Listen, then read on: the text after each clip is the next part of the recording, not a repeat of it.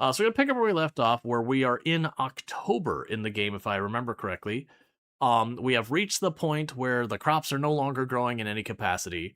Most of them will just die out. We'll see if I can't go through and catch some that are like at phase 8 out of 9 and maybe get my seeds and maybe a little bit of produce back. But we have reached the point that even wearing the clothes I have available right now, we still deal with potentially freezing to death.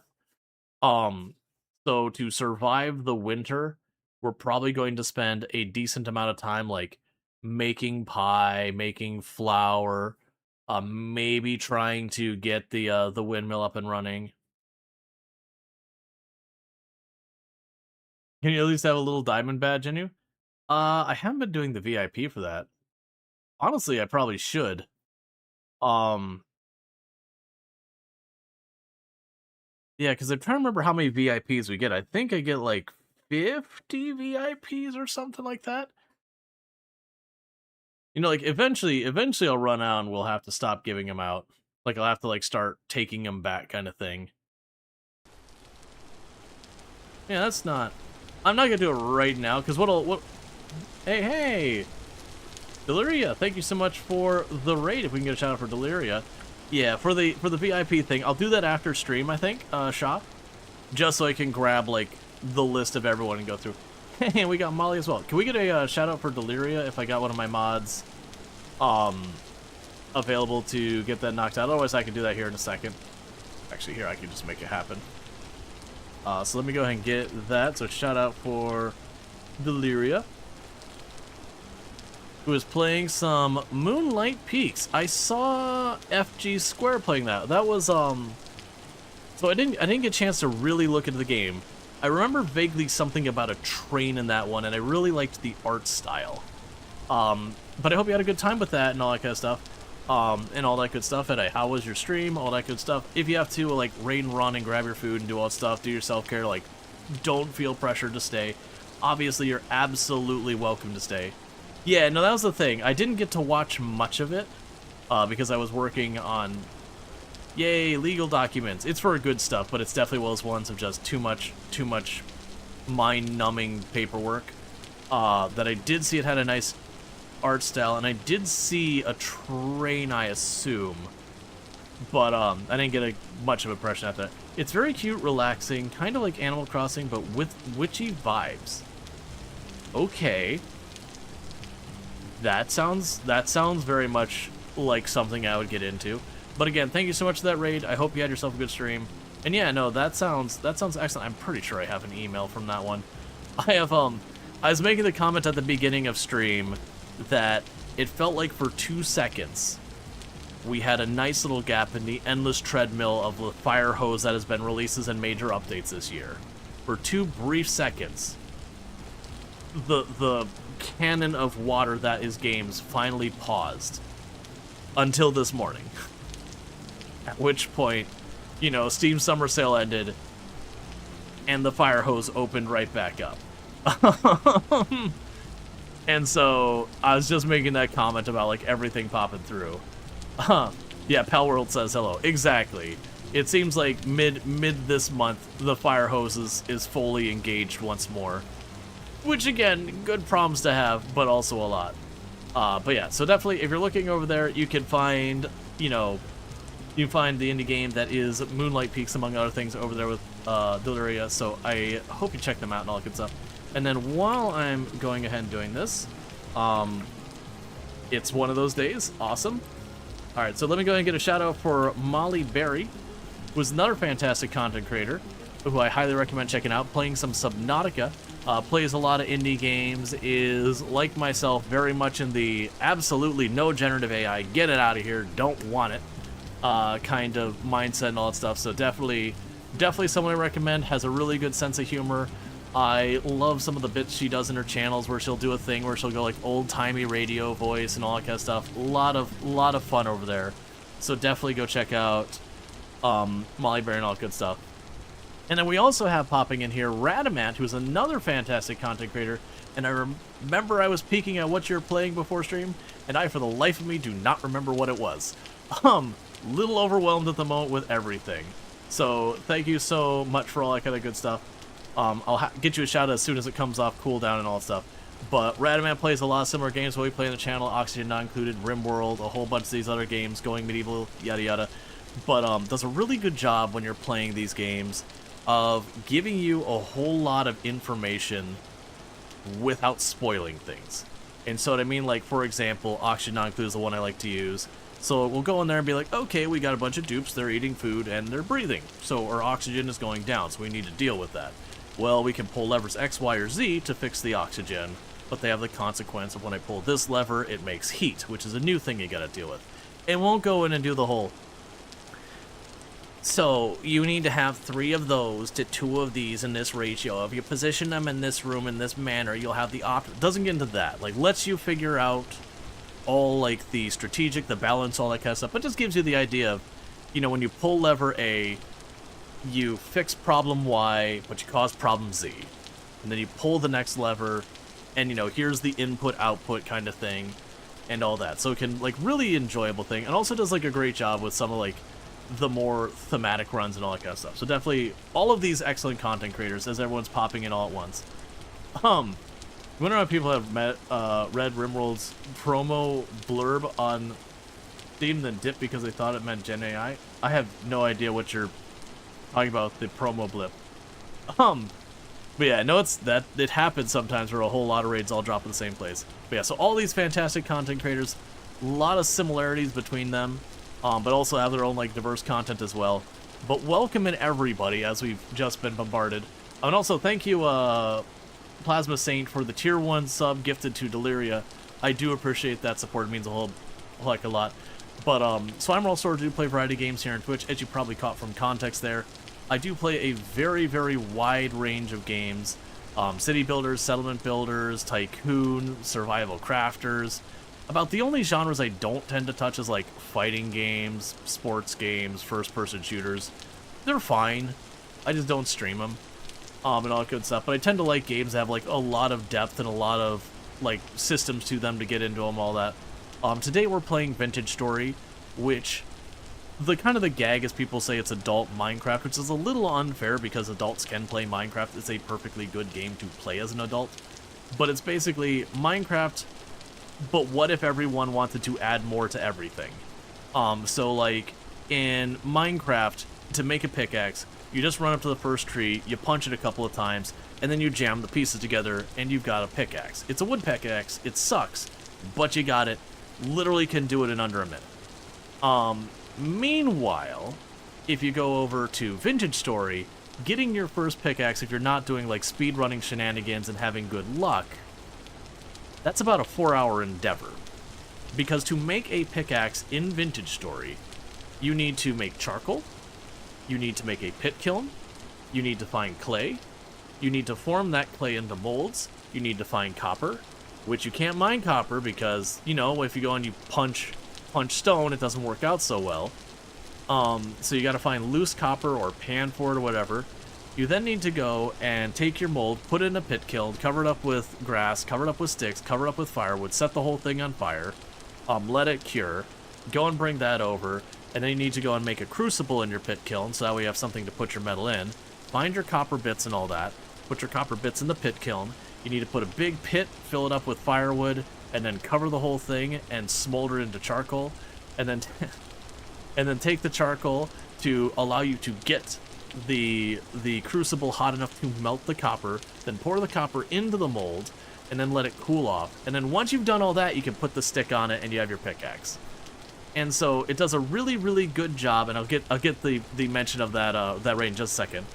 It does a really good job of, it can take you a very, very long time to complete a task, but there's a lot of incremental steps that in their own right are things you do, so it doesn't feel bad. So it's not like one of those things like I'm trying to make my iron set and I'm just gonna grind iron to get like 300 units of iron. Like you do the steps, like you get the clay thing going, you get the pit kiln going, you get your charcoal pit going, you get your next thing going, and these are all individual things to deal with.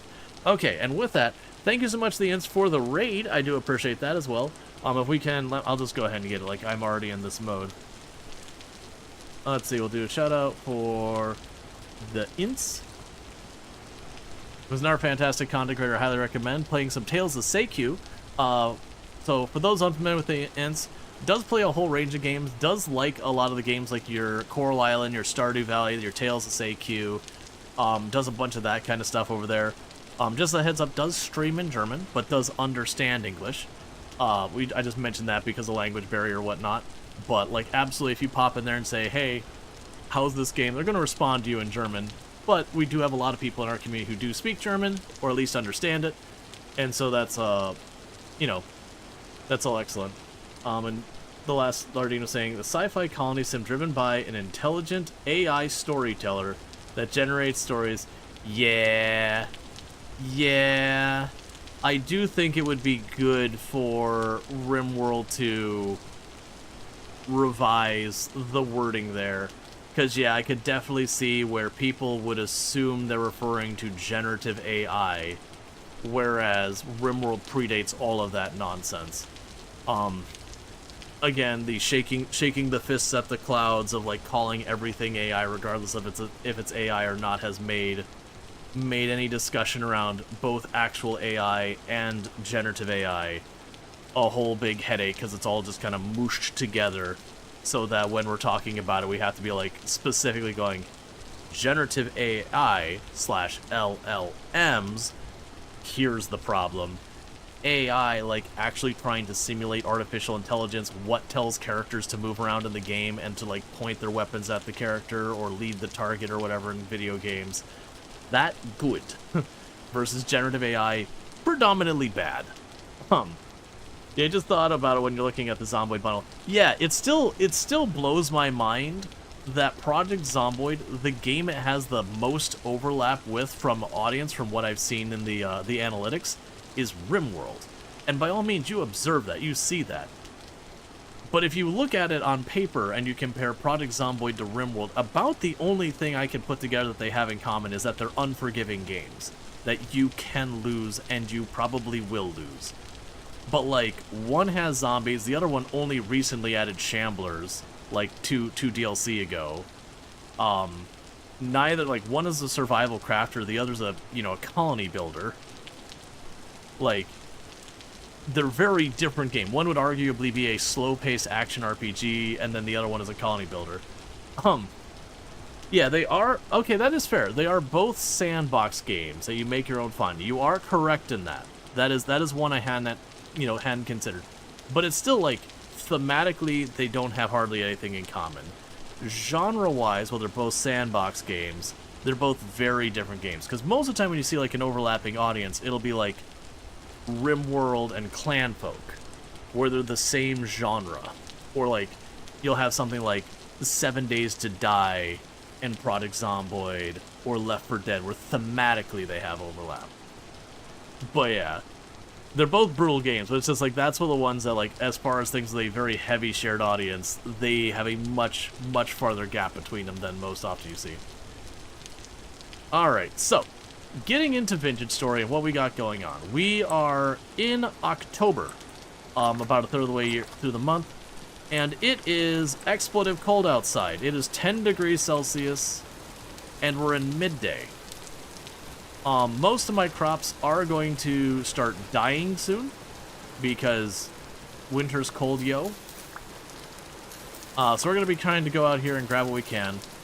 But my character, because we are playing mostly on standard settings with a few tweaks, and one of those tweaks is we made our temperature tolerance not as good. So we have the temperature tolerance as if we are playing, there's a mode called Homo Sapiens, which makes it so once you get below 10 degrees Celsius, if you're not wearing clothes to insulate you, it's bad for your health. It makes you dead. So we do have some clothes, but not much. So the days are definitely getting cold enough now that we slowly start succumbing to hypothermia. And the way we've been solving that is by blacksmithing, because I've got tons and tons to blacksmith, and cooking pie. Yes, I'm looking at all these ones that are fully grown. Once we start seeing where it says, like, stunted growth due to temperature on the flax, that's probably the point no matter what everything's at. If it's like level 8 or higher, you know, one step from done, we'll yank it up because we'll most likely get our seeds back. The stuff that's not that far, we will just leave because when the crop dies, I'll be able to get my seeds back as well. This also means this is the time of year in the game where we're going to stop getting any meaningful amount of food in. I can hunt, but as the winter goes on, the success rate I have with my hunting will get worse and worse. Here, actually, I can move my pickaxe up to that bag, and you back up to that bag. The success we'll have hunting will get worse and worse. The animals will get, food will get more scarce, so they'll not necessarily be starving, but they'll be lower weight, so I won't get as much food out of them. The frequency we see animals will get far lower. Basically, we've done our prep. Now we're in for the did we prepare enough, or are we going to start starving? And thanks so much for the follow. Welcome to the stream. And then the added consequence on that is if I do need to start hunting, it's also tricky because once I step away for a while, again, that whole freezing to death concern.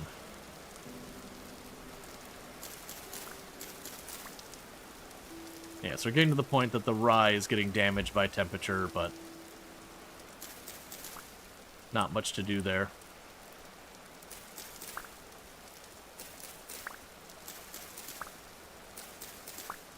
And you can actually make greenhouses in the game, which will allow you to keep the crops warmer. Interestingly enough, this game does have both hot and cold will kill crops, or at least damage them. So you can't just plant stuff in the greenhouse year-round and expect it to go well. Like, very genuinely can just get too hot. Oh, actually,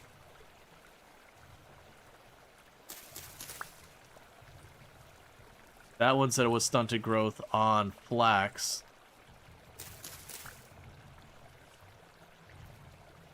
Okay, I can't grab the fennel yet. My inventory's too full. But I'll give you a tour of what we got here in a moment. I'm just trying to get a bunch of this pulled up.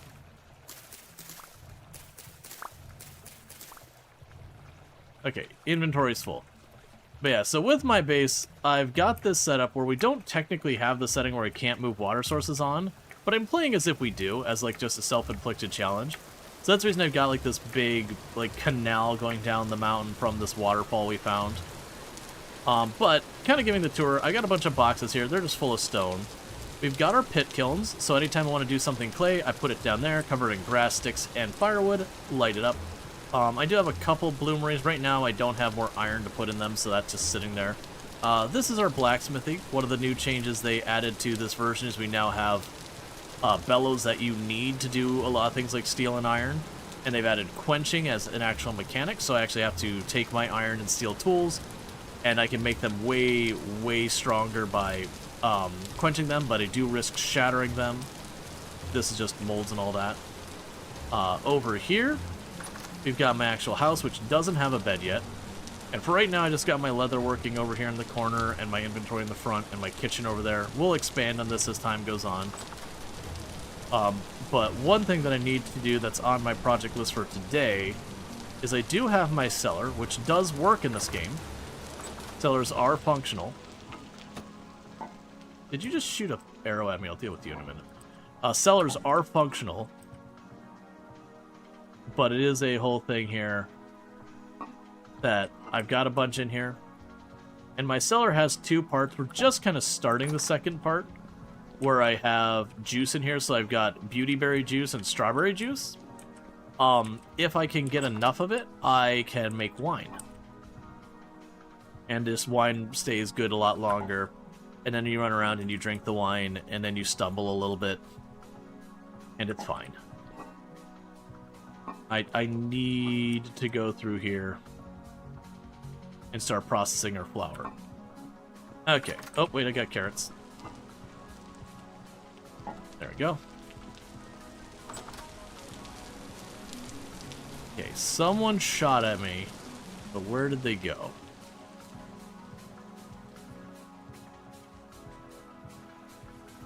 Alright, I genuinely don't know where he went. It's fine. We also have our bees down here. our wonderful big area of beehives down here, as well as our reed farm. So you can just... Hey, there you are, you little punk.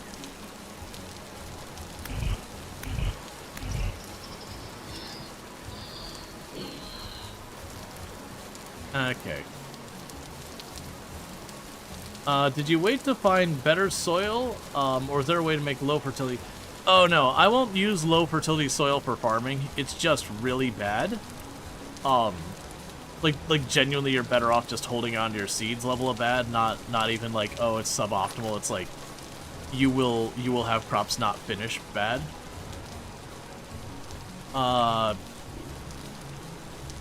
Inventory space is a problem.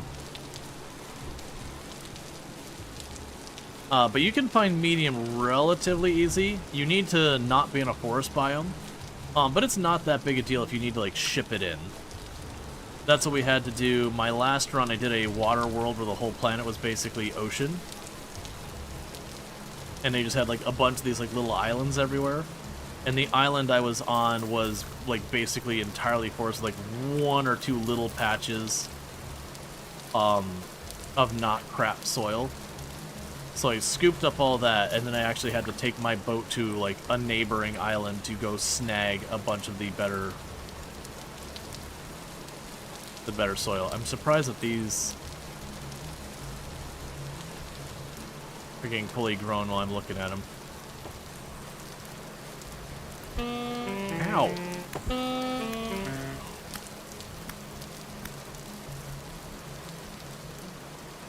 I need to get that area filled underneath, because that's where they're spawning.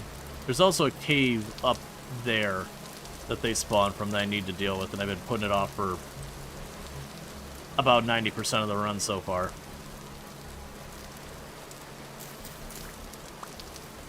But yeah, so things we got going on today is getting our farm, getting as much food out of it as we can, shoring up the home front, making a bunch of flour, making a bunch of pie. Those are on the agenda to do when I need to warm up as I'm freezing to death. I need to get my windows on my home, because right now I have an open air home. When we say an open floor design, we're talking about, like, it just opens out to the outdoors. Not great for the winter, in case you're wondering. So we need to get that fixed. We did find a little bit of galena last stream right at the end, which is lead, so I can make lead-lined windows.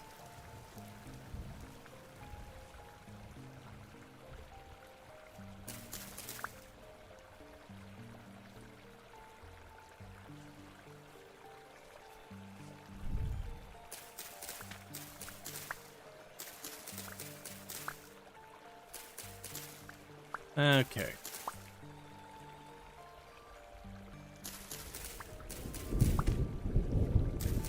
And one of the plans is once the winter comes in and wipes out the rest of my crops, that we will take a little detour,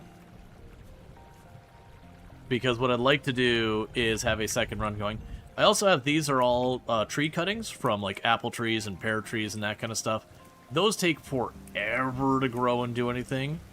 But you can do cool stuff like graft them and everything.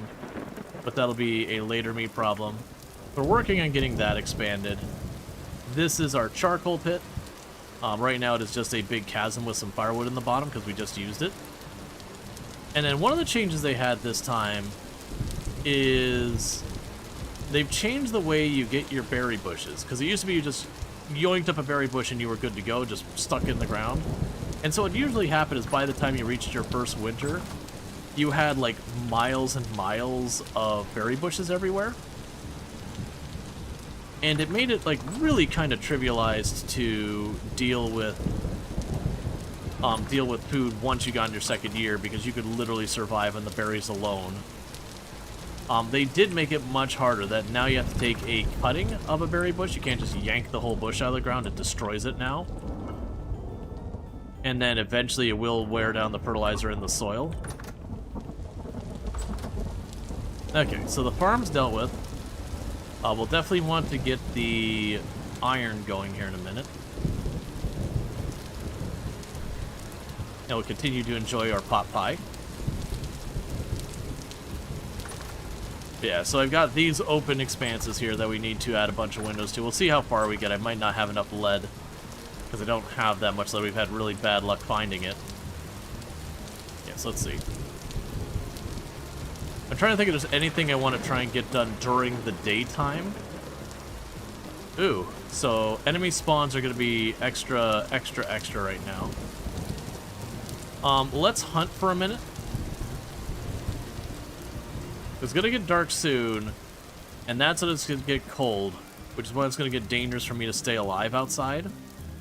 That'll be a good time for me to just sit in there, you know, smelt up some iron, make some windows, cook some pie, you know, do all the things where I'm hovering over a flame. We are not picky about what animals we are hunting. If it is made out of meat, it is on the menu.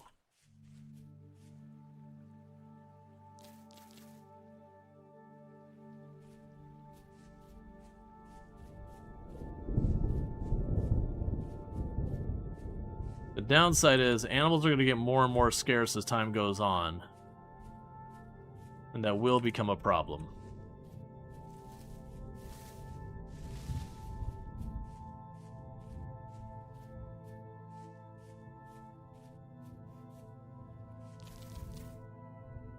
I'm also trying to grab these berries, because we can use that to supplement our food.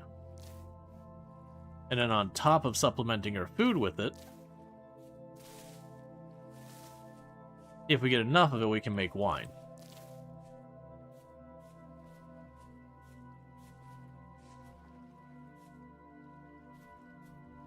Oh, I mean, my plan is literally in-game tonight.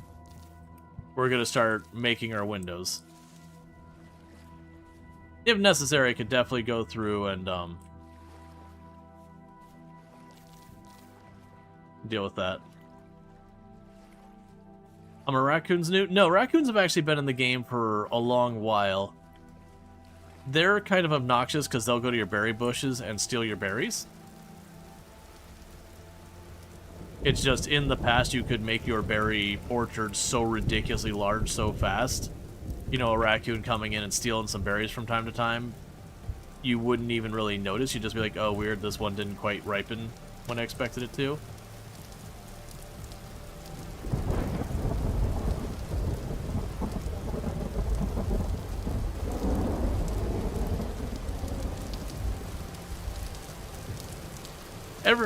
It's a bad joke, but every time I see the berry bushes and it's like struggling, it's like, me too, man.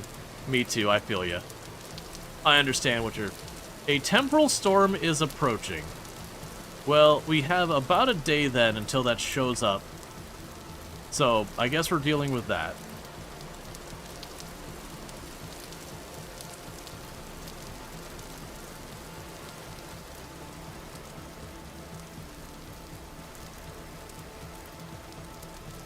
So that's why you don't want to have easy access to your crops? Yes. It is a new thing with this update that they will go after your crops as well. Prior to that, they only went after your berries and stole your berries. And your crops they would just leave alone. But they did make it so they will mess with your crops now.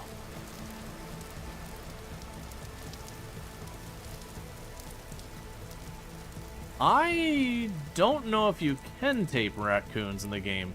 There's definitely animals you can domesticate. I don't think raccoons are one of them. I could be wrong in that. I've admittedly not done nearly as much with the animal husbandry stuff as anything else.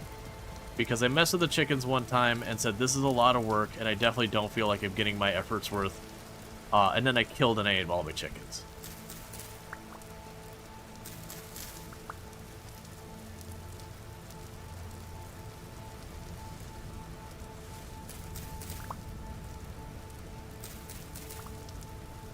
Like, don't get me wrong, doing the animal domestication is good. It's the only way to get dairy. Well, only reasonable way to get dairy. You could technically trade for it, I guess. But I wouldn't imagine the hassle would be to just keep using that for everything.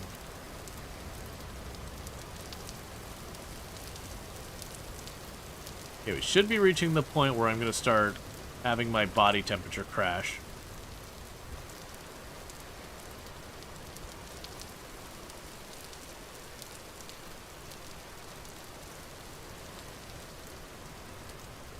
Yeah, they changed a lot of the animals so like they need food and all that. Like you can actually have where you take some animals and if you trap them in a pit or whatever, they'll start having messages around like that their weight is really low and all that kind of stuff.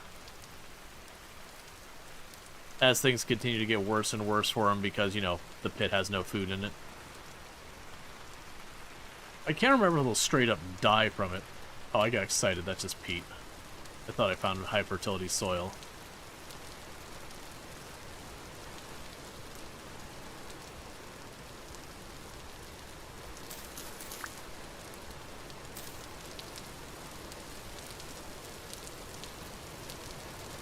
Yeah, we can handle 8C. We already had yesterday in game.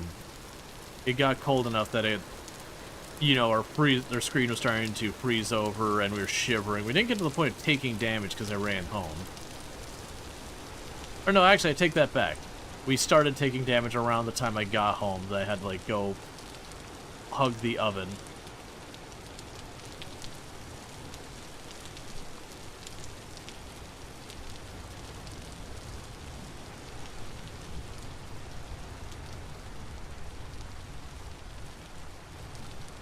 They also added, it used to be you just had berry bushes, now is that. This one you now have berry bush, like, okay, well, this berry bush has thick rinds, so, like, the berries, you know, they take longer to go bad, and this berry, or I think it's like they can stay on the plant longer or whatever. This berry, oh, hey. I must have scared off some, raccoon, because there's just cranberries laying on the ground there. This thing walking around at night, I'm not going to catch much because they're going to see me before I see them and run off.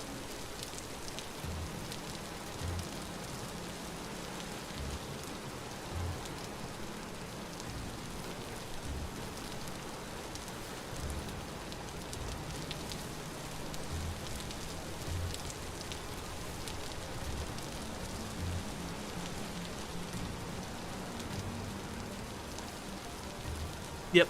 No, that's, if you go underground, it insulates you some.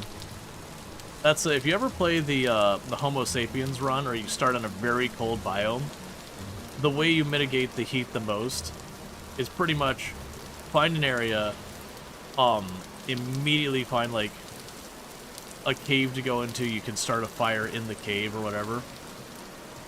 And that gives you a place, like, warm up.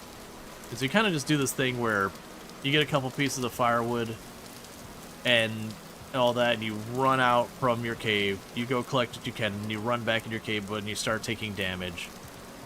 And you just keep repeating that process, and like slowly try and get yourself enough stuff to survive. Honestly, the hardest part with that is the food. Food is already a difficult prospect in the game, but when you're kind of like scramble in and out of an area to avoid freezing to death, plus the already existing food concern. That's the thing. Another thing I could work on while we're in the winter when I don't have, like, this food stuff and all that, is we can go spelunking. There's all these underground caves here.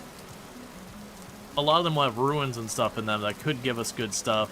If we're really lucky, we might find a teleporter, or whatever they call it.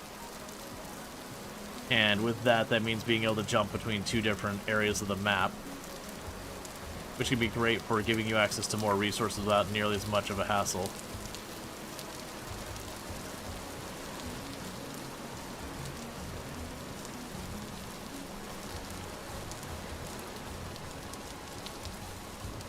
I haven't gone up here yet this entire run.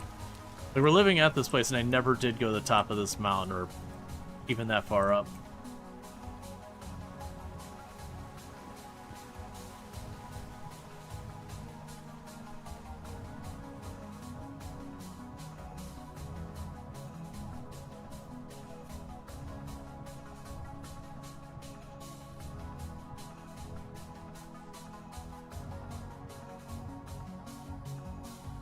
Okay. I don't think getting up here is going to be that easy. It's also probably not going to have anything we care about.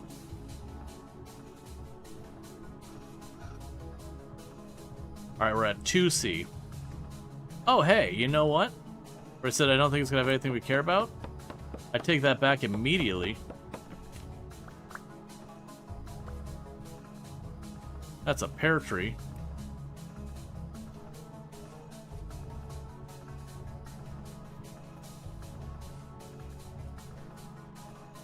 Yeah, so 2C's too cold for me to handle. We should have our body temperature start crashing. And as that happens, our character's going to start shivering. We're going to start seeing ice form at the corners of the screen. I'll have to go inside and work on some other things for while we warm up. And yeah, we're actually starting to see that ice creeping in on the corners of our screen.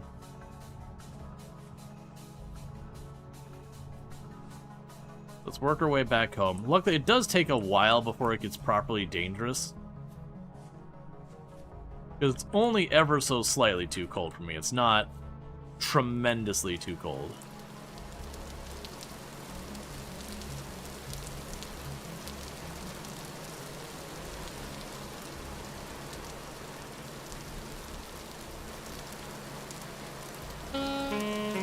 Okay, that didn't hurt nearly as much. I thought I saw a ledge, and it wasn't actually there.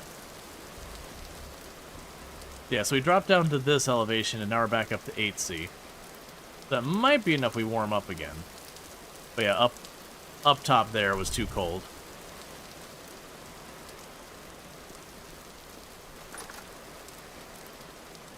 Drop you here. Oh, we can drop our flax seeds here. We got a ton of berries.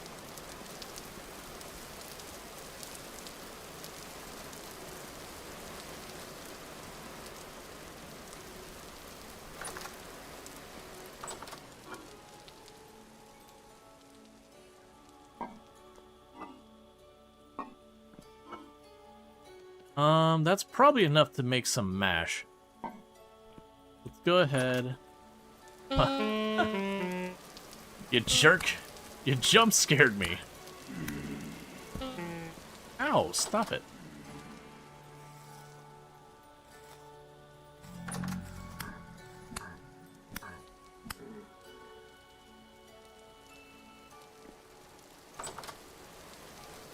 This is not Minecraft. This is a game called Vintage Story.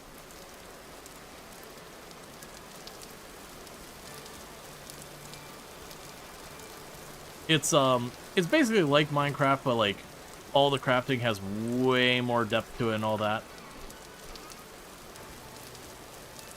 Okay, so we do have the pears. I'm not gonna try and plant those right now. Their inventory is mostly cleared. Alright. So with this, we're gonna need our tongs. I'm probably not gonna need the hammer. Let's grab our galena. I only got 2 stacks, which is not as much as I'm hoping for. Okay, so what we're going to want to do here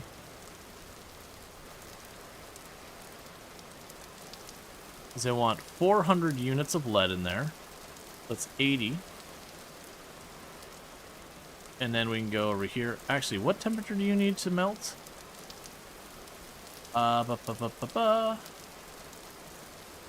Melting is only 400. Oh, you know what? This might just need brown coal.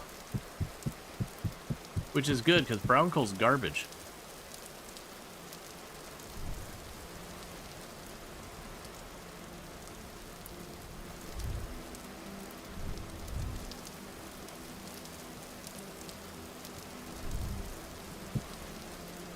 Okay. So what we're going to be doing here is, one, I'm going to be warming up. I'm chilling by a fire. But we're going to wait for this to melt. And once this melts... Yeah, no, that's hot enough. Once this melts, I've got 400 units. It's 100 unit per one of these ingot molds. So we're going to go ahead and put it in the ingot mold. And then I'll have to figure out what I need to... Actually, I should be doing this real fast before I get there. So we'll say leaded window. So a leaded window. Okay, so I just literally need a lead ingot. So I need a lead ingot, glass, and then wood. I will need to make glass, which will mean making another bloomery. I could actually do that while we wait for that to liquefy. Then grab you. Do this.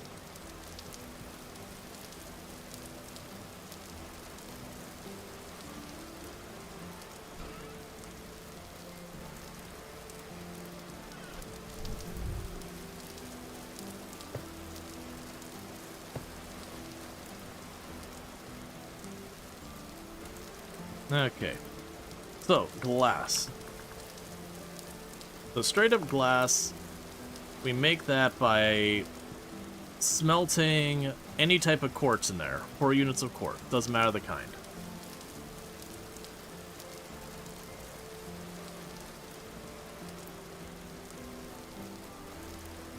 So let's go ahead.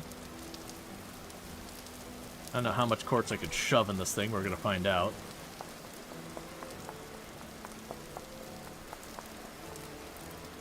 So it looks like 24 quartz is what you can carry.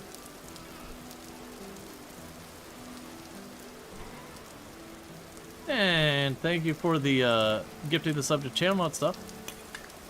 Jay Walker giving that to Thora Bane. I really do appreciate that.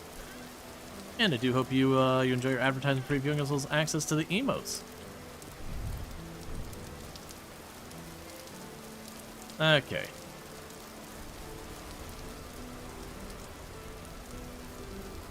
So I got that making stuff. Alright, so we've got you. We got a crucible of liquid lead. So we can make our lead ingots here.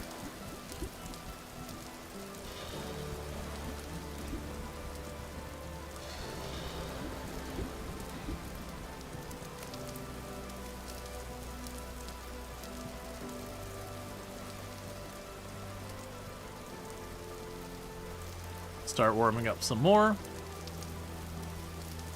It's a liquid lead, should cool down relatively quickly.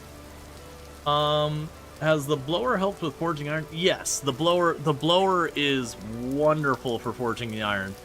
We did a lot of quenching and tempering yesterday, and it is a cool new mechanic. So if we look at my pickaxe here, I did go and what was it? Quench it 2 times, I believe, which increased its durability by 37%. And that has been true of, like, we made a knife that way. And that's been, like, really, really solid.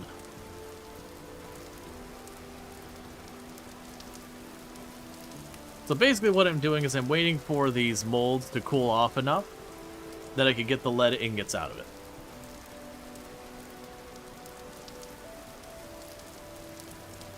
I don't think I'm going to have enough windows for all of my building, so I might have to make hard decisions on what we get windows-wise and not.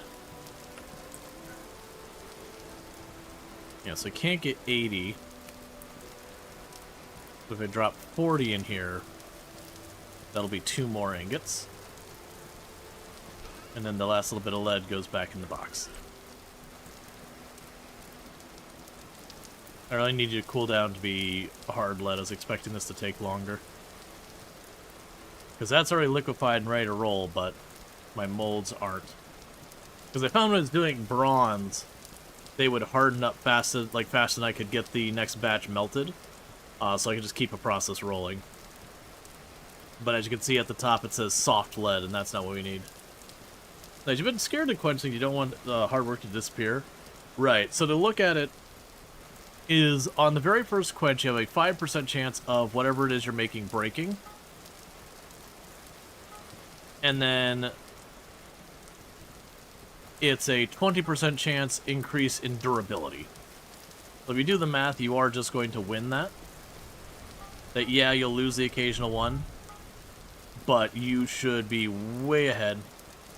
Oh, right, the temporal storm. I completely forgot that's a thing going on.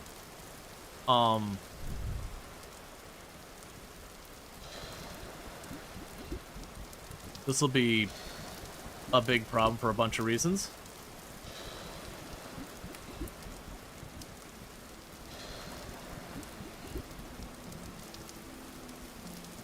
So give me the coal back so we don't waste it.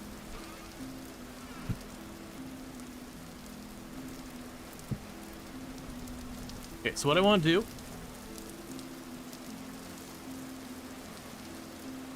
Oh, my lantern's on the ceiling. I need that.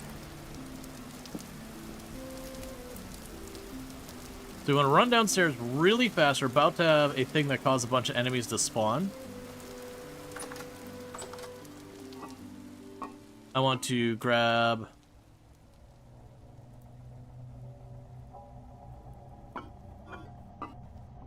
didn't get there fast enough. It's fine. We'll take our chances with it. Alright, so I got 3 stacks of rye flour. Or rye grain.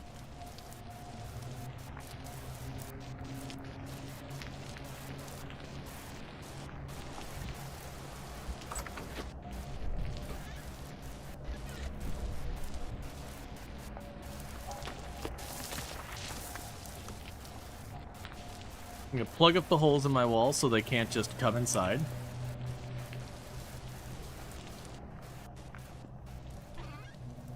And they can spawn in this room with me, it's just the odds of it are much lower.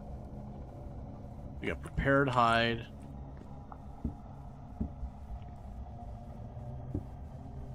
More prepared hide. It's not a strong tandem to do anything there.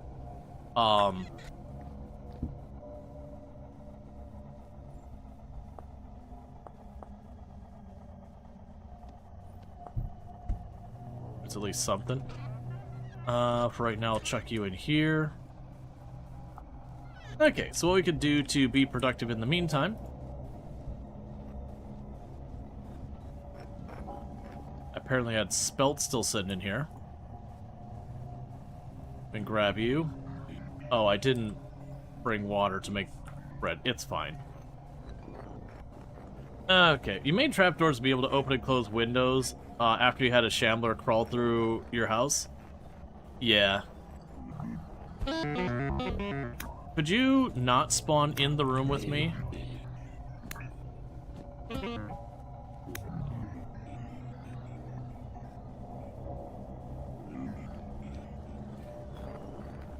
Let's see. Can you make different sized windows? I believe it's those things that, like, each window takes a block, and then you can make more blocks to make your bigger window.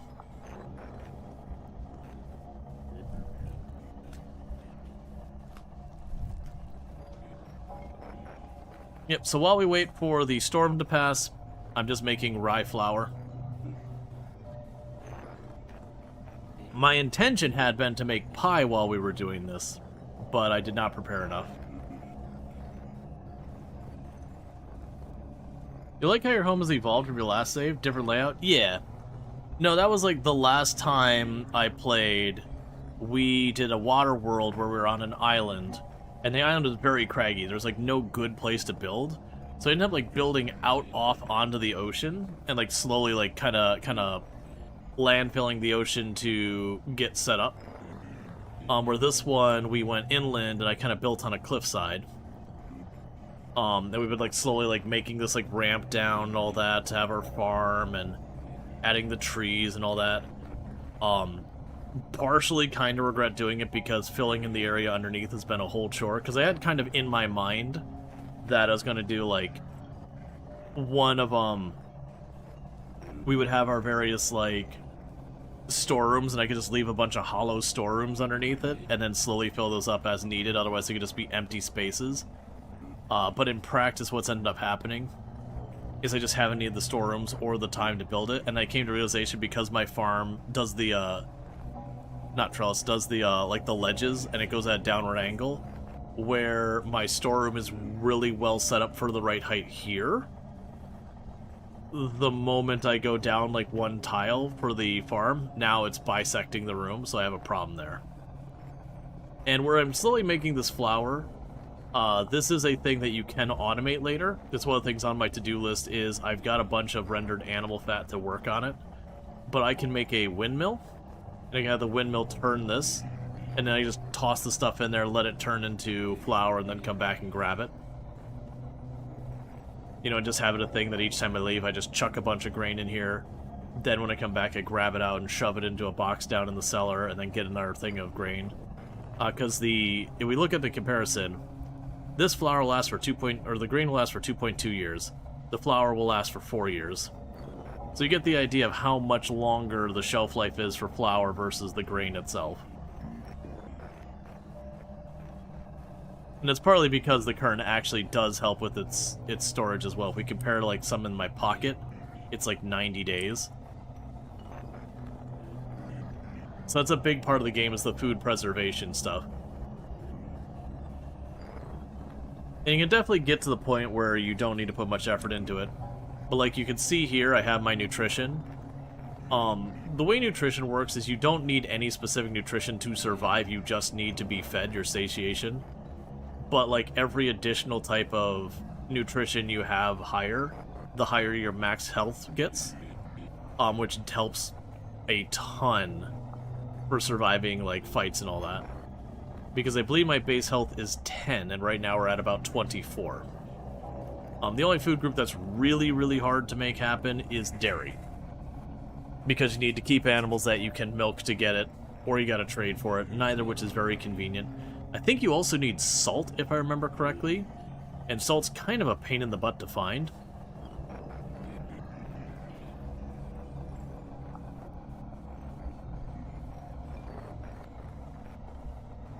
But yeah, so these storms shouldn't last super long. It did occur during the night. Yeah, it's waning. It seems to be hot enough inside my enclosed room that without an active fire going here that I'm at least not freezing to death.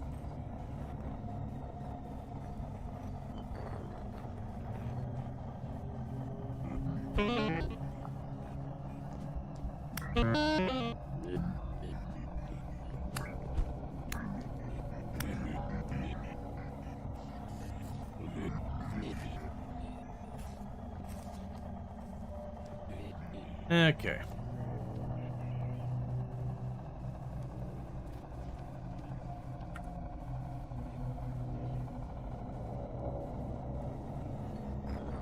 So yeah, once everything stops being trippy, we're gonna go and take the flour downstairs.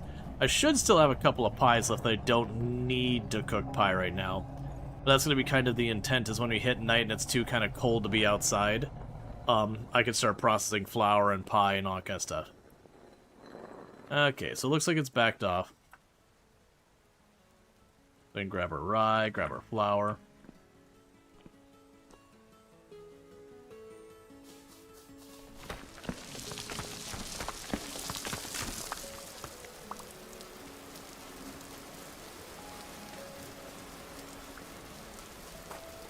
So grab all the sand blocks, I close the walls off. You've never made cheese, you probably have 1,000 hours. Yeah, no, if you don't go out of your way to do the animal husbandry thing, you don't get to have cheese.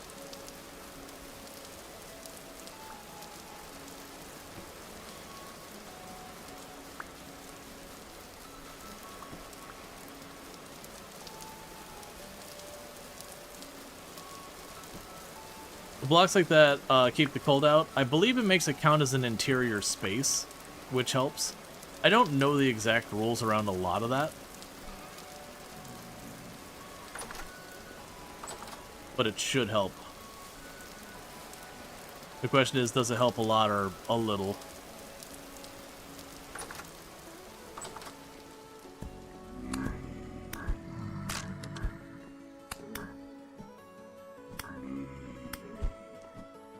So finally, that phalanx I found at the very beginning of the game, and then never, like, we've literally used that from the start of the game.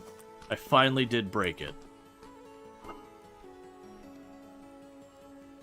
Let's give ourselves 2 more pies.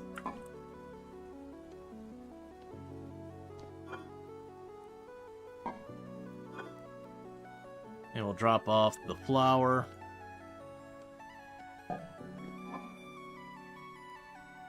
And the grain. Okay.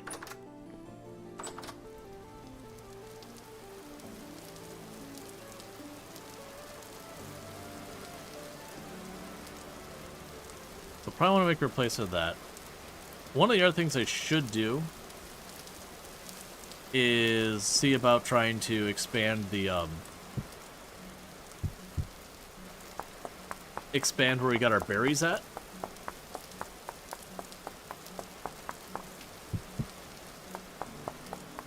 Because those are going to keep growing and I'm going to need to keep doing that.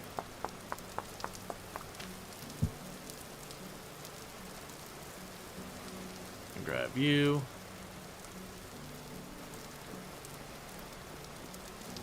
Alright, because this berry is fully grown, so you can go up here, hold right click, and do this to get a cutting from it. And plunk down another one there. Because as they fully grow and I can start duplicating those up to make more and more of it.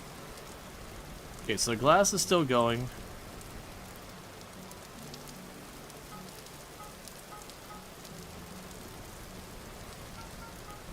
There's more lead ingots. Tuck you in here. Grab some brown coal.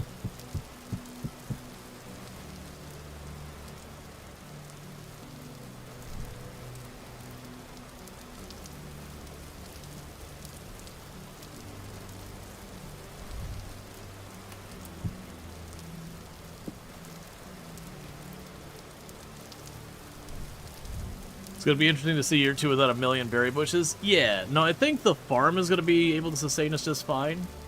But I do like this.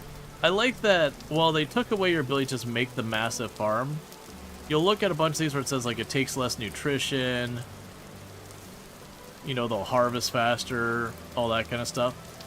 It definitely feels like you're going to go out of your way. Like, at the beginning, you might be a little bit more accepting on what bushes you take. But over time... can they break glass windows? I don't believe so. If they did, it would make it so you'd never make a glass window ever, which would be a real shame.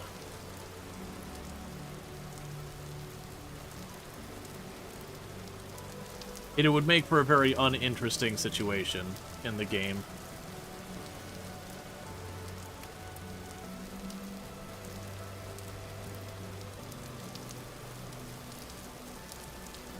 I'm kind of wondering for enclosing the blacksmith a little bit, because I still want it to be able to look out, because, like, that's kind of the fun, is having the big view out there. But I don't feel like we, Ow. Ow.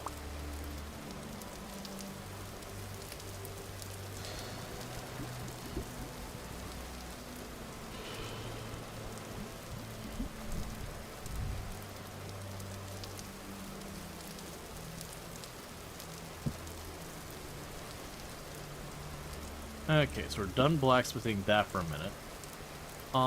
Let's see. While we wait, is any of this grown in?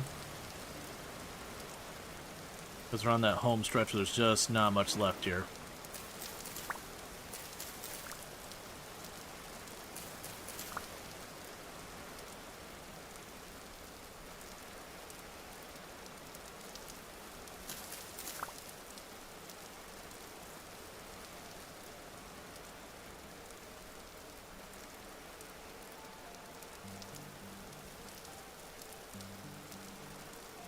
Okay.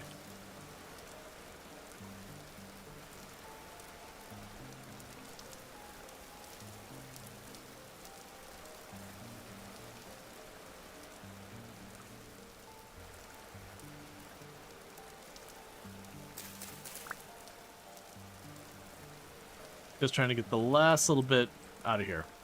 Because one of the things that's a little rough in Vintage Story is it's easy to not realize how long the winter is. And you'd be like, oh yeah, you know, we're doing pretty good on food, we should be fine, I've got like all of these containers of food. Then come to realize you still got like, you know, 4 months of winter to go before you start being able to begin growing things. And you're like, oh, wait a second. I need this food to go for a while. Like, a really long while. Hang on.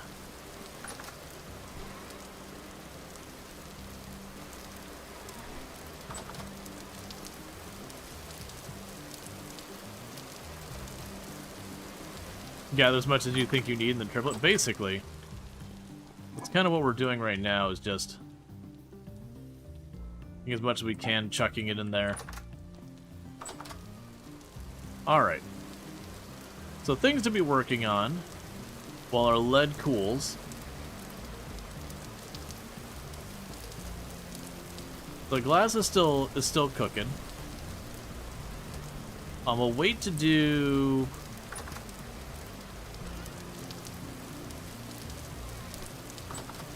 We'll wait to do the blacksmithing till tonight, because it'll be too cold for us tonight. I can pull up dirt to let me to continue expanding the berries. haven't yet fully decided how I want to do this one.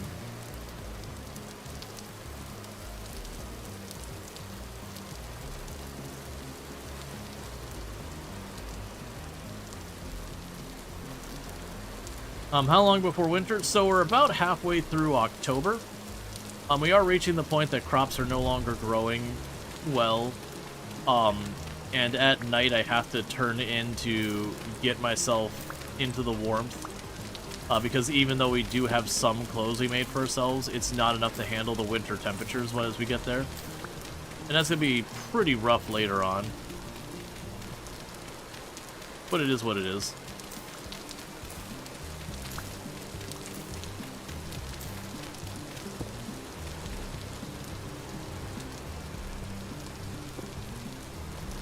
I got bismuth ore right there.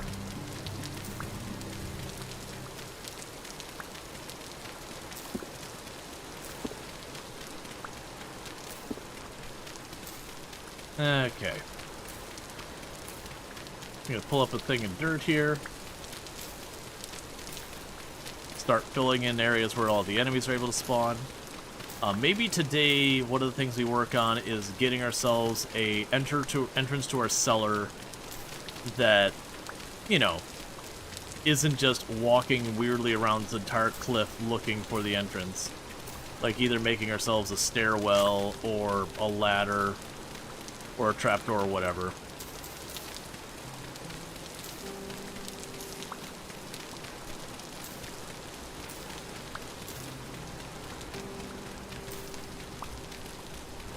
And I've been slowly pulling up all the dirt on this part, just kind of exposing the stone, because I need a copious amount of dirt. And I found, like, looking at this from, like, the mini-map kind of aspect, because I'm making kind of a whole area with the dirt exposed, or the stone exposed, about the only part of it that doesn't look right is just the transition.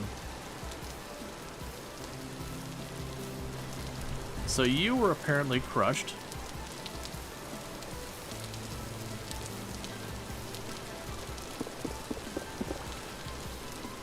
I didn't get much from it. We did get the stone.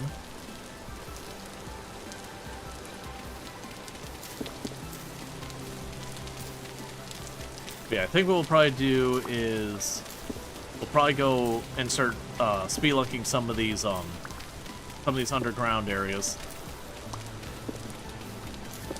Kind of just make a point to, like, find the cave systems, work our way around them. I was hoping to have way more rope ladders for doing it. It just makes life easier if you do.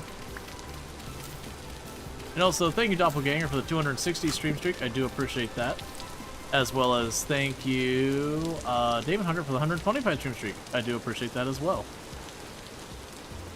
For this one, we can put you back on the bar.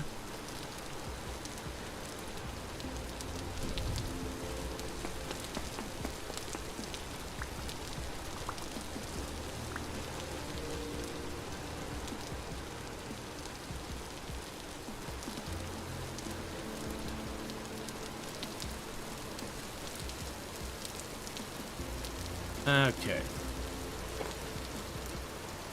I guess before I extend the berry bush area, let's just work on cleaning up this whole area back here. Oh man, this whole thing's got to be filled in. Okay, right. Where am I putting the actual entrance to this? I've got the door down here. And I could certainly make, like, a staircase down here along the side of this. I don't think the front makes sense. I don't think there's that much room. I do think that's what I'm gonna do.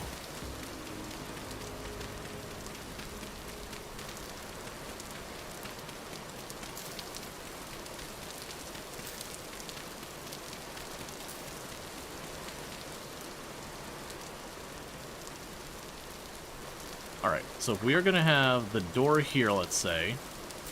So staircase 1, 2,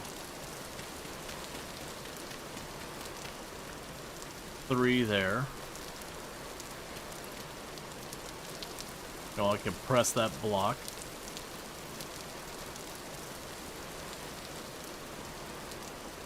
Alright.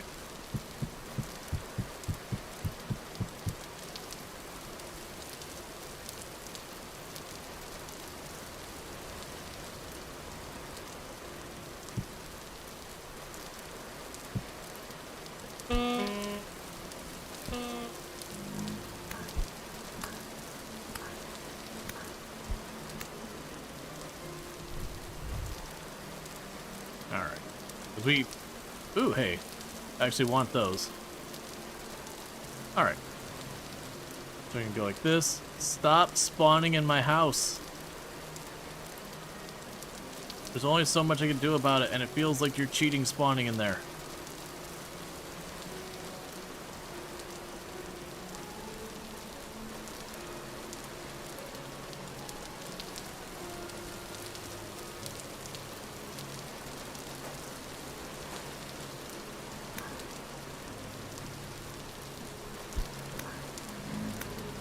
Okay.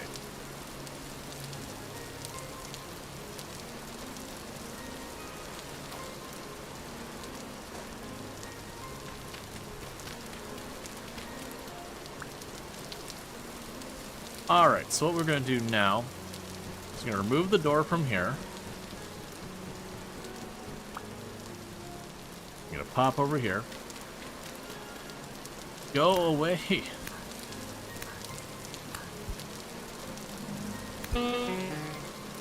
This is the reason I made a comment that I need to deal with this spot specifically. As you can see, it's valid for them to spawn. It's creating all sorts of headaches for me.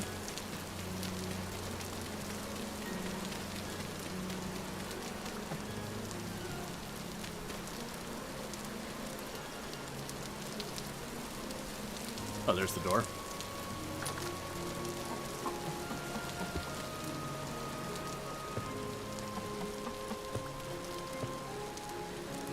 Okay. So we can now start enclosing that. We'll end up needing a light in the long run. We could probably go like this.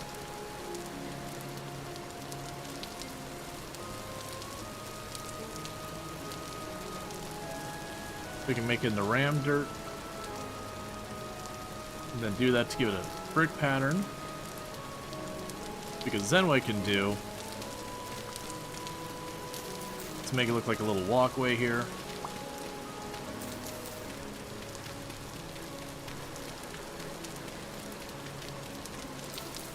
And then pack in the side.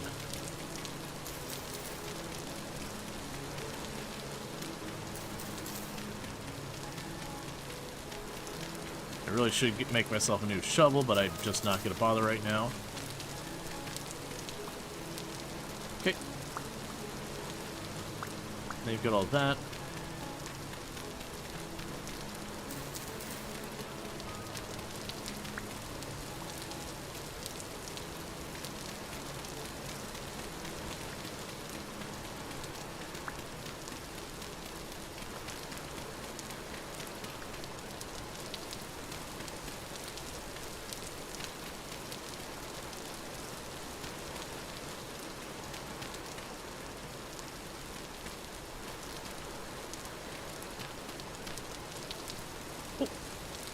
We got a little stairwell there.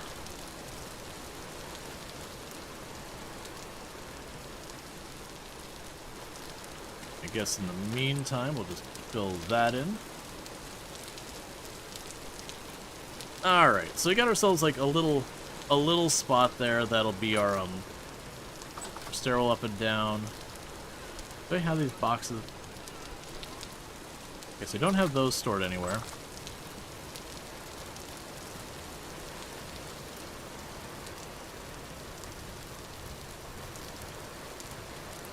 And I'm pretty sure what I'm going to end up doing here is around back here.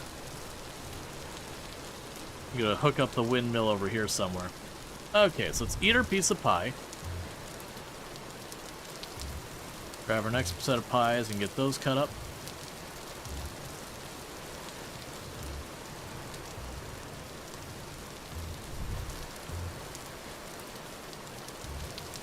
And now's where we got tons of work to do on all this. So I'm going to take this this set of dirt and just put down below. Oh, right. I had 3 more trees to plant. Right. Unfortunately, you're in the outside edge there. I'll deal with that. The trees aren't going to be ready to do anything anytime soon, so we're not really in a rush or anything.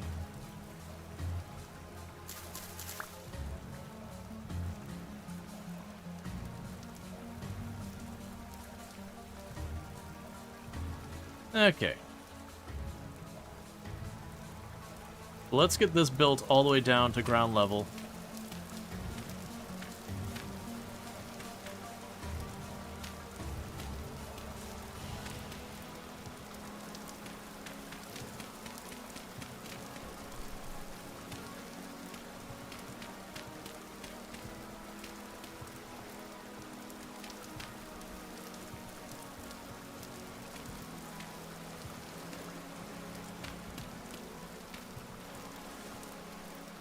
Because then with this,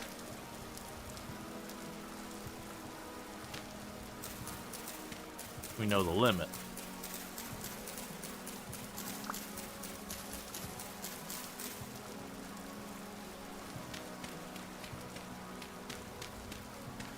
Okay. So that'll be the limit of our farm.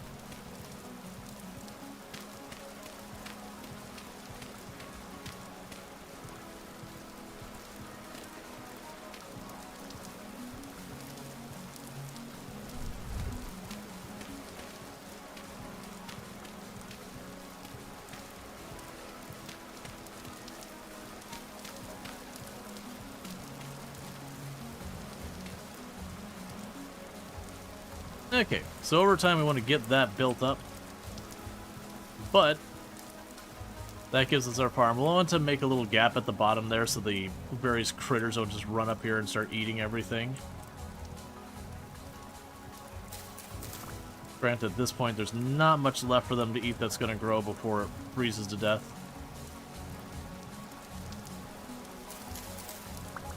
And we're getting into our next night already.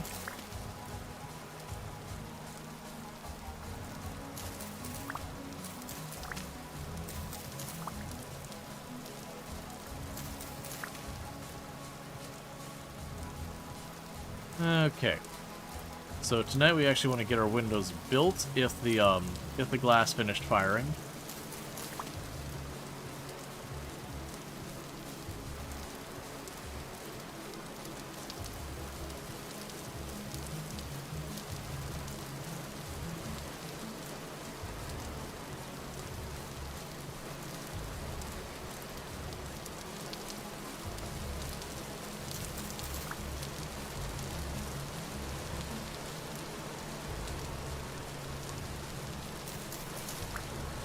Okay, let's go grab our lantern again.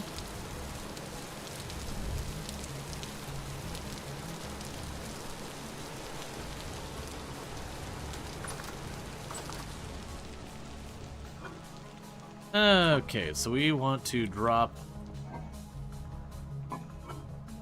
whatever we got for all this in here. Oh.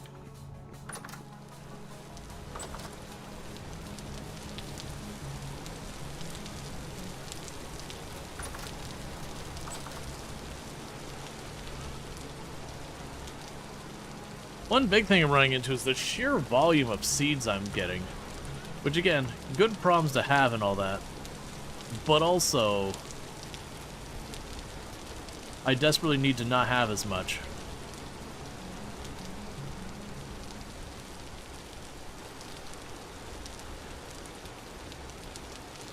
Okay, so I got all that out of here.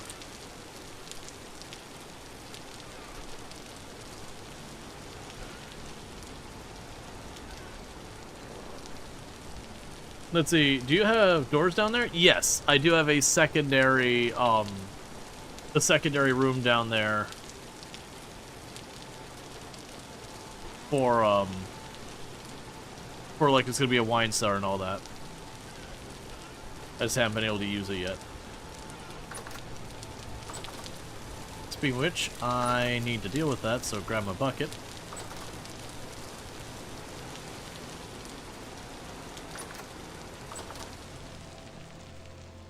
put the bucket down here. So I got enough berries there, I could probably do something with it.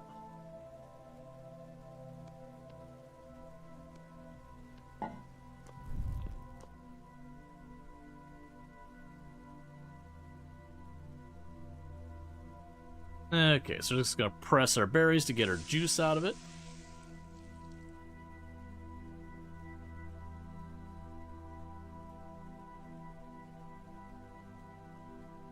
Alright, we got our dry mash.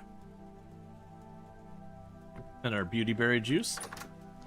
Then go right here, and that's beauty berry juice there. We'll put another 3 liters in there.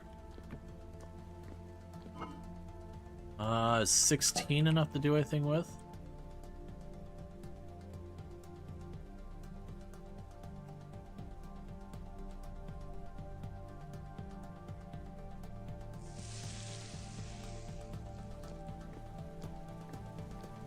Okay, so it's strawberry, beauty berry.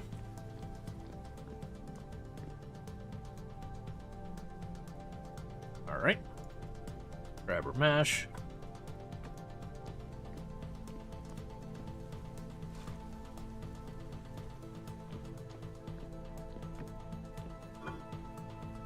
So I don't have enough strawberries or cranberries, whatever. We do have enough black currant to probably do another barrel, so let's go get ourselves another barrel real fast.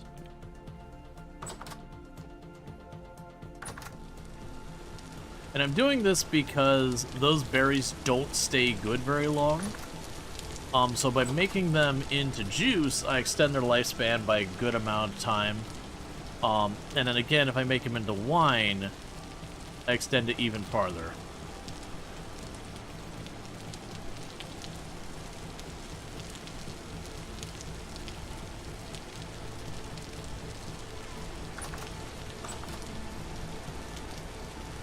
So I'm going to do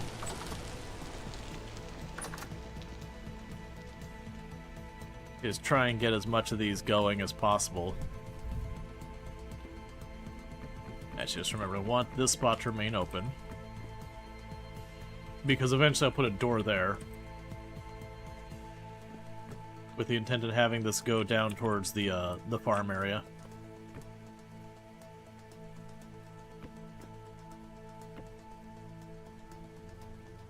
Okay. I don't know if that's enough black currant to do anything. We're gonna try. Barrel's down there? Okay. Or bucket.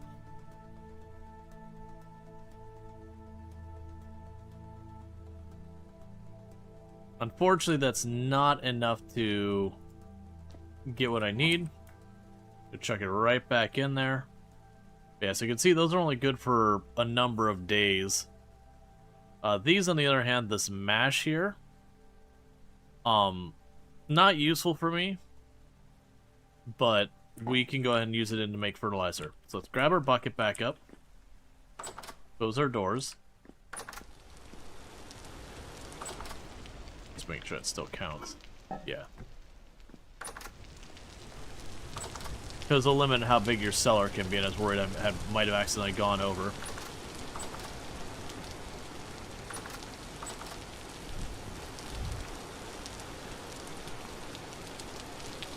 Okay, so we got our glass.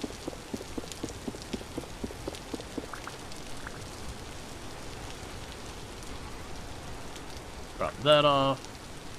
Grab you out.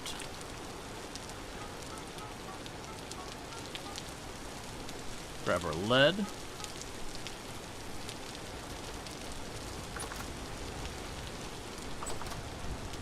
So I've got 12 of these, 10 lead ingots.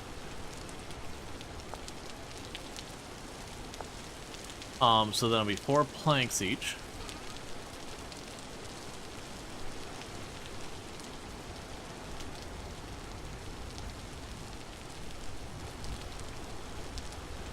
Oh, that way it made way more than I thought it was going to. You know what? That's fine. Okay, I mean, that's fine. I'm not unhappy with that. I was sort of being like, man, you're only going to make like 8 of these or 10 of these. That's not going to be enough. We're good. we're fine.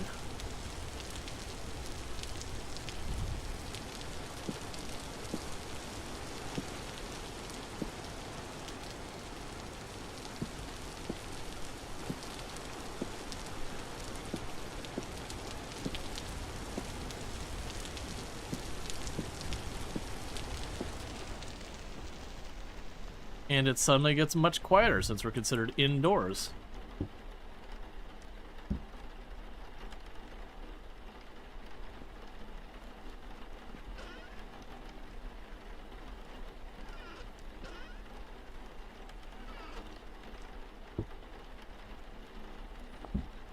Keep making our leather. You should be able to dry it and make fruit bars or pemmican or something else. Feels like a waste to only be good as fertilizer. You can also feed animals with it, some of them. But yeah, no, it's pretty limited on its functionality.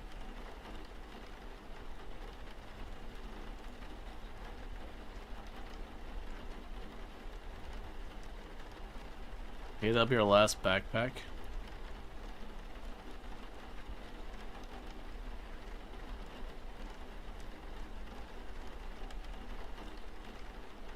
Cool. And bigger inventory. Is there anything I can do with these linen sacks? Okay, so sometimes the traders will buy them.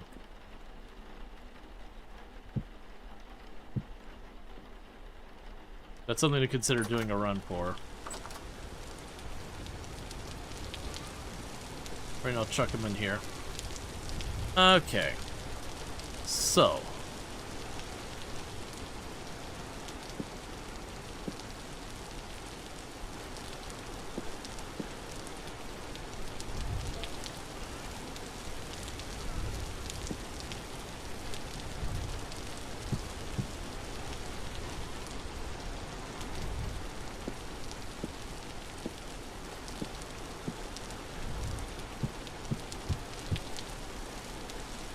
I definitely feel like I want to add a shelf of some kind in here.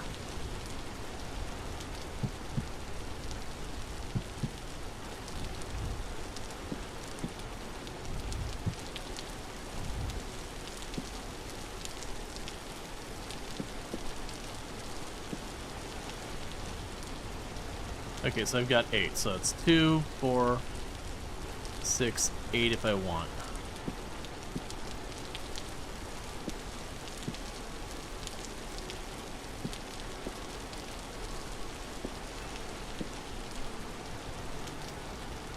Okay.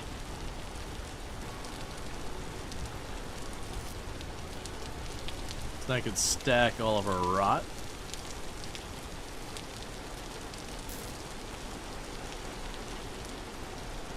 Cool, let's get another door made here.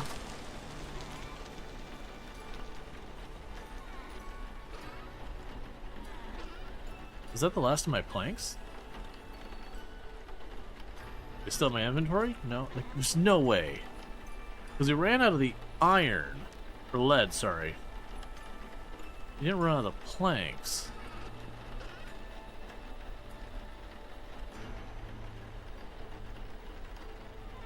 Oh, they're in the first spot, I see. I was about to be like, there's no way I ran out of planks. Now I feel like I ran out of planks. Let's see if you look okay. As, like, filler. Ah, that doesn't work, sadly.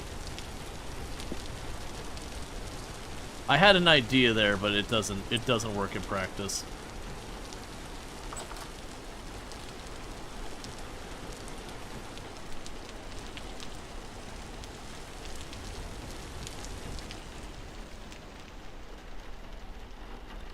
Not loving that.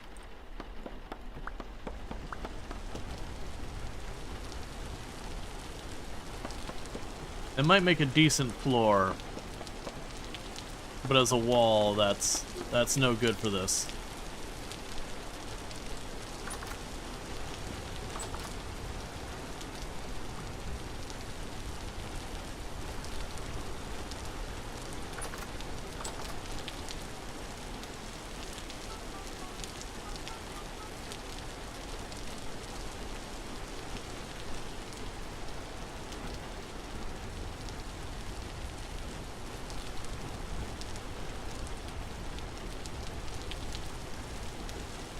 I definitely need to expand this place.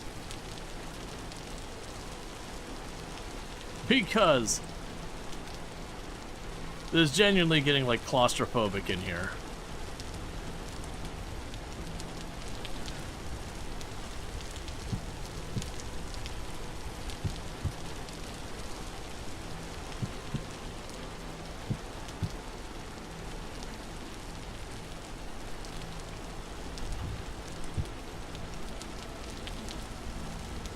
Okay.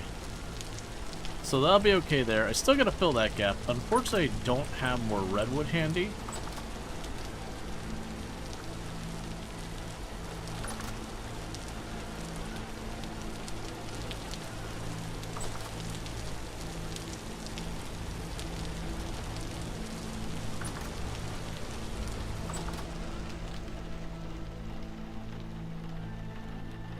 And I don't imagine mixing block types would look decent.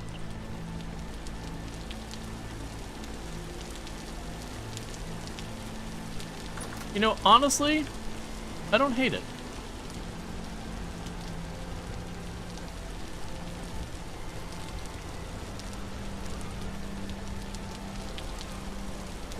It's definitely better than the debarked one. It's dark enough it's not invasive, and it makes the roof stand out. Alright.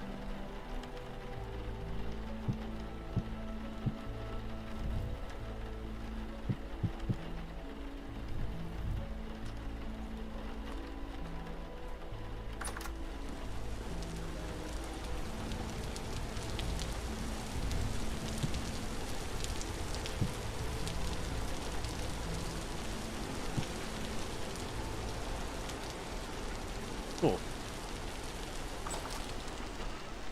So let's grab some fire clay, grab some charcoal, grab some... Actually, right now, just work these. So grab my tongs, swap them, put the light on the wall. Yeah, we got our fire blooms in here.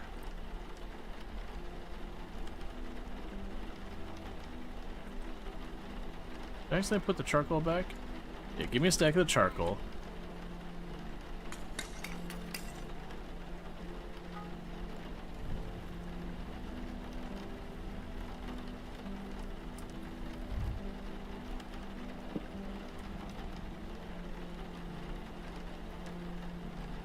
Alright.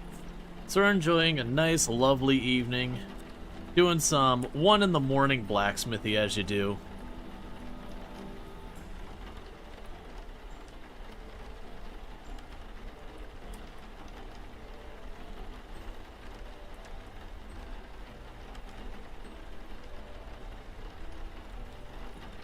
We can start working on processing all these.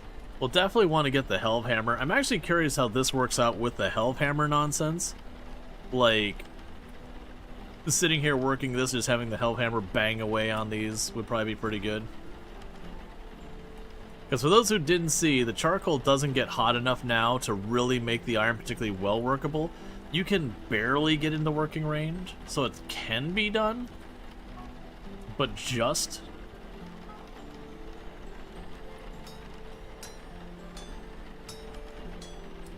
Okay.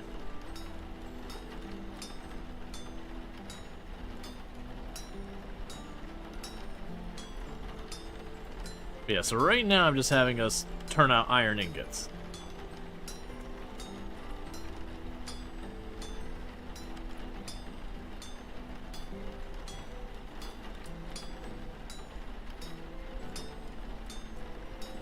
Because then we can go ahead and get a lot of stuff done.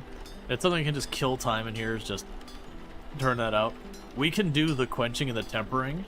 I might actually, at some point during this, make the phalanx, or phalanx, whatever. Actually, we can probably do it right now.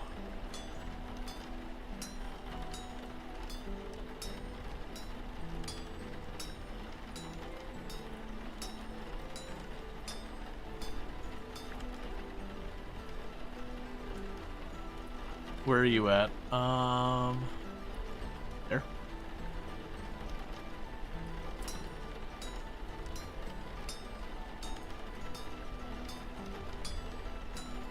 And as long as I get it where it's between, I think it was 850 and 1050 degrees Celsius, I can quench it.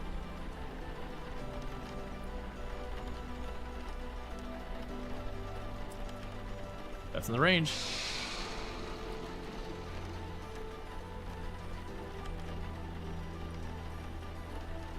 Okay.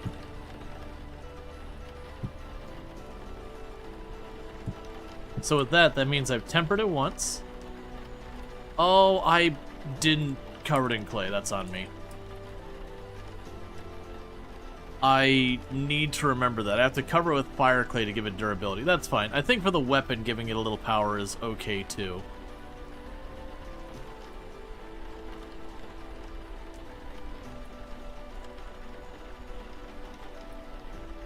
Alright.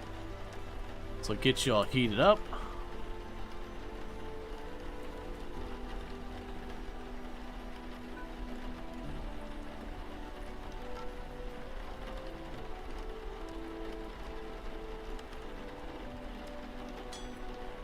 So we'll temper it now. Oh, the tempering's gonna remove the power, isn't it? Just give it back.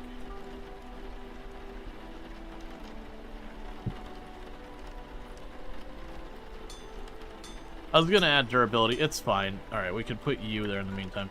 That's fine. I don't need to do a whole lot. We gave it a boost of power. That's probably okay. I wanted to give it a really big jump in durability. I believe when you temper it, though, it removes the power bonus, but it will keep the durability bonus. So the idea is if you're trying to do both, you want to do your rounds of the durability first and then wrap it up with the power.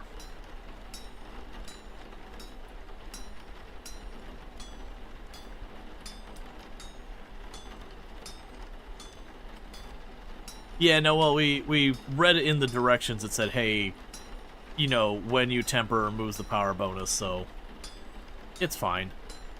It's still better than if I had done nothing, so no biggie.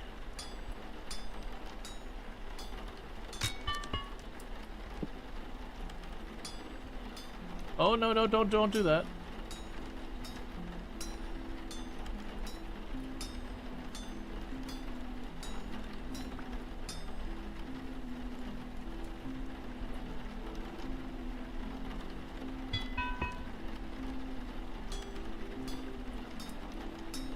If I hurry...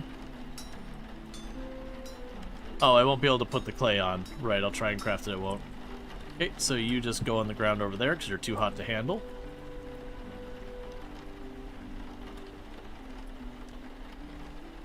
But basically I wanted to make a spare hammerhead just in the off chance that I wear this one out.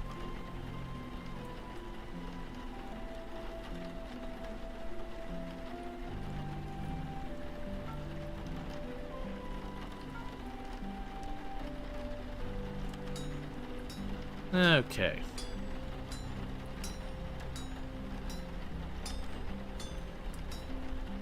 But I got the phalanx blade made.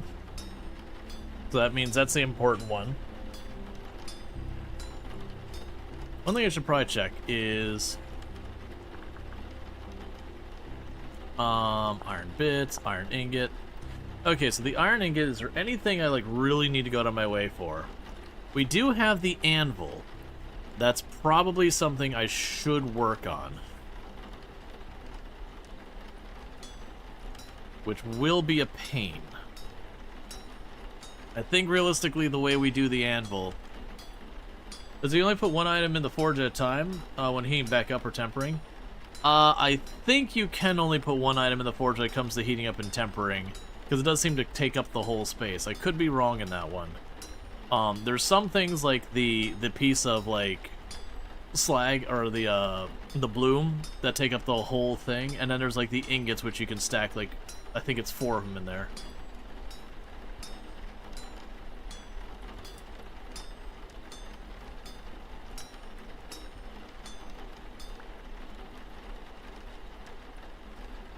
Okay, let's make a spare pickaxe. Because I'm always trying to keep a spare of all the major tools.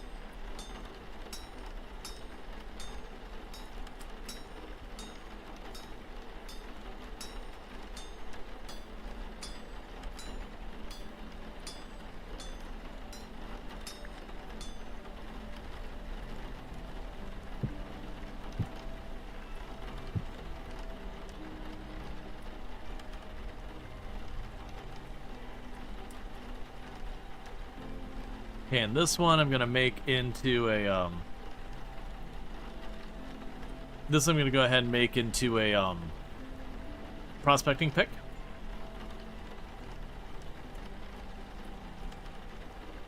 I'm not too worried about it. You could just put down 2 forges.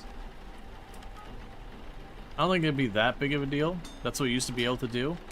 Because the thing when it comes to the heating the stuff up for forging and tempering, keep in mind you have to keep it a pretty narrow range of temperatures when you go to quench it. So it's not one of those things that you can just leave and have working on and then just quickly slap it down and then be ready for the next one. You'd either overheat or not heat it enough. So as far as like the forging and all that, I'm not too worried about. I think that's something you probably want to tackle on a one thing at a time basis. You know, that way you're like considering the percent chance, all that kind of stuff.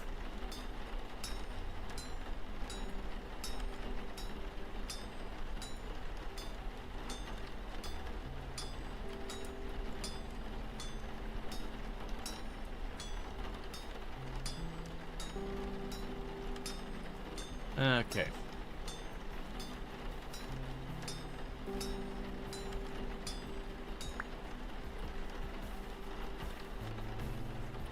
Okay, we want the prospecting pick.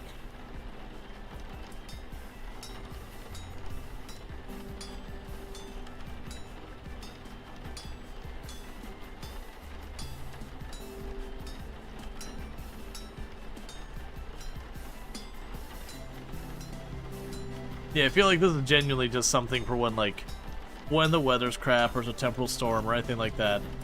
It's just something you can just work on in the meantime.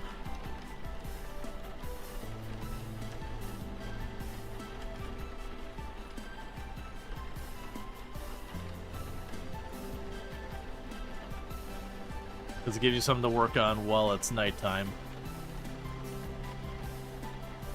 And then adding the bellows and requiring you to heat this up does very much make it a lot more of an active thing you work on.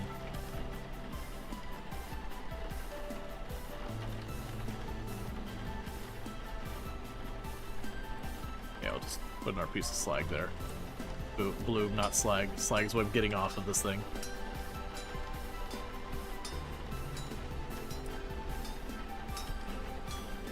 And then something funny happened in RimWorld? What you got?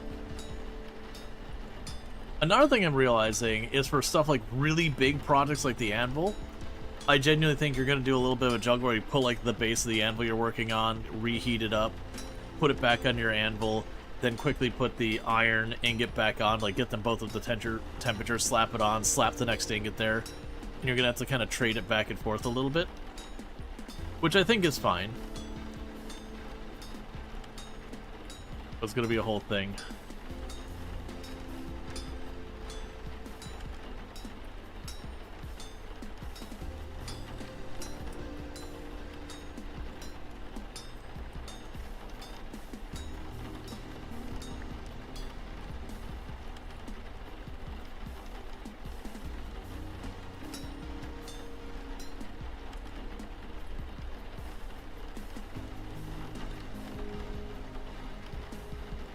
Can I not? Put in your pocket, it's fine.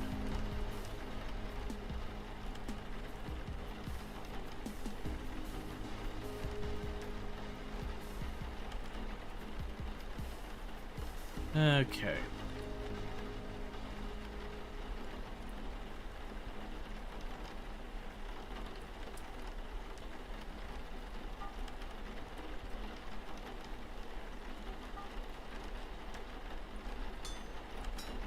Let's see, an orbital drop raid landed smack dab in the middle of the insect infestation. They were eaten alive. Yeah, because a lot of those drop-in raids, they usually are not super strong from a raw numbers standpoint or whatever. It's usually a much smaller raid. It just, you know, they completely bypass your defense and drop in, you know, potentially a very not great location.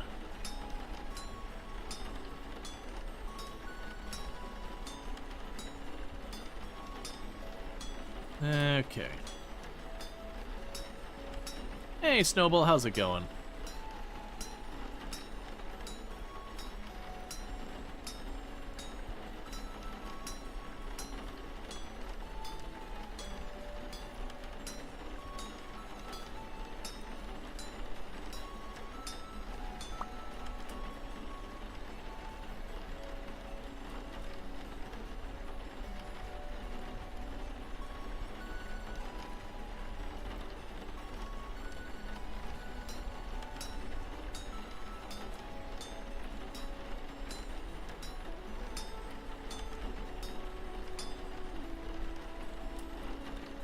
Okay, we need to eat some pie.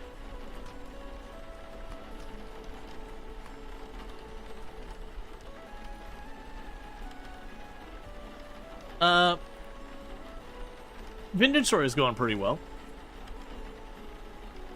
We're just doing some blacksmithing here, trying to get the iron anvil started since I just needed something to do while it was nighttime.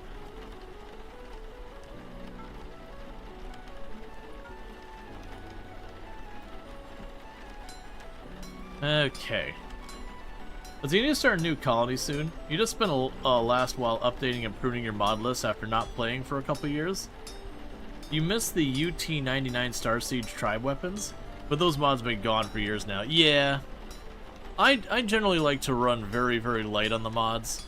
But yeah, it is always a danger when you have a bunch of mods that mods don't get updated or they get dropped or the person, you know, throws a bunch of extra junk you don't want in it. Like, a lot of that kind of stuff happens. RimWorld hasn't had too much of an issue with that, other than, like, you know, again, mods not being maintained because a person loses interest. It's usually Kenshi the one that really, you know, struggles there.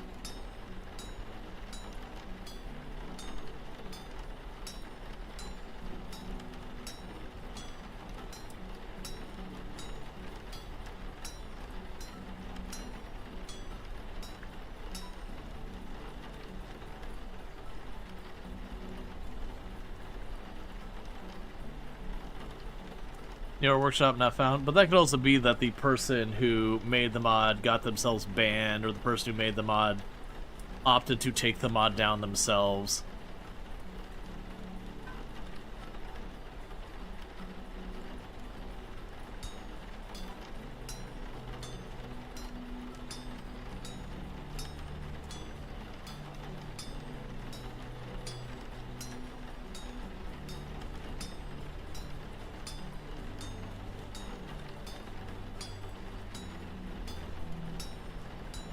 Should have had this going the whole time.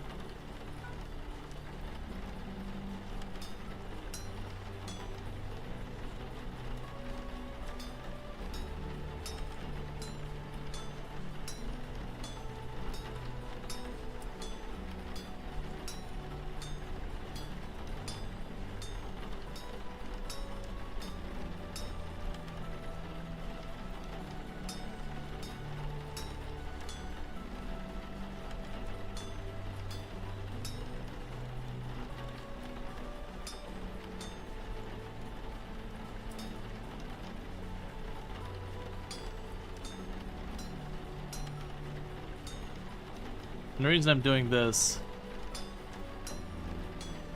is unless they change there's like a max height I can get, and it's usually lower than you can put like the ingot on it, and you can waste an extra ingot because it cuts off a big chunk of the ingot. I don't remember which pieces did it, but I remember it was one of the things like the anvil or something that's the problem.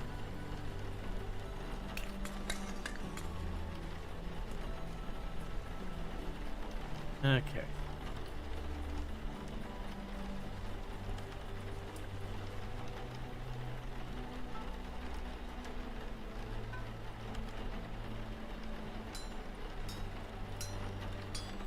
Yeah, we'll get the bottom part of the anvil formed. And then once we get that done, we'll go about working on stuff for today outside. And I don't need to do that. I'll probably need to go and put in a little bit of time deliberately cutting down trees. My day's been going pretty good, Bissette. Hope yours has been going as good as well.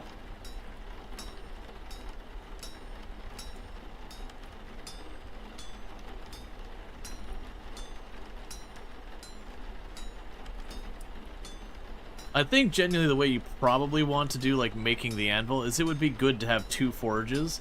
So that way you can have like the base being there and you can kind of keep it warm, like heat it up again. And then the ingots on a separate one. It'd probably also be a lot better instead of doing it the way I am, where I'm doing a bloom, making an ingot, adding it to the anvil. Like just get your stack of ingots and start knocking them out real fast. So not go as you go, like make a set of, you know, 8 or 9 or whatever ingots and just go for it.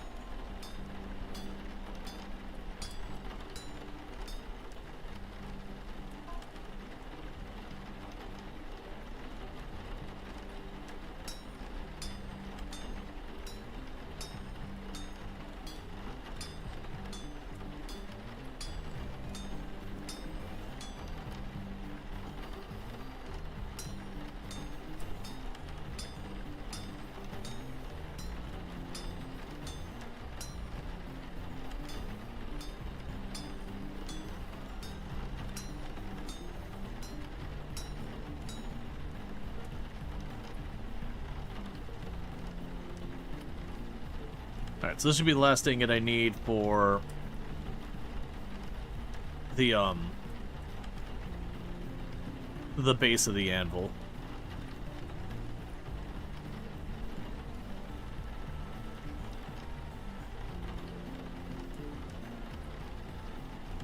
Okay.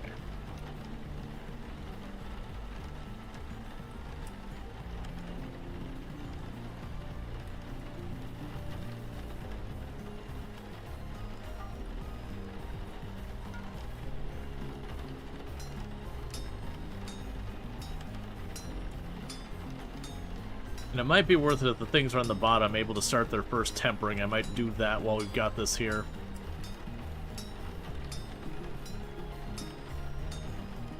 Or not tempering, the quenching. Oh, right, the quenching can literally just go for it, because just heat it up, cool it off, heat it up, cool it off. Versus the problem is the first time, I don't think you want to blast it with cooling it off in case it counts as a phase of quenching it. And I don't want to, like, get the power quench just to remove the power quench. Because the durability is the one I really want. Yeah, I should definitely get a windmill going and get a Hellhammer, since the Hellhammer, unless they've changed it, doesn't have a durability. So once I build it, with stuff like this, I can get the iron to heat, shove it under the Hellhammer, just let it bang away at it. Yeah, the bellow does make the fuel burn faster. It's not by much, though. Like, when you mouse over it, you'll see, like, the fuel time will go down and it comes right back up. It was not very bad.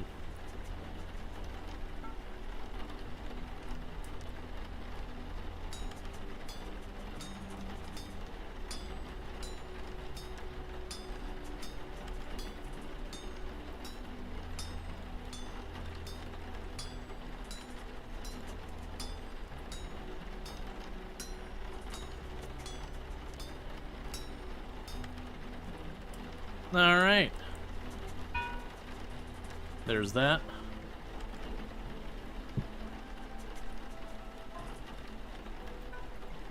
One second. It does me no good if I forget to do my steps. So you're just becoming a weapon without any farther processing. It's already put power on you. So there we go there. You two, well, actually there should be 3. You 3, on the other hand, I need my fire clay. So boom, boom, there you go. Boom, boom, there you go. And boom, boom, there you go.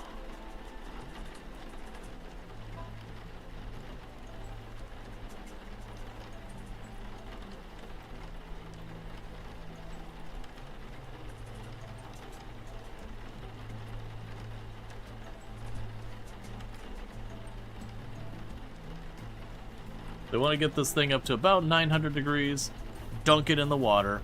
That should give it 20% durability, but increase the chance of it shattering by 5%.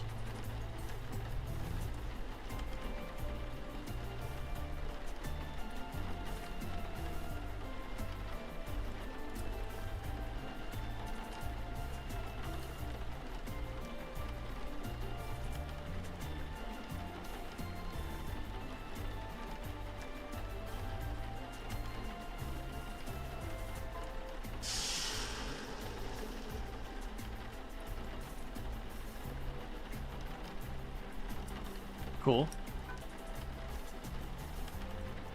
Now I heat it back up to, what was the tempering range?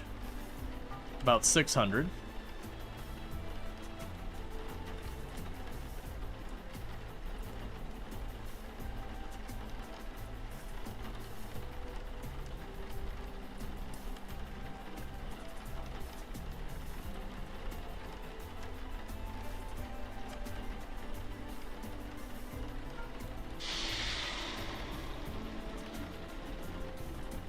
Okay, so we quenched it, and then we tempered it.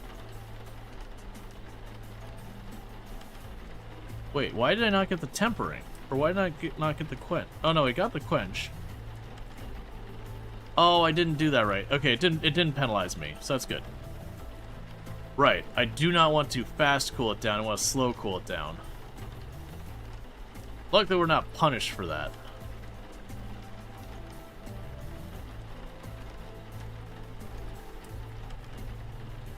Because it's fast cooldown with the quenching, slow cooldown with the tempering.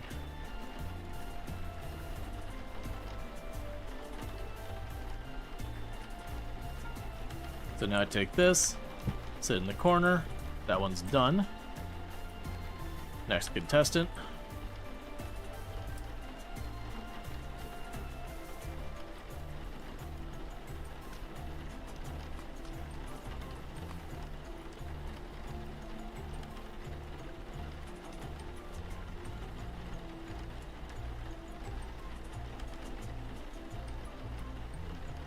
Okay, because we want to get this up to 900 degrees, then 600 degrees,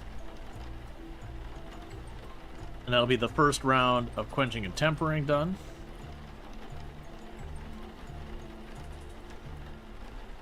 I could definitely see where you could get a couple of people working on this at the same time. Have like 2 or 3 people blacksmithing.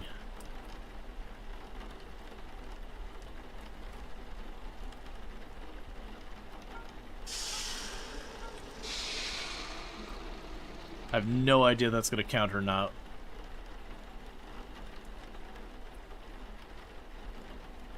We did have it count as quenched. Cool. Now 600. They have only one more thing to work out after this. As we put like half a day into just standing on the, just blacksmithing. It's honestly not bad, having it where you have a process like this to just kind of eat time. Okay, don't dip it. You go on the floor. And last contestant.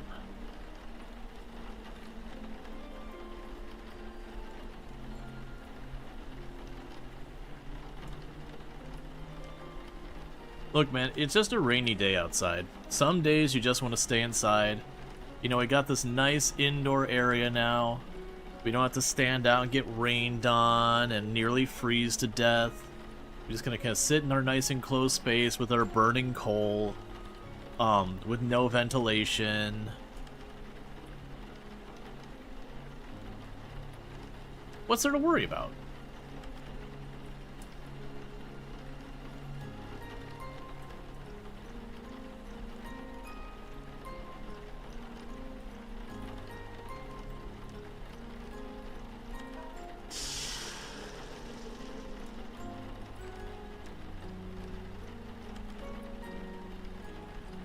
Okay, and you are considered quenched. And then we can temper it. Seems appropriate to fiddle with some indoor crafting activity during the winter months. Yeah, no, absolutely.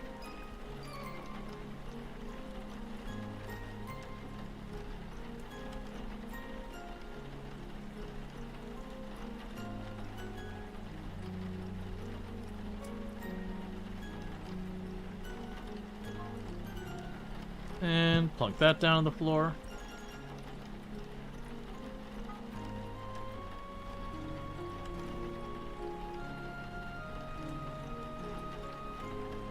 Figure I've already got the charcoal in there burning. We can just make a couple of ingots while we wait. We won't even make anything out, we'll just do the ingots. I'm sorry you watched, Hill... Oh, did I not respond to that? I'm sorry. Project Hail Mary? Yeah, I don't know much about Project Hail Mary.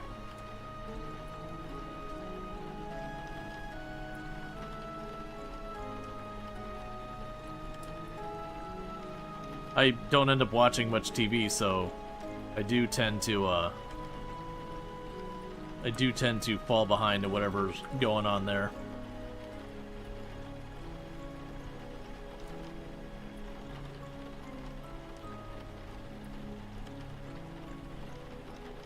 You like the cat cleaner mod? Is that the one that makes them like little maids or whatever? It's Amazon Prime? Gotcha, yeah, no, I don't end up watching much TV, so like genuinely, it's not never, but it's pretty rare like I'll load up, you know, Netflix or Amazon Prime Unless there's like a specific series that I'm kind of got my interest on. You give that movie a thumbs down? Hey, I mean, everyone's got different tastes. Nothing wrong with that. Not everything has to be someone's favorite, not everything has to be someone's least favorite.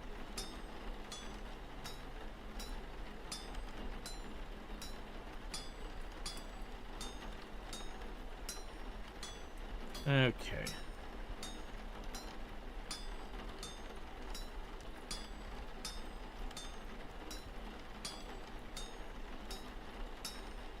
I have so many iron blooms.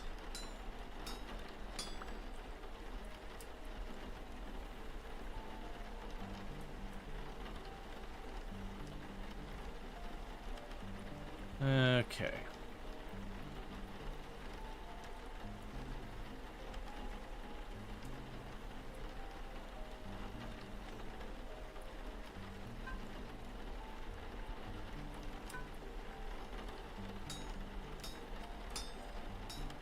That was great. Thumbs down made something different in Project Hail Mary. Ah, I see. I haven't seen it, so... You know, that's the whole thing. Yeah, because wasn't it like a thing way back in, because I don't know Project Hail Mary what it's about.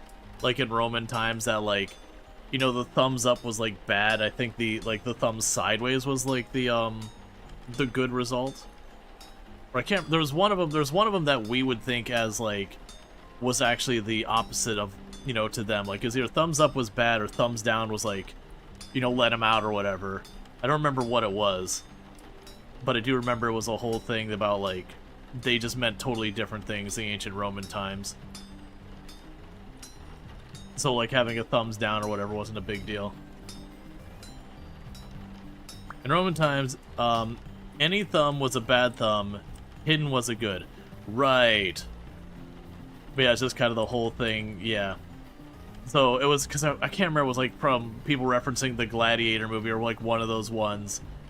Where, like, you know, the person went like this or whatever, and they're like, actually don't, like, this is, it's like, you know, that's not, you know, accurate. Like, in real life, that is a bad thing that just happened there.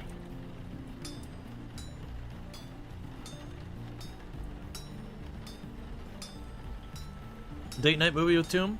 Yeah, like I said, I just generally don't watch too many movies, but I mean, yeah.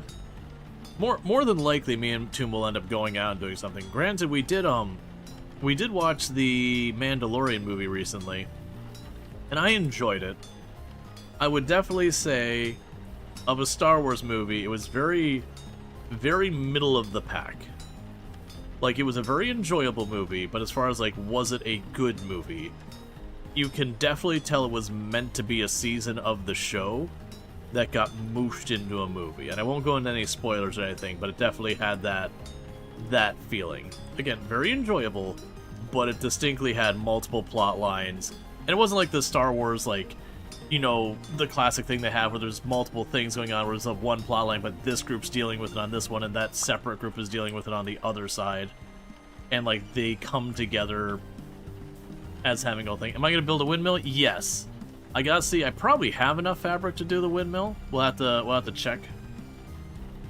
And we'll have to see there. I'm kind of just doing this because I've got all the charcoal in there. And charcoal does have a cost to make.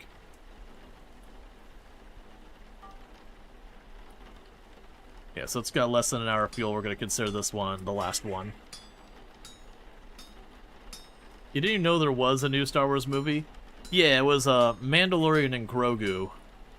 So it very much is like jumping in where the Mandalorian series last left off, and then they had a movie. And like I said, it very much feels like it was intended on being the next season, and they just made it a movie instead. Like, they don't do like the whole, like, it goes into opening credits, it goes into outro and intro credits or whatever. But like, you're going, oh, this is just like a really, really long episode. But again, like I said, there's like 2 or 3 kind of distinct plot lines that very much felt like it was meant to be a season. Or it could very well have meant to been like, you know, 2 or 3 seasons or whatever. It does make me wonder if maybe, like, the actor involved with The Mandalorian was like, alright, you know, I'm ready to do a different role, or hey, like, I'm not gonna have the availability necessary for me to accommodate this, which happens, but, like, that maybe there was some reason that they just wanted to knock out a movie instead. It could also be they were just trying to boost their movie numbers. I don't know.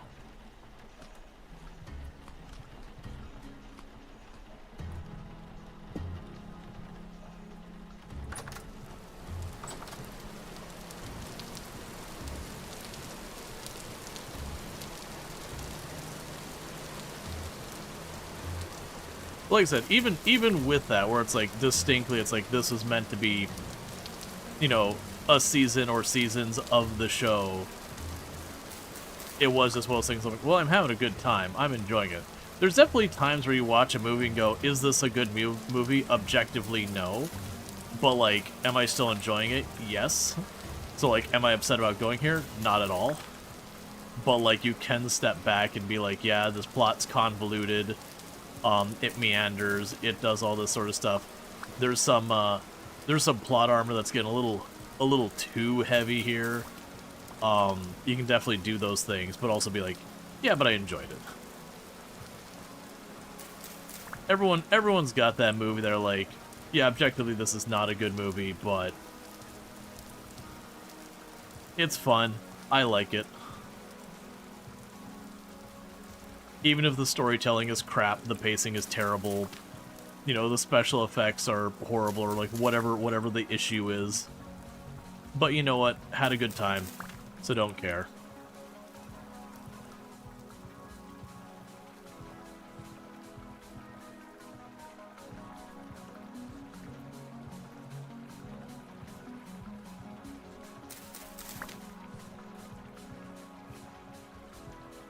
That's everything out of the field here.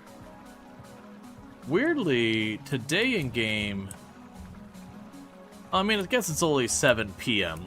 I was gonna say, there's like, weirdly, today is not as cold, and we're definitely not like getting to the other side of winter. We're still actively moving into the worst part of winter. Like, I'm anticipating us having lots of snow on the ground when the winter properly kicks off.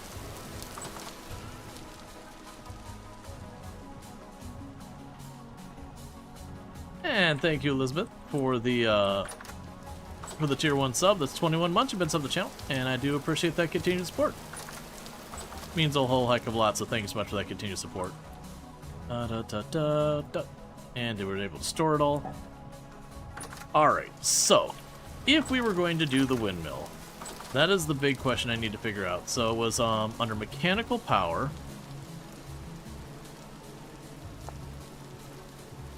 So we have to make... Oh, we can make a iron windmill rotor. Yes, we can make a windmill rotor. And then we have to make sails. We can... Oh, beams. Okay. That's not that big a deal. So that's new. And then we'd have to do axles and gears. And we have a decent amount of rendered fat. Alright.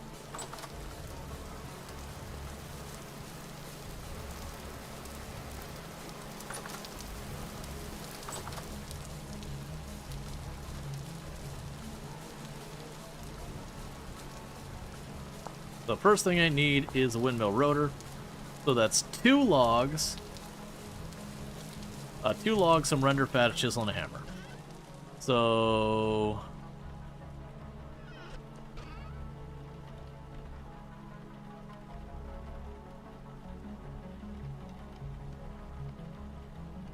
Where's the resin? I don't have it. Not unless it happens to be in here. Okay, so we gotta do a run for resin if we're gonna do any windmill stuff. That is something we want to get on the agenda, but unfortunately I do not have literally any at all.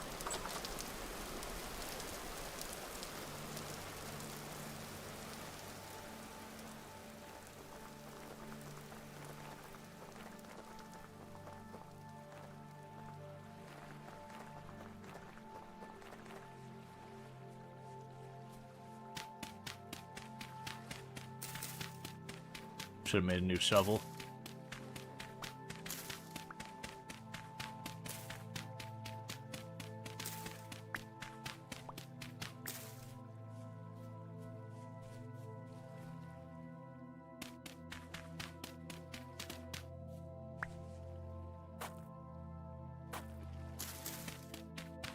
I figure I got some of these stairs, I'm going to put them down where they'll ultimately go.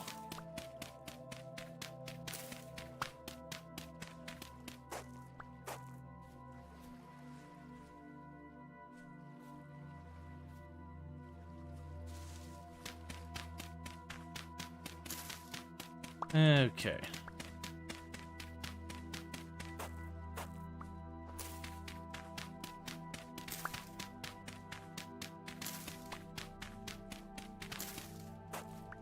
Alright, there we go.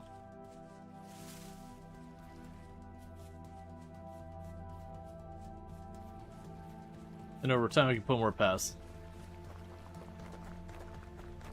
Doing rumor deals with raids for you. Oh yeah. Like you have like another raid come in, or like there's a mech cluster and then the raid shows up and they just fight each other and you just gotta stand back, or there's a trade caravan or whatever the deal is. There's definitely some fun to that. Yeah, so right now, this in-game day, the temperature seems very manageable. Right, so that's what I was doing, I was going way over here. To the very end here, and slowly, anytime we get dirt, we're going to keep filling this in.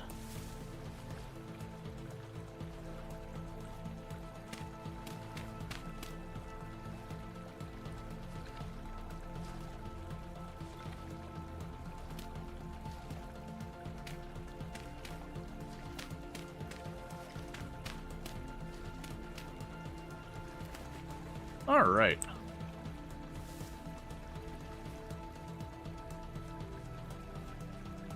You can't get the gear into the storm stops, though? Oh, Psychic Storm. Gotcha. Alright, so what we're gonna do here is I'm gonna grab some more of the pies we've already made. And there's a network of tunnels directly behind our base. So I do think I'm going to pop down into these tunnels and just scout out to see if we see anything cool there.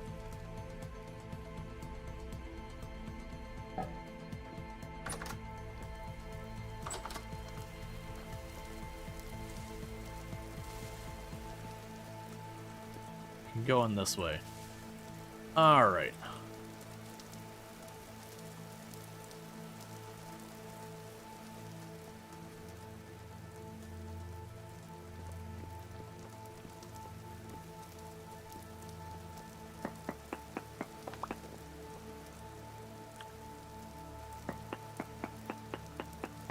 It's just the one piece bismuth?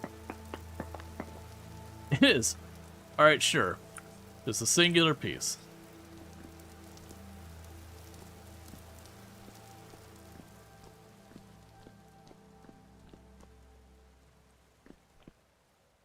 Okay, so let's start by going here. It did put a pin where we found the bismuth ore. We already grabbed it all. What we're going to want to do here is get to where I can get down to that point down below. And this is where I said I really kind of wanted to wait till we had rope ladders and all that. But unfortunately, no dice there.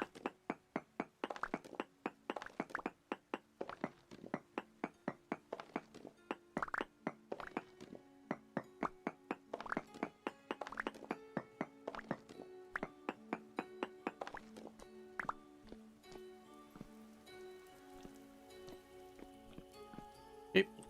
So that just exits out there.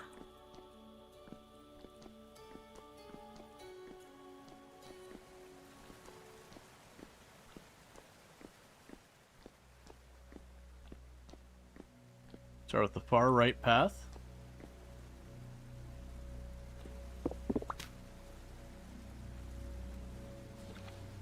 We got some more bismuth ore.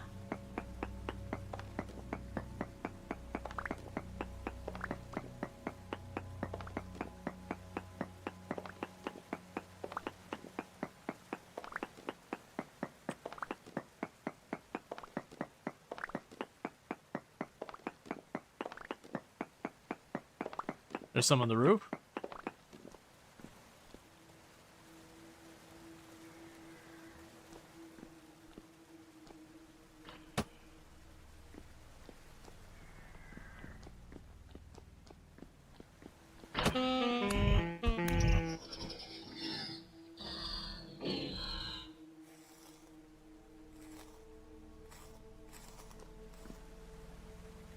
Farther. Oh, I see it.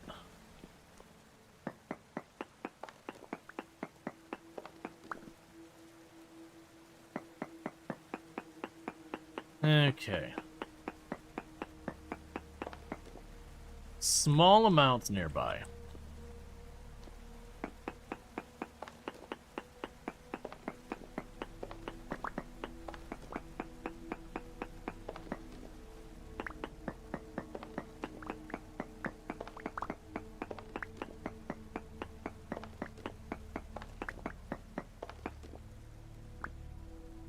I usually can tell by sound more than anything. Trace amounts.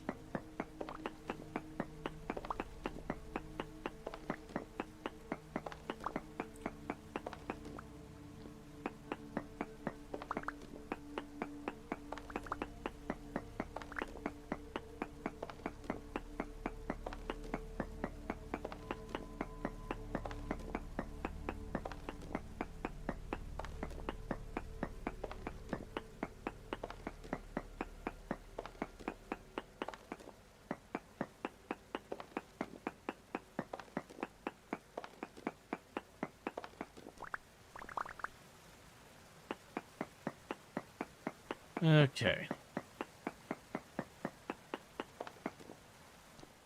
Cool. I don't particularly care about this, but, like, it's literally in my face, so I'm grabbing it anyways. Alright, so with that, delete that marker.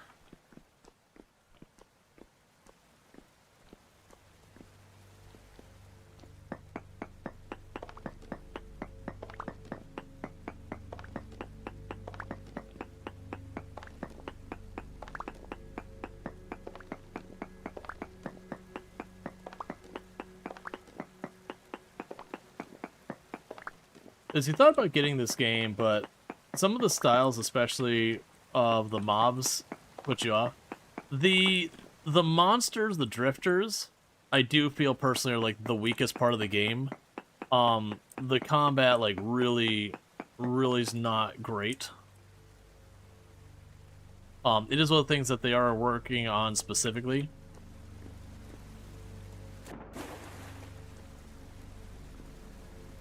Let's just go ahead and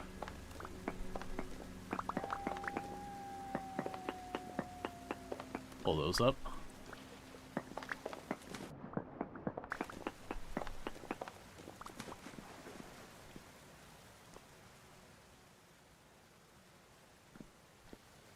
Okay.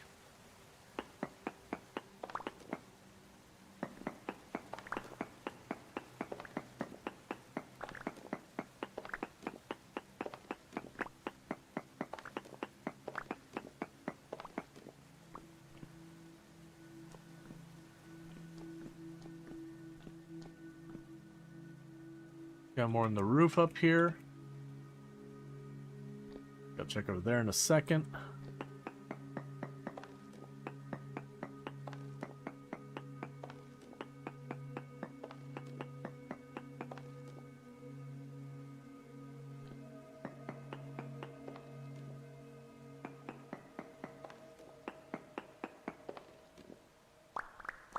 Yeah, I'm not climbing all the way up there. That's good enough.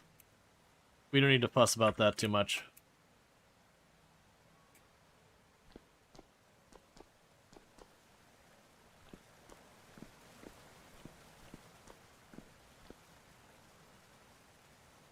Okay, so this is where we were before, because that's where I mined out... No, that isn't where I mined out the bismuthite.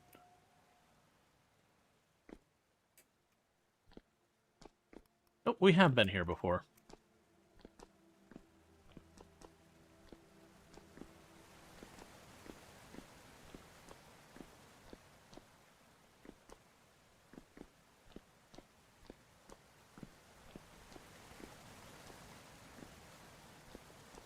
So last time we went down there.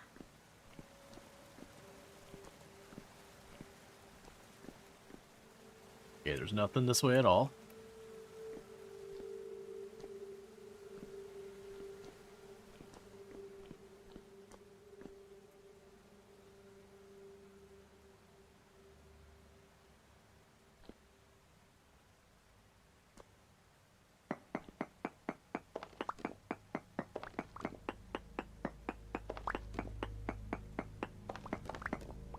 The fact that I'm finding so much of this up here is kind of nice.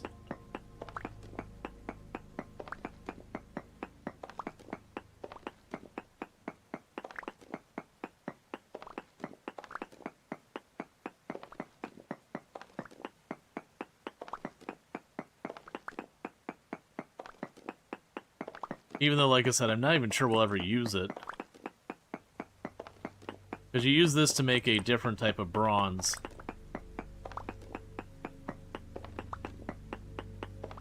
I believe you need, I think it was this and zinc and copper to make it.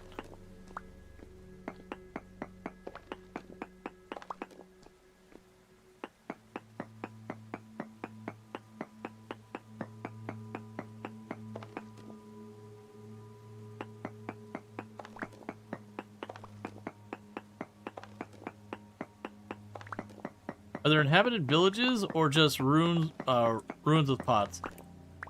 I had someone mention an inhabited village. I believe it's just ruins with pots. But you do have the traders that exist in the world for NPCs you interact with.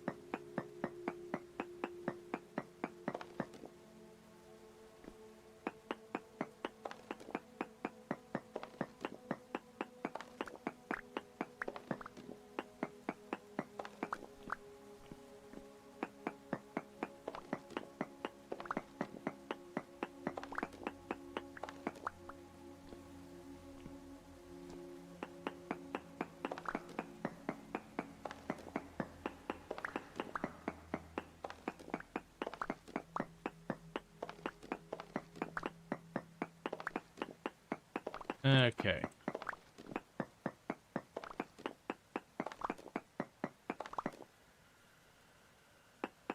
So if you make a lantern with the bismuth plates, they're green and it looks really nice. Good to know. Oh, there's one right there.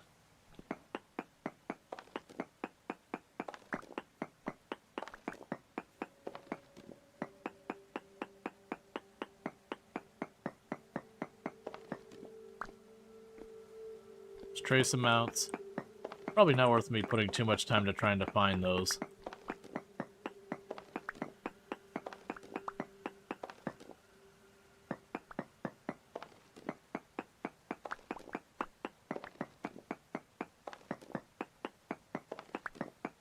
But see, I feel like the other bronzes are pointless since you don't upgrade tiers of bronze, but straight to iron. It's really only for decoration. Yeah. Well, I mean, so I'm using the tin bronze in this one, but like my other two runs, I ended up with the bismuthite bronze because I just had really bad luck with the tin. And so I didn't end up getting the tin I needed to make the tin bronze. And so like there's that. That said, like the black bronze, that one's kind of a gimmick because you're like, oh, you need like silver and gold and all that kind of stuff to make it. It's like, all right, that's probably not something I'm going to do. Because those are definitely way harder to get than the other stuff we were seeing.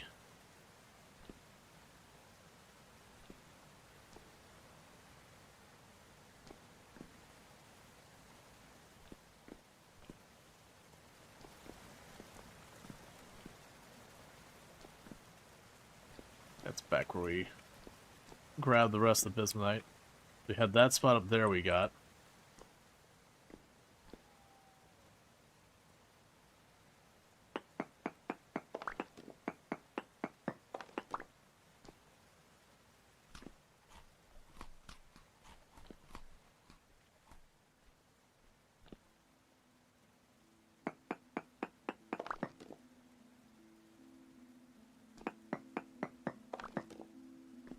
We can also go here. Delete this.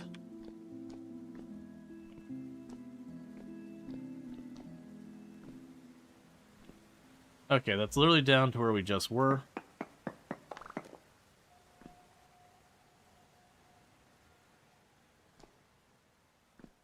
And then this is out.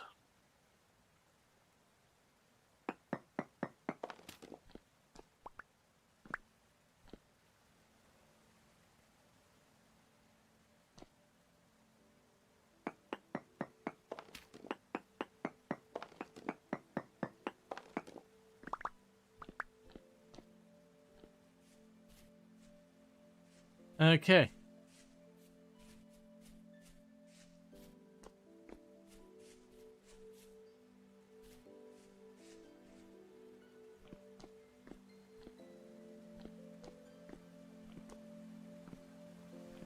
So I've explored this cave system.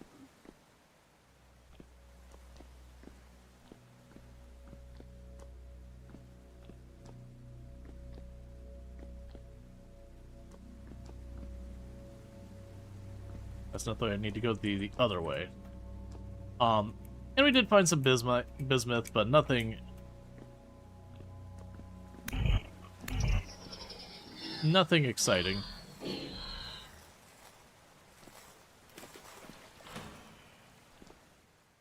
I don't care about fighting you, your loot sucks.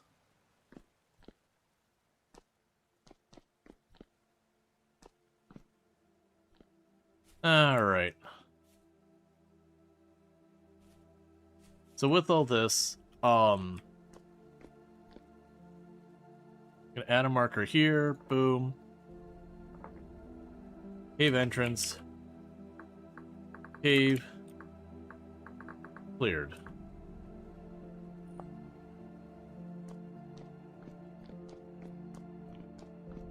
So I know not to, like, wander around down there looking for more junk. Yeah, so I got some bismuth. Got a bunch of andersonite that I don't care about.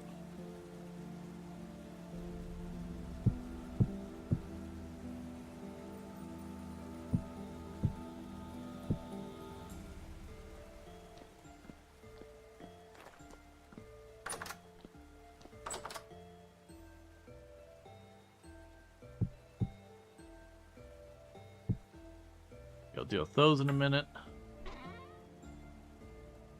Let's grab the hammer.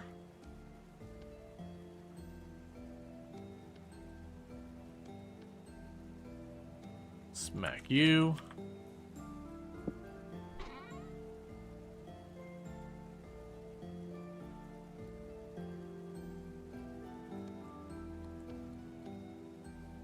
Okay.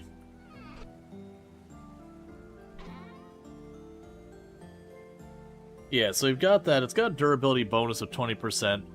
Yeah, so next time we do it, it jumps it up to 37%, which definitely feels like it's worth doing at an 8% risk of shatter.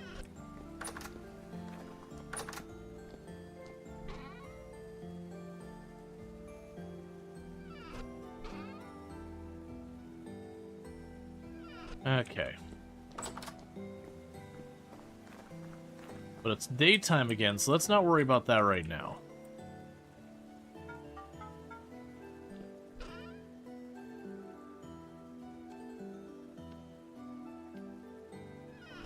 What I can do is plunk these back down on the ground.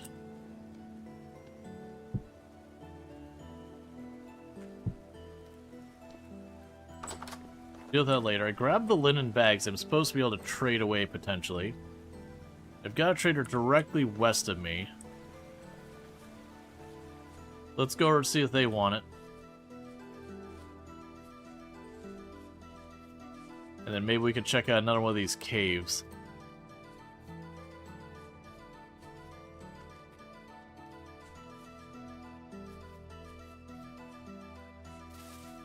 That something reminds me. So we were wanted to find olivine. So olivine can spawn in Peridot. That's right. But I think that was kind of the trick, is like almost exclusively Peridot. I don't know that we've seen Peridotite this run.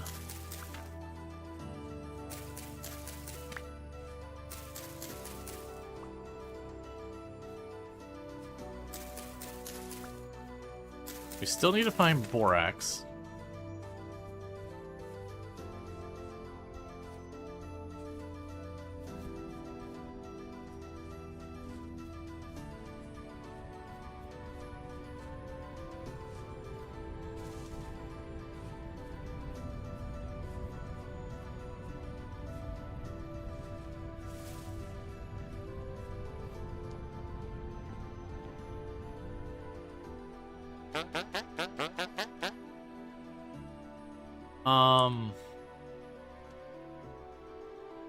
Yeah, so you don't want anything I've got.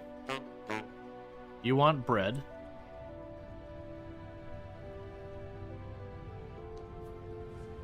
Okay. We got another one to the north.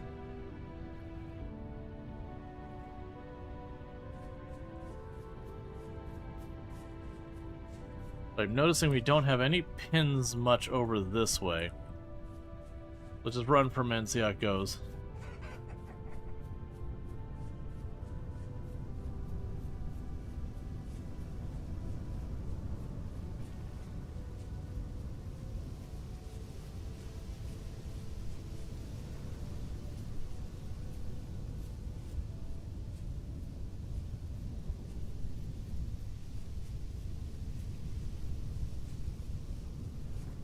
Okay.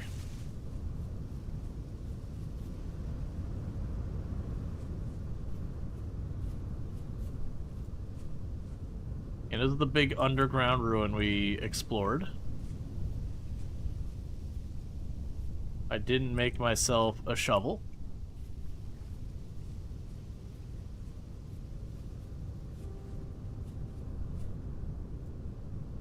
That's fine.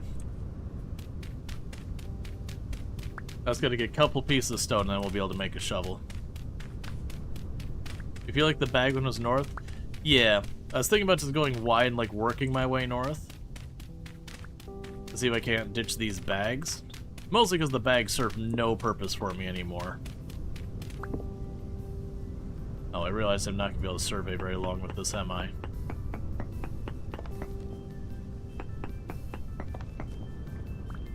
So 1, 2, 3.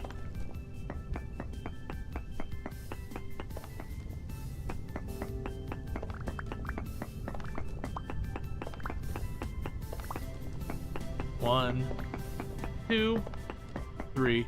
We have some of the other materials that I could definitely take the time to make some lanterns.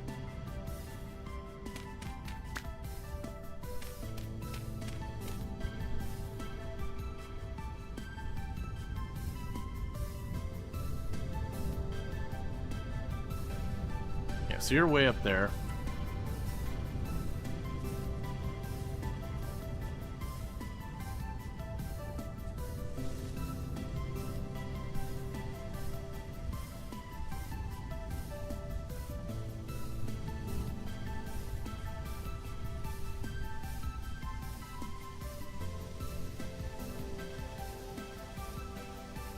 Fine.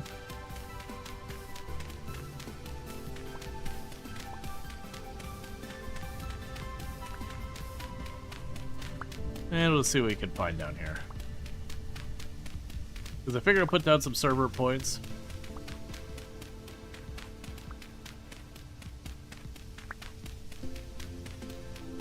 But you can't unmake them for cloth. Yeah, I actually have quite a bit of cloth.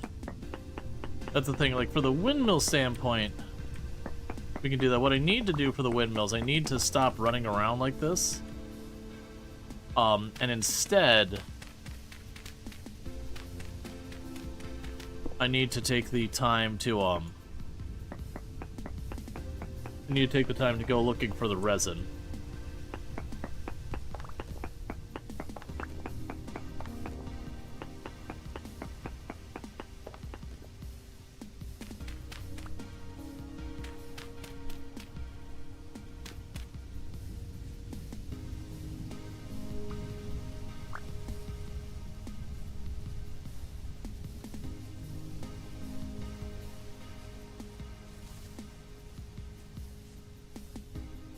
Honestly, what I could probably do once they finish what I'm dealing with, like, right now is I could probably make the next day we go out and we just go to the pine forest and start knocking down one tree after the other. If it doesn't have resin, the tree goes.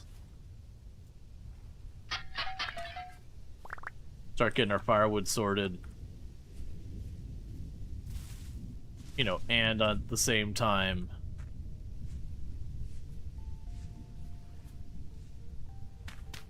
hopefully find more resin.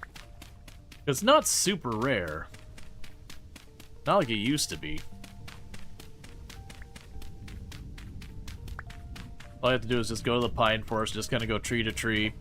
If it doesn't have it, chop it down. If it does have it, I usually will put like packed soil or fences or something along the bottom. You know, like, hey, this is the don't chop it down tree.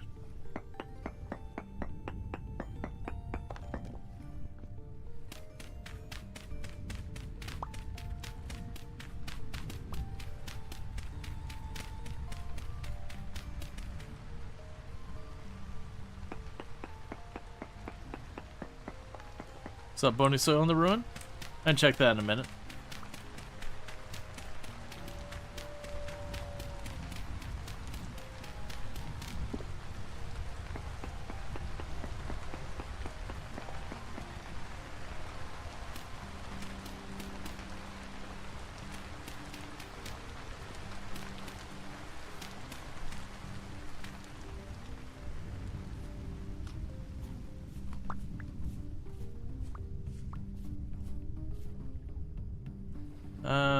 I'm actually not sure where it was.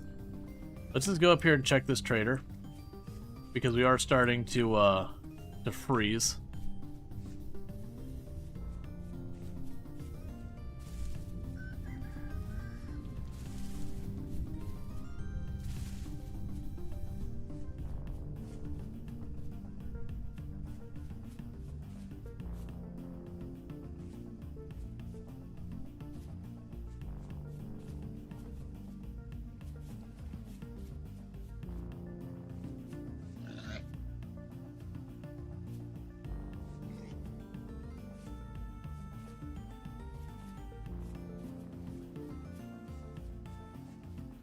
Okay.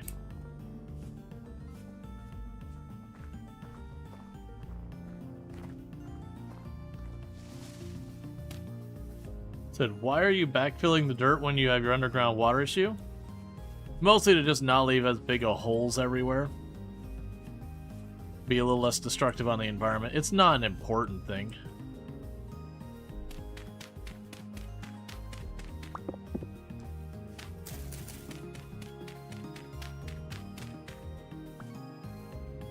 Isn't like a strategic decision or anything like that.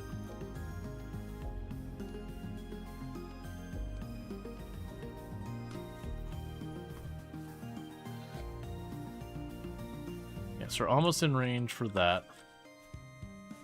Do a quick survey pin while we're here.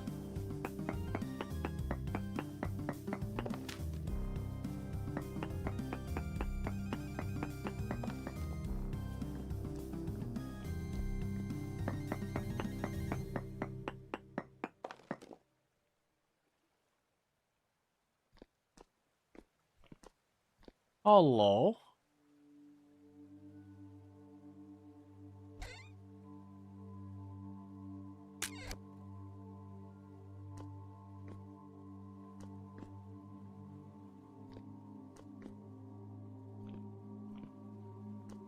What are you?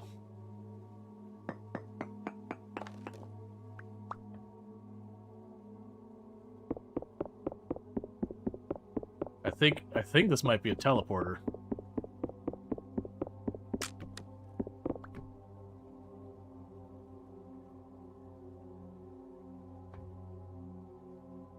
Broken static translocator. It's missing a couple of gears.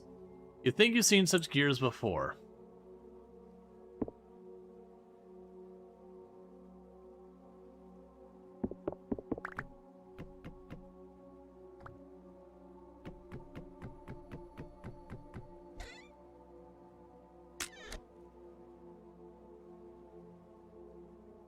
I cannot for the life of me see what that icon is saying. I need to repair it.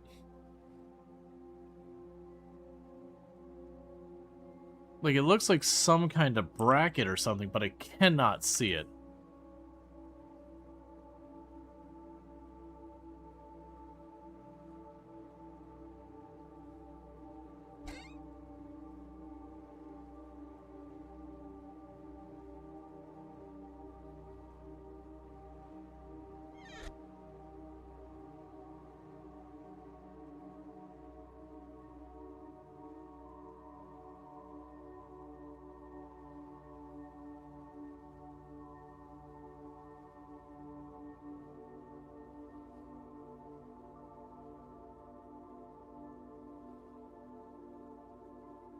Yeah, so I'm gonna have to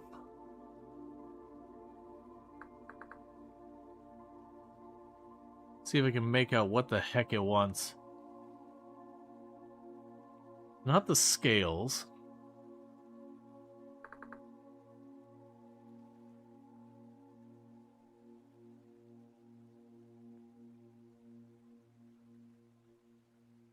No, it's not the lament things.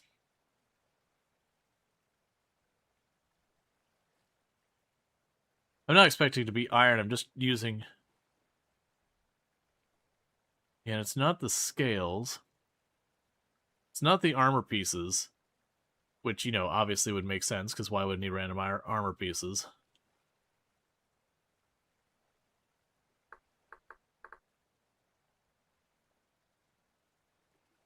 We have the rusty gears, a bunch of random different size gears,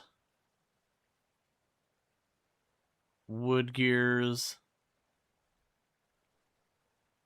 I don't think it's the counterfeit rusty gears. No, not even close. Yeah, it's those was ones I wish there was a way I could, like, mouse over and have it, like, write out the name of it. Because it's probably something I could even craft right now.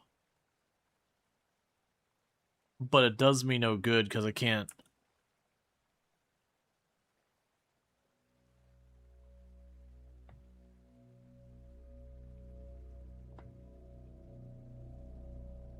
I can for the life of me not make out what that is. And right click doesn't give me any information. Nails? Is it nails?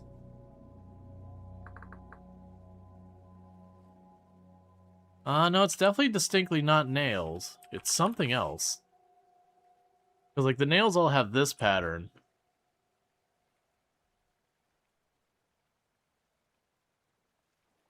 Screws? Is there screws? No. Yes, this would be something I'd actually, you know, complain about. Because, like I said, I can't... Metal parts? Is there a thing called metal parts? There is. Okay, so metal parts. Obtained by killing immobilized Eidolon, Bell corrupted sawblade locusts. Sold by commodity traders, Cold Temperate Desert, and treasure hunter Cold Temperate Desert. Gotcha. So this is strictly a lootable thing. Yeah, we either get it from there, or we trade for it. But that's good. We found our way to translocator.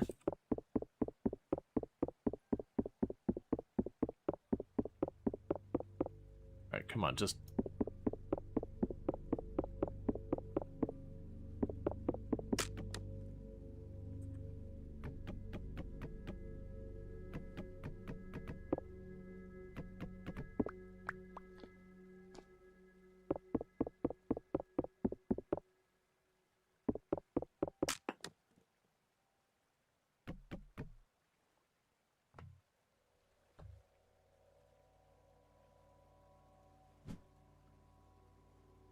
Yeah, I was thinking regardless.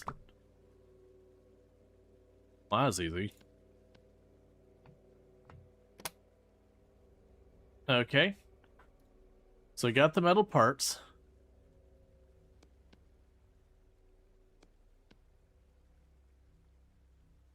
So the next thing I would need is the gears.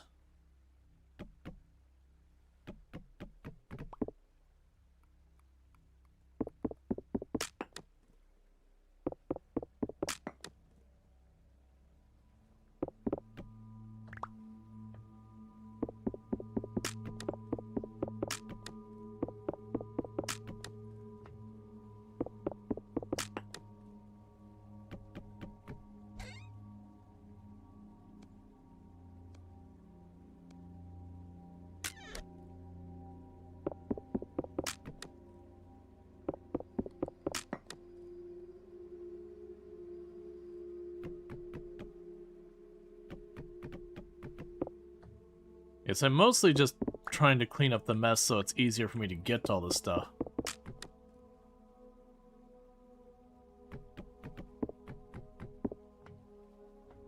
Okay, so drop you in here.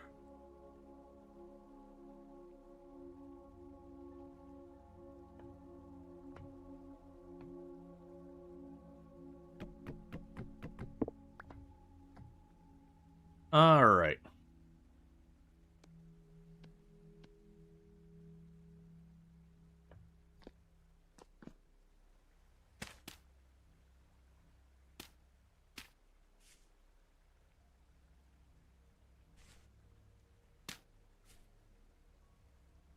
We got a bunch of that there.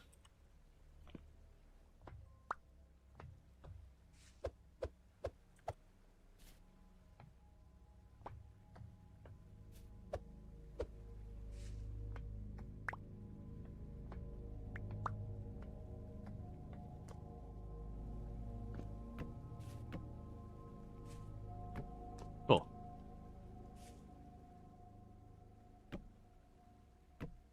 There, so I blocked off stuff coming up from down below. So I need temporal gears. How many? I know I have 2. I need 3.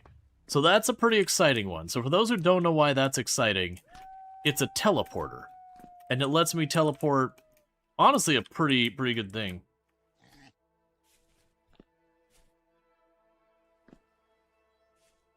Yeah, I'll probably want to get it figured out. Part of it matters, like, how useful of a teleporter is. Like, it could teleport me to some place where it's a little island in the middle of the water that I can't really take advantage of, which would be a bummer if that was the case. So I'm going to go ahead and mark.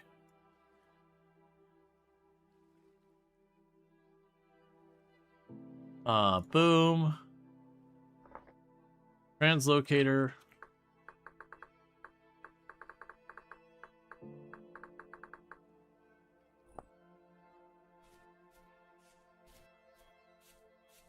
That's a really good find. So let's get this trader.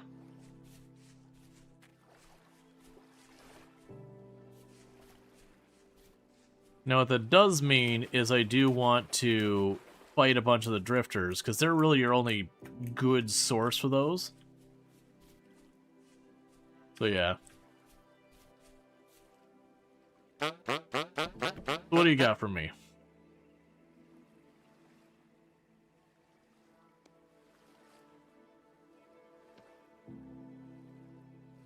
Yes, they don't have any of the things we want here.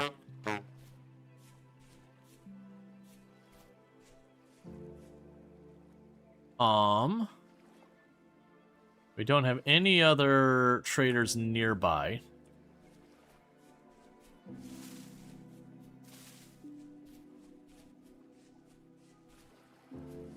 I guess we run back home. Was there one farther north? I think so, but I think it's like way farther north. No, actually I don't have another one up north. I got one to the south of home. And one way south. But I want to say most of the traders I found in this run were kind of the same things.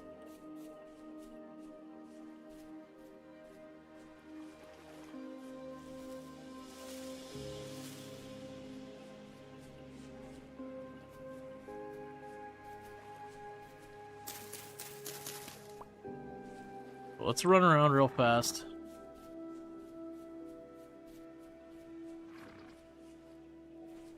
Till food starts becoming an issue, or we start freezing to death and I can't find a place to get shelter.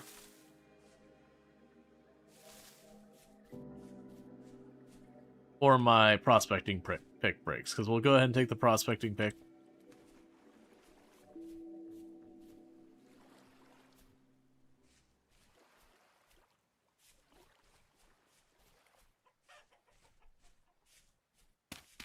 Okay.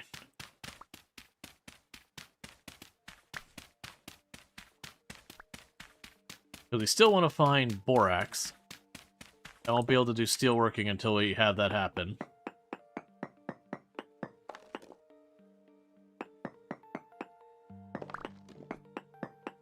One, two, 3.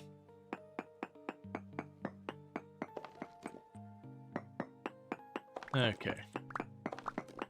Another reason why I tend to chuck the dirt when I come down to places like this is very quickly I'll fill up my inventory with dirt. And usually if I'm like out trying to get dirt, I'll just go and, you know, get dirt. I won't sit there and like run all the way over here and collect a bunch. Whereas I'd rather like keep my inventory open for all this kind of stuff while we're out and about.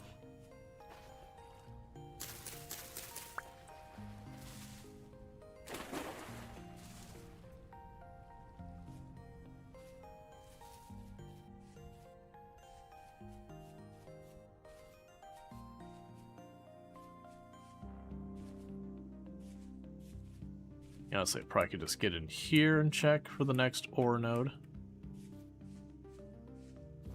That's what I thought. I found the desert seemed to be pretty good where you can usually get at exposed stone without having to do a bunch of digging and all that.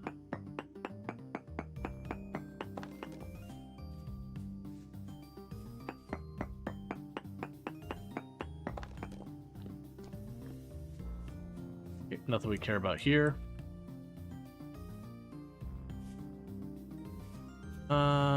Don't see anything obviously exciting. There's a ruin up here. And we might get lucky with one of these ruins and just straight up find some gears. Ooh, you look like you might be a big ruin.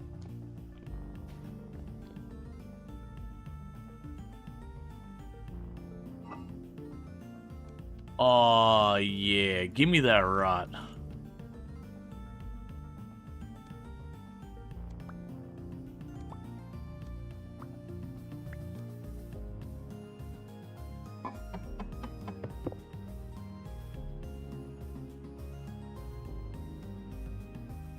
Let's see here. Does the scrap metal have any use? Scrap bomb. Scrap weapon kit.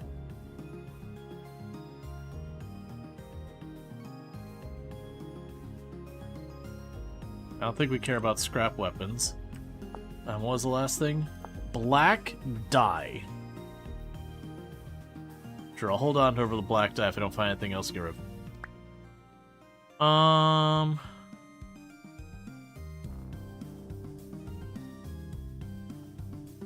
Honestly, just get rid of the bag.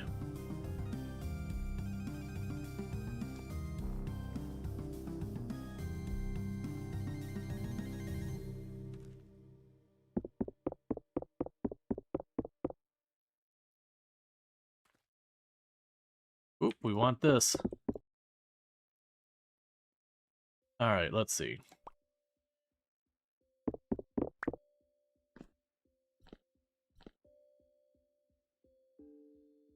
And we can go here. Oh, I forgot I did that. Looted ruin. Start doing that. Black out all the ruins that we do check.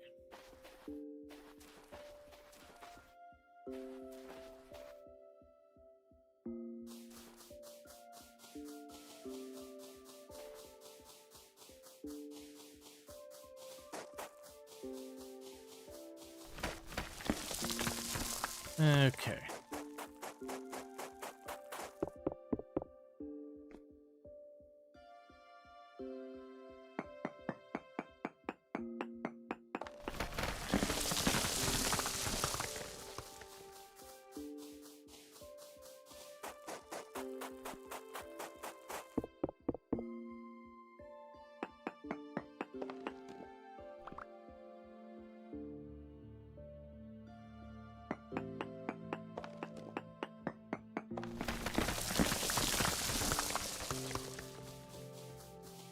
Okay, I'm just trying to get down here enough I could drop a survey point here.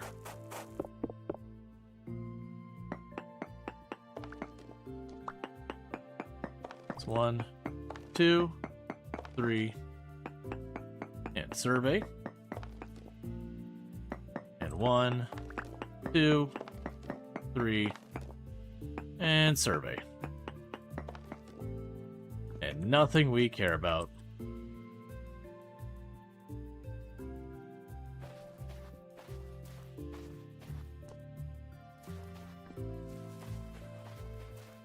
And let's see. So over there is where we have our limestone we found previously.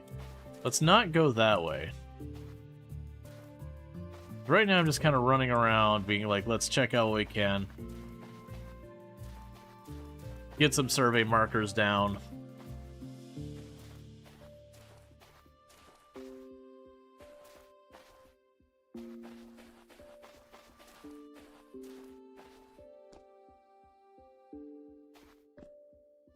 Really kind of worried I'm gonna go and hit that. It's just gonna collapse in. As you see, that's not stable. That's gravel above us.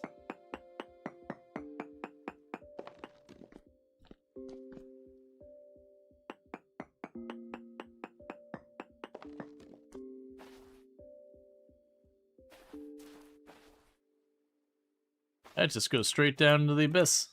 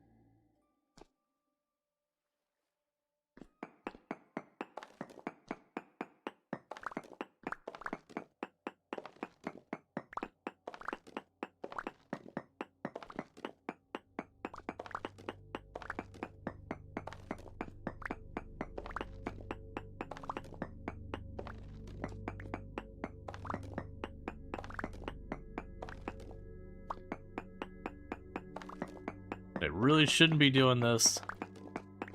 But, you know, greed.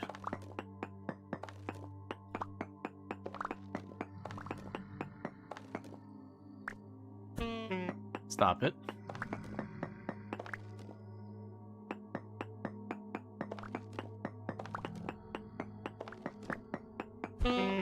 Ow. Ow.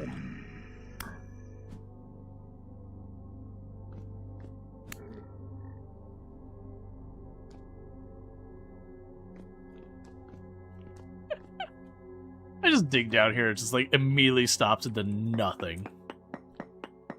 Sure. 1, 2, 3. Ultra high cassiterite. And just because we're way down here, I'm gonna go tag this wall in to see if it happens to have ore right on top of us. Small amounts of cassiterite. Okay. Fine, I'll locate it while we're standing here.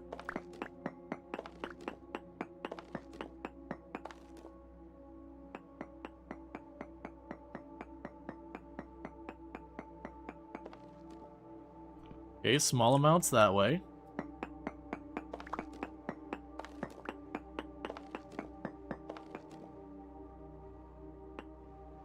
There, I don't want to actually collect it right now, I've got plenty. But now in the future when I need cassiterite, I don't have to look at all. I know exactly where I can find some cassiterite.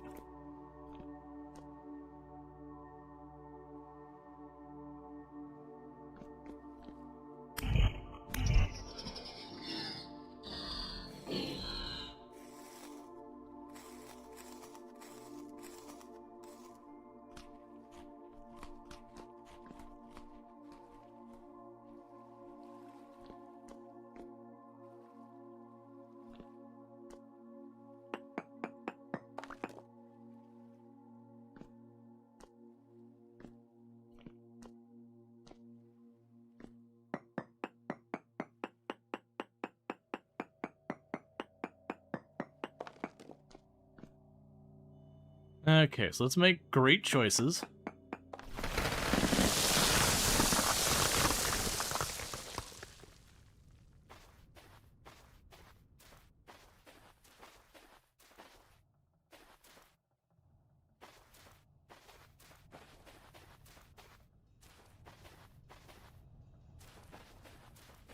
Okay. On your way home from Ubering? Well, we have a safe trip and all that stuff back home. That is a real dodgy one right there.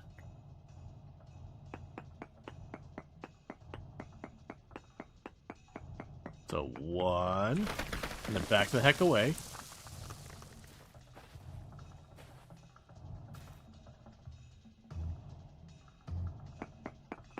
One. Never mind, it broke.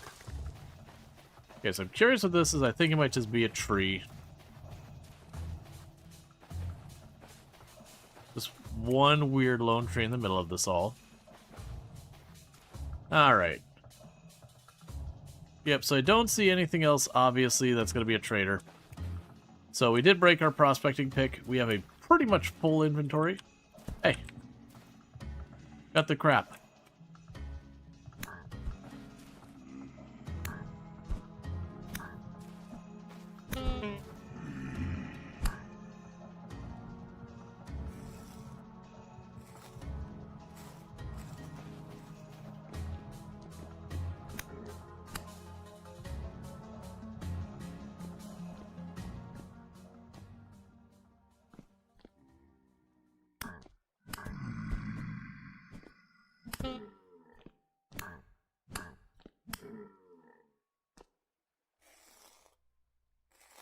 Give me your gears.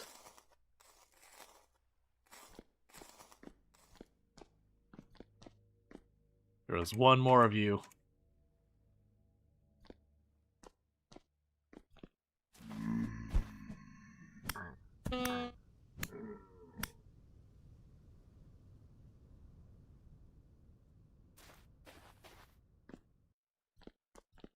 Okay.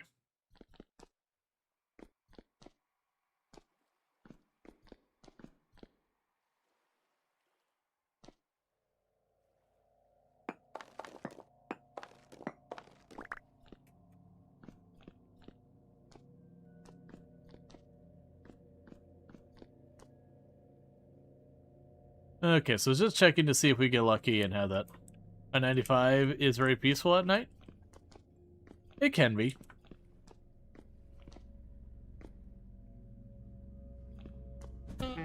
Stop hitting me with rocks, you're a bunch of bullies.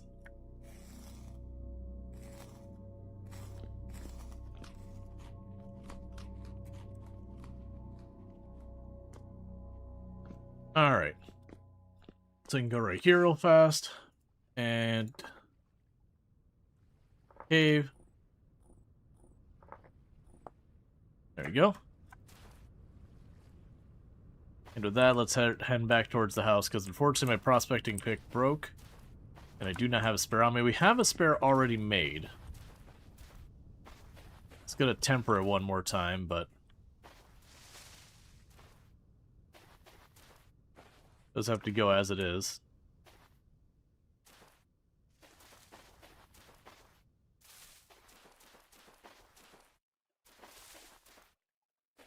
I am excited to try out the translocator and see where it takes us. I think the next in-game day, we just go out with our axe. And we start knocking down pine trees. If it doesn't have resin, it falls.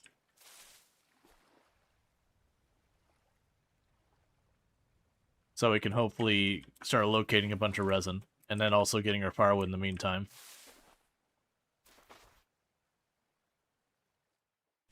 Okay.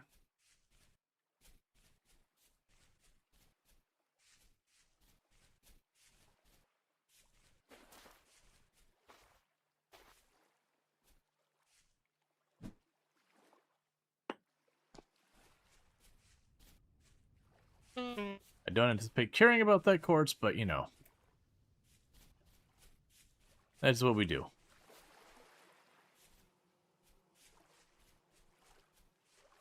Just in the off chance we do end up caring about the quartz.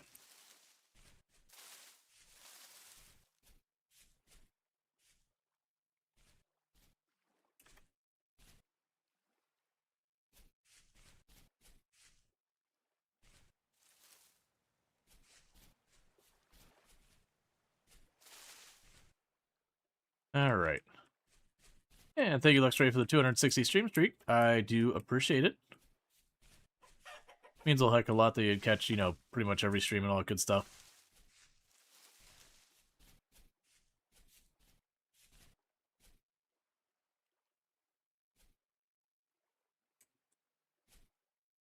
Okay. I'm also low-key hoping, since I'm taking a little bit of an odd route, that I might get lucky and spot a trader I haven't found already. Yep, no, I'm a warrior almost always here, and it's appreciated.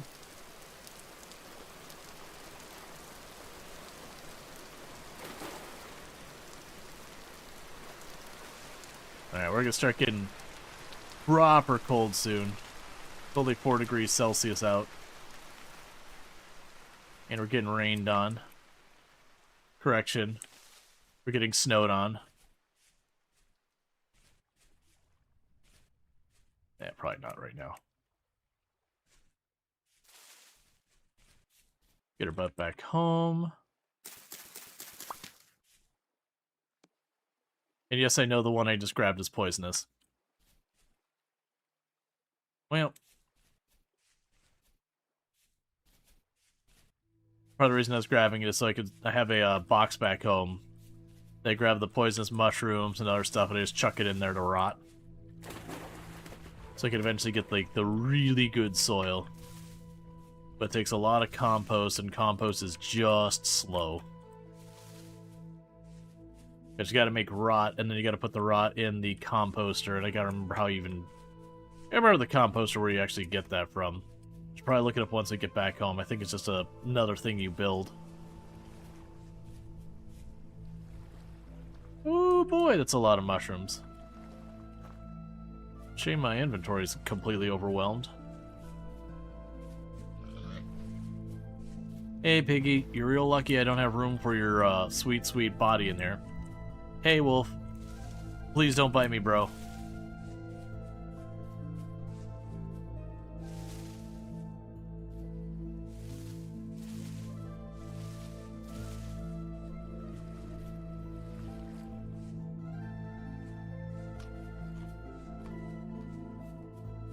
Nah, just because you watch streams, all it doesn't mean, like, you don't have a life. Like, not everyone needs to go out every single day and all that. It's actually one of those things that genuinely, like, you know, Doom likes to go out and do stuff, and I enjoy it as well, but broadly speaking, a lot of the time, I would be perfectly content just staying at home and chilling. Like, I don't need to go out and do something every other day, you know, regardless of, like, cost or whatever, just in general. Having just relaxing home time is always not a bad call.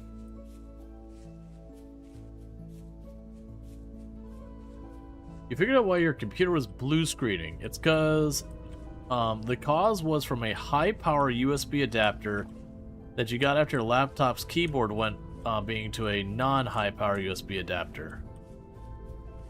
Into a non-USB port. Oh, interesting. So you're having like a like not enough voltage was getting across, so it was effectively like brown-outing the device. Interesting that that would cause blue screening. Usually you just have the device not work.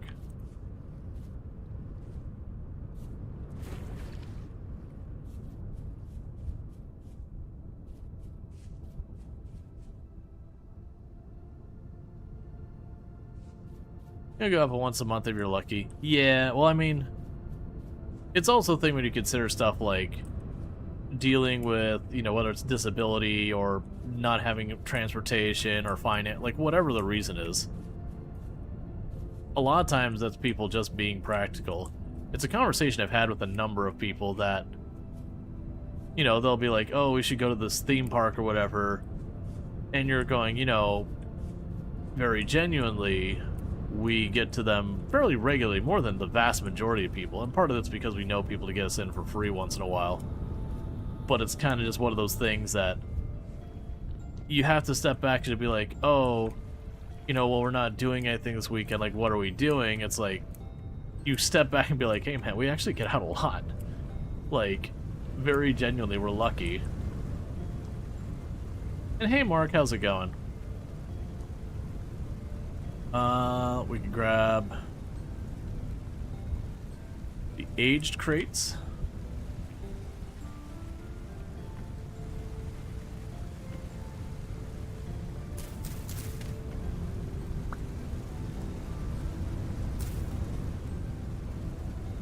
But you know, it's just not how the way it feels when you're in the moment. So I got more rot. So with that, I've got a full stack of rot. And we can make it into compost. And the compost... Oh, right, it's just straight up a barrel. That's right. It's nothing special. It's literally just a barrel. Right, so let's go over here. Oh, I only have one of those gears. That's right, I had another one, but I used it.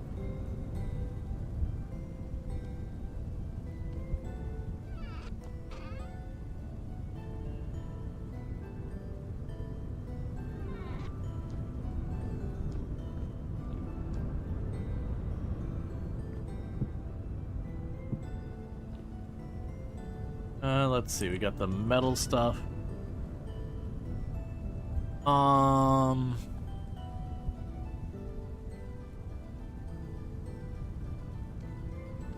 Turn you into bone meal real fast now, Hubbin. The reason that you're lazy, but you're no longer lazy because you've been Ubering, which makes you bring out a lot more often. Before you started Ubering, Island got out maybe once a month. Yeah, but I mean, it's also those things just like, it can be a pragmatic thing. Ubering is not cheap.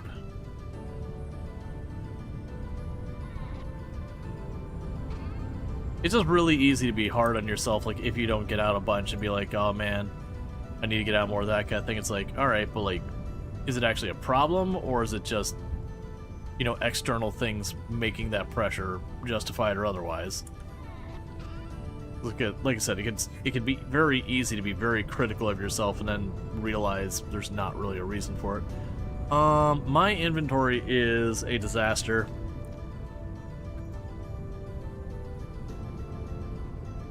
There we go. That cleaned that out so I could chuck those metal brackets in. We got our poisonous mushroom to chuck in here. Yeah, no, and obviously if it does bother you, by all means. Like, you know, you work on your stuff.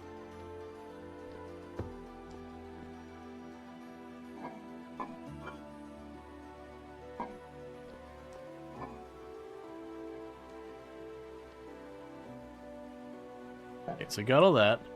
Oh, we got field mushrooms on us.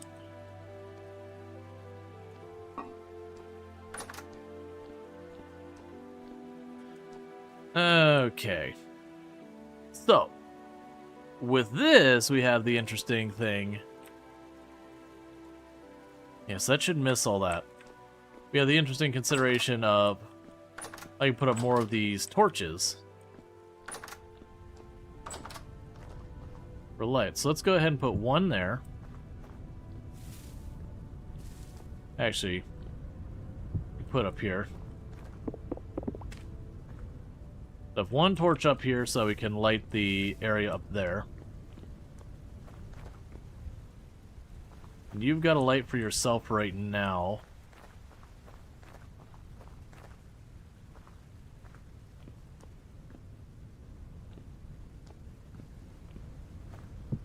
Put one there for now.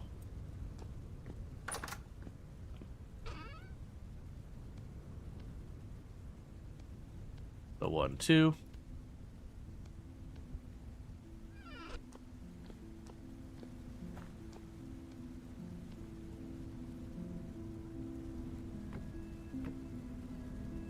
Okay.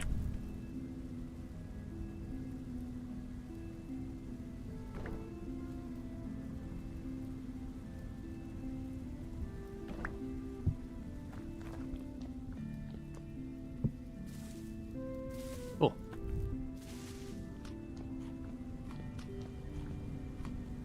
And we're also getting to a point where I'm going to need to make the pies. Because very genuinely, inventory's getting low, or food options are getting low there. Let's see. So I was like, there's the thing I should work on. Right, I need a new prospecting pick. So let's grab all these because it's nighttime. And what I need to do here,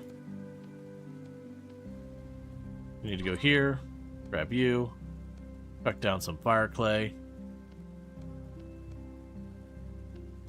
chuck down some fire clay,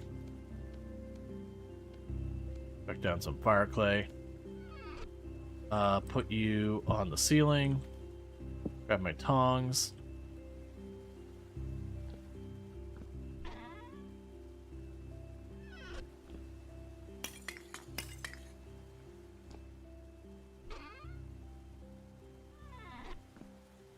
Okay. Yeah, so we're going to start by getting all these done. And hopefully we don't shatter any of them. But I kind of, like I said the previous time, is it does seem like, for me, doing 2 rounds of quenching seems to be the sweet spot. I'm sure, statistically speaking, you probably go 1 or 2 more rounds before, like, the math gets to, like, the ideal. But, I'm also a little worried about just how much charcoal you could potentially go through. Oh, don't grab that. Like, how much charcoal you could go through. Like, how fast, just sitting here, continuing to quench the thing again and again. See, after you started using the adapter in the proper port, the blue screens were less frequent. Power state cause? Gotcha.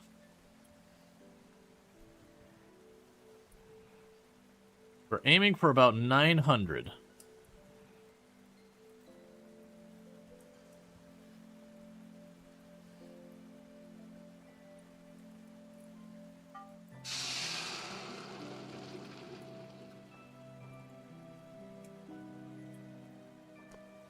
Cool. And that's quenched twice. Good to go.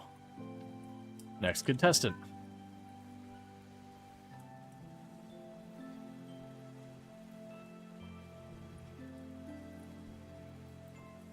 And genuinely, with us dealing with these around 5-10% chance to shatter, we are definitely in the range we should see a shatter soon.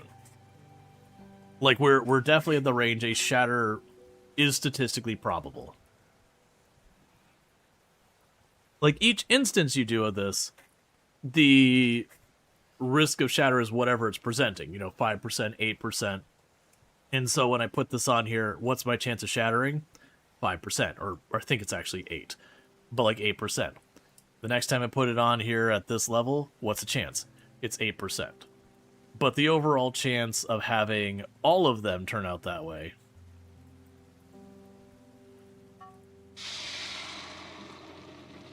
not that high. Alright. There you go, and the last one.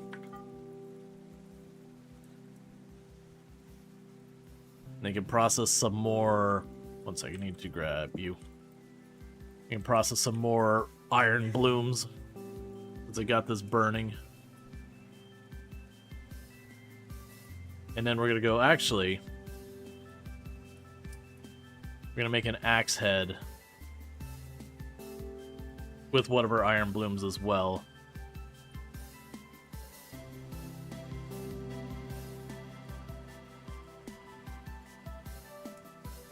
Wind up going into the daytime doing this.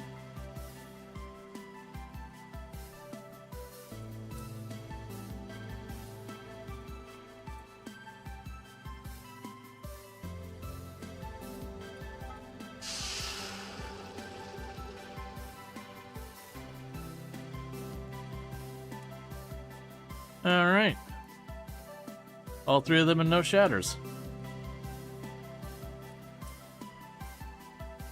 Yes, I've already used about half of this coal. So what we're going to do here is we're going to make ourselves a couple more iron ingots. I want to make an axe head, and we will start the tempering process with the axe head. I won't be able to finish it, but we want to get that going because then I'll be having a better axe, because the bronze axe we have is going to break very soon. So realistically, I'm probably going to want to bring some stone axes with me for our deforestation of the pine trees effort.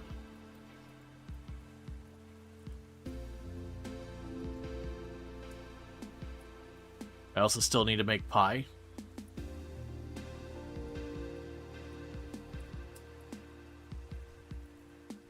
Okay.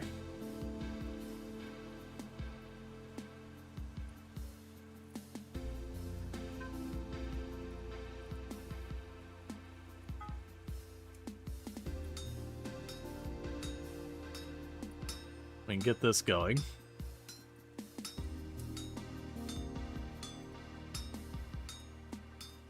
Would like some pie? Yeah, no, absolutely. We're down to our, like, last pie, I think, that I've already made.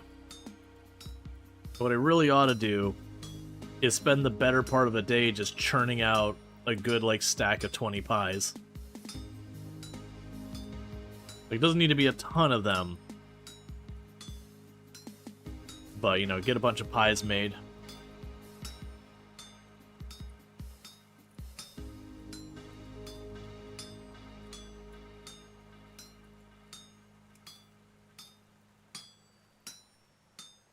Okay.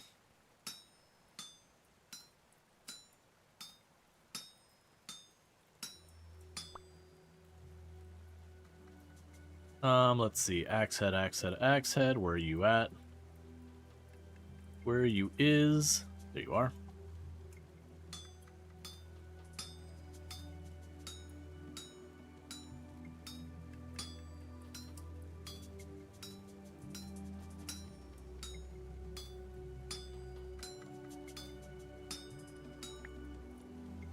Okay.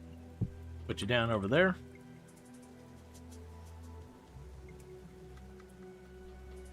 But that way, over like the next day or so, whenever I pop in here, I can like get that advanced a bit more. Because I have to wait for it to cool down to put the first round of the fire clay on it.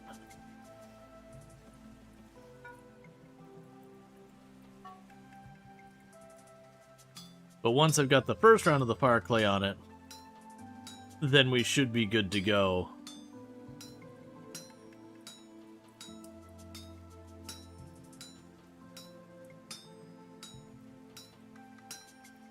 Okay. I vaguely remember you could take the bronze anvil when you're done with it and chip it apart. I probably won't when we get the windmill built, which is why we're going to do the pine forest stuff, is to get the resin. That'll be a thing where I'll want to have an anvil to just smack out plates. And having the bronze anvil is good for like all the iron stuff and whatnot, so just knocking out the iron ingots, that'll be good enough. And then meanwhile, keep the iron anvil for when I go to actually work on steel.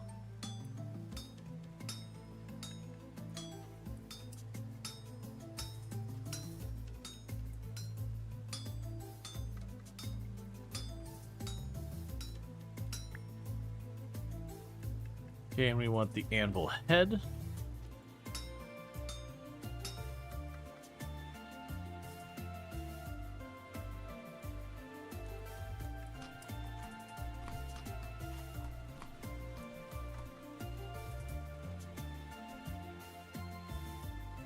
Okay.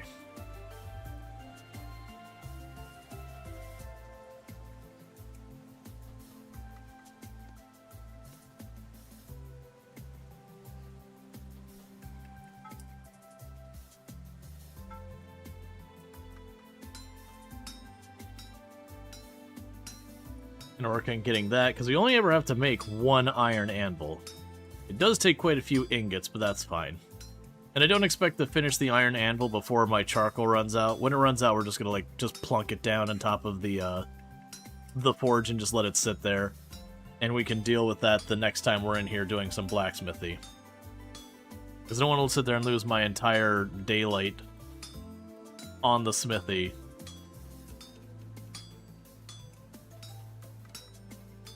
Alright.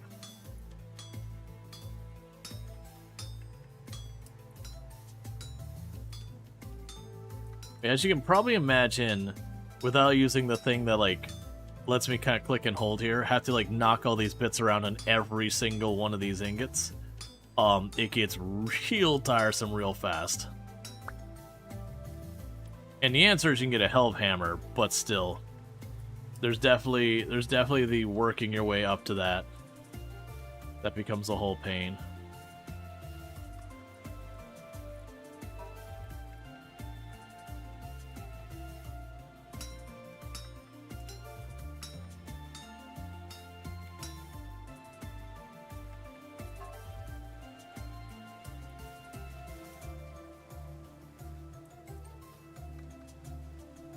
Okay. Hey, Panzer. How's it going?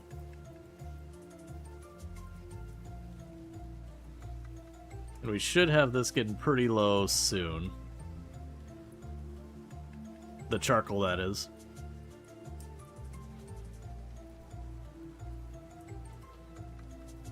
Is there a setting to not have to click every square when crafting? You can toggle it off. It's not a setting. I'm using a mod called Napster that lets me, like, hold left click. But yeah, no, it's not a setting, it's a mod. Because one of those things, like, I like the crafting, it's just, there's definitely a point where you've done it enough times, you're like, you know what? I don't need to sit here and do this mini game forever.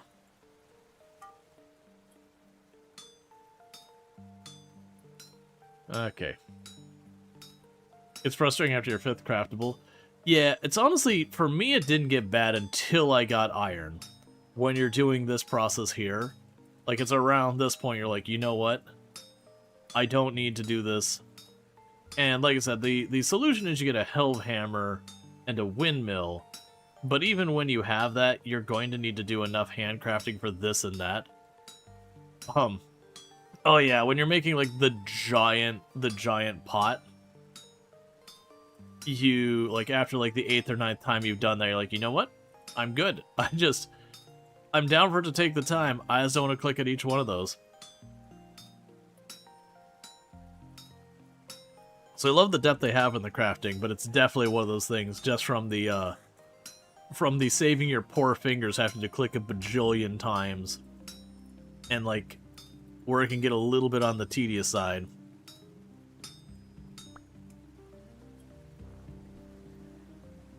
It definitely is something I absolutely will use the mod.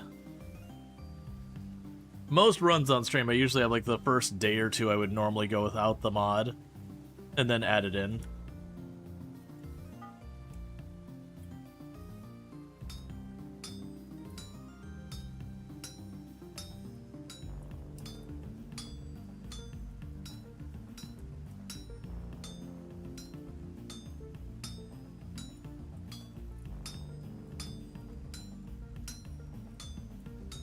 It's just Napster? Yeah, its name is Napster.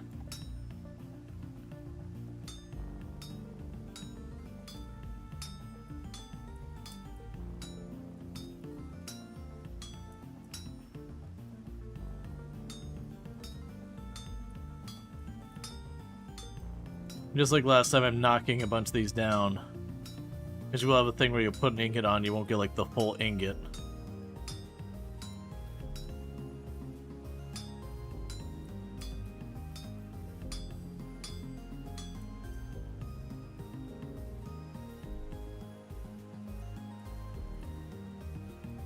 Okay, so it's getting down to not much fuel left in there.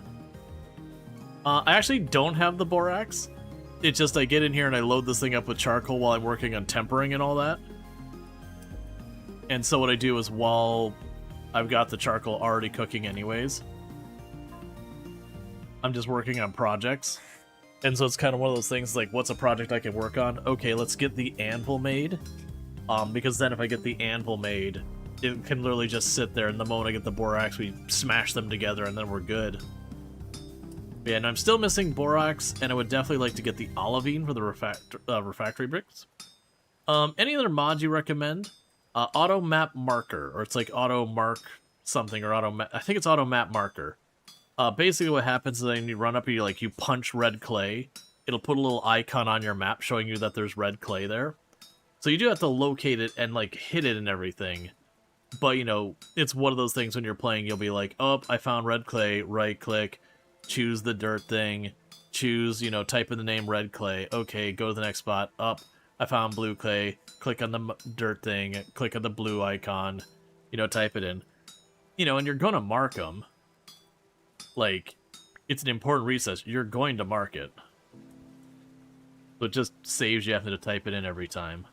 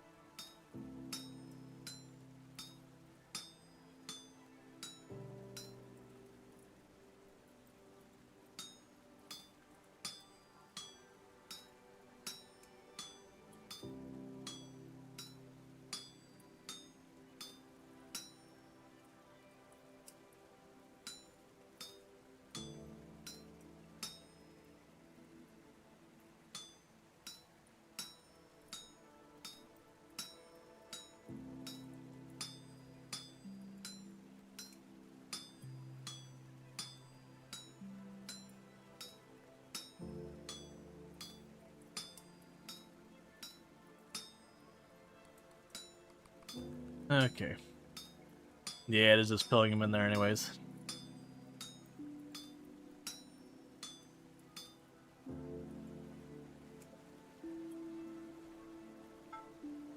I don't think we have enough time to get one more. We could try for it. Because I believe one more will finish it.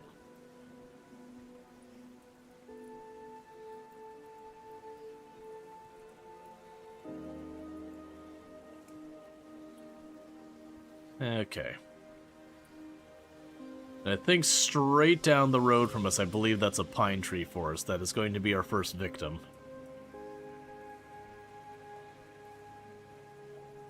And I'm not going to be trying to collect the saplings and all that. We are just going to knock down trees.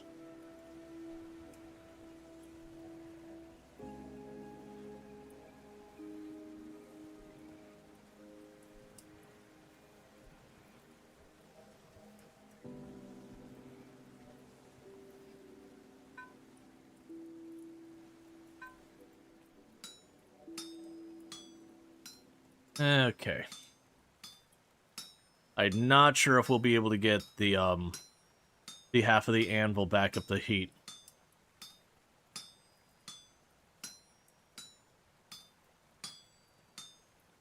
By the time I finish this, because it said I had 0.16 hours left, and that's... Yep, there it goes. Yep, so we ran out of charcoal. That's fine. So we'll get this ingot done. We'll chuck it on the floor, let it cool off, and there'll be an ingot for next time. That's kind of all I'm doing, is I'm just putting in a full load of charcoal, and then we get as much, you know, blacksmith as possible on one load of charcoal.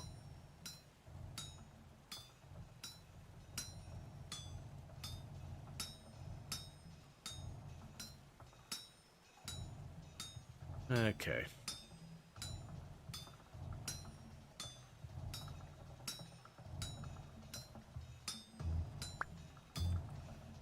Alright, so put you on the ground there. Up on the wall, up on the wall.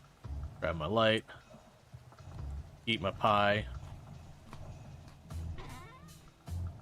Chuck you in here. Right, and we can go here and go. There's your better hammer. There's your better pickaxe. There's your better prospecting pick. And for right now, we will put you on the wall there, and you up there. Alright, so unfortunately, we can probably push our luck. Let's go ahead and I'll make a couple of extra axes. Obviously, we want to be using the better axes, but I've got the one iron one laying on the floor that I'm worried about, or I'm going to be tempering and all that. Or quenching and all that. It's not done yet, so I don't want to waste it when I can get a lot more mileage out of it. So we can make some crappy stone axes. And we're going to try and stick to the bronze axe to cut down as many trees as possible before it breaks.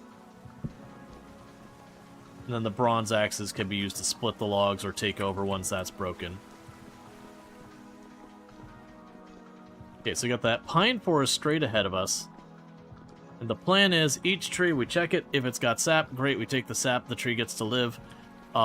If we doesn't have sap, though, the tree dies.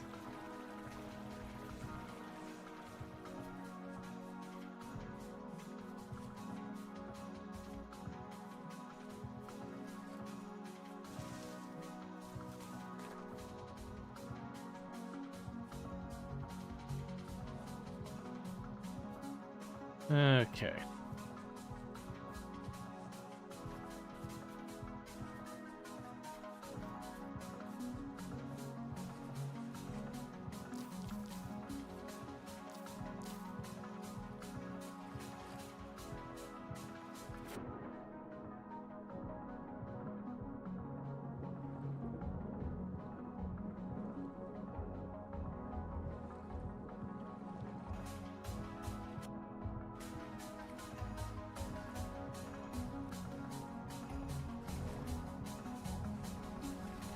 No sap, tree dies.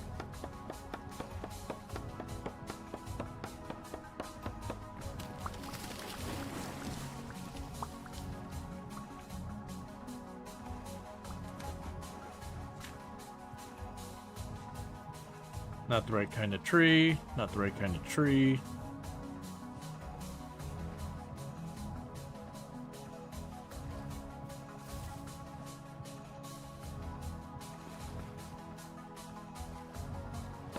No sap, tree dies.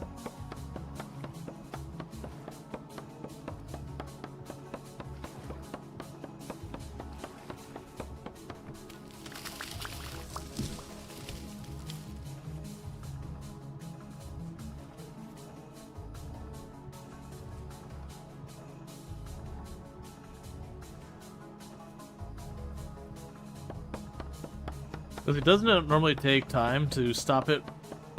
Doesn't it normally take time for a stop to form on the tree? There's a different game mechanic for these trees. No, when you start the game, literally it will put, like, the sap spots on the tree, like they're there. Or they're not. And that's what we're doing, is we're eliminating the trees that do not have sap coming out of the side. It's not a thing like you could scratch the tree up or anything like that.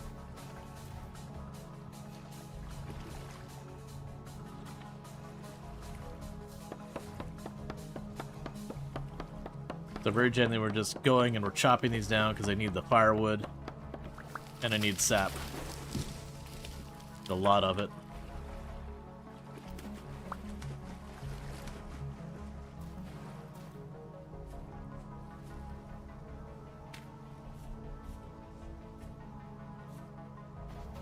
Yep, no, you're all good.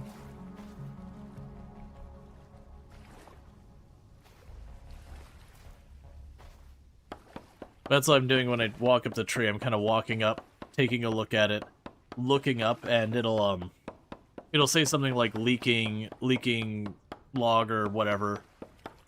And if I see that, like I said, we leave the tree alone. We go get our resin. Getting lots of pine cones this time.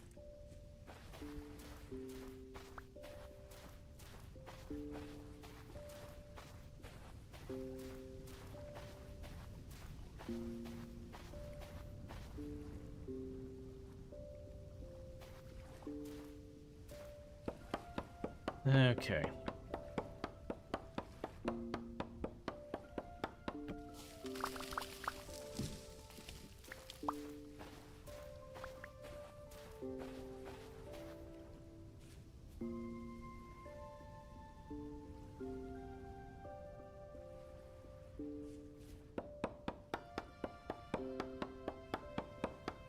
Yeah, no, the player-grown trees can never have it.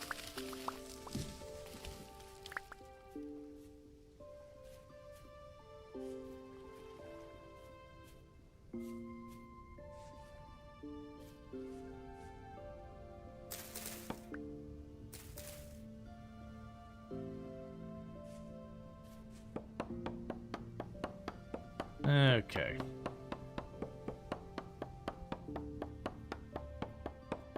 And there's tons and tons of mods for if you wanted to, like, kind of force it to show up, you can make it happen. Alright, there goes our bronze axe.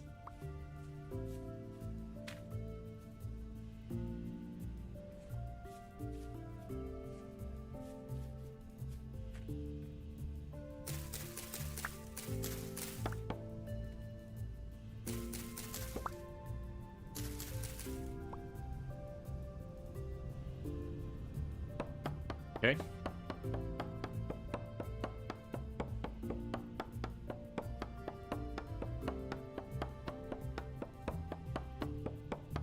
And we do have an iron axe head, it's just I'm gonna need to wait till my next round of smithing to quench it. So we're burning some stone axes to knock these down. I'll probably end up with a pretty full inventory pretty quick.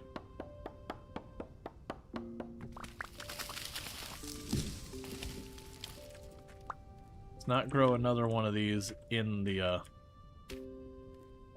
clay if we don't need to.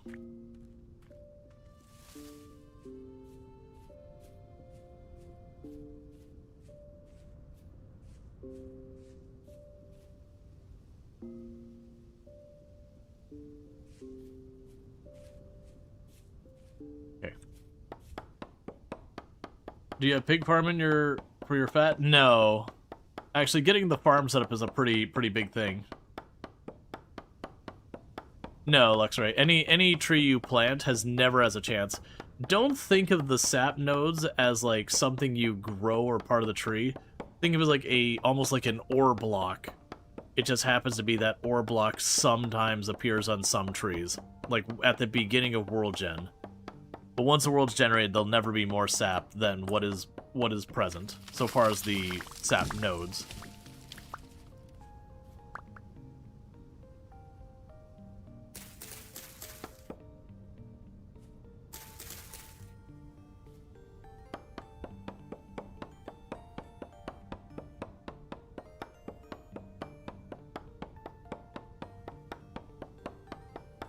Yeah, the nodes do regrow sap. Yeah, I can't remember how long it is between it. But you can just keep revisiting the same tree that has a sap node.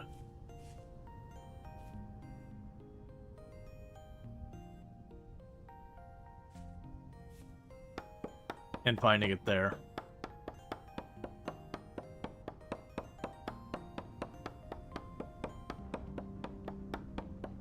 I do have 1 or 2 sap nodes marked, but not many. Because I've honestly, normally when I play this game, I end up cutting down so many trees, and this particular run I just haven't.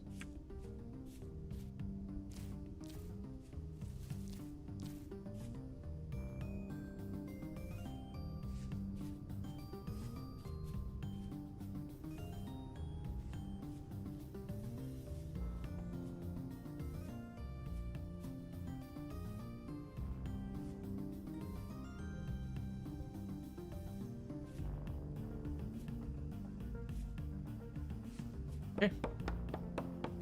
And I also don't sweat, like, if the node is, like, super way up at the top of the tree. Like I said, they're not that rare. So the sap does come back. If you go to where the tree is scratched, you can keep taking the sap from that same place. It has something like 9 or 10 or 30 days or whatever between times you can grab it. It's not that long, actually. It's probably like 9 days or something like that. But yeah, so that's one of the things that when you see a sap node, do not destroy it. Think of it like the beehives. You really don't want to destroy a beehive if you can help it.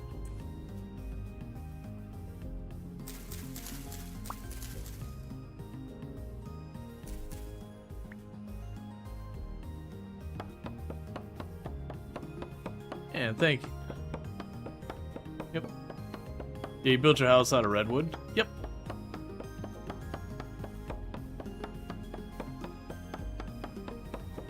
Let's see, any recommendations for sand for sifting? Shale seemed mid. Other than like bony sand, I'm not aware of there being a huge difference. Like you can get like the blocks of whatever sand you're shifting, you know, as a thing. But yeah, no, unfortunately one reality in the game is panning. It's a way to get materials that, like, you don't have to worry about, oh, I might just get unlucky and not find anything. But, it's not... It's never a great way of dealing with it. Oh, I think all of the sand, and I could be wrong in this, I think all the sand has a chance of giving you, like, copper, silver, gold, and a bunch of other stuff like that. The odds are pretty awful, though, so it's not really something to sweat.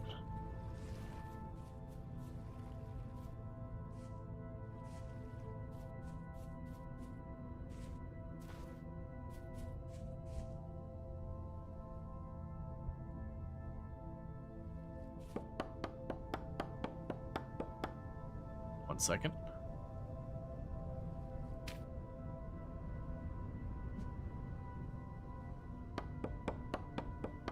Okay.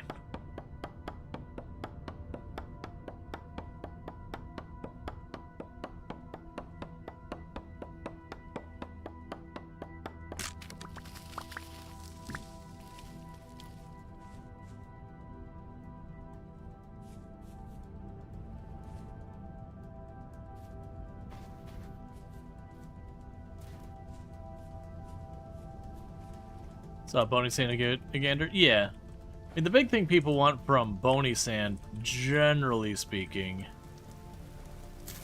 is they're hoping for candles.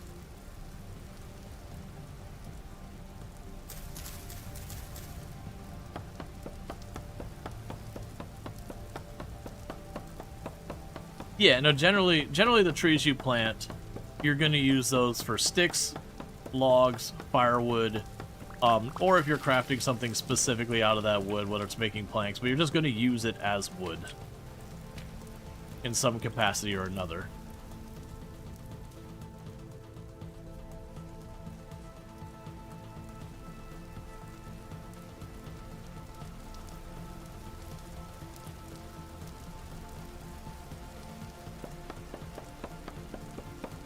I'm guessing there isn't a lot of trees where you live. Not immediately where my character's at, which is actually what's different about this run versus most of my runs in the past. Most of my runs in the past, just by circumstance, I've had a forest directly next to me, which on the one hand was nice because wood was easy to come by. On the other hand, I had a lot more issues with like bears and wolves and other crap showing up and causing me all sorts of mayhem.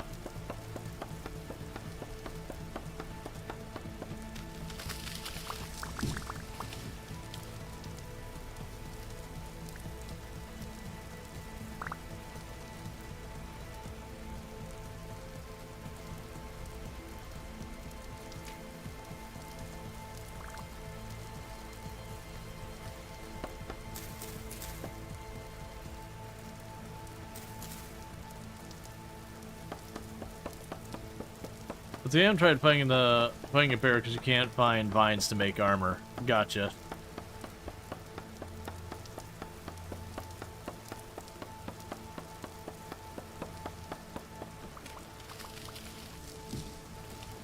So put these up here for right now.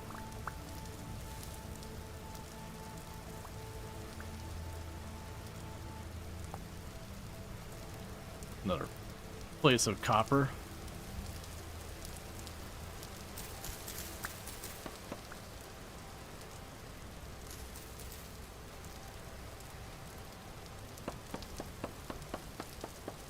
Okay, and I'm just about to run out of axes and inventory space. And we're starting to get hungry enough, it's going to be time for us to make food. And I think for this day, we're going to, like, actually run home, and we're going to make pie. So instead of blacksmithing, we're doing a pie day.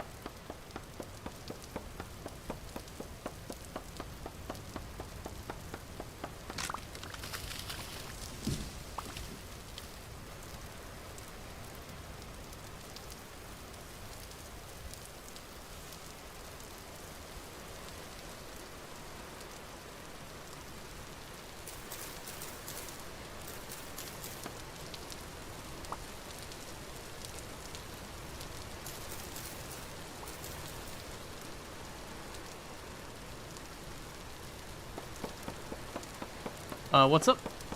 Why not bring some species over to where you live to growing trees with that? So I have the grow time on the trees set to be pretty slow. It's something like 4 or 8 times or whatever. So generally it just takes forever for them to grow. So I'm not fussed about trying to bring them back and grow a forest nearby. It'll just take a ridiculously long time. But at the same time, if I get acorns or whatever, I'm going to chuck it down, because we're not that far from where I live.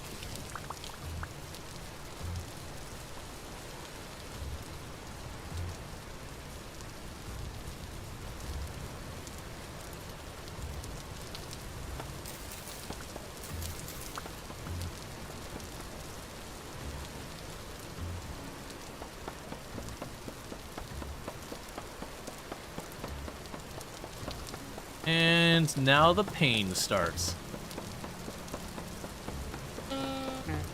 Oh yeah, there we are. Yep, there we are, we're alive. Every once in a while you gotta confirm you're alive.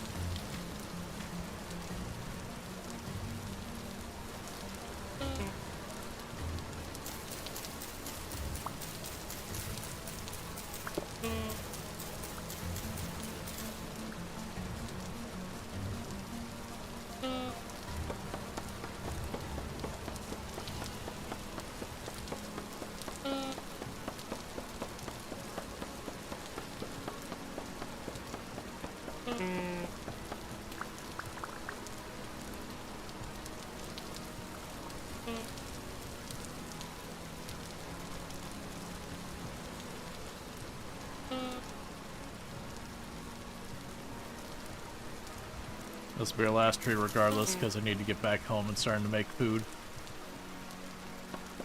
Yep, so no luck in this one. So far as like finding resin. But you see the idea is the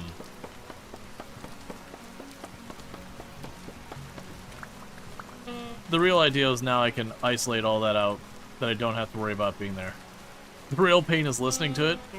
Yeah, that's kind of the thing. You're just like, I'm sorry, man. I didn't mean to.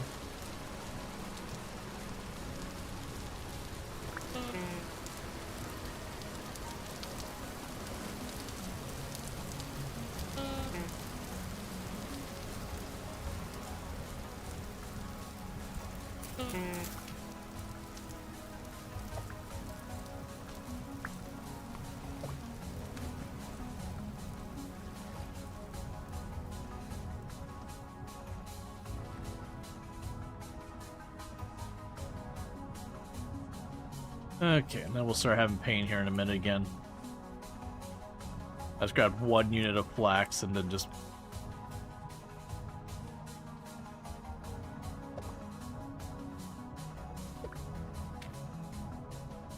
There you go.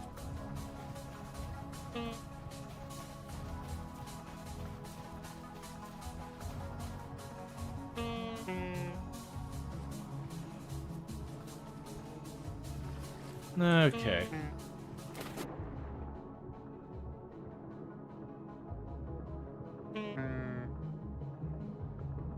It's one reason I don't do any like the higher pitch ones or anything like that, is they get real obnoxious when you're hurting.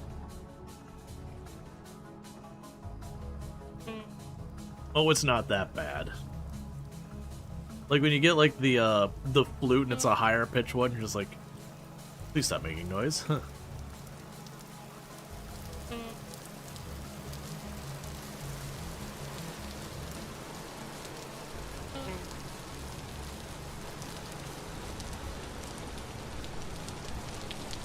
Low tuba all the way. Yeah, I have, I think, medium saxophone.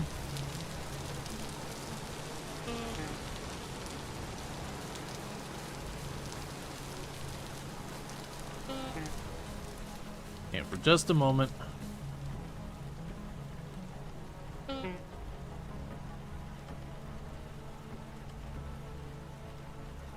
I need to get my inventory clear before I'm going to be able to do the rest of this.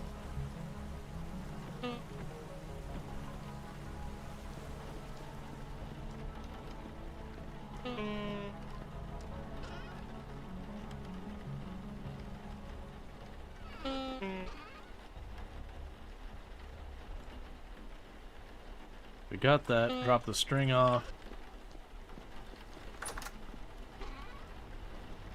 And as you can tell, it takes quite a while for you to die of starvation.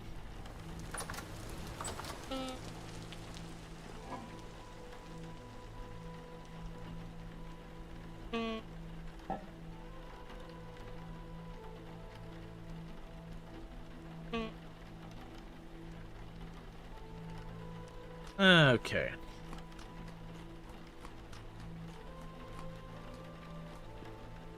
So with that, I do have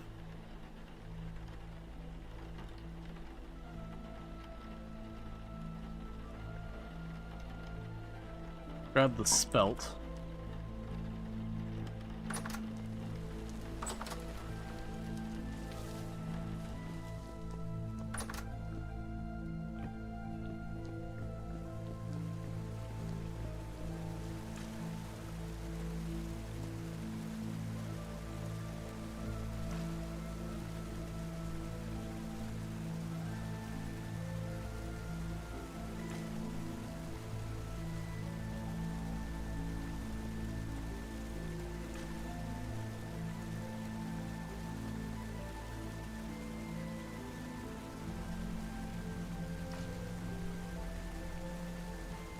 That'd be what, 5 times?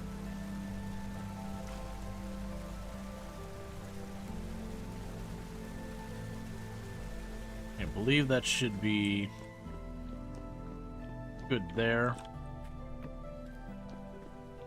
Drop off the spelt.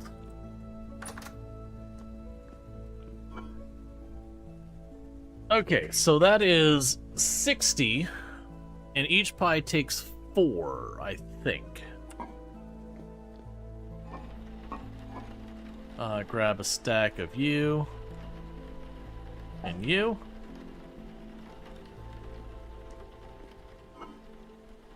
Stack of you, stack of you, stack of you.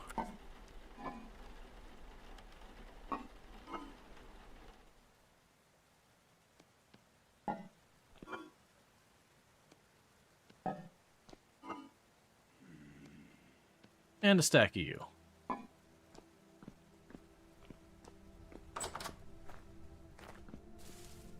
Alright.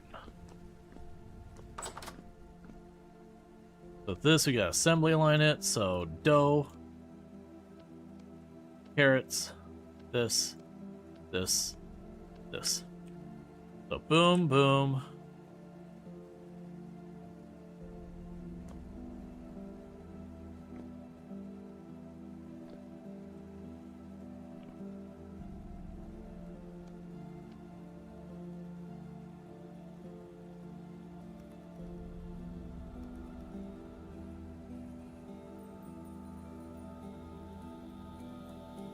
Actually, we do it this way.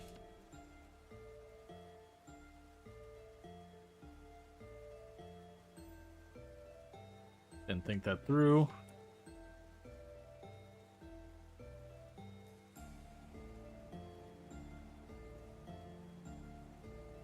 So basically just trying to make all our pies in advance so far as the raw ingredients. So now I could do is this.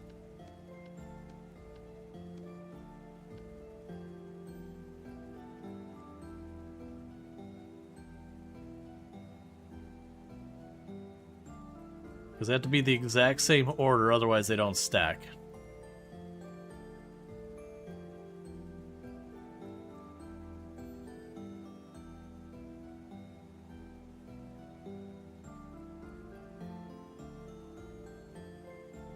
And we'll get all our pies set up here in a second. You can change like the pattern and all that on it. If I was just to make one pie for myself kind of thing, I would do that. Okay. What kind of pies are you making? At the moment, they're vegetable pies. Just because that's what I have, like, handy material-wise. Yep, so we got 15 pies.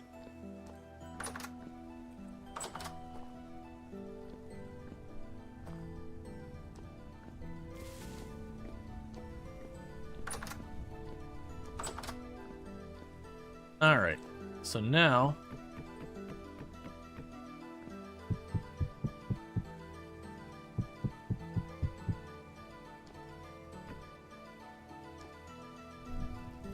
get our stoves going.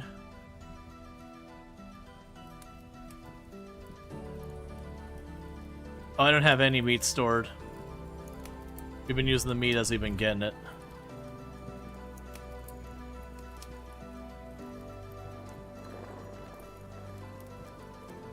Okay. Because the meat only keeps for a couple of days, even under there. You love the staircase to the cellar upgrade? Oh, yeah. No, it's something that's long overdue.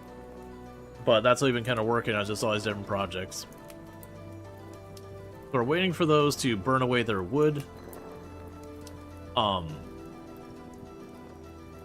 then we'll toss our pies in. And so while the pies cook, we'll just work on making our next set of flour. You're probably happy for her shins. Yup.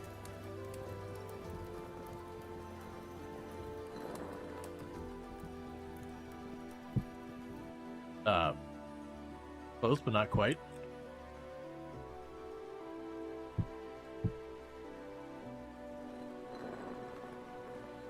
Alright, so we just need to watch for these pies to cook.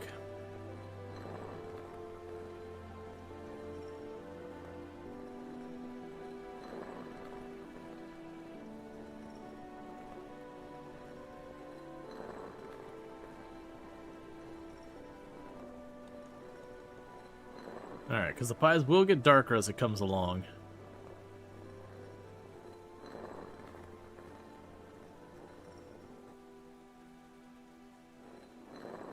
Okay, we need one tier darker.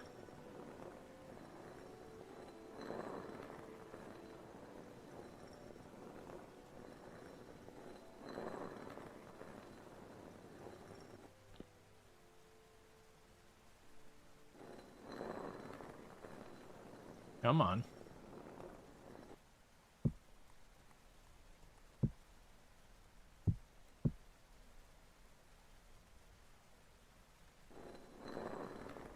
And next set of pies.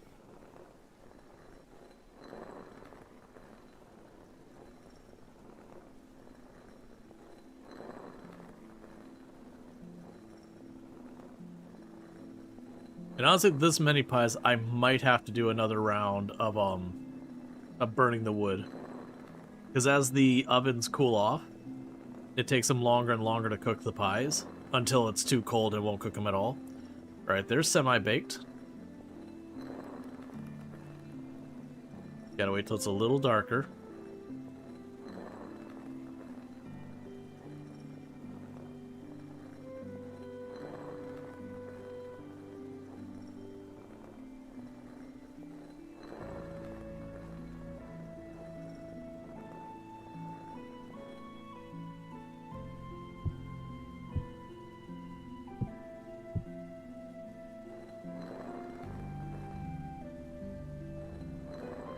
Okay.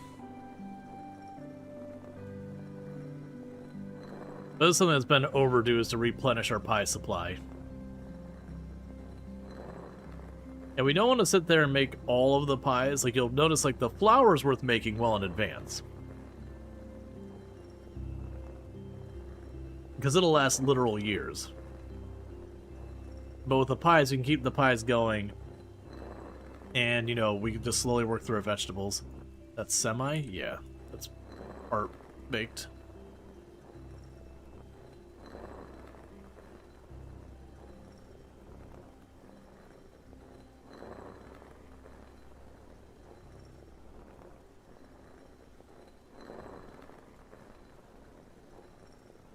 But yeah, and also just making all this flour will help out a lot.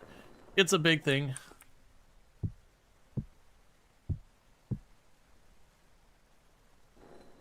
I say it's a big thing with the flour of just getting it all done. That's probably the thing I'm looking forward to getting the windmill the most for, is just this part. Operating the kern and the pulverizer, you just need how long does part baked pie last? Can you do part baked to save finishing?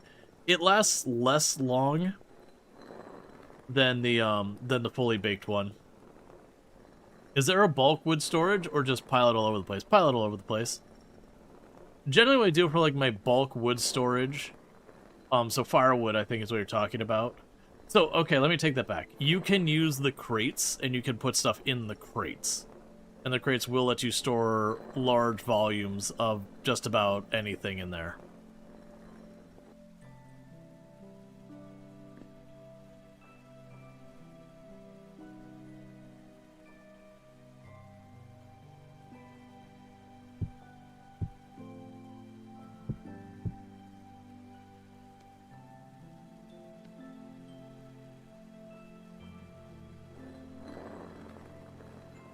Sure, but you don't have nails, sadly.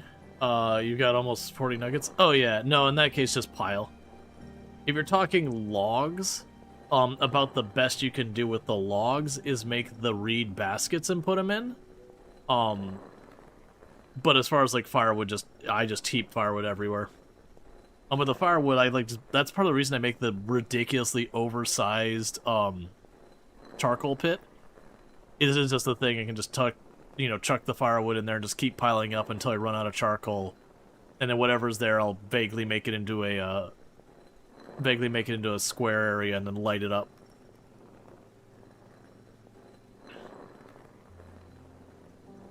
Okay. We only got 5 more pies to make after this pair.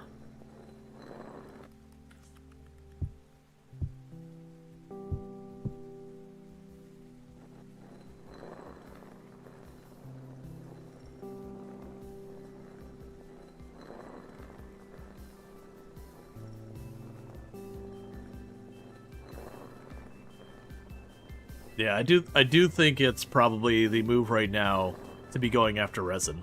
Get the windmill online. I think that's the play.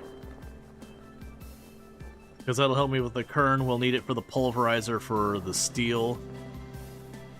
And so that's just going to take time. We're going to have to find where I've got resin and start pulling that up.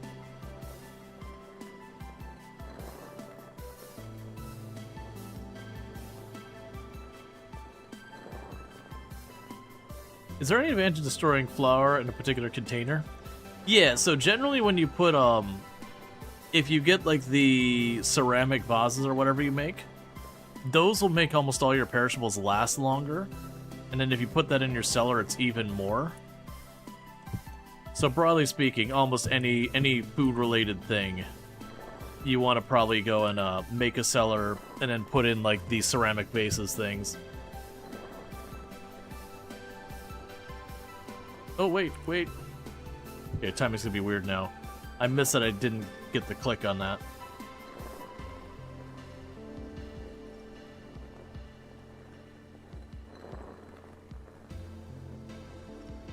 Because, yeah, that'll make it last way longer. Like, it'll be like 9 years or something is what it'll give you for the spoil time on it.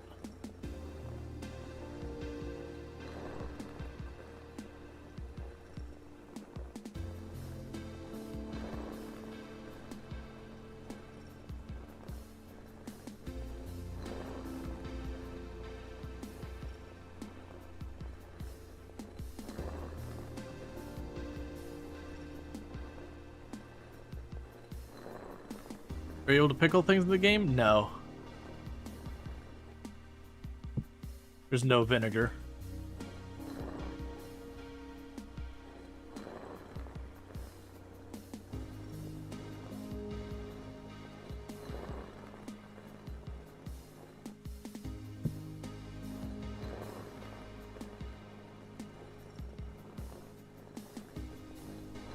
Okay, and that last pie should be done here in a minute. Probably on the fence of what's eligible for even cooking.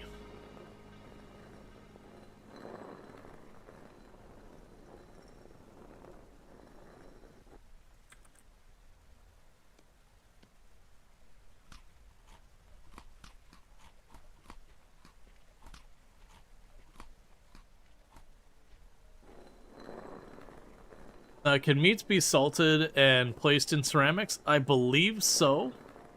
Not jerky. You can salt the meats, I believe, for preserving them. But the thing to keep in mind is in this game, like, salt is actually really hard to come by. In the game, it's halite, I believe is what salt is called. And it is as well as things that, as far as resources go, it's a very, very hard to come by resource. Generally, people want to hold on to it for making cheese. Because dairy is the hardest of the food groups to manage. And cheese is a pretty good option for a dairy thing that you can kind of preserve.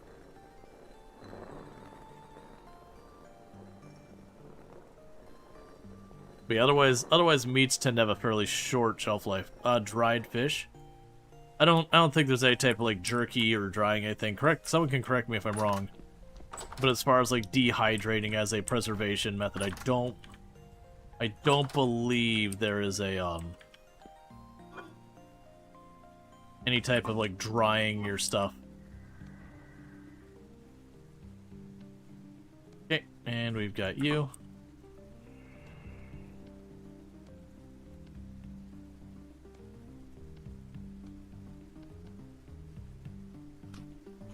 Actually, don't keep that yet. So we've got enough red currant.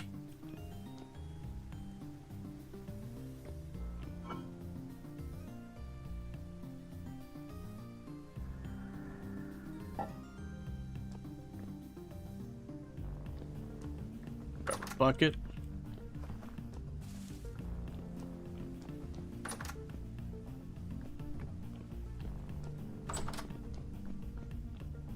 I probably should have a bucket down here for this specifically.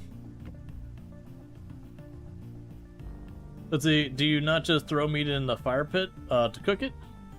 There's no matching recipe? So there's a couple types. There's red meat, And then there's bushmeat. Bushmeat, about all you can do is just throw in a fire pit and cook it. There's no real recipes to it. It's considered kind of your D tier meat. It's fine. You get a little bit of protein out of it, but it's pretty terrible. But then you've got red meat, which is stuff like the deer and all that. And the red meat, very genuinely, you can cook a lot of different recipes with it. Cool. We got a little bit more fruit juice going on.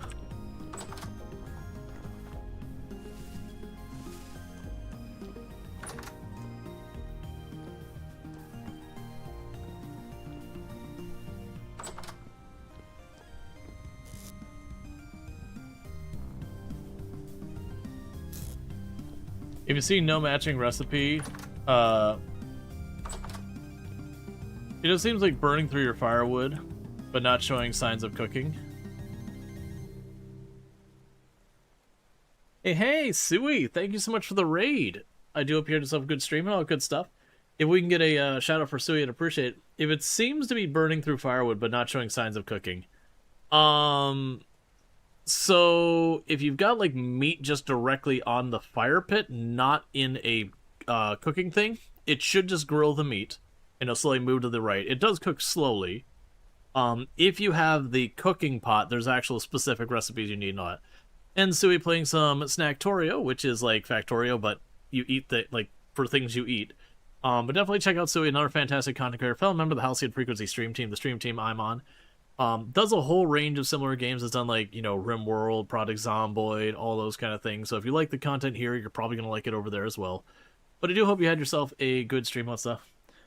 Yeah, you have a cooking pot? Yeah, so if you look in here, with the cooking pot, you can make like soups and all that. And there is like meat stew, but the thing you got to look here is that it is stuff like poultry, fish, and red meat, but bush meat, there's not recipes for it, so you need to go over here, and the bush meat needs to go there, not in the cooking pot. You can always just go and like, you know, deal with that. And yeah, the idea is it's like it thinks you're trying to make a stew, but there is no stew that uses bush meat. You hyped about the Zomboid news? Yeah, that they're going to be moving the Build 42 to stable. Yeah, I think I mentioned it at... Did I mention it at the beginning of the stream? No, I think I mentioned it on the Discord. But yeah, no, I think for Build 42 stable, I'll pop back on, see what I think of it at this point and all that, because I haven't played Project Zomboid in a hot minute. I actually don't even have it installed. I like the game, but I was not really enjoying the direction that Build 42 was going. But we'll see. I haven't touched it in a very good long while. I'm sure a lot has changed.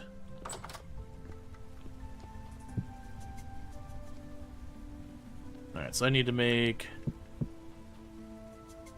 a bunch of axes for firewood. Hey! Hey, Allison, how's it going? Like, I very much have fond memories of Project Zomboid, but, yeah, Build 42 in some ways felt like it was just convoluted. Like, there's just a lot of things that, I haven't played in a while. I do hope it's gotten a lot better. But I definitely felt like it's a major step back from a UI perspective.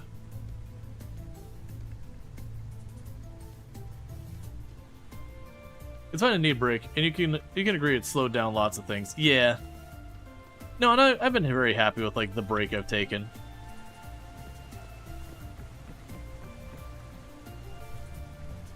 I'll go and see where things go from there. Alright, so it's firewood. Firewood. Let's break some stone axes.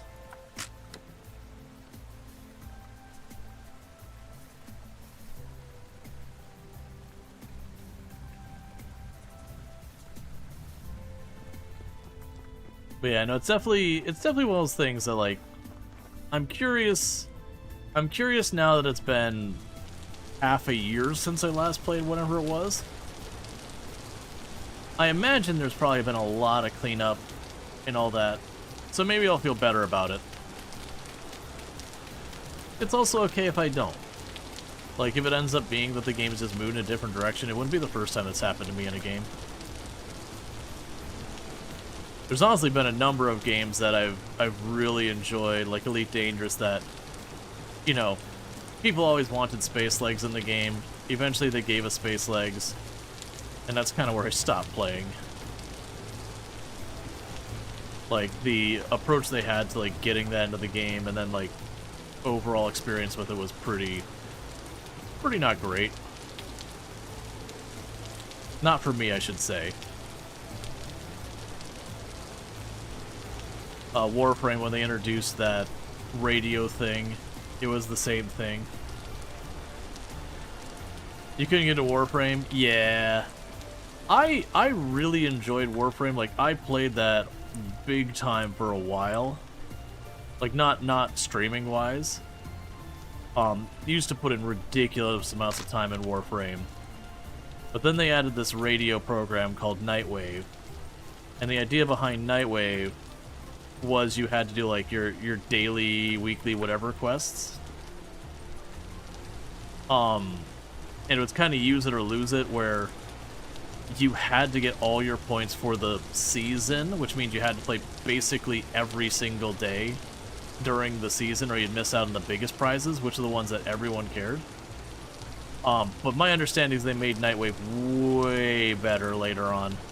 But yeah, because at the beginning, it's like you really had to be there for, I think it was like over, I can't remember, it was like the month or whatever that was. I think the whole month you could only miss like 2-ish days before you just might as well give up because you can't get the best prize. And they would make your points expire. Like I said, that was a ways back, and I have heard it's much better now. Yeah, no, I definitely missed out on some story. Like, I loved the story. Like, when we first got to see, and I won't spoil, first got to see the Tenno, what they actually were. That was some excellent story stuff going on there. Do not spoil it for anyone who is not in the know.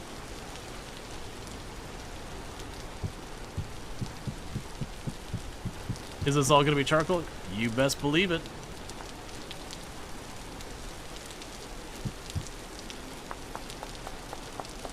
Because we're needing to cut down, well, not cut down, we're needing to try and find resin anyways.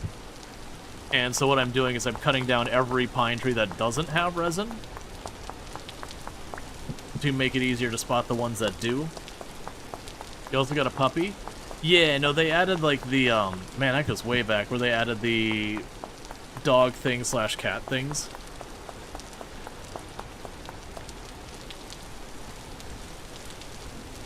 Oh no, in real life. Oh, that's cool.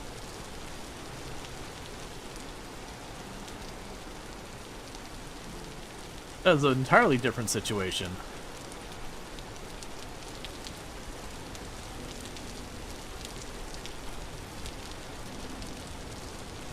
It's a floof. Got a floofy puppy.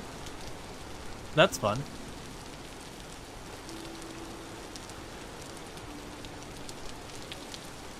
It's a melty poo. I have no idea what that is. Admittedly, I'm not super knowledgeable about dog breeds. Not unless they're ones that, like, you know, everyone's kind of heard of, like Boston Terrier or whatever.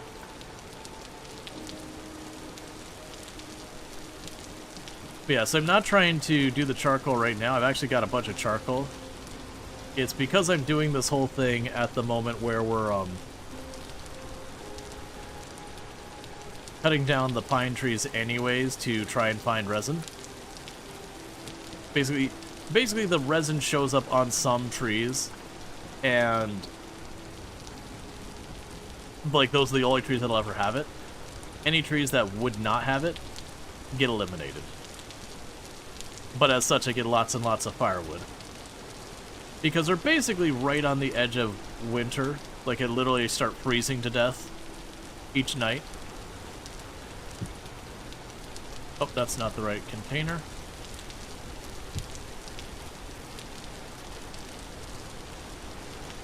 Okay, so that's all the firewood we got from that one.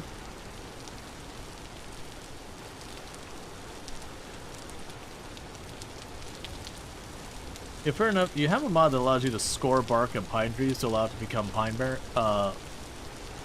Yeah, no, that's it's a very popular mod. To have the mod that lets you basically take pine trees and like mark them up for that. Because in real life, that's what you can do, is you can deliberately make the trees leak their sap. So I've got 4 axes on me.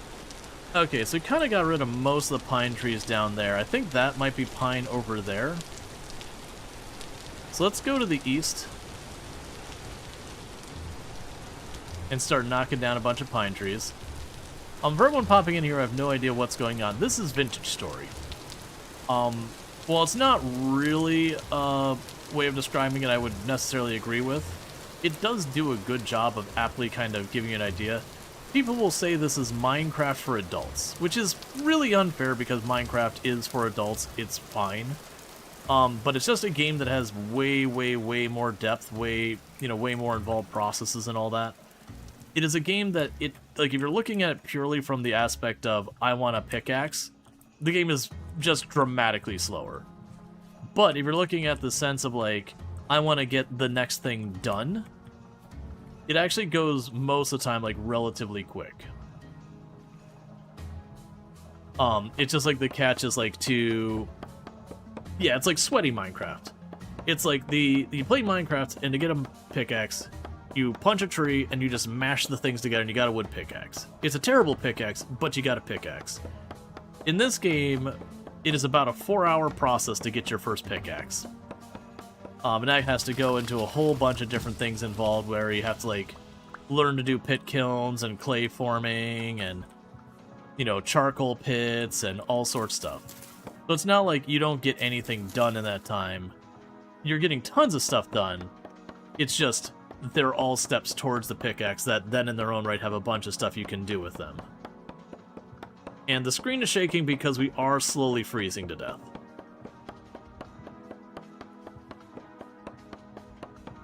Which is fine.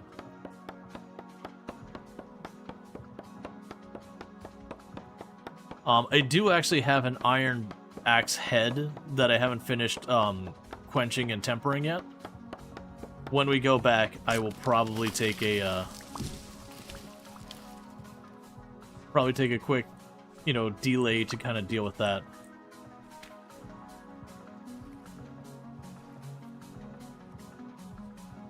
Yeah, Luxray, I think the modversary thing, like, pops up multiple times. Because it's supposed to be once every, like, 6 months or something like that.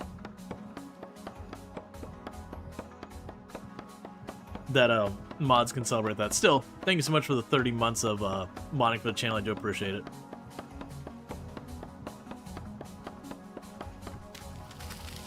Borg Twitch, only on days that end with Y. All the other days in the week, Twitch works flawlessly.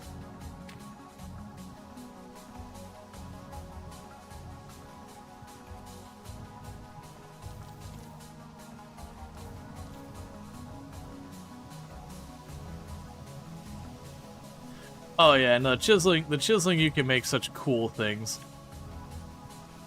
Yeah, so what we're looking for is we're looking up the sides of these pine trees. And occasionally it'll say, like, leaking sap or whatever. Whenever we see one of those, that tree gets to live. That tree's our friend. All the rest of these trees are going in my pocket.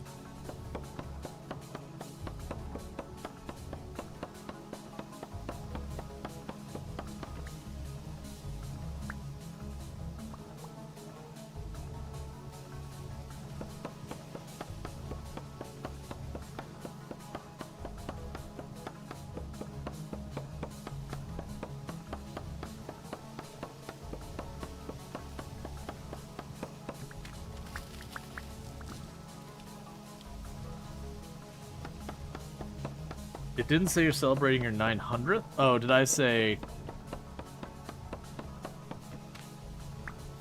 I don't know what... Did I say something wrong?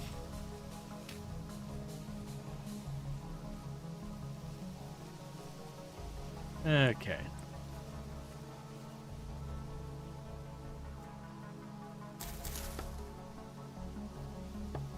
Yeah, no, I missed whatever it was.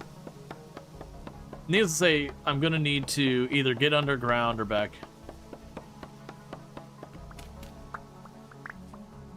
Oh, we're celebrating the month of. I see. That's a weird choice. Like, I mean, I guess I don't have a problem with it. It feels like they could get spammy, but at the same time, if they're a moderator and they're spamming the channel,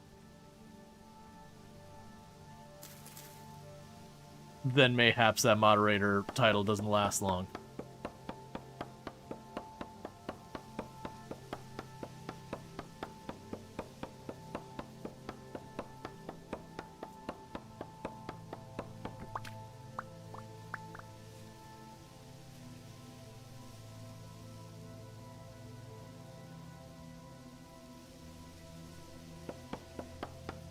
You're wondering why there's the focus on the pine trees right now. It's I need resin, because we can make a windmill with resin. I'm gonna need a decent amount of it. But I could then use it to, like, power the kern, so when I make the flour, I don't have to stand there and, like, turn it by hand or whatever.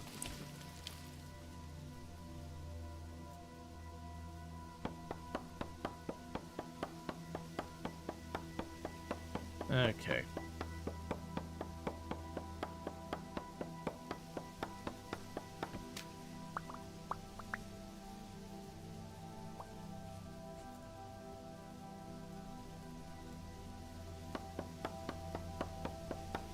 Just utterly eliminating the pine forest.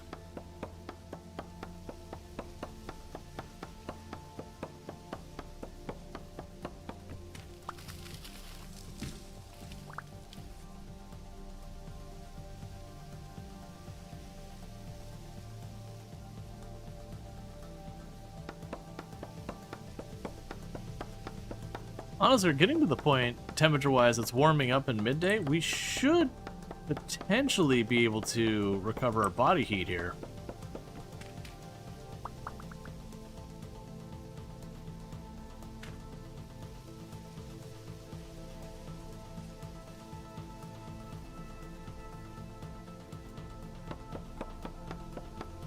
And I do like all the new mushrooms they've added, making the game a... Well...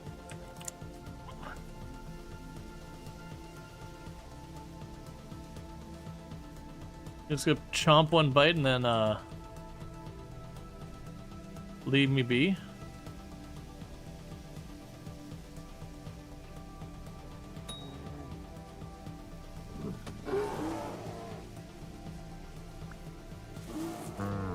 Well. Oh, it was a grizzly bear. I was like, that bear ran me down. The last bear couldn't catch me at all. That bear just straight up wrecked me. Well, that's like her third death or something.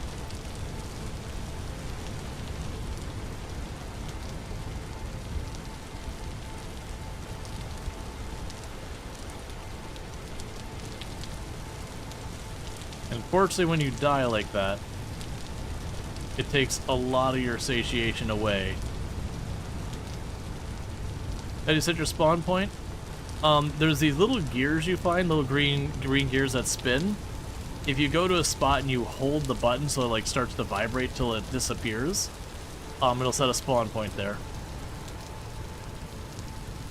Now spawn point's only good by default for 20 deaths, and then it'll like unset it.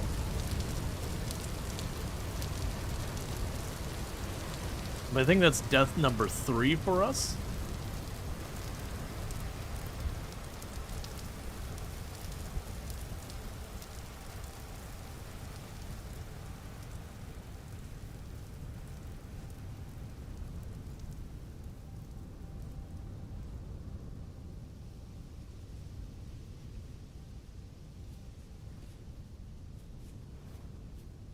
I would like to recover my spear.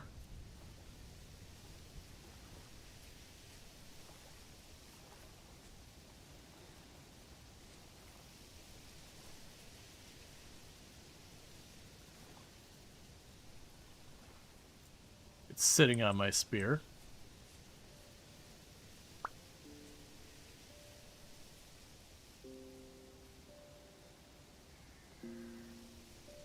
Hey, don't shoot quills at me. I'm trying to do a thing.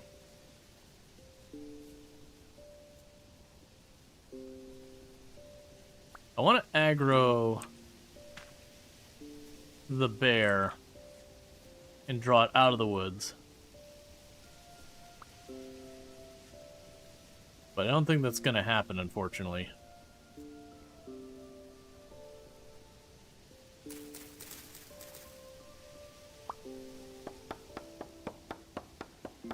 Let's see, isn't hardcore mode something you still spawn, but it's randomly? No, there is a hardcore permadeath mode, but there's one called Homo sapiens.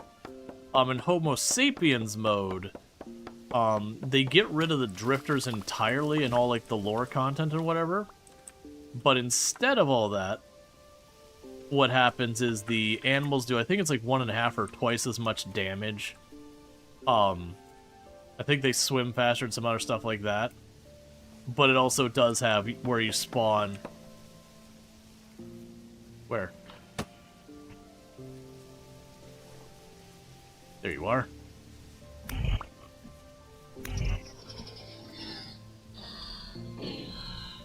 But you spawn like way far away. It's something like 10,000 tiles, which may not sound like too ridiculous of an amount, but that is a really far distance to be dealing with. Because yeah, with that one, because it's also, if I remember, that one has the map turned off by default. So you take a death and you're like, man, I don't know where the hell I lived. I guess I live at this new spot now. It's an interesting challenge mode, but yeah, it's a whole thing.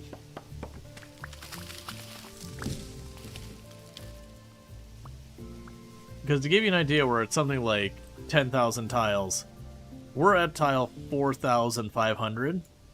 That's tile 0.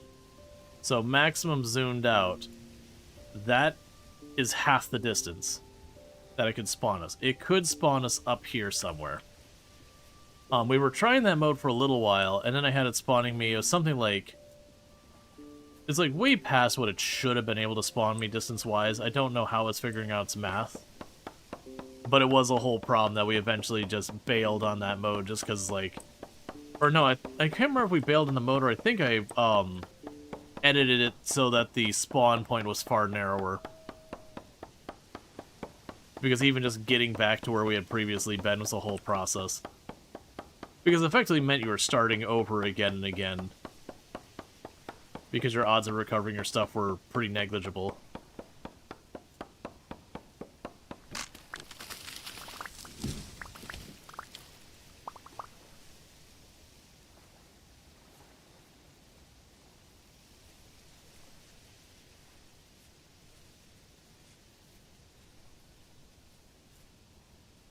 Why? Why is Rual getting its getting the link muted? It's literally like a permanent joiner on the channel, all that kind of stuff.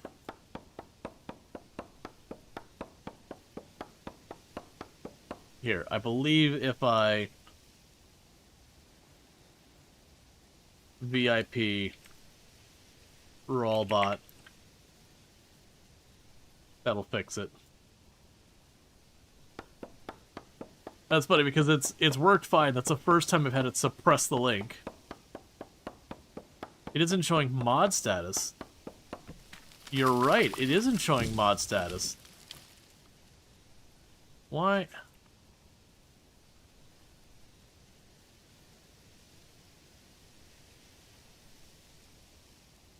Mod Rual. That's weird.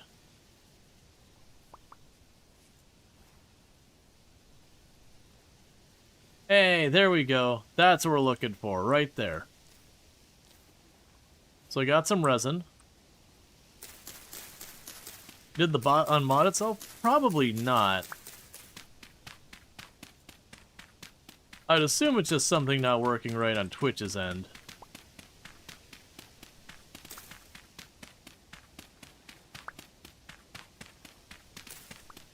Because I'm honestly, if I'm not mistaken, I don't even think the mods can unmod and mod people. I'm pretty sure that's only I can do that as the broadcaster.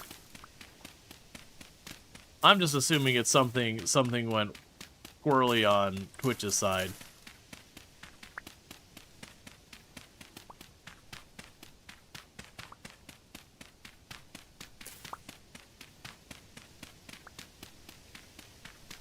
We can VIP but not mod. Yeah, no, absolutely. Because otherwise you'd have the whole thing where, like, if a creator had a falling out with a mod could, like, quietly give another account, like, mod status kind of deal. It'd be very hard to, like, notice it / get it sorted out.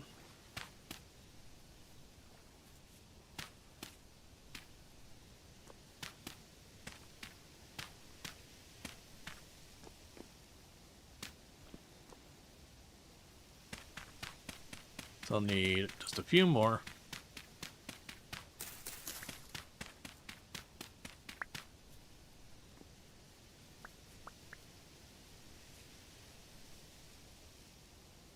Oh, I'm just gonna plant you again. There you go. One more. Because yeah, see what I'm doing here is I'm putting a little frame on the ground. That way when it's like, oh, I need to...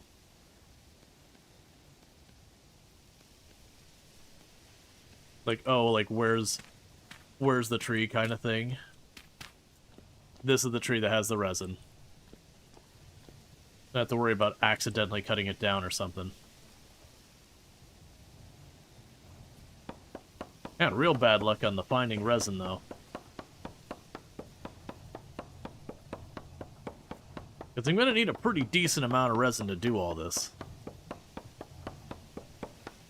I want to say anything that's like gearing or whatever requires like at least 1, if not 2 resin.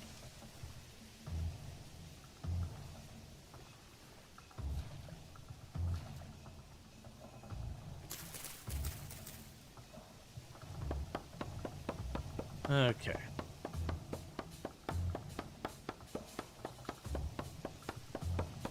But I found doing this helped because in the past I've run through here, like run through the forests, and I find myself continuously checking the same trees, trying to take different paths.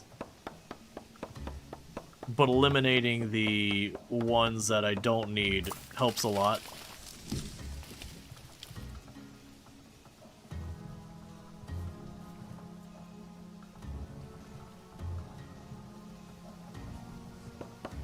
And then on top of that, you end up needing tons and tons and tons of charcoal as the run goes on. Rual bot is being hacked? I don't imagine, because, like, if the bot did get hacked, the first thing it's going to do is not unmod itself.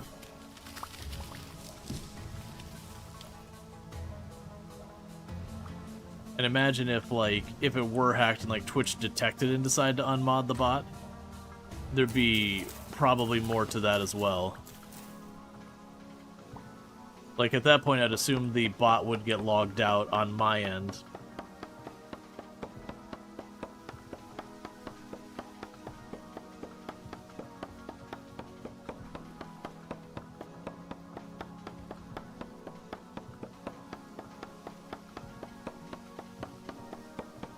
Yeah, when we get back, let's go ahead and get the iron axe made. When you've got the head there, I just need to temper and all that. So we can do a round of getting the anvil going, the axe tempered, all that stuff.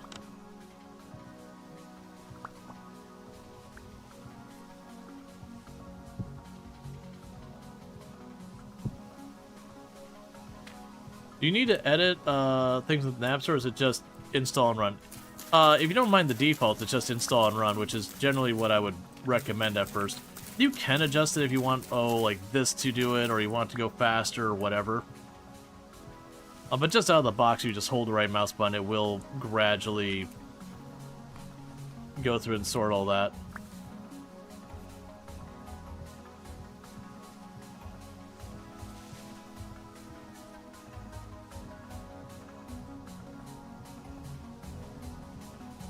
I forgot I had a pine resin over here that we had found previously.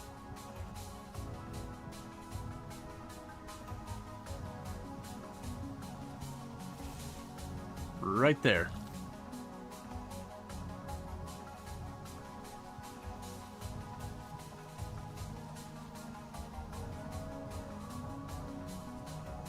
Alright, we need to get home because we're freezing to death.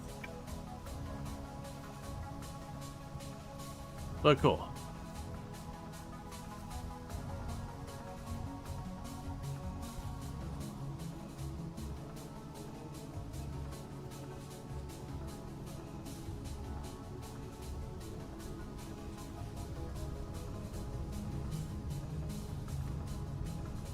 Alright, let's get home.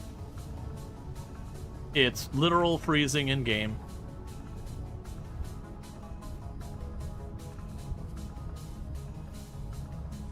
I'm not sure if you did something wrong. You just dragged the zip files into the mod folder. If you go in with Vintage Story and you go to like the mod options, like the in-game like mod browser, when you pull it up, it'll actually take you to like the mods website or whatever. You can literally click to choose the like one-click install, and it'll just boot it up in Vintage Story and download it. You don't need to like grab zip files and move them around and all that kind of stuff.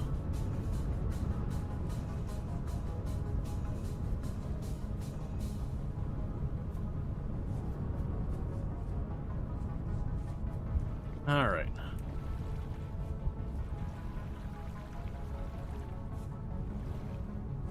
Okay, so once we warm up, it looks like a bunch of our crops are finished growing. So we can deal with that.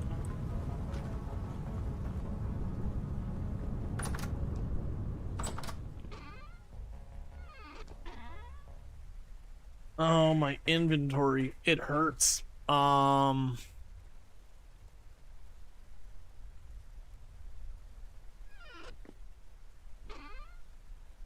There's not any bones I can crush there into bone meal easily. Bear with me, chat. I really have to use the restroom, so I'm going to do that real fast. I'll be back in just a minute, and thank you again for tuning in, and I'll be right back.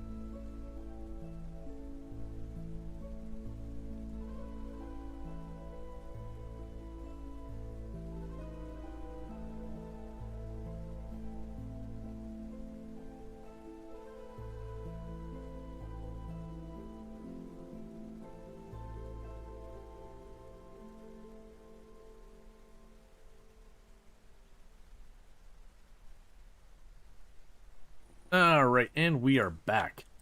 Okay, so inventory woes. Let's deal with that first. We can drop down here. We got enough white currant, we can probably make something. We can drop the chicken in the woods in here.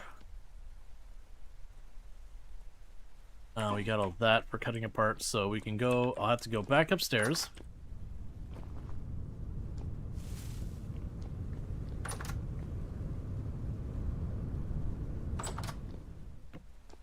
Grab our bucket.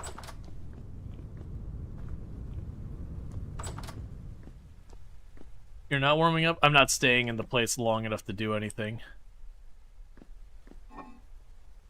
We're popping out, running around.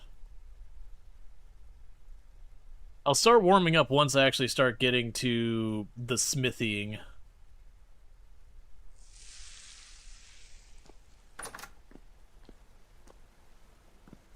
Okay, that's fine.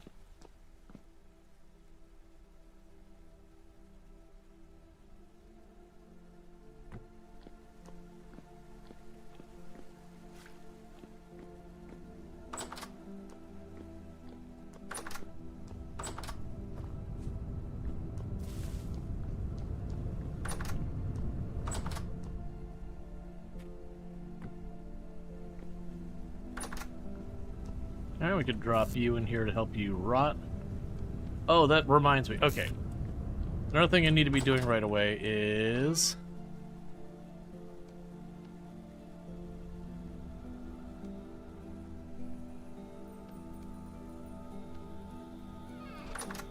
grabbing you.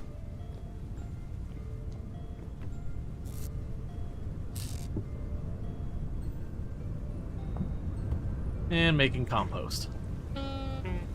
Ow.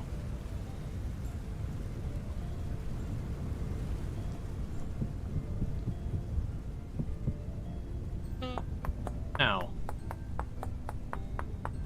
You didn't travel far for the box it. I bet you could just craft fire clay now. I could.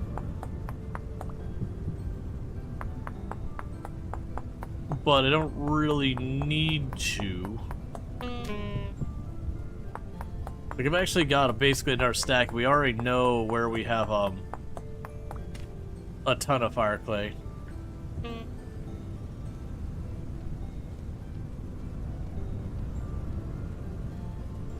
Let's get the quill thing out of here.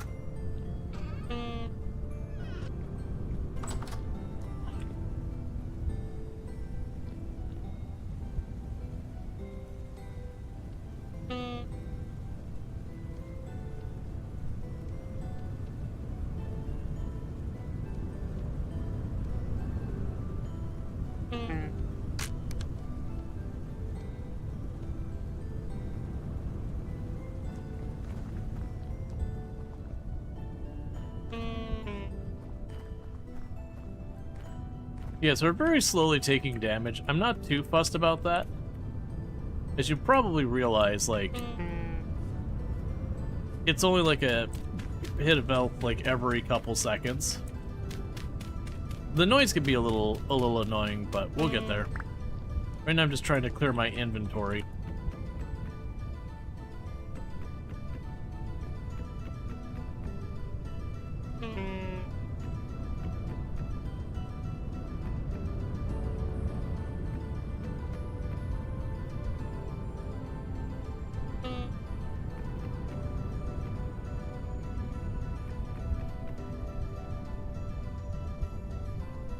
Okay.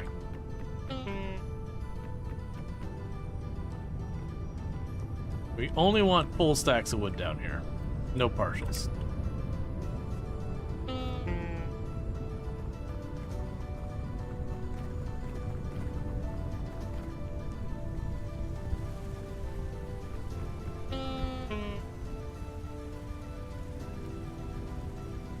Okay, so axe.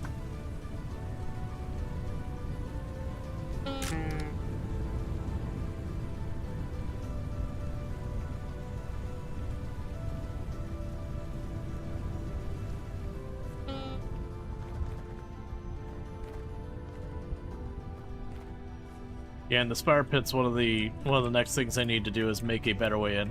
I need to get a rope ladder going is what I need to do, because with the rope ladder I can lower myself in, and then as I need to pull up segments, that's fine. The rope ladder would also give me the option when we go speedlunking to just hopping down into places.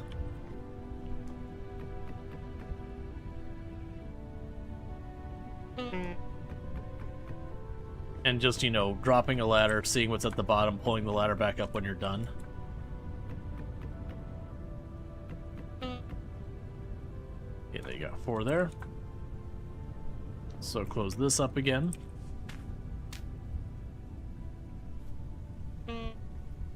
Alright, let's get ourselves into the blacksmith and start warming up.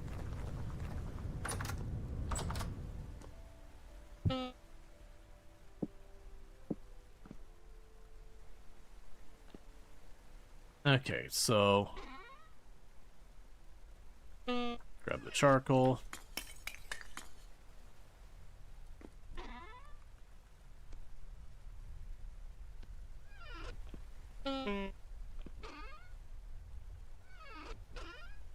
Grab the blooms.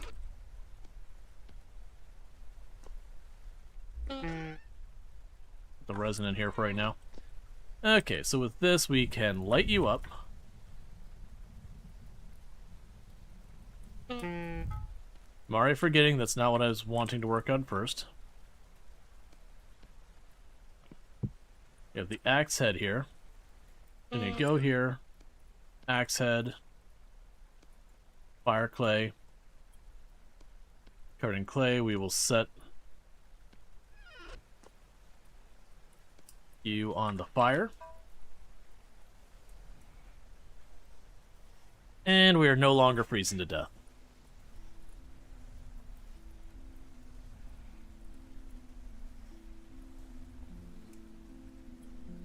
And we're aiming for 900 degrees Celsius.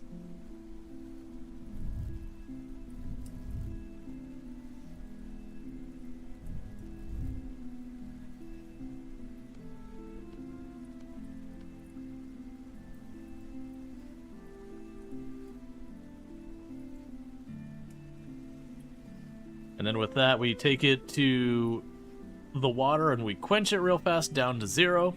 Then we toss it back over there. We get to about 600 degrees. And then we let it just air dry.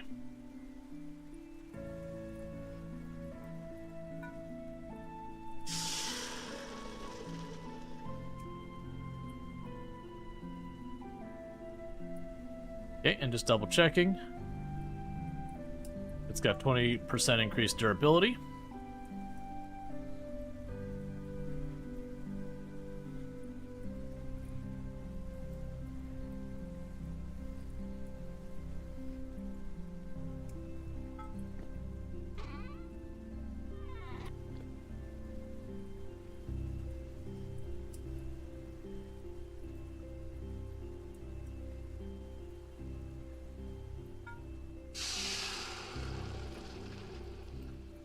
Now I've tempered it.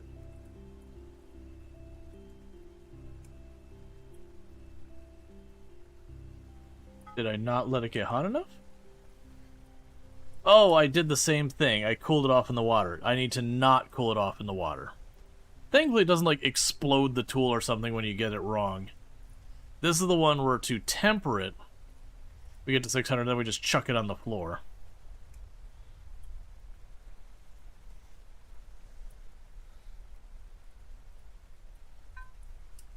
Alright, and you go over there now.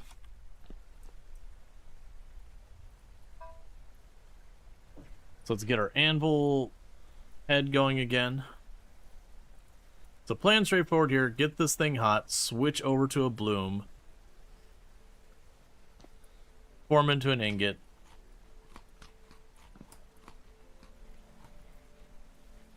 and go from there. There'll be a little bit of back and forth between these.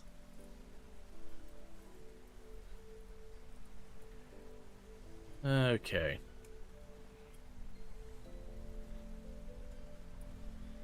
Yeah. Oh yeah, that's kind of one of the rites of passage of the game is you'll go to make a mold and if you let it cool down way too rapidly, i.e., you know, for me I poured water on it, but it was the same thing. I let it cool down way too fast and it shattered the mold.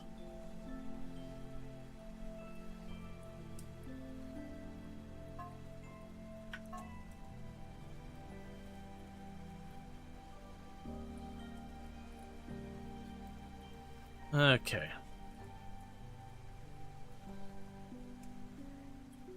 But it's one of those things everyone does sooner or later. Let's think it's, what is it, thermal shock?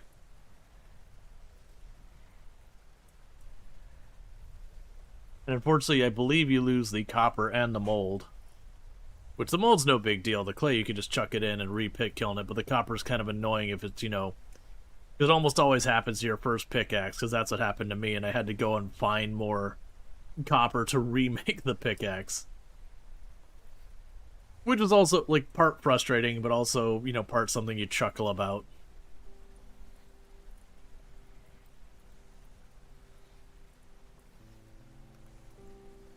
Alright.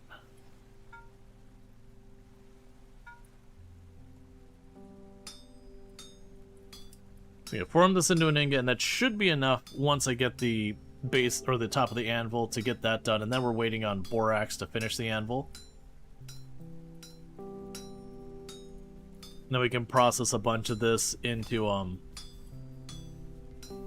ingots, or if there's any other tools I feel like I could use. Might be worth making a shovel head.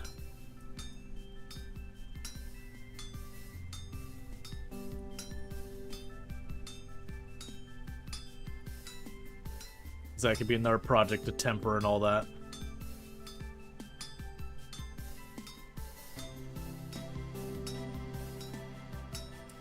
I kind of look forward to, like, the quenching and tempering steel and just seeing how ridiculous that is.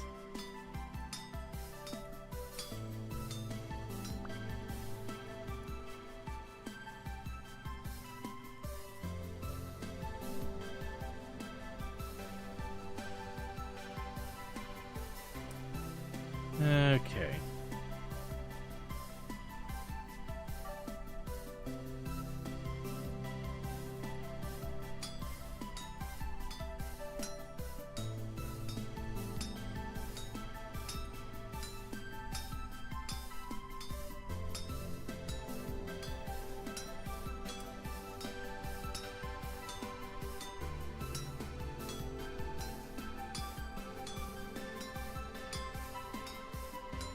Really?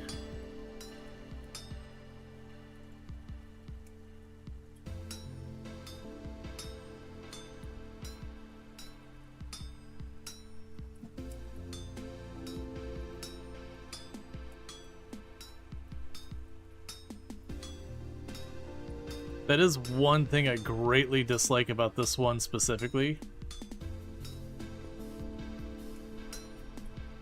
Is it will make it so that you don't get the full thing of the ingot back. You can also sharpen weapons now? Yeah, so it is one thing about the anvil that, like, you can only stack the ingot so high on it. And just with the size of it, you end up cutting off and missing some of your ingots, so you lose material. It is a thing I feel like I understand that, like, they're stuck in the voxel size. But it's like, okay, you need to give us a little bit of wiggle on this particular thing. Because, like, the idea that I'm going to put an ingot and it's just going to, like, shear off some of it into just disappearing from existence. It's like, okay, man. Where'd the rest of my ingot go? It just means this whole process is going to cost me an extra ingot, which is fine. It's not the end of the world. But it is just kind of an annoying thing where it's like, okay, this is clearly a limitation you have based on your game thing. You need to like squoosh the ingot on here or something.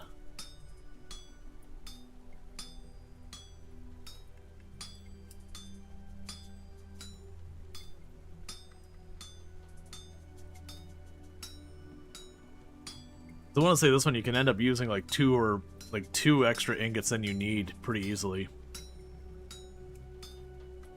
And the way you avoid it is you push all the, like, you don't let it stack, you push all the metal off to the sides, like, flatten it down to the bottom layer, so you keep putting it down at a lower level.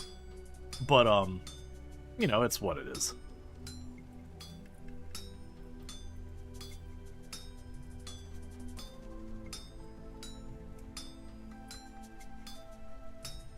Yeah, I think we're getting to be, like, the end of October and about to go into November. We should probably be seeing snow on the ground, like, steadily pretty soon.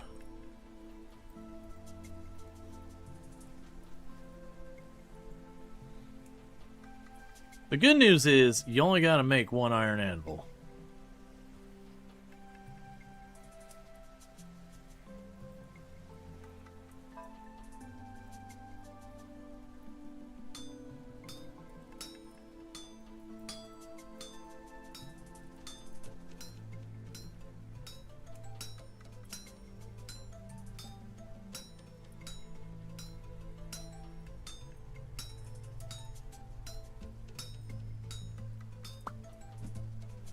Oh, there's our smoldering hot iron anvil. So next up, let's make ourselves a shovel head.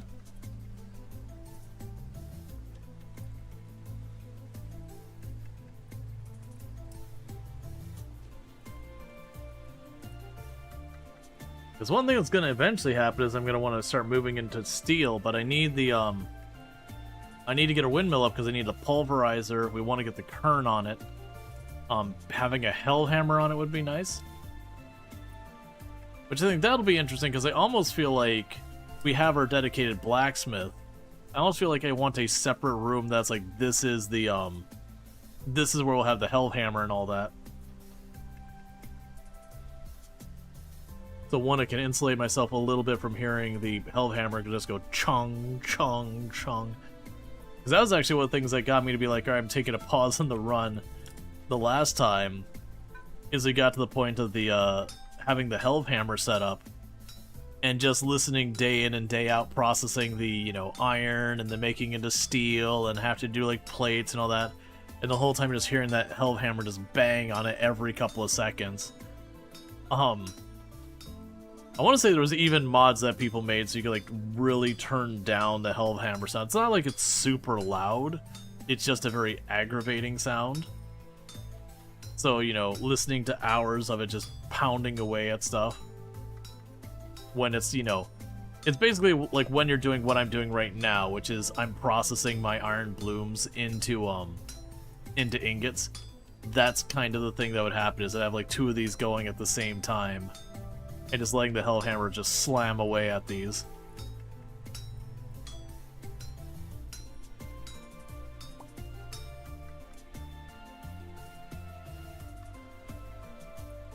Alright, one second. We wanted to make a shovel head. Shovel head.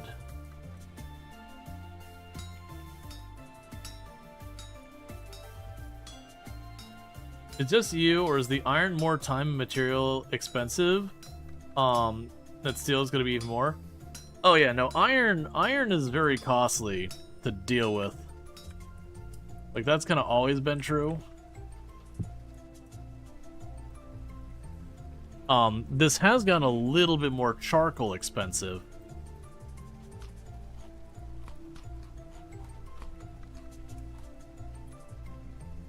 Which makes it just take more time. But the steel, honestly, like, doesn't add much more difficulty than the iron already had.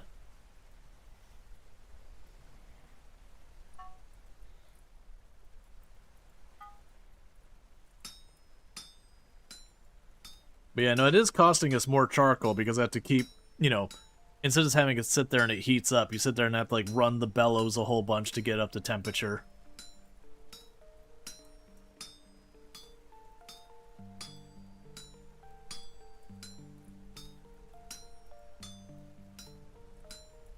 Okay.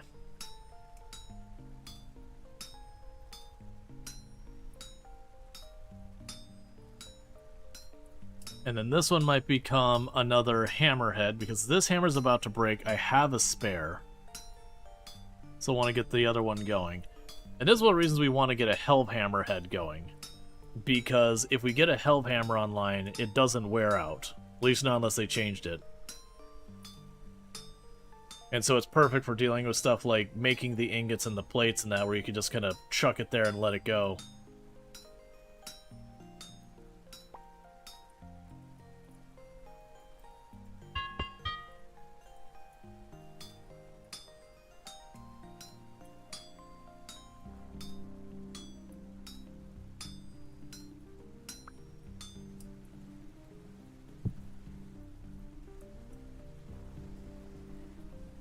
Okay, so fuel's already getting low.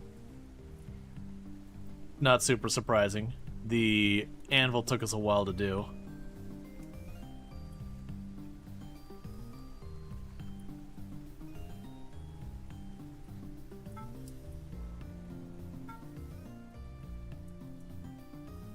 And you're just gonna be an ingot.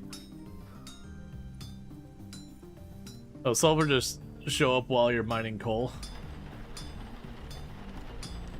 That sounds like hail.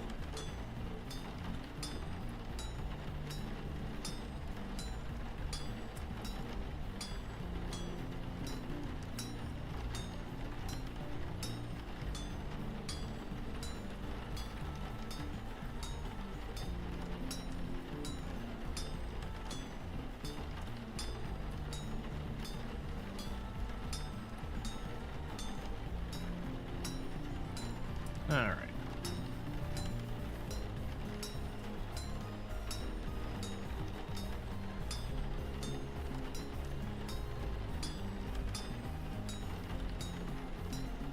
Now, the good bad news is I still have a lot more iron blooms left, but the bad news is the iron node we were hitting before, we're pretty close to having it done. Let's see, the game is telling you to upgrade to the end game backpack. That takes sulfur. I know there's the one that's with chromium where you make the sturdy stuff. Yeah, so there's no way we're getting one more out of this. This is the last we're going to get before we'd have to restock the charcoal. And I like the idea of where we're doing now, where I do one process and we don't bother, like, you know. Oop, grab the next hammer.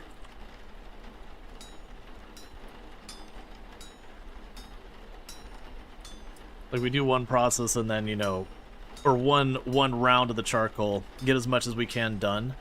That way I don't sit here for the whole stream just slapping out blacksmithing. We're already doing a ton of it.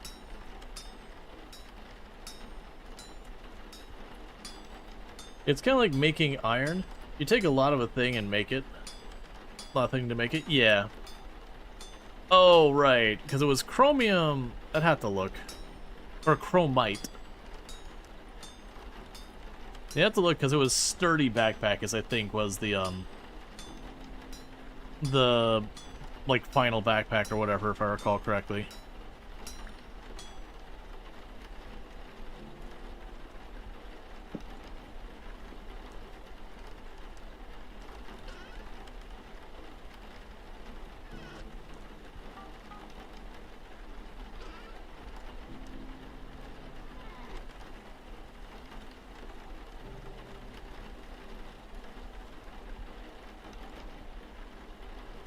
Okay, we'll deal with all that later.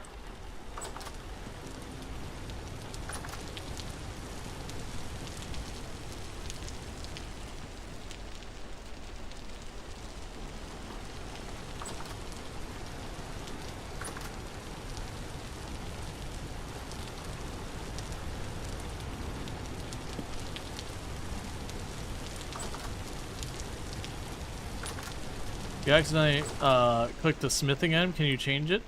I don't believe so. Which is always one of those things. I personally wish that until you start banging on it, that you could like back out of it. But I do believe once you clicked it, it sits there and sets it.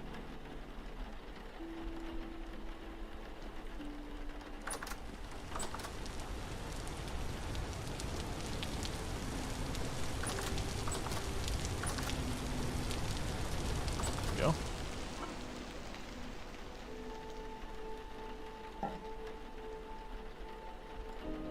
You don't even know you clicked? It's a surprise then. It might be something you really want. Might not be. There's very little in this game that if you made it, it'd be like, oh, that's bad. It might be not really what you're aiming for, but... Actually. So let's see. For what we're doing for mechanical power... We need a rotor. That's a resin, wood, fat, chisel, and hammer.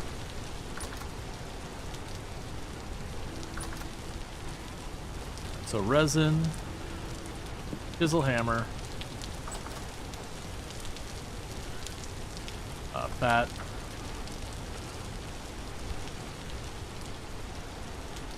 and wood.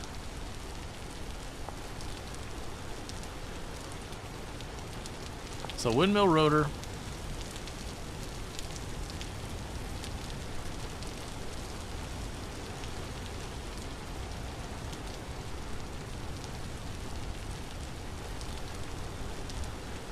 All right.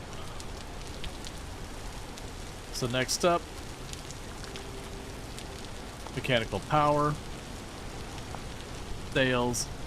So it's 2 fabric sticks, and then we need the beams. And the beams, as I recall, I need this, and then we saw them.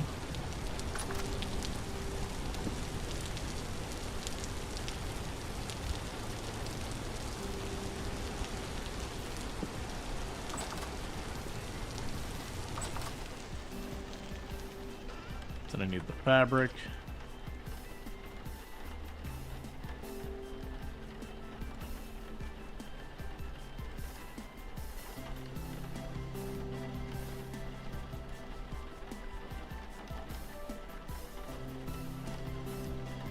Okay, so doing some overkill on the sails. I probably can't actually do that many, but you know. I think I learned that lesson the last time, and it was unfortunate. But there's that. Alright, so let's go grab the resin again. So I know I'm going to need an angled gear.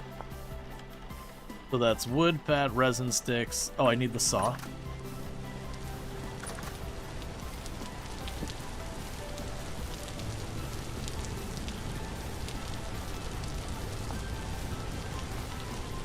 So the angled gear, sticks on the side. All right.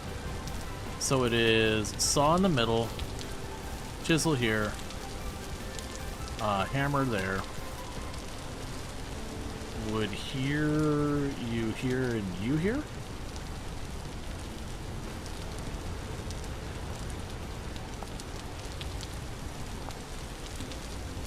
Oh, the sticks. That's right, the sticks.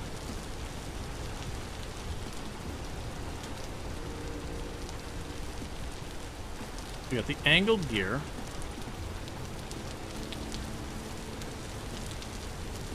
So the next thing we would need is the wood axle.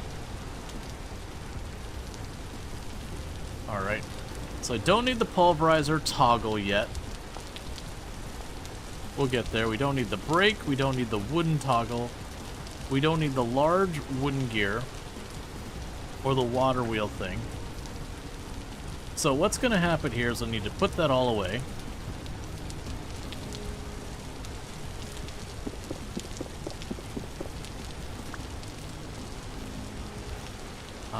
I need to, because like I said, I think I'm going to put it back here.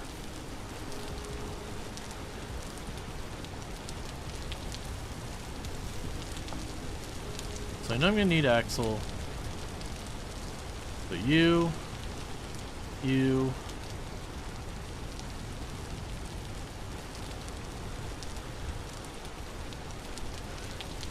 We can put the fat away for right now.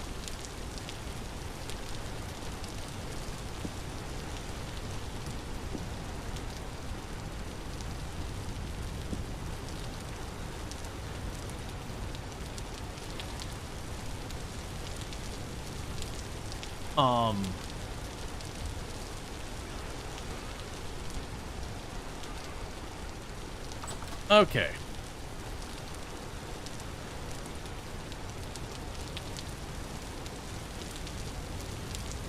Why didn't I make the metal one? I just chose not to make it right now. I'm just trying to get it working. We'll worry about making it work well later.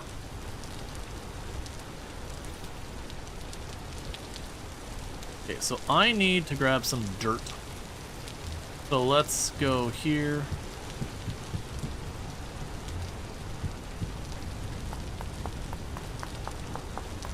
Plus that means I gotta break out the blacksmithing stuff and doing it again. I also don't know, like, that it's that important yet.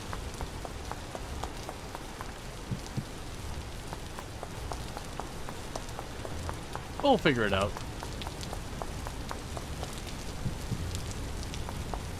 I'm sure we'll hit some kind of limitation, realize it, learn our lesson, make another one.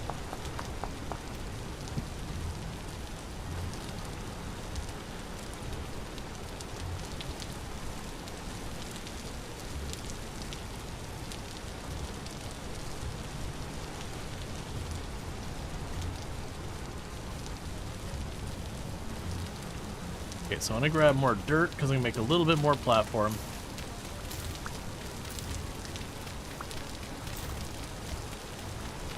But the plan here is to get the kern set up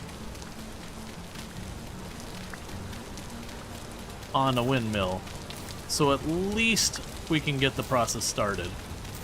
But then as we get more resin, I'll need to make the pulverizer. You need to get all the rest of that stuff up.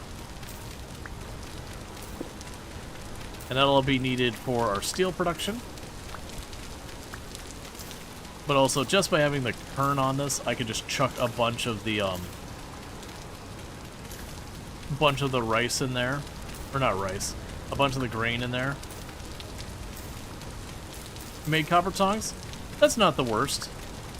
You know, sure it wasn't the best use of materials, but like, the tongs do wear out. So it could certainly be worse than that. Just means when your wood tongs wear out, you've got some that'll last you a good long while.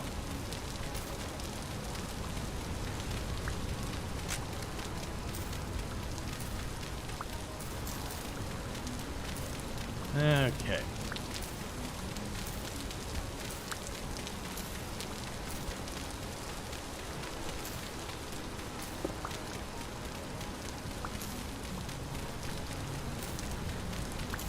Because yeah, I'll make a little bit more platform. There you are.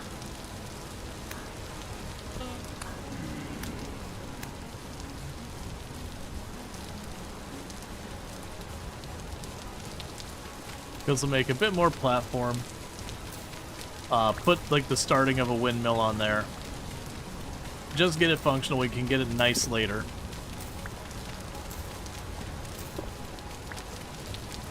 Why can't you chuck clay in the mining bag? It's just decisions. Like, you can't put the dirt in there either.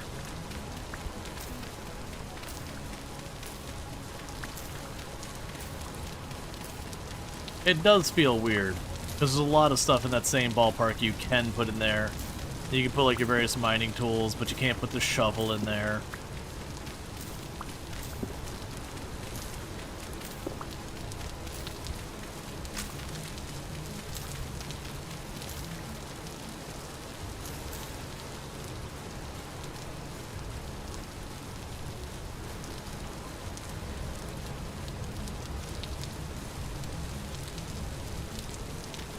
Okay, I'll go to this shovel breaks.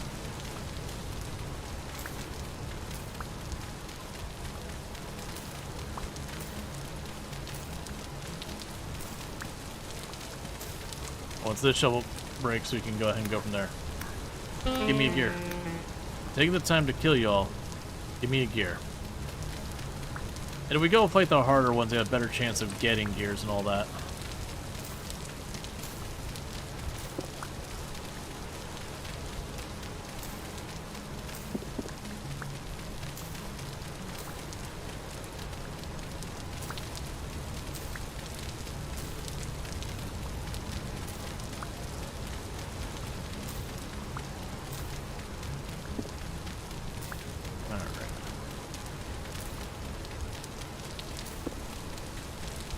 I imagine people find out ways to effectively make like a drifter farm where they spawn in and whatever your setup causes them to get killed, and then you just periodically go down there and loot all the bodies or something. It doesn't seem like it'd be that hard to set up either. Okay, that'll do for right now.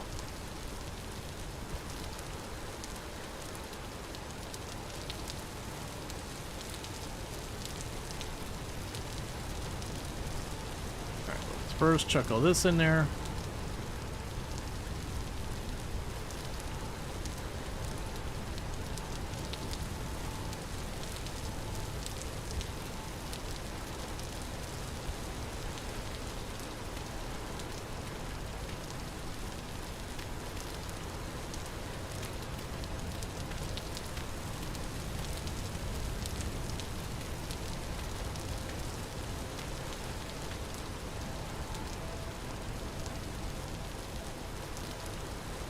we have shale.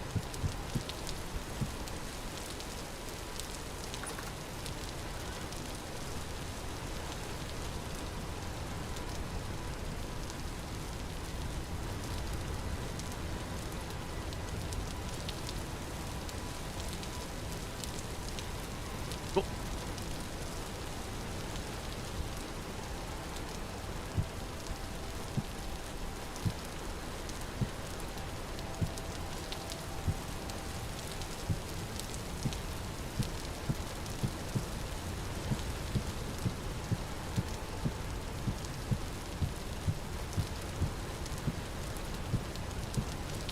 I need to stop building out. I'm just giving myself more area that needs to be filled in that'll never happen.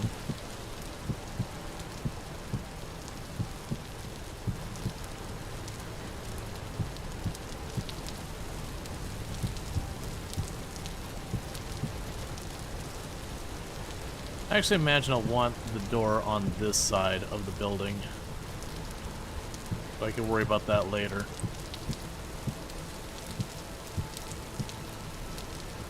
Okay. So start with you, the kern.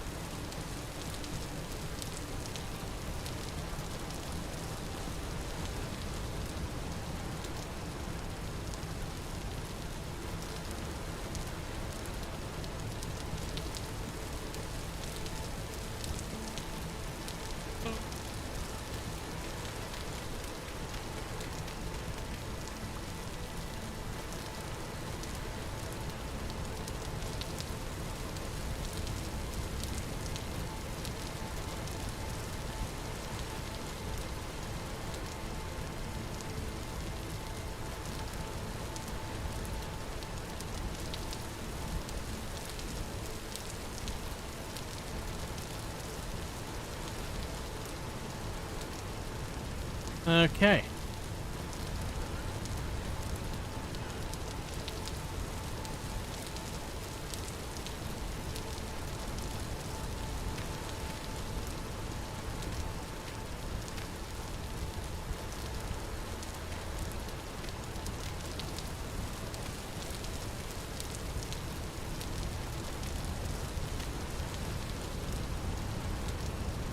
Alright, for right now that can do.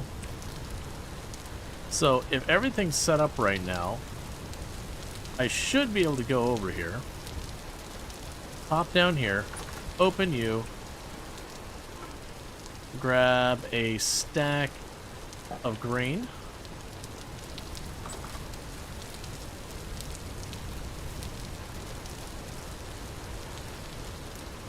chuck it in.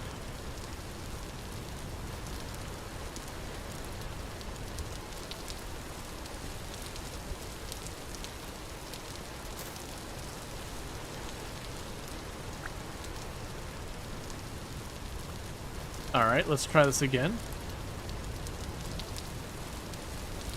Three was too many. I think it's too many because it's hitting the block.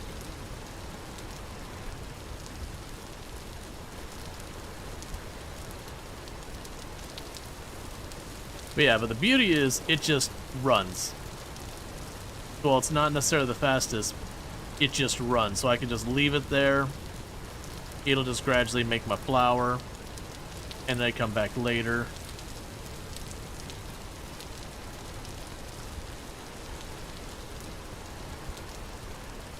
Okay, so meanwhile, let's grab our trees that we still need to plant. Free up some inventory space. There you go.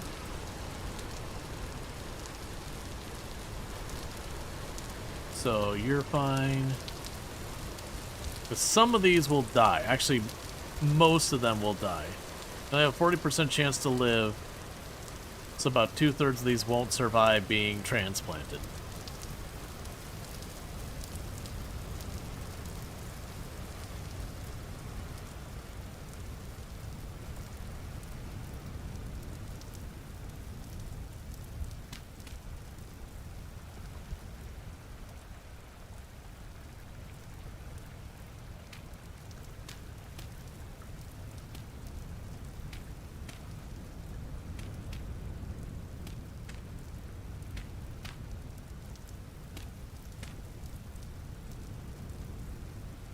so you got 1, 2, 3, 4. Yeah, that's right. And you go here.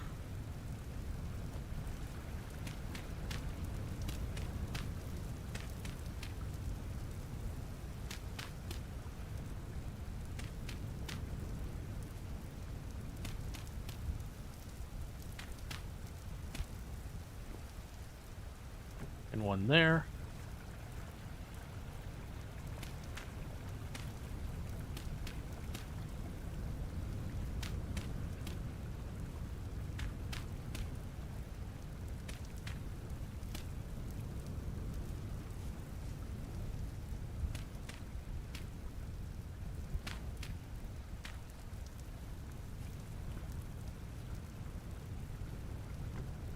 And there.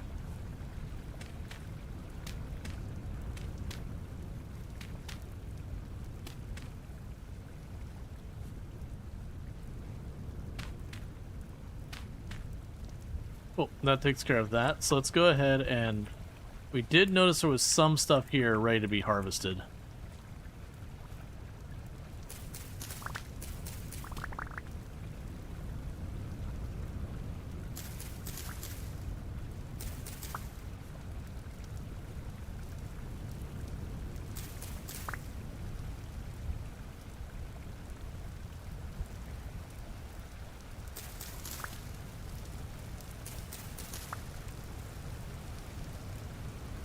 Alright. So as you can see, we're basically getting to the absolute end. We're not going to be getting almost anything else. I'm just trying to claim what we can. Realizing the bulk of this ain't going to make it. But the good news is because I stopped planting when I did, it doesn't look like too many crops aren't going to make it. Yeah, no, the winter hasn't killed them so far, but we should be getting to that point. Because you'll get a thing where it's like, you know, stunted growth due to heat. We had that happen a couple of times.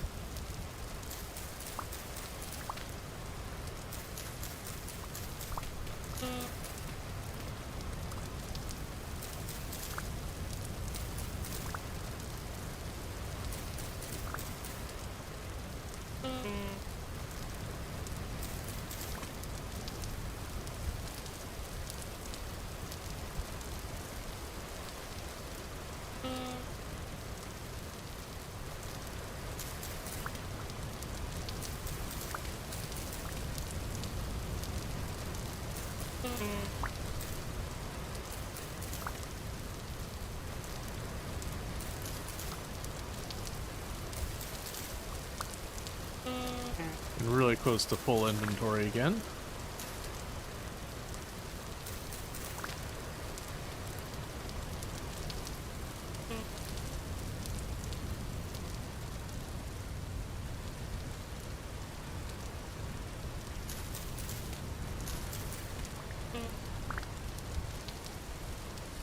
Yeah, so like the growing onion. Did you...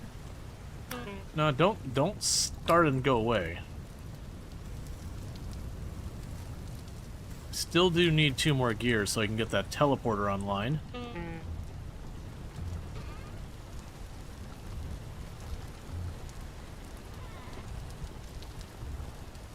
Alright.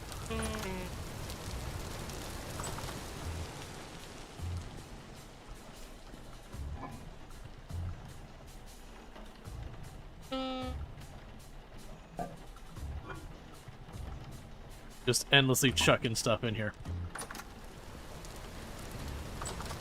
Let's go check to make sure that windmill hasn't exploded. Yep, so it's already halfway through a stack of our grain.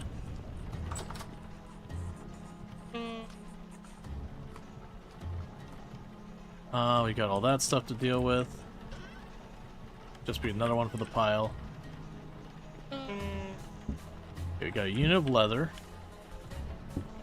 6 more units of leather.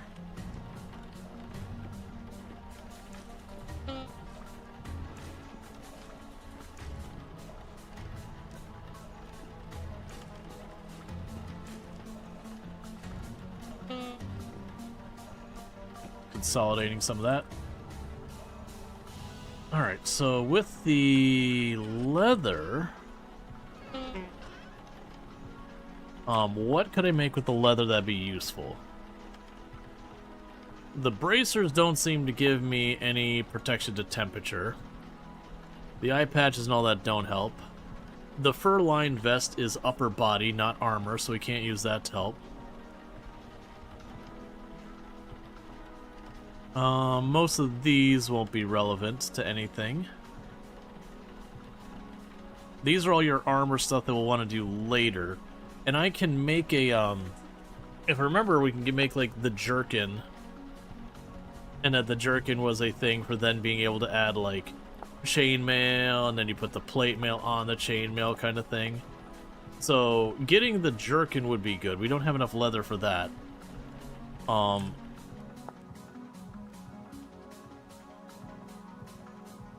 We have the leg armor.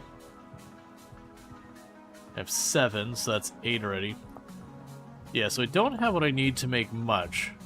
And unfortunately, if we put on the helmet, it doesn't have insulation or all that. Well, actually, that's not true. I think... Right, you've got your armor pieces, then your clothing pieces. Wait, don't I have a hat? I thought I had a hat.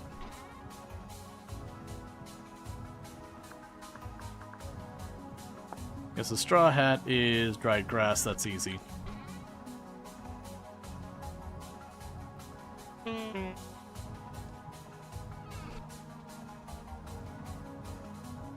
There we go. Alright, so we can make the leather hat, which is just strictly that. Like, you don't get the upgrade. I do think we do that. That's at least thumb armor.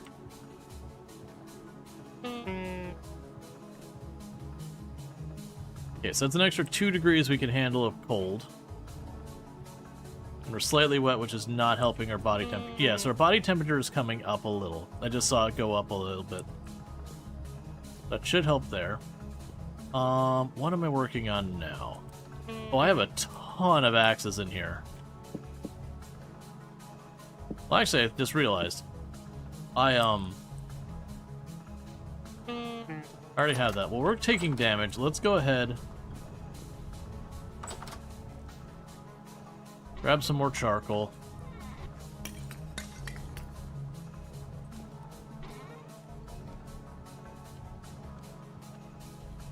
Okay, so we got all that.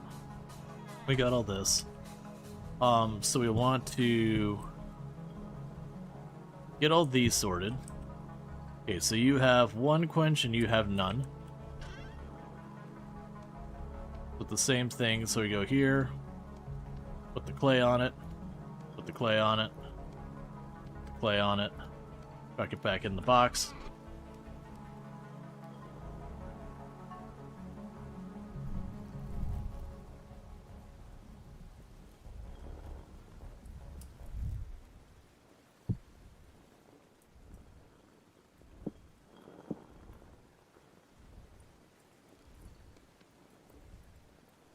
Okay, so we can go ahead and get those another round.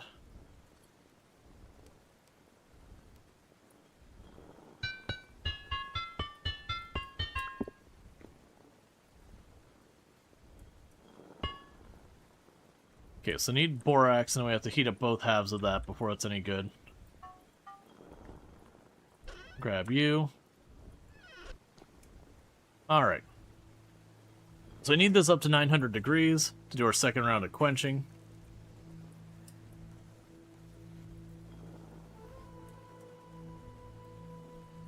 And then this one will be done.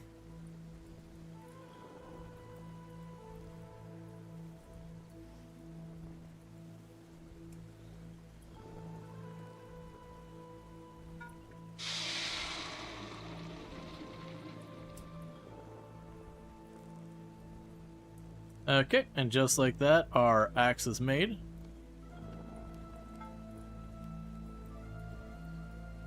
Yeah, I didn't think I could put 2 in at once.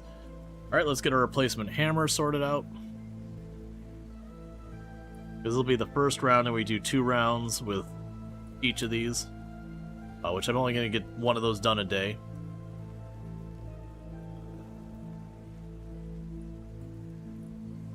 Okay.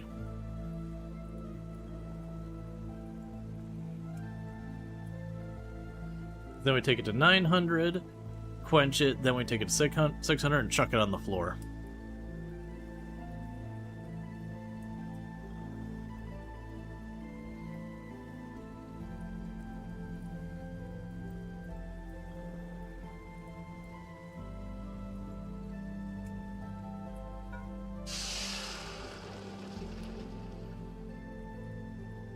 I'm surprised we have not shattered one of these yet. It's a 5% chance, so it's 1 in 20 per time I do that.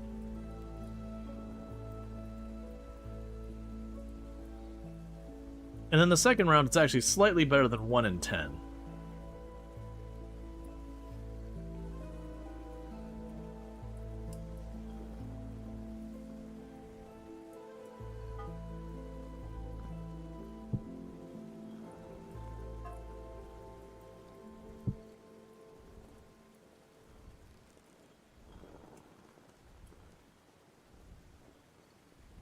Well, it hasn't cooled down yet. I was like, why doesn't it have the bonus? That's fine. Alright, this one will just knock out a bunch of ingots.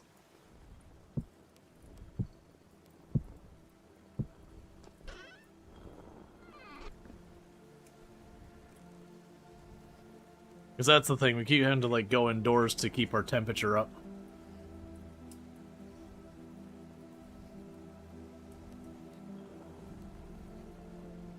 We might get lucky and find some animals. I probably should have taken the time to try and take down the grizzly bear. The issue I ran into with the grizzly bear is just the fact it's all buried up in the woods. I wanted it to follow me out of the woods.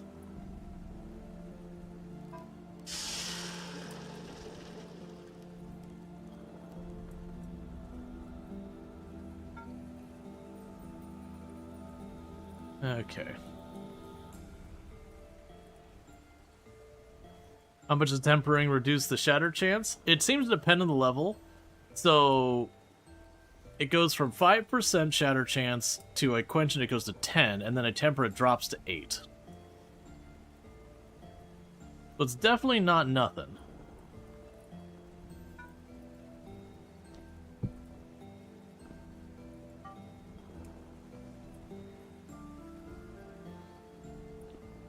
Yeah, because you're still cooling off.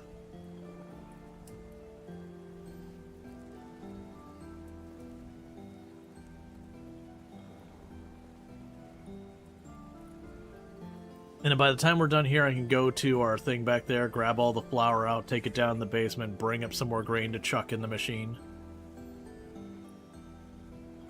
And that'll be good.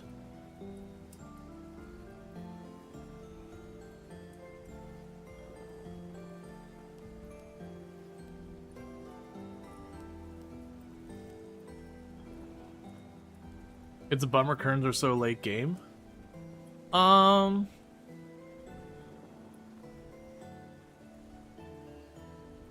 I want to say Kerns, you get them as soon as you get a pickaxe.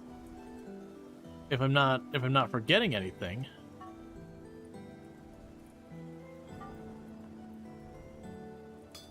Because you just need to cut a block loose on its own, right? If I remember correctly. It was what?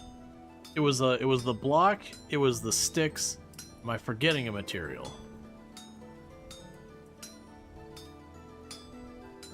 Oh, yeah. I mean, to be fair, the pickaxe isn't very late game. That would still be fairly early game. But it is like one of your major milestones.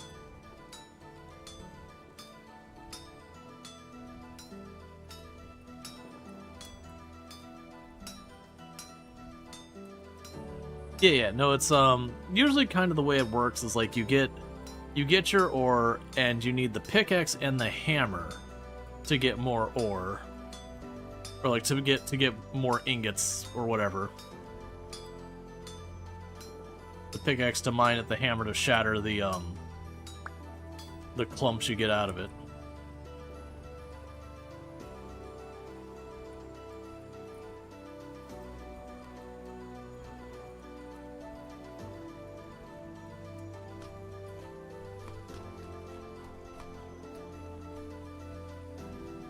Okay.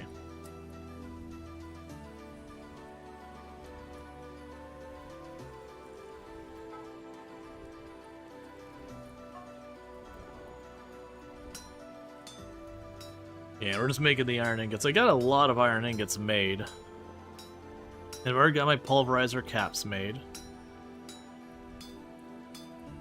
And all that kind of stuff.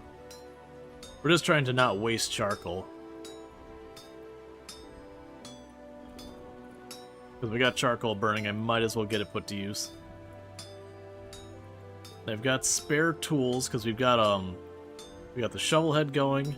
I've got 3 copper spears, so I don't feel like I should make an iron spear yet. We'll just use up our copper spears, and then we'll start making the better spears. Because by then we might even be into steel. But I will need the refractory bricks, which requires the pulverizer. So I should check in that. I believe that'll require more resin and fat and all that kind of stuff. But then I can put them into what will be our overall windmill building, because then I can have the kern and I can have that.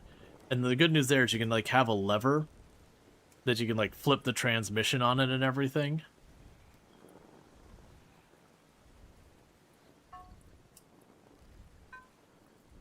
And what that'll let you do is like having the whole system up there, it's not going to be able to power all your machines at once. Plus you don't want to sit there and listen to the Hellhammer just pound away at an anvil when there's nothing there. So having like the transmission where you can like toggle it off so that the power's only going to what you need can do a lot for one, saving your poor sanity, but also, you know, making sure stuff that you need is running at a decent rate. That'll also be a thing that I'll probably want to get more copper, so that way I can make the copper chute and everything to go into a box, just for the purposes of dealing with all that.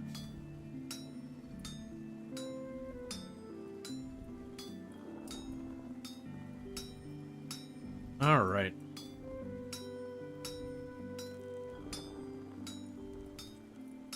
And we are officially in November, and we are at negative temperatures Celsius.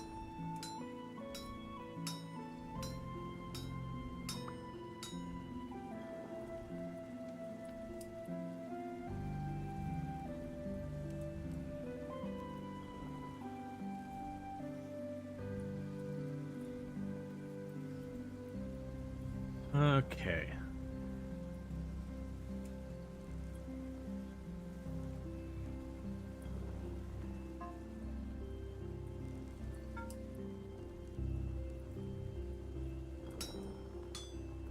One thing I want to check real fast. So we got the bellows. Is there only one type? So there's small bellows and large bellows. Large bellows can only be dropped when broken. This will not affect fire pits.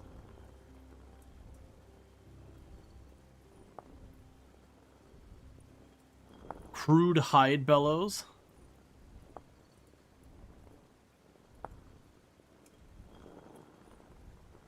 Yeah, so it looks like there are large bellows. But they don't have any difference in their description, but it mentions that you can only get them by that. You can't make the big one? Yeah, it looks like you have to take it. Or you have to find it. So, I'm curious where you find it out in the world. Because it doesn't mention you could trade for it or anything else like that.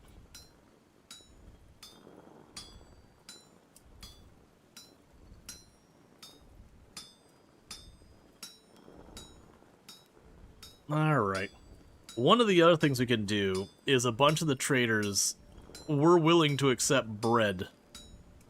We can certainly wait until, like, the winter's wrapping up, and any extra stuff we have, we can just make a bunch of bread and, like, run to the traders and, you know, sell it to them for gears to buy their stuff. The problem is the only... Oh, you know what we can do? So, it mentioned we can potentially find the stuff we need for the teleporter using the, For the story, there's, like, special traders and all that. And we can potentially find those special traders by just walking up to one of our traders and be like, hey, could you tell me about the important person who found the ruin? And it'll point you to the special trader.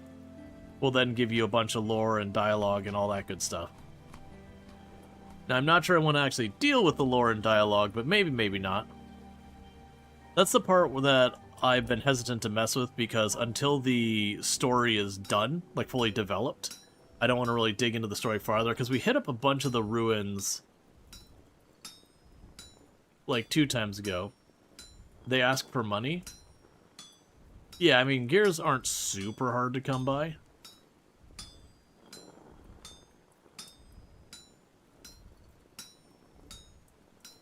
But yeah, what it can do is even have, like, we've got some traders nearby. We can just make it a point to check and be like, okay, you'll buy bread from me. Because I'm curious, I haven't done much with the trading, like the actual trading mechanic. Because most of the time the traders I have nearby, they want all these, like, really elaborate, expensive things and are willing to offer me junk I can get very easily. Like the one who's like, I will give you fabric if you give me this, like, really amazing, like, smithy stuff that you have to go find ore, versus, like, just grow plant. Okay, so you're getting kind of low. That's good, because it won't be too much longer till daybreak. And hopefully the temperature will come up.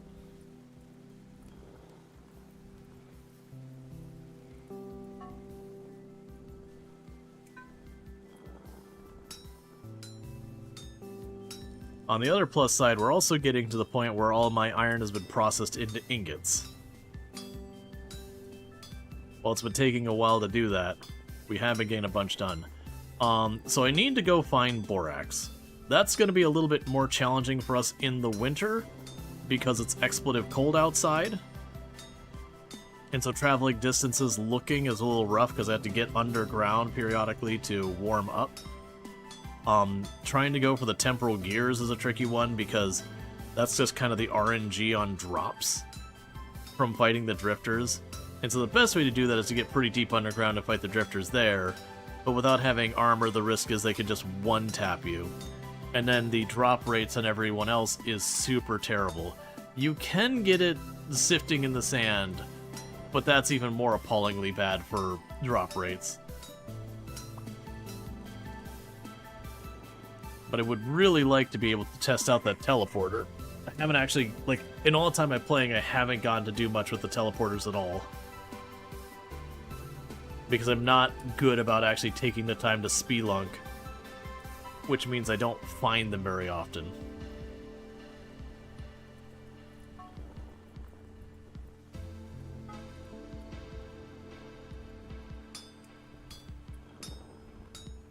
Alright, I probably only have 1 or 2 more of these I can get done before this thing's tapped. Which is good, because we should see the sun up very soon.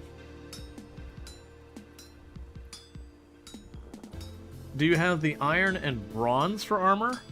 I probably could make an iron or bronze set. The only reason I won't make it out of iron is just because of the situation that you use the iron to make steel, and I'd rather hold out to use the iron to make the steel armor, because it's just so much better.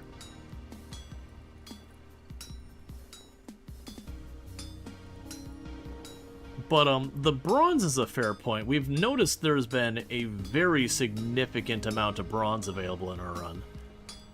I would need more leather to put, like, you know, the chainmail and all that kind of stuff on there. Or, like, whichever armor we choose to go with.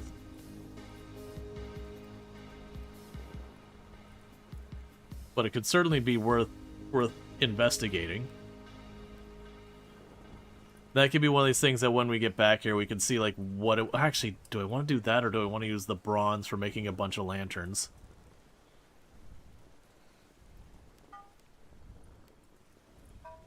That's another thing I can work on, is get our cooking pot and start working on candles for lanterns and all that.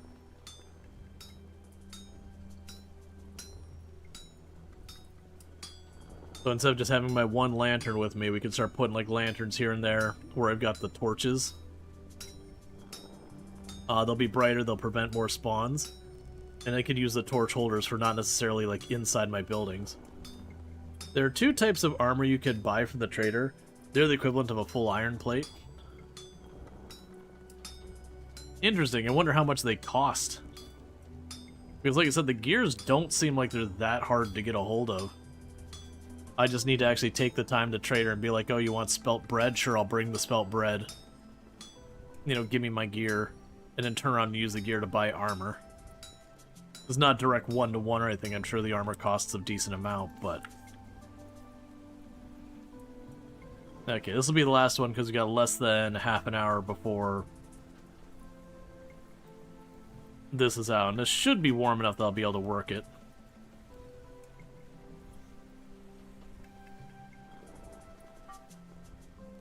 Yeah, so it's down to like seconds before it's done. But you have to repair them after you buy them, don't you? Yeah, you have to repair them. But if it's the equivalent of armor... Oh, they only sell broken versions? Ah. Okay, well that's a little bit of a bummer. It makes sense for the price, because that was what I was thinking is like, okay, if I get a gear for a piece of bread or whatever, even if it was like 5 pieces of bread, that's not that much. And unless they're charging like 50 or 100 gears or something for the armor, very genuinely it'd be like almost forget mining, just get into the trade side of things. Go around, sell all your bread to everybody, you know, get, you know, however many gears you can get per day. And then every so many days you just do a run over to the armor person.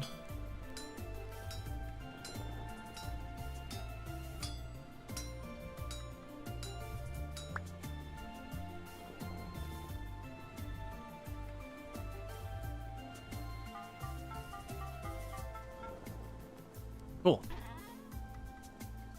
So let that out so it cools off.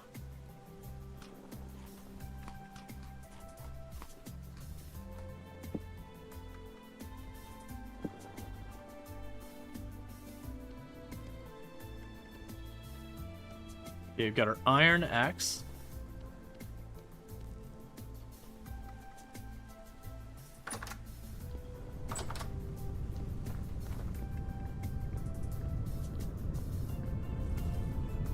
Yeah, we're into the day and it's still below freezing, so we're getting at the time of the year it's gonna get pretty spicy for trying to keep our body heat up and all that.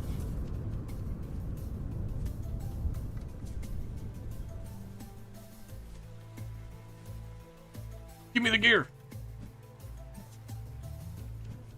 Give me your gear. Give me your gear.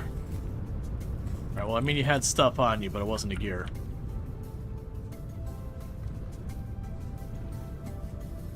Alright.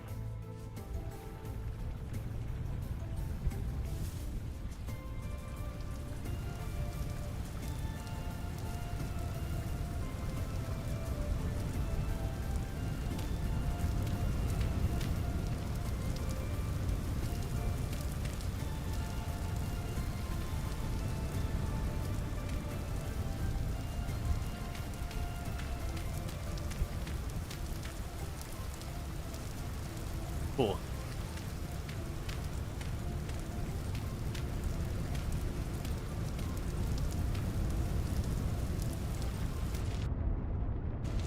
That's right, what I was doing for the rest of this was just going down here like this.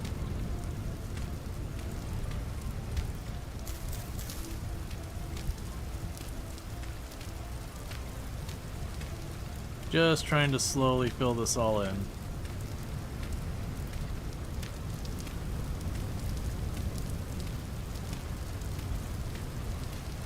You know, the bread seems like it'd be easy.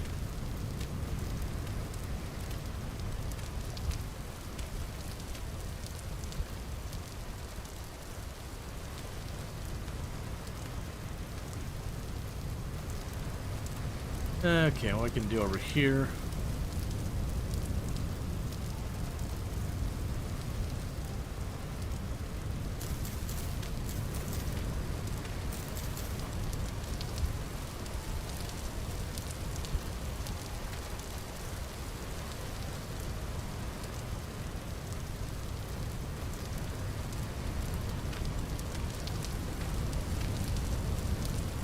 End up getting a wall there, that's fine. Okay, this is mostly getting stuff out of my inventory. Ow. There you are. Give me your temporal gear.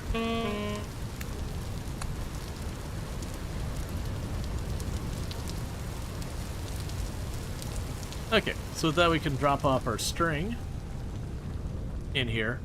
We go down below, get ourselves some more pie. That's fine.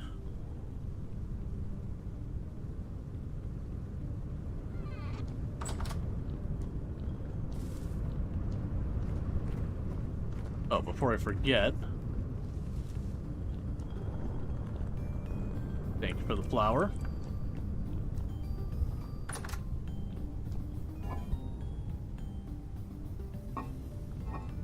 Grab 2 more pies.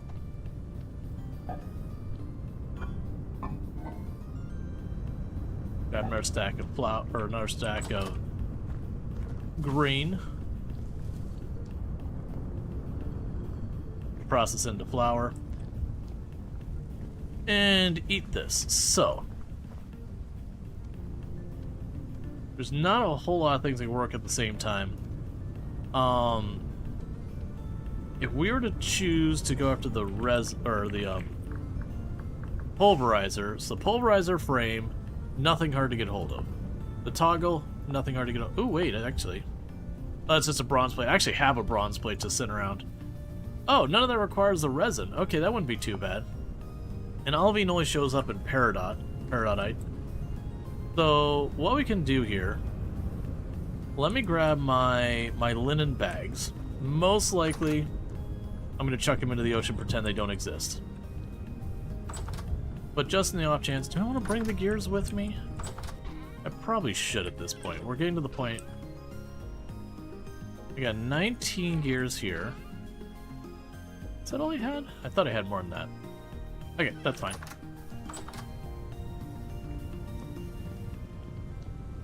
So we've got a trader to the south that we'll want to check out. I don't think they're going to have anything we want. We'll go that way.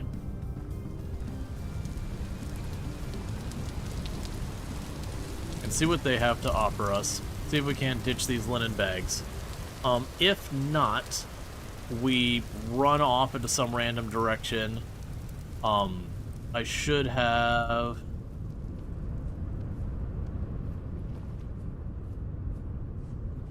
my surveying stuff.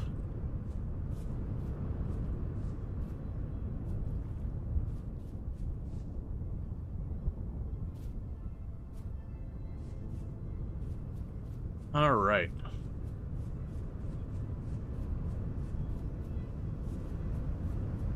I'm not gonna go on a rampage chopping down pine trees right now. We'll end up needing more resin for gears and all that. Like, when we make the big gear, that's when it becomes a problem. The big gear is usually not needed until you're going to be tackling running multiple machines off the same thing, which we'll definitely want to do eventually.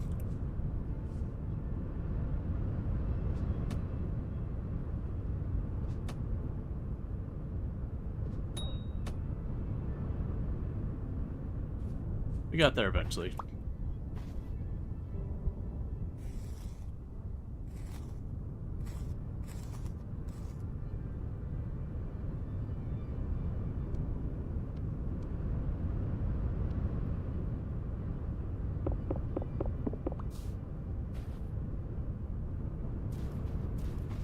I'm not too worried about the bush meat. If it starts to go bad in my pocket, that's fine. Okay, so there's the trading person over here.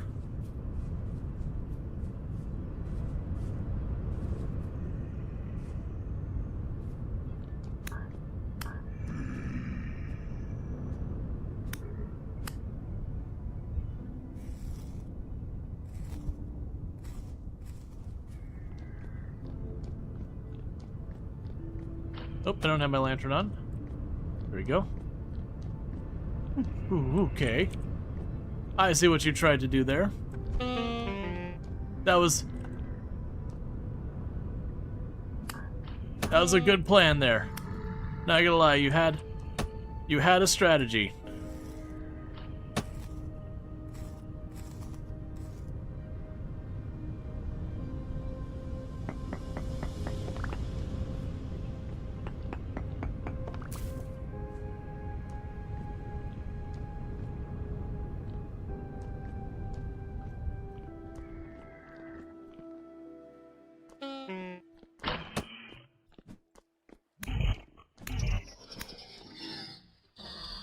Okay.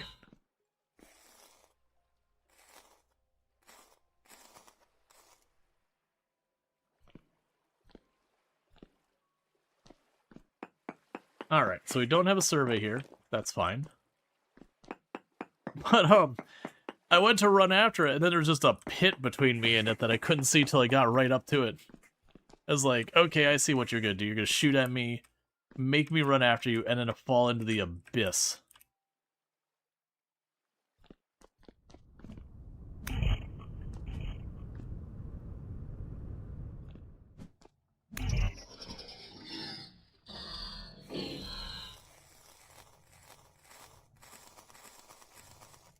So, medium activity. Probably not the time for a lot of exploration at medium activity. Because, yeah, it can be a time to get a lot of fights. But I still have a leather helmet as my only armor. So if we run to any, like, deep enemies or whatever, they could just wreck us in seconds. And for right now, I'm more interested in exploring and seeing what I can find. I will probably duck into some of these holes here and there as we start getting too cold. Yeah, no, I definitely feel like meat as a thing, they should give us a bit more options. I do agree it's a little bit on the limited side.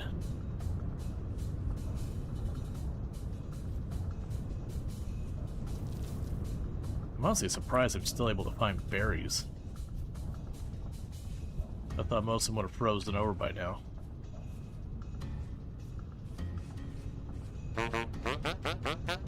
Got anything to trade?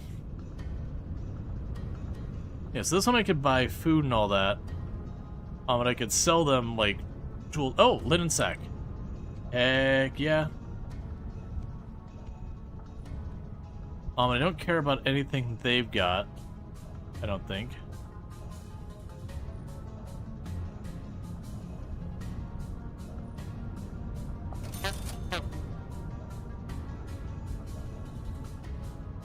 Gotcha, so they are not willing to buy more. They will buy soybeans.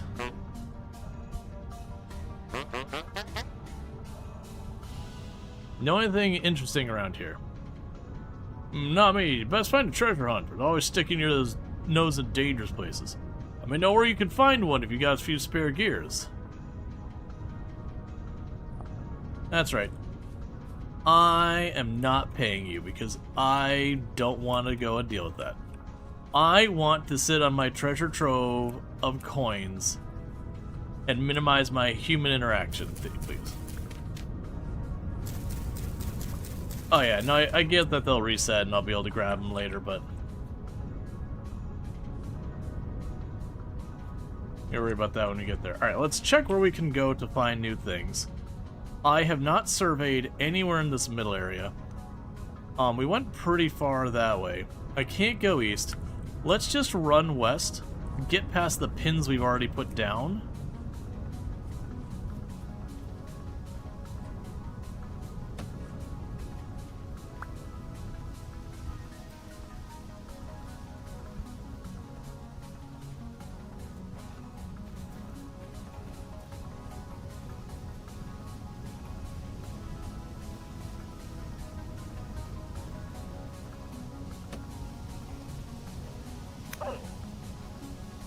I was waiting for it to jump up there.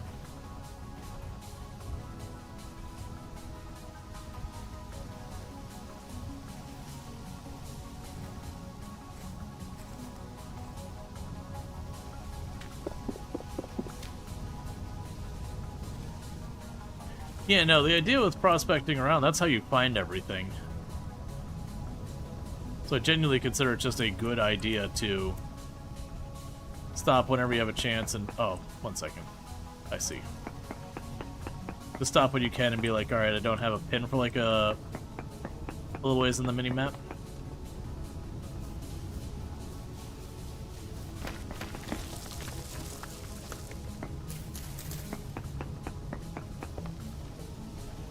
No ore found whatsoever.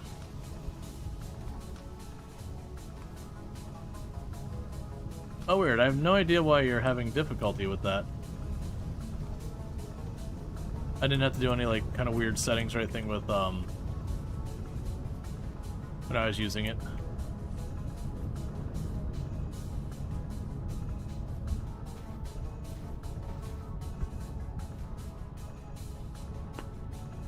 Take the quartz.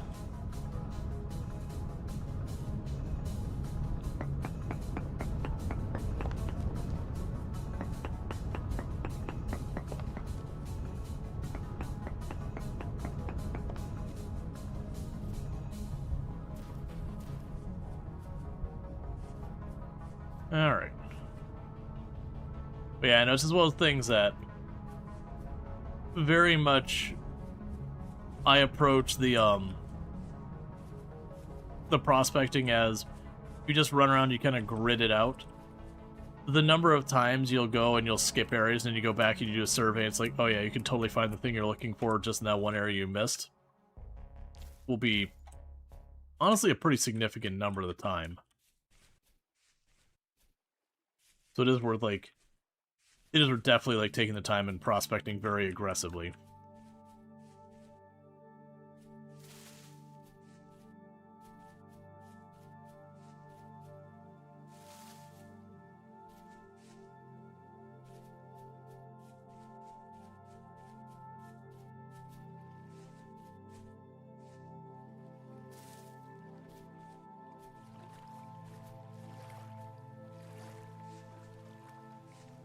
Okay. There. Fine.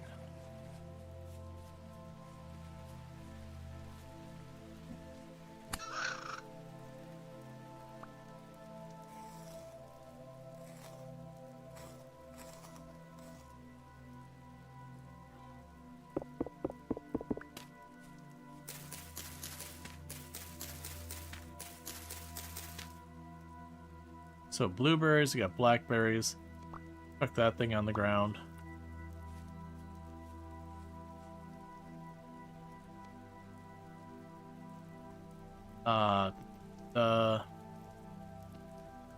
Honestly, for right now, I got so much of that.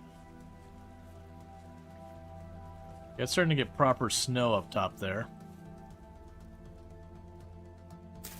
Oh.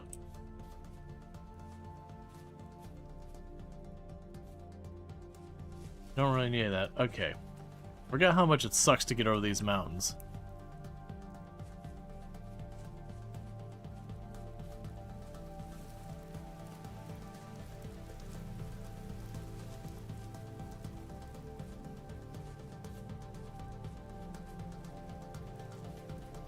So you can run around this way, cut south,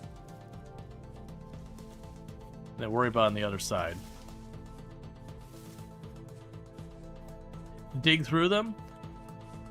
The comment I've made a couple of times is if I'm gonna dig through the mountains, I'm gonna dig through like where I have a direct path. So like if I'm going from my home to go, I want to go north, I don't mind directly digging through to make myself effectively a highway to the north through the mountains. But just digging through random mountains with like how big some of these are, I'm just gonna wear out my pickaxe and have nothing to show for it. It's not too bad to have to sit here and run around and go around these. It's inconvenient. But like needing to constantly like make a new instance of my tools because that like it's just the issue of like you're not hitting the same spot again and again.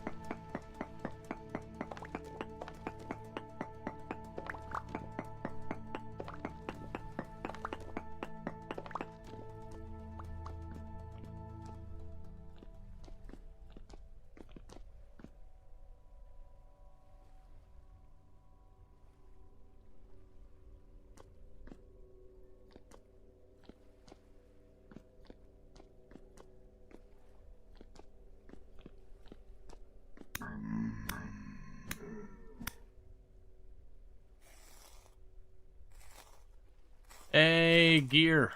I just need one more of those and inventory space for it. Get it out of my life. You know, honestly, the bushmeat's terrible. Get that out of my life. Alright, so one more gear like that, and we'll be able to use a teleporter.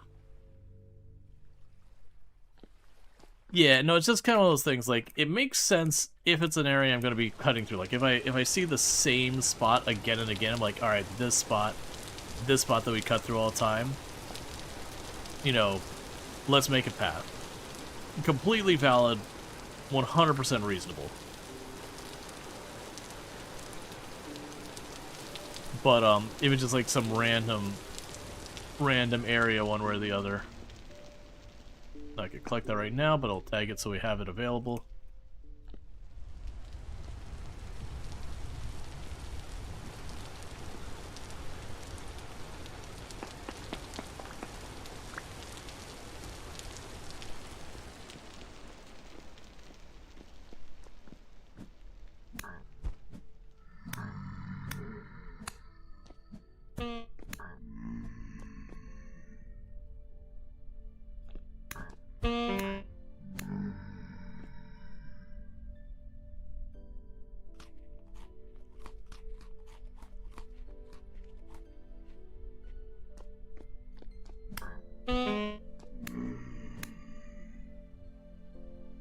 I need to be careful down here.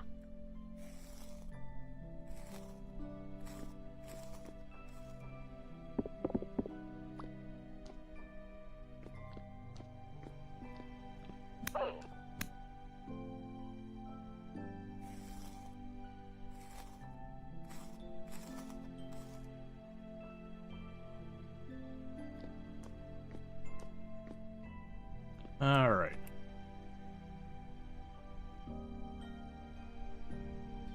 Just be chill. Yeah,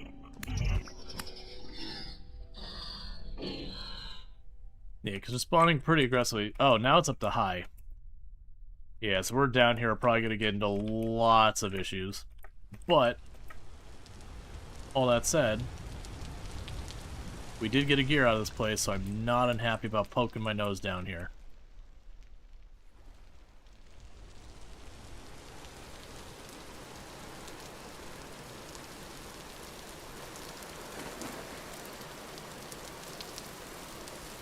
Because also while I'm down in those areas, it's cold enough. Or sorry, it's warm enough. Thing. Yeah, no, we're using an iron weapon.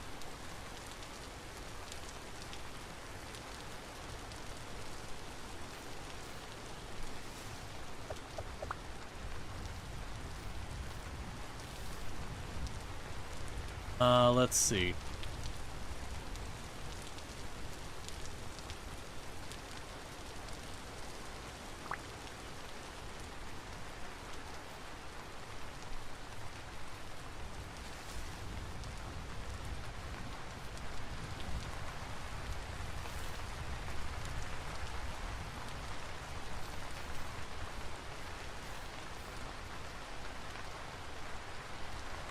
I'm not prepared for you to keep giving me these things.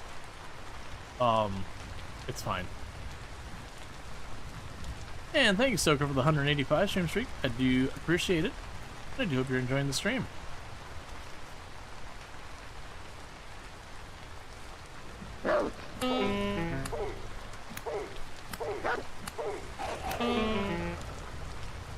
Okay. I barely survived that.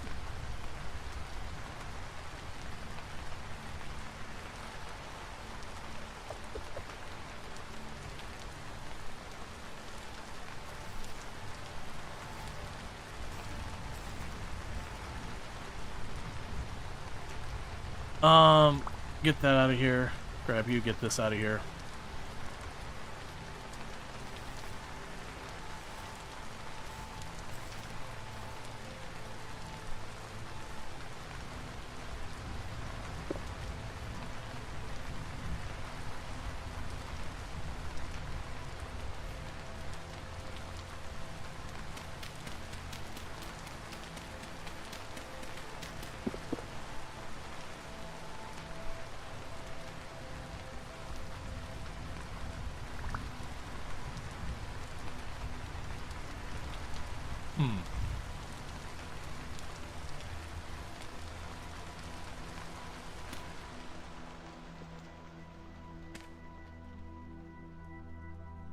Okay.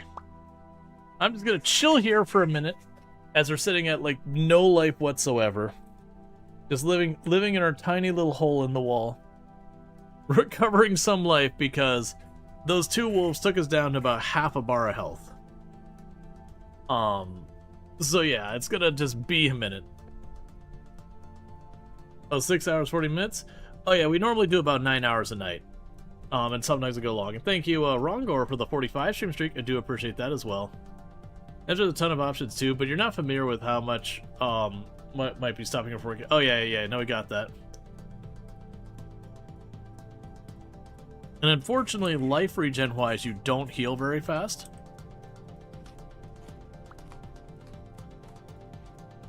Alright, how far away am I from home? Because the other concern I have is potentially freezing to death. We are actually very close to home. So rather than continuing, we probably... You can make band-aids? Not with what I got on my person, unfortunately. I have band-aids back at the house. I just didn't bring them with me.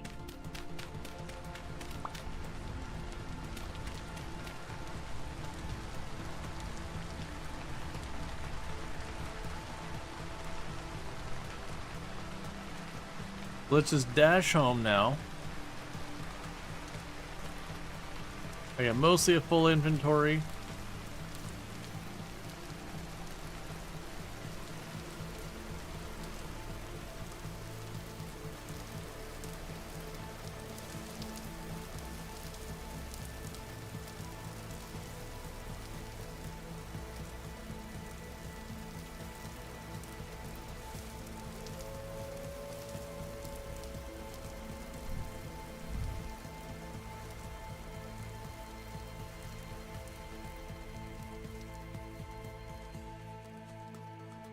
I also have to watch because right now we have high rift activity.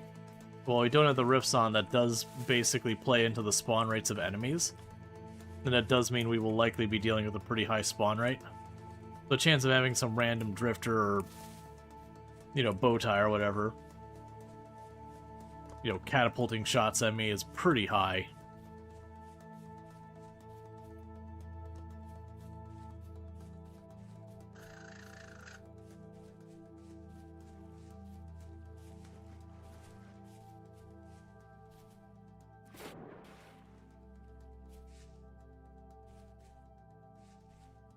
Okay.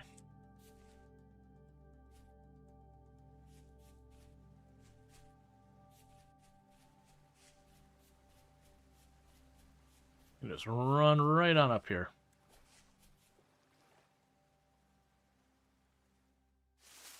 You did your first prospecting last night? Nice. I hope you found something good. It's definitely one of those ones that you have like a whole lot of not finding stuff with the occasional gem of just really good finds. It was a raccoon. I actually was tempted to chase it, and then I was like, you know, actually this is one of those embarrassing moments where I can chase the raccoon, have it turn on me and slap me real fast.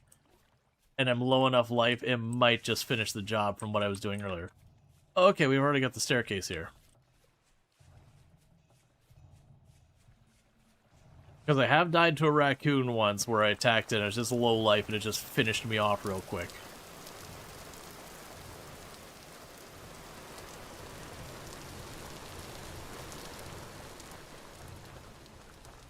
No, it looks like we got snow appearing on top of our mountain. Okay. I got a bunch of things we should probably do. Actually, I just nearly chucked myself off the mountain. Okay, so let's start by chucking all of the berries in there. We got a bunch of stuff we can do with that.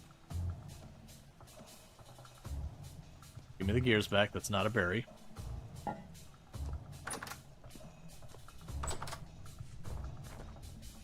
Oh yeah, no, absolutely. It's worth building paths along by your house and all that.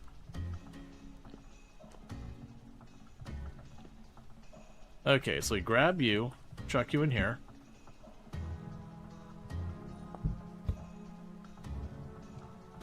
Grab you.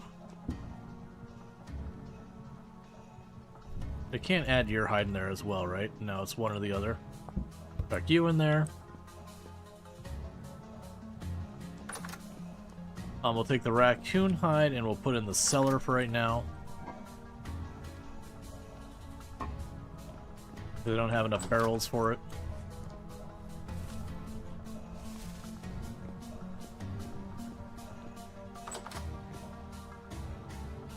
I got temporal gear, and I need 3 of those, and I got 2. Oh, right, they don't stack. That's right. What else do we have? So we got the mushrooms, we got the fat. So the fat we're going to want to render.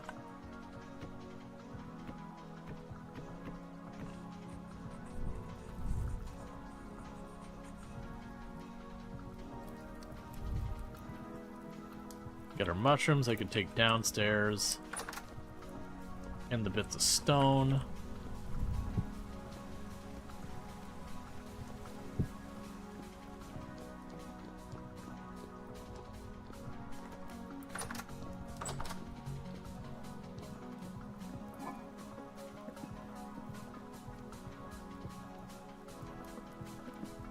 Okay, so we've got all that. We got our rusty gears for trade. I guess we don't carry those with us everywhere. I'm just happy we finally got rid of those linen bags. Alright. We need to consolidate some inventory or something. Here's the gears.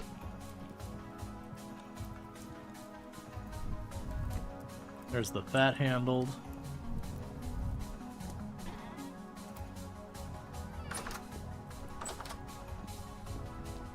Nope, I need the bucket.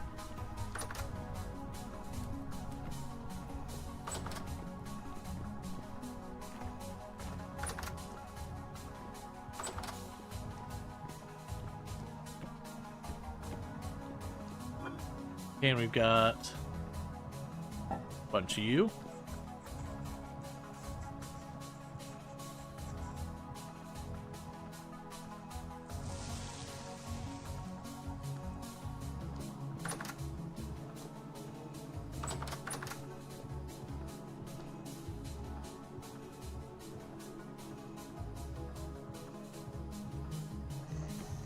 So it's black currant.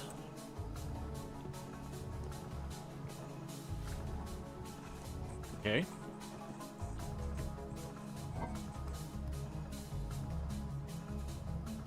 And that's already spoiling, so missed out on that. We got red currant. All right.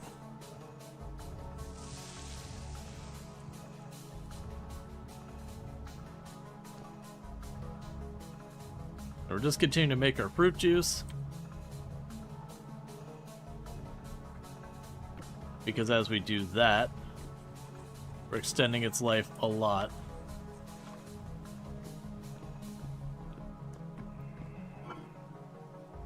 Strawberries.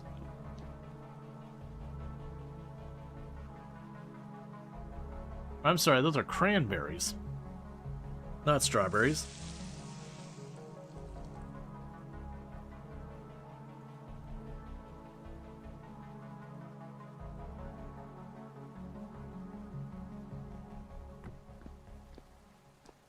Let's see.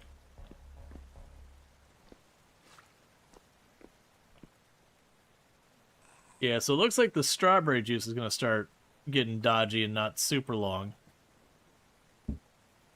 Worst case, if it gets down to its last little bit, I can go ahead and seal it to make the tiniest little bit of wine, just to expend its shelf life. Wouldn't be the best of things, because it takes quite a while for the wine to process. But still. Alright, bear with me. I need to use the restroom real fast, and, alright, Strider, you take it easy. You sleep well and all that, buddy. And thank you, fit in for the 3-stream streak. I do appreciate it. So give me just a minute, I'll be back in just a minute, and thank you again for tuning in.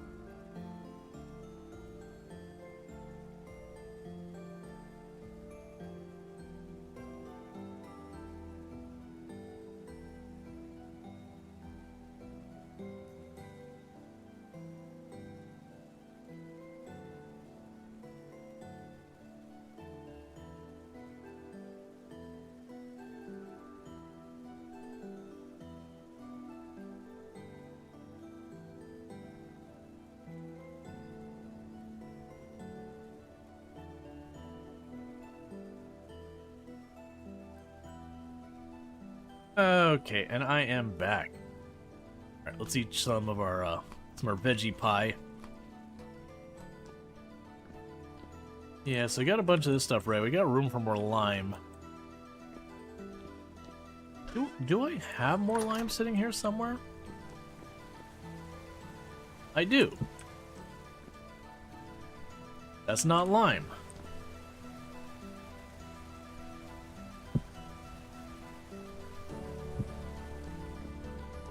Alright.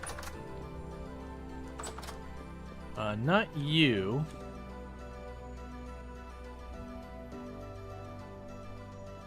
Alright, I guess you keep going.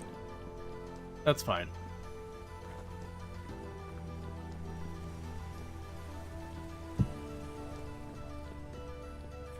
Alright, Nitro, you take it easy. And I know that feeling. There's just those days like, you know, it's time to go to work. It's like, do I have to?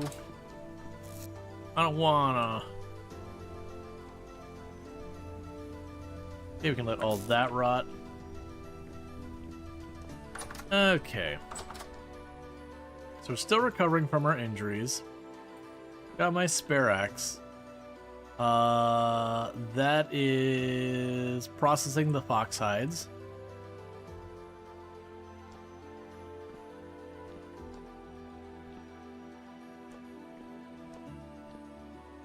Oh, I see. I need more tannin. I don't need more lime water. I need more tannin. Let's go ahead and get that done.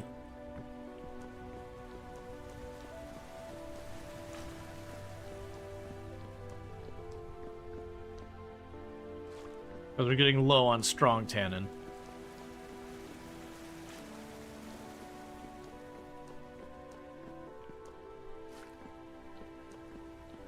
So the person who works from home basically playing games and being social? Right, but I mean, I did stuff before that. Like, got, you know, 15 years in software development. There's definitely days where it's like, you just didn't feel like it. Plus, I worked retail and foods at different points growing up, too. Believe me, I think the job that I had the most days were like, man, I just don't wanna. Was retail. I would say honestly, foods was worse, but just circumstances about how much I moved around in the particular company I was working at that we dealt with foods. It wasn't as bad as like retail where I was stuck doing the same thing all the time and dealing with people just being, you know, needlessly terrible.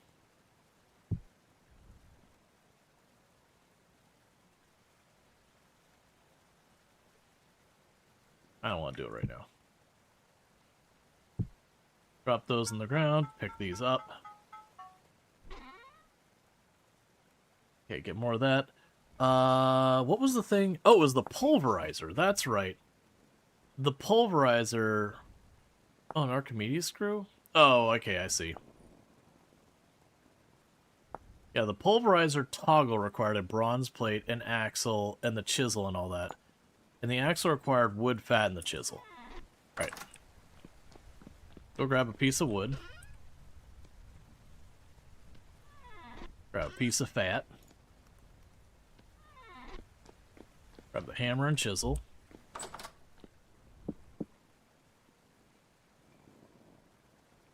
And then the plate.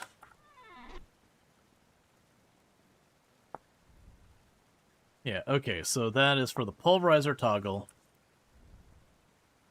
Okay. So, boom, boom, boom, boom. There's that. Now for the pulverizer toggle. Boom. There's the plate. Cool. The pulverizer toggle is part of the pulverizer. And so the pulverizer frame, I need to grab. I think Anderson block works. Let's go get one of those. I got a spot over here. We were doing that earlier.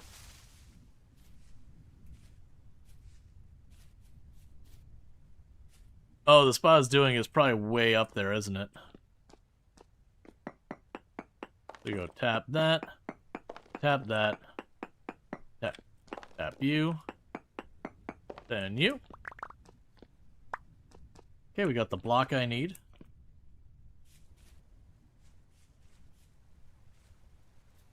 The entire game gets eerily quiet.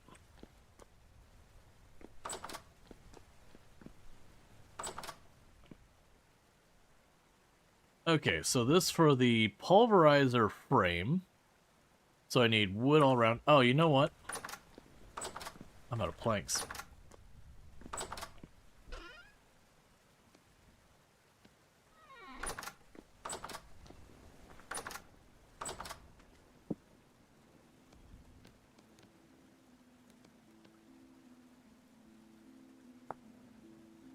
Okay.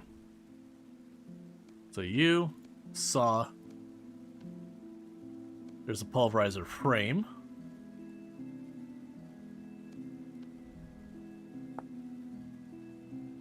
Alright, so you need the toggle 2 pounders. The pounders is 3 wood on top of each other. Alright, you take it easy, Night Dweller. Hope you have a good one.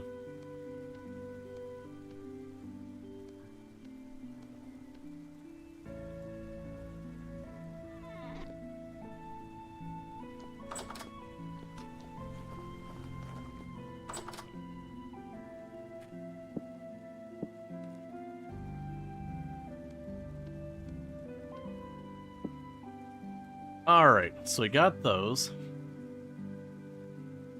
We had the andesite, we could drop that off. When you asked a question too? Yeah, it happens. As soon as the ad breaks though, I'll catch up with that. So we got the pounder caps.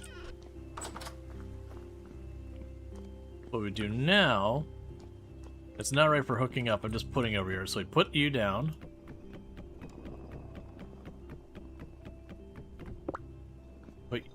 Put you down here. Grab the toggle. Grab those. The caps on it. Yep, so later on we can run power here. And then you'll just feed materials in one side, it smashes and it falls out the other. So I got it built.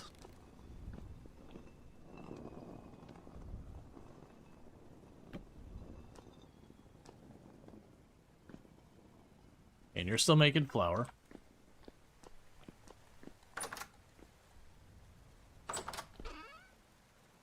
Let's see. Do I have any metal brackets left?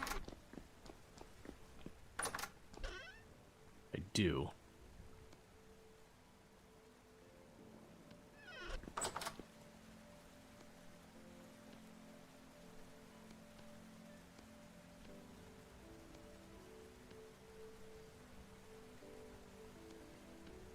Alright. So metal brackets. Always forget this. Put the chest together by putting 2 of them in your inventory. They don't just snap together automatically. Alright. So wood in there. All of our plant stuff we're gonna put in there. Just I mean, I'll consider the fabric plant for this purpose.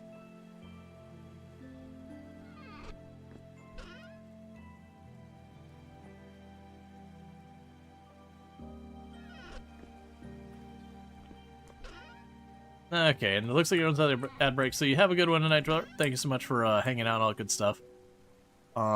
This one second, just want to watch for any more plants, I will call that. And the sails, I guess.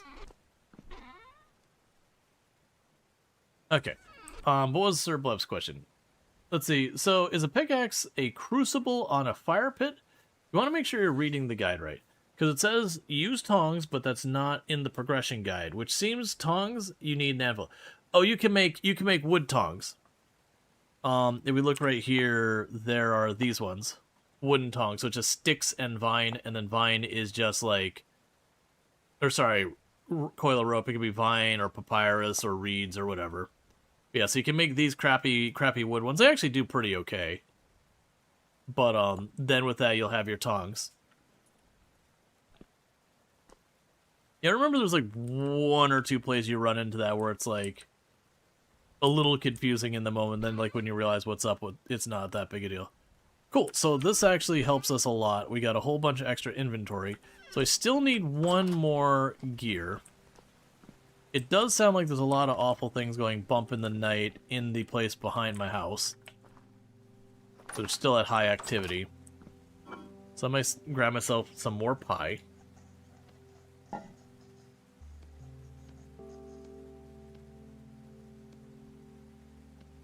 Living that pie life.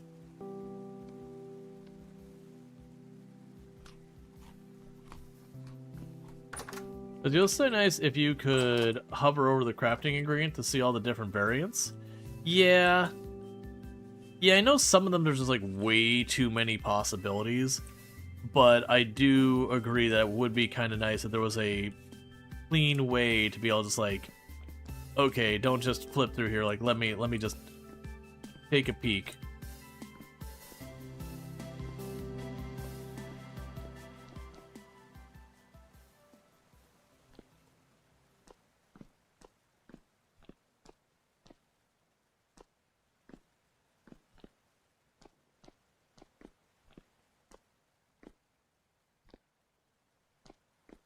Taking a little bit of risk here, but I'm hoping I can find one or two enemies to kill to score my last temporal gear. Because we're on high activity, so I should be seeing a lot of junk in here.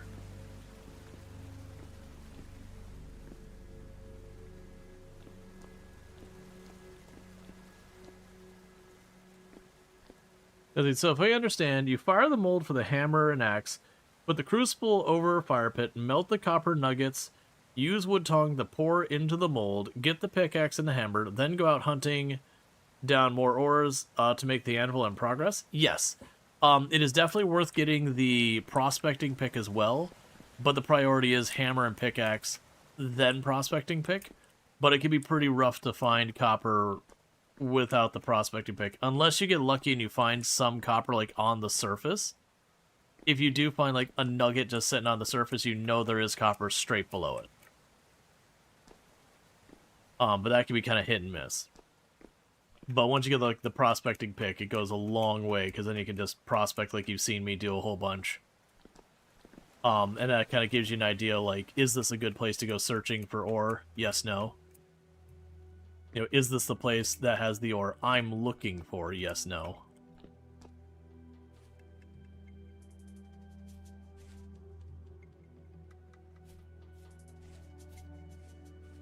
You've been panning your brains out on coal? Or on copper? Yeah. It is... What am I seeing? What?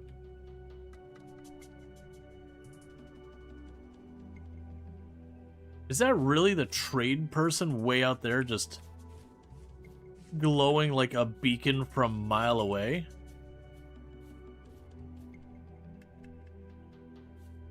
Alright, well, consider me curious.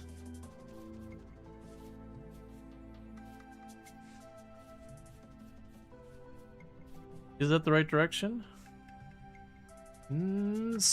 Close, it might be it.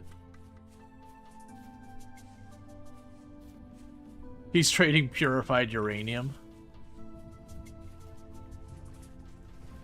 Oh, get your butt back here, Bambi.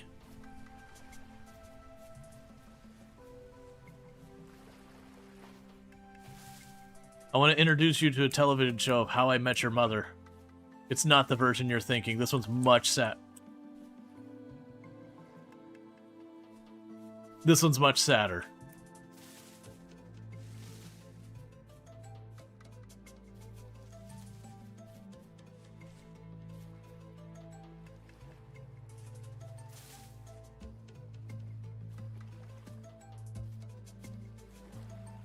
Also, Bambi's got moves. Either Bambi yeeted themselves into the abyss, or got through a tree and no sight.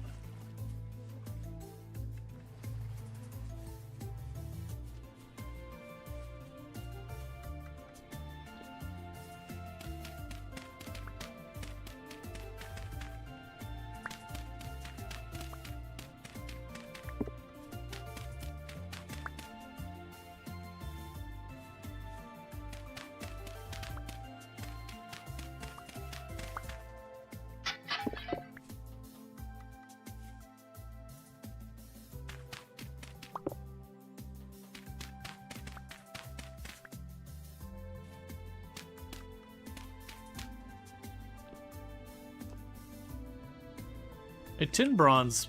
Hey. I'll take a tin bronze shovel if you just want to give one to me.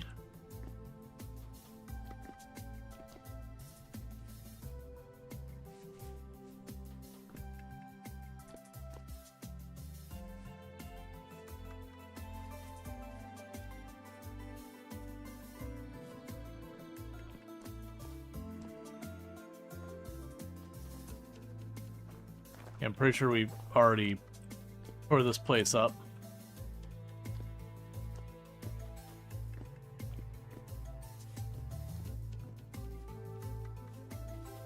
You get back here.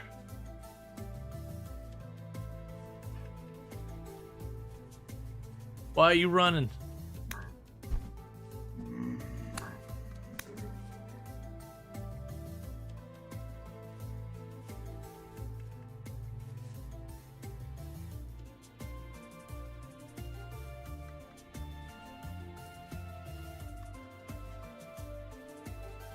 Well, the other one got away.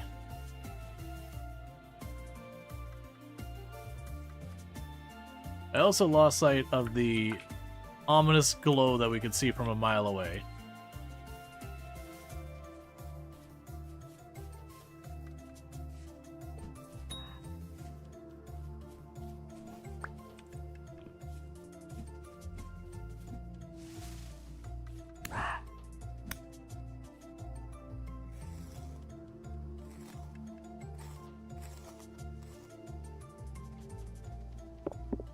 Okay.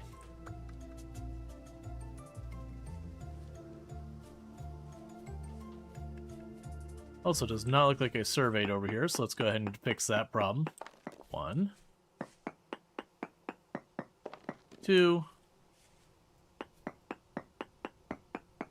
3. Terrible.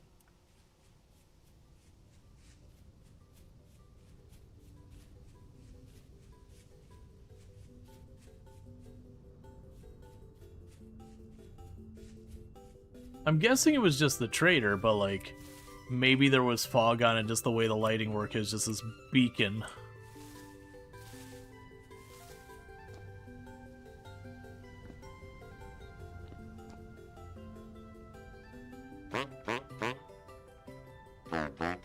Okay, so they don't sell anything I care about here, nor do they buy anything I'm willing to part with.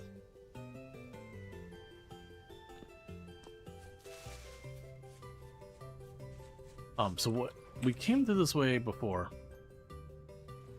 Oh, I'm on the east. Alright, well, in that case, we'll just keep going east. And keep surveying for a little bit.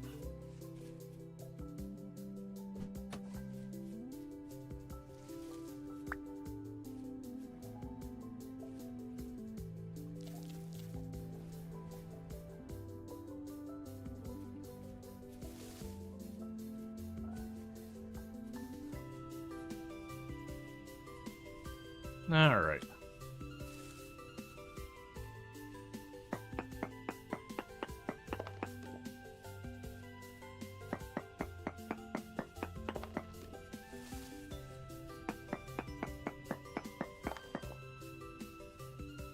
Very poor sapphirite.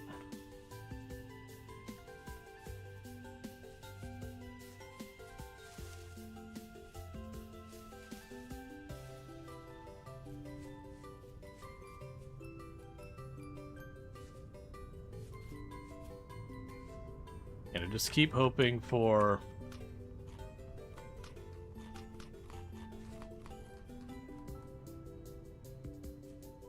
more critters, more good stuff. Alright, drop down here.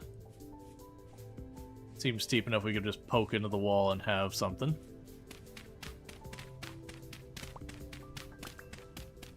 Let's see, going to leave the stream open while you do some quick dash. You wish to the store. Gotcha. Well, I hope you have a, you know, uneventful and productive trip to the store.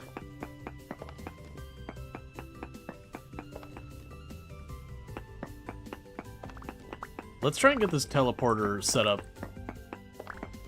I might try and go out of my way. Very high rift activity. Alright, let's make great life decisions. No ores nearby at all.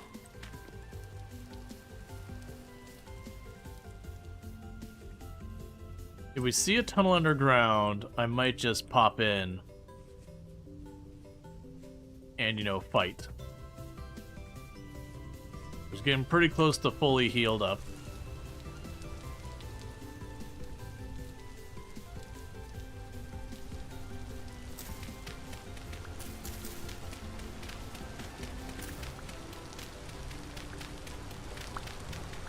Alright.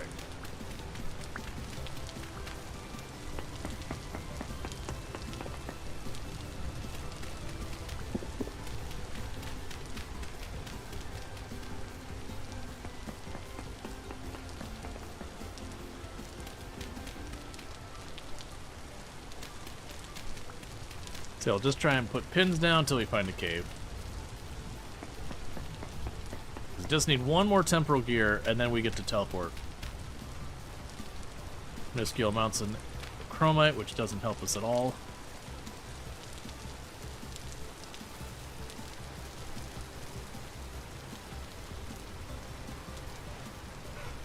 There's so many of you chickens.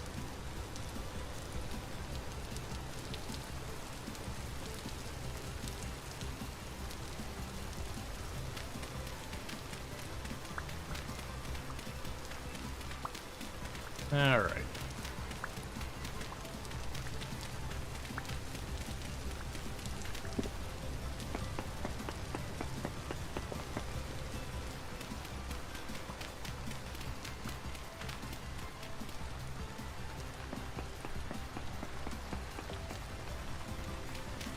But if we're lucky, we take the teleporter, we find something like peridotite, or, you know, another place where you can get some more variety of stuff. Because the whole area around us has been almost exclusively andesite. Just andesite, shale, and all that, with like little pockets occasionally of something other than that.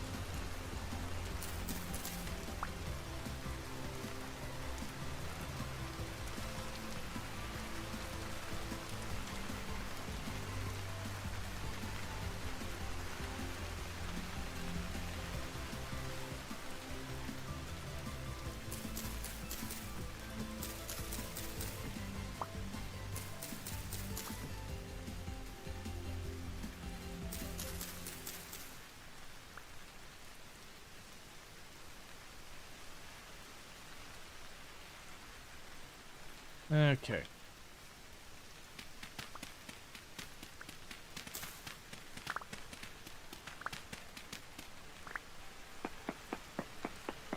Alright, Luxray. You sleep well. Thank you for hanging out and all good stuff.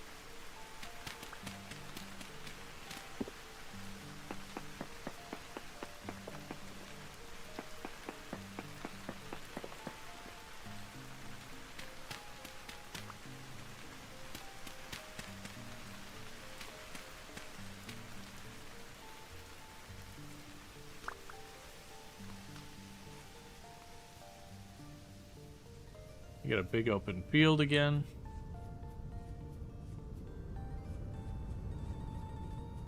Got some ruins over there. Let's go check the ruins so we can put down our next marker by that.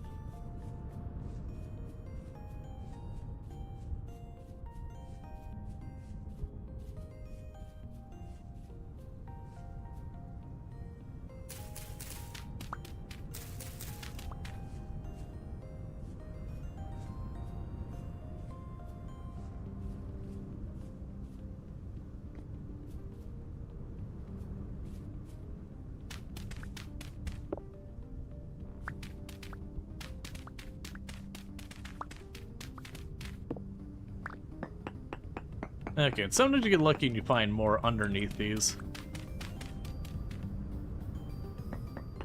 It'd be a little bit of a mess to deal with, but still.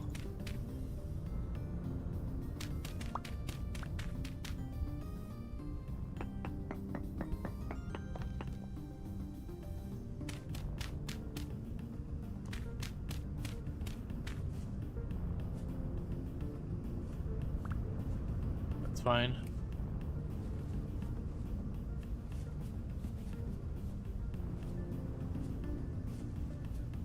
Got some spots over here that shouldn't be too hard to grab stuff from.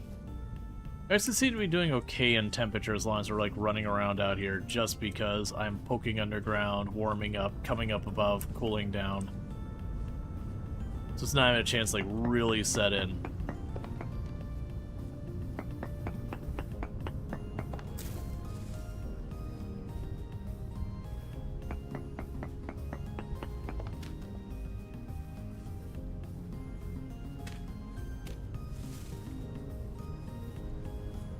Okay.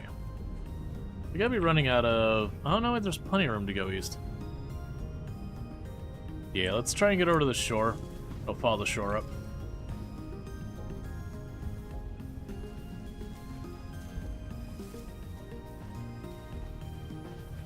And there is a glider in the game. I want to say it's a pretty late game thing to make. It's not super amazing, you can't like full on fly or whatever, but you can actually travel some pretty significant distances. That definitely makes it nice. Okay. Not a whole lot of everything.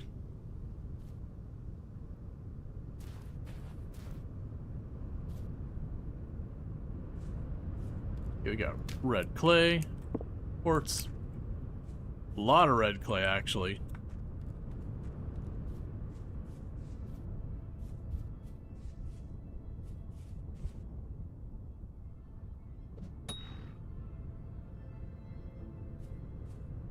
I'm not checking where I'm going to go over the hill and...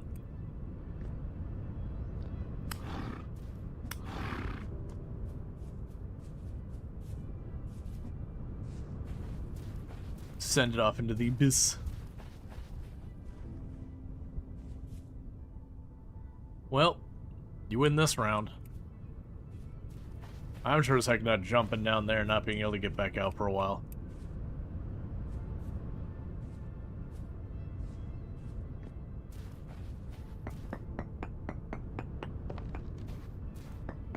Okay.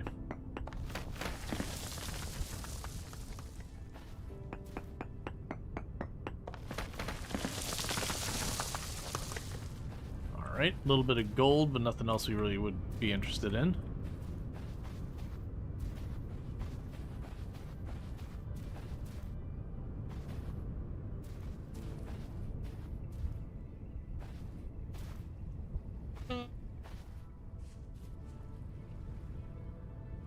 Okay. They do have that island way out there. It wouldn't be the worst idea to run out there to check the island.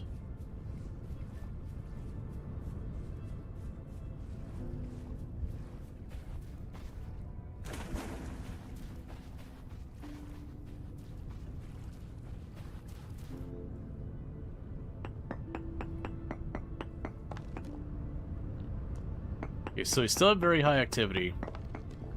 So while we're way far away from home, I'm gonna poke my nose down here, see if we can't get a couple of enemy kills or whatever. Maybe get real lucky and get a temporal gear.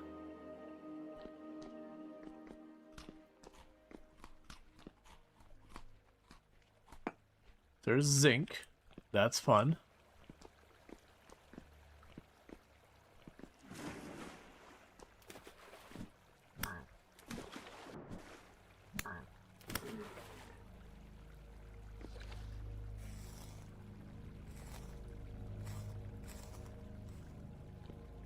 That cave was basically a dud.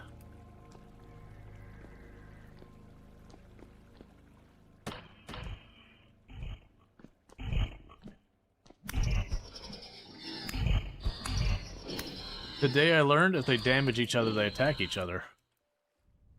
Alright, well you chill up there for a minute.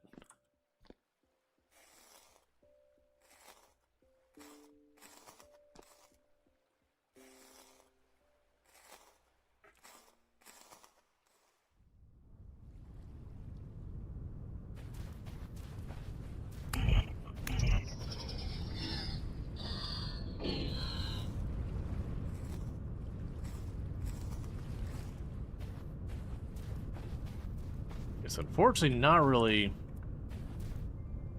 Not really deep enough to really find much of anything.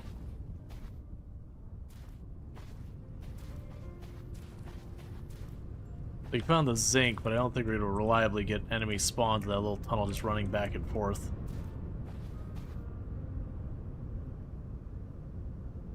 Okay.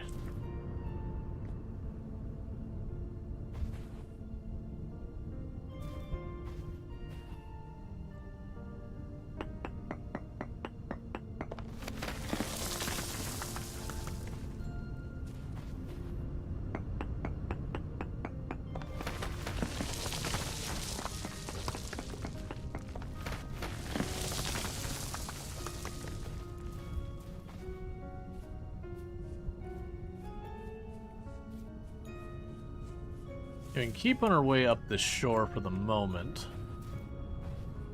Because it looks like we got a bunch of islands all down there worth checking out. But I think we just keep running along here, surveying this.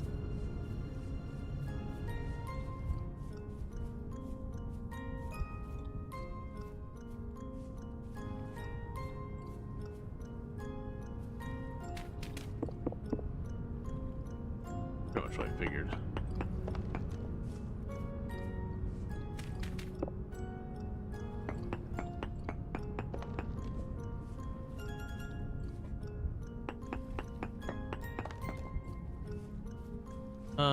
Nothing we care about too much. Minuscule amounts of borax, so we're lucky we might get more than minuscule as the option.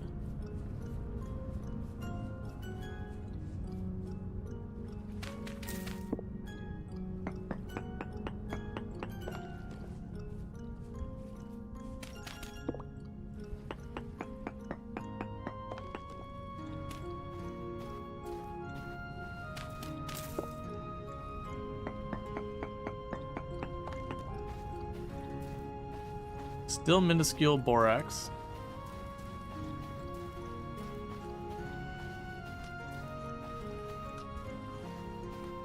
Yeah, so got the islands out there. Looks like we got a big mountain over here. Nothing too exciting farther up.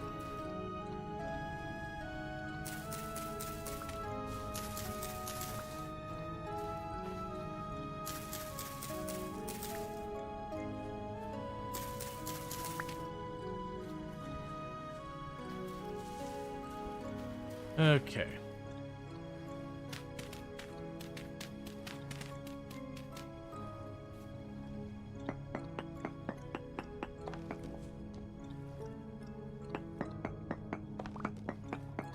Still andesite, unfortunately. Which isn't surprising considering the giant andesite desert thing on the surface.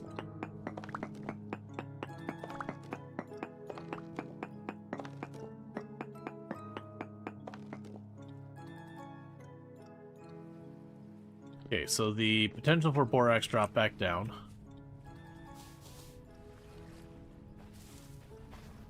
That wasn't super surprising.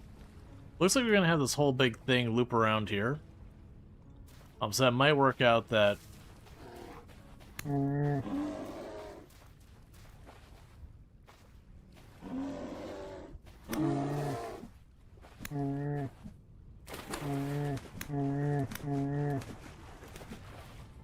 Please.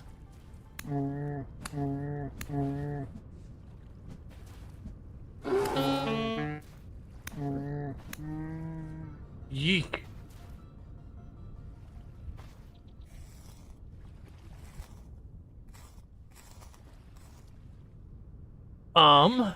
Alright, that wasn't part of the plan. Chuck you out there, give me the bear hide. Chuck you out here, get me the fat. Chuck you out there, we can grab you.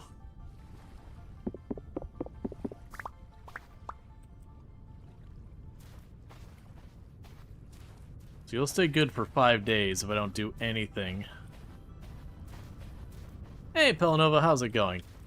I was just casually getting mauled by a bear, as you do.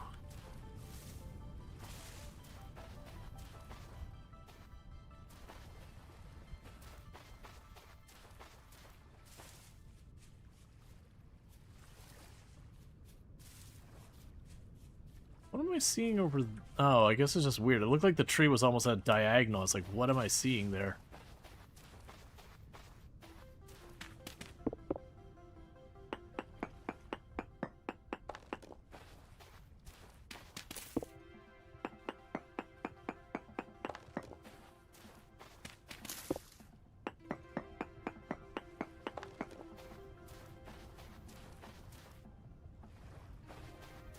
That's a whole lot of quartz there. Nothing super shocking about any of that.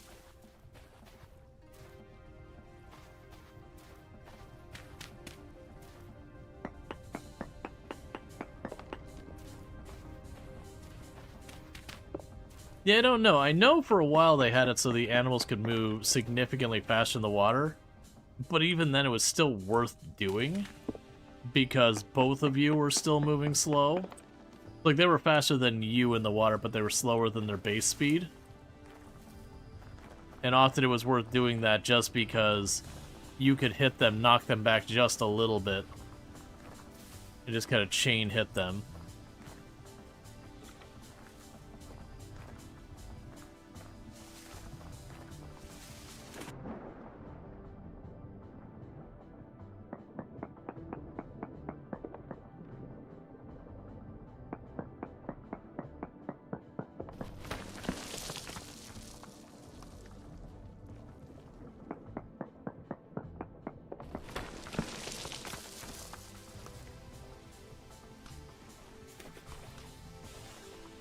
Nice casual swim while it's 4 degrees Celsius outside, as you do.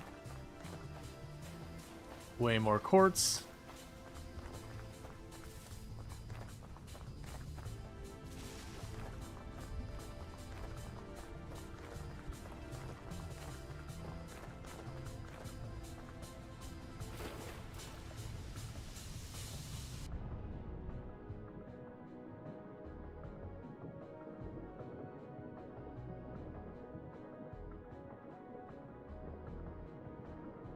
Let's just go up to the surface and do this. A lot of times you get lucky and have these big ledges down here that make your life really easy for prospecting, but not always.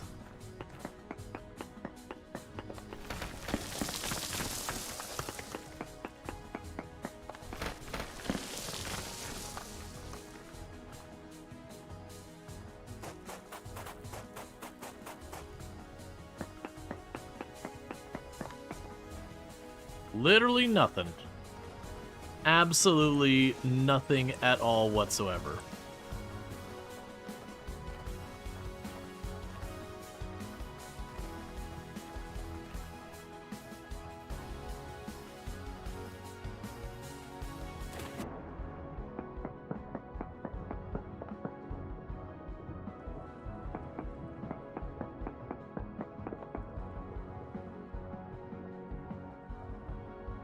Stop.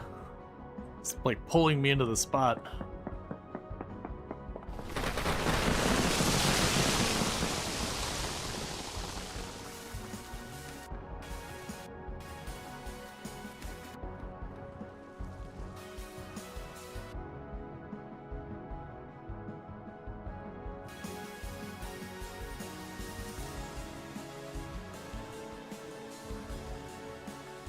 Oh, I see why I'm having problems climbing this.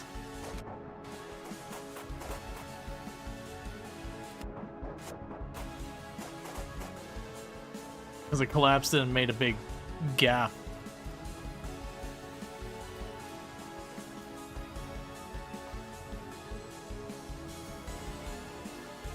Okay, that's granite. That's at least something different.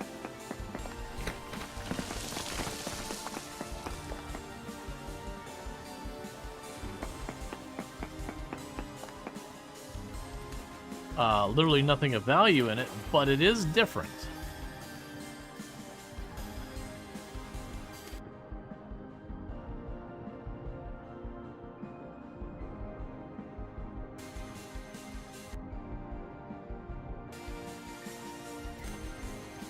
And how are we doing? So we're circling around here. That's where the islands are. keep working our way down.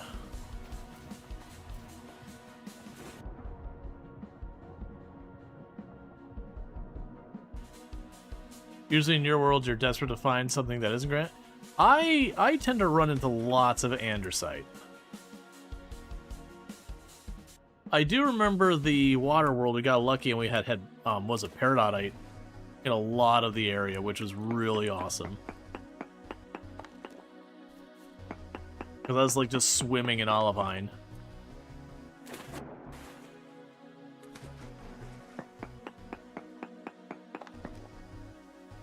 Nothing we care about.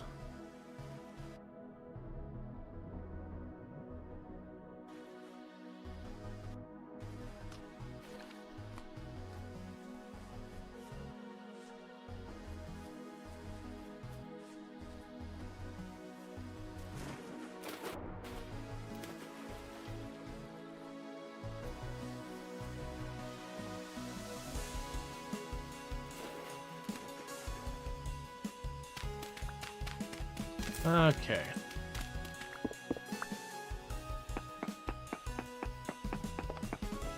Yeah, so it looks like we've gone far enough that we did finally have the block type change, which is important to giving us more options for more different things. Granted, I don't think the granite block is going to do a whole lot for us.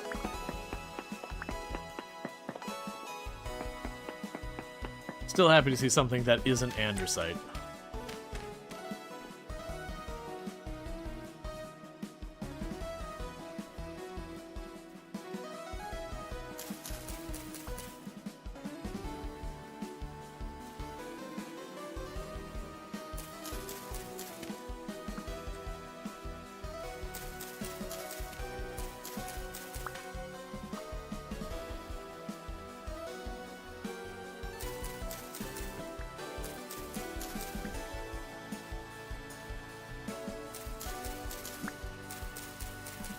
You're in trouble? That's no fun.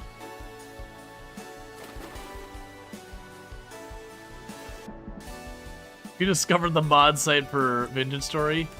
Yep. The classic, be careful. You can get yourself into a point where the game won't even run pretty quickly. Not like that there's anything wrong with Vintage Story in regards. It's just definitely one of those ones that you can grab mods that are just going to cause you all sorts of pain.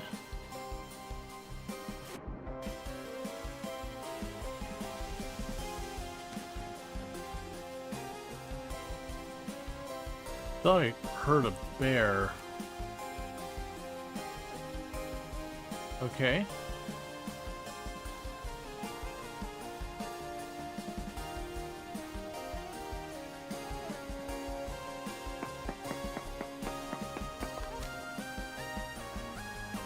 So 1,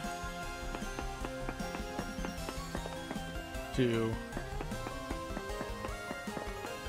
3.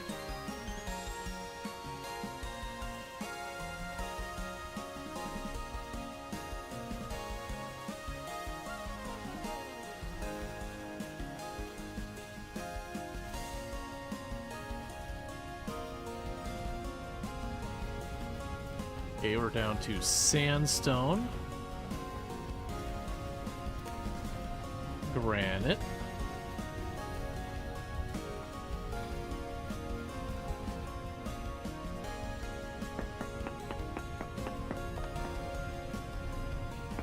but you make sure at least either Model 1.22 or mod you're currently using Napster. Yeah. I mean, that's definitely, like, the minimum you should always make sure is, like, you know, is it to the current version and all that. If you're not at least doing that, you're just basically begging for problems. Hello, hello. Go ahead and tag that copper.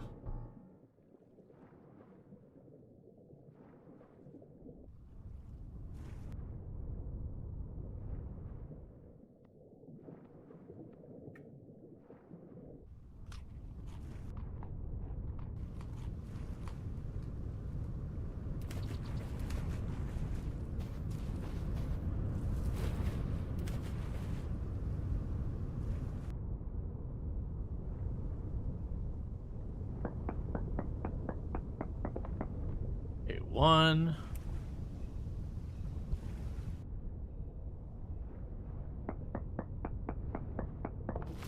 Two. Oh, well, that was too close to the last sample.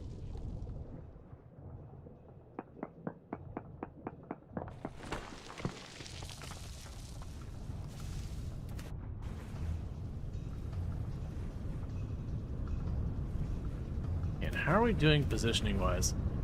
Alright, yeah, so I think we go down this way and I'll hook up that way because pretty soon food is going to start being a pain.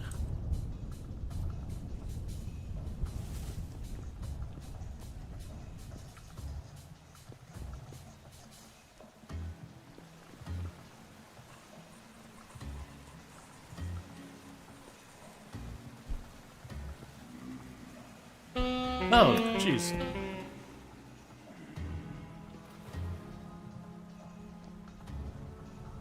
I got hit from all sides there.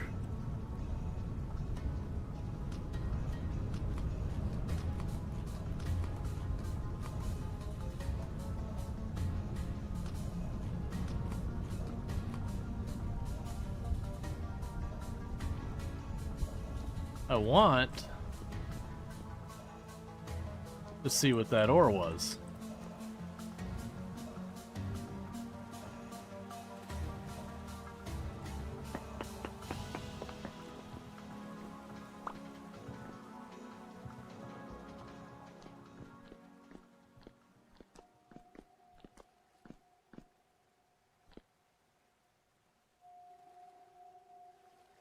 It's just dirt up there.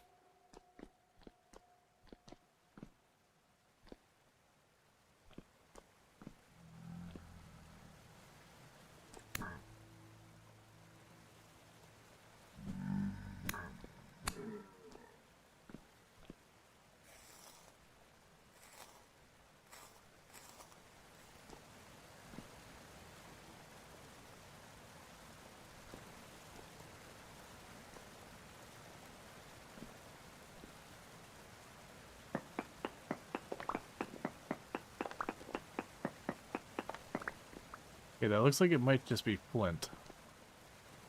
Yeah, that's just flint, so I don't really care about that.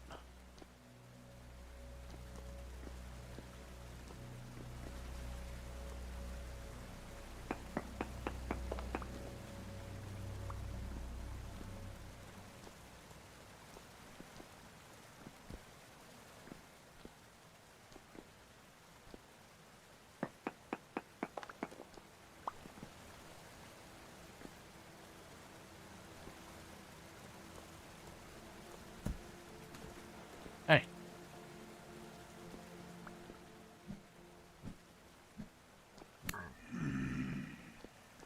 Cut the attitude.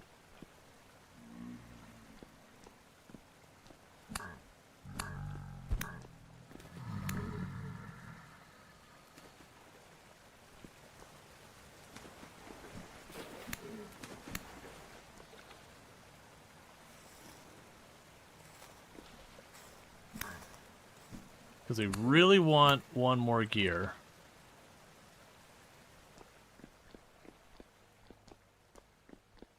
And fighting enemies is one of the only ways to get it.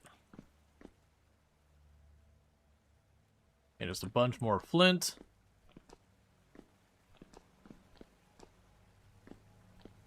Let's get back out of here. I'm only a hit or two from dead. I'm being a little aggressive with this.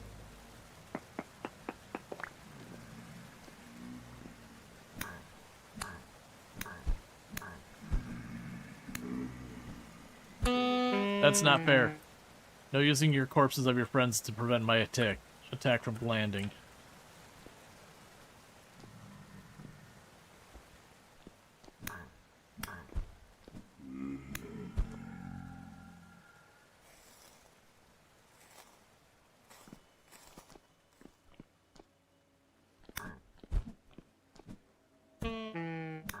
Stop.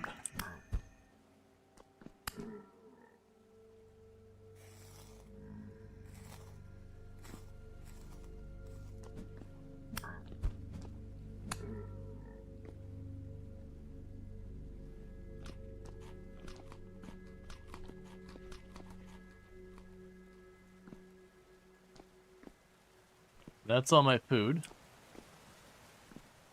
I don't exactly remember how I get out of here.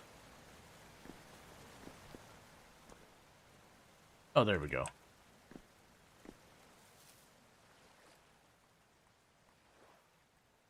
Okay. So, we have this landmass down here, so we're gonna run on down there, because I basically tapped in food. I got a bunch of meat, but I have to cook it. You got others to go with that?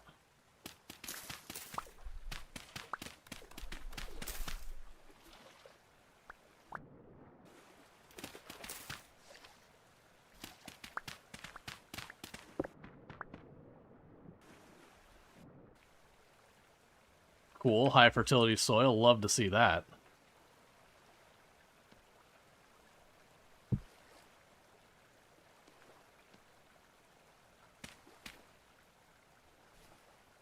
Oh, I'm not out of food. Got the dried stuff. We can go ahead and remove that marker.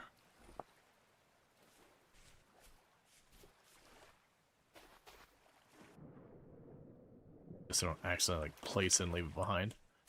Okay.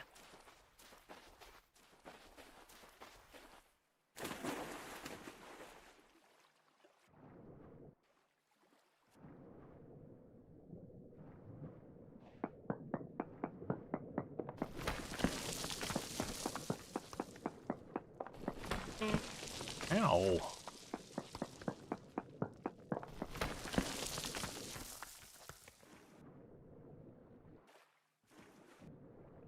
Okay. Yes, this will meet up right up here. Yep, so we're just gonna island hop, bring ourselves back over there. So I didn't find the temporal gear. We did find some ore. We got high fertility soil, which is pretty snazzy. You don't find a lot of it, so you take what you can get. Yeah, that's probably not going to have exposed stone for me. That's fine.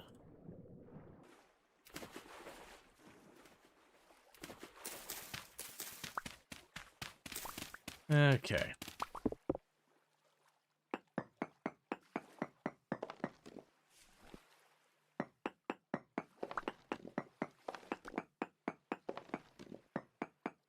Yeah, if we run back, we should be able to just go underground. Ooh, chalk. Chalk's good stuff. So in a pinch, I will mark that we can get chalk here. We don't need chalk bad enough to like, grab it right now, because we got limestone back home. But there wasn't a lot of limestone. We were pretty heavily depleting it. So even if I find some chalk, it looks like it's under the ground a little bit. It's still a source of more lime.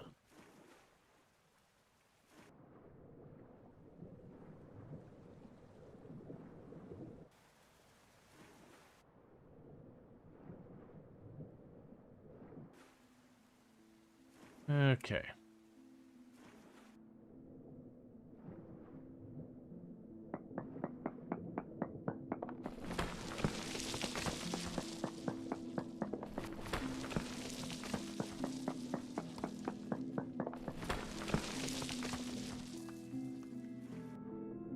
So a bunch of stuff that we don't have much. Alright, so we're once again basically out of food. All this meat in my inventory is going to start rotting anytime now.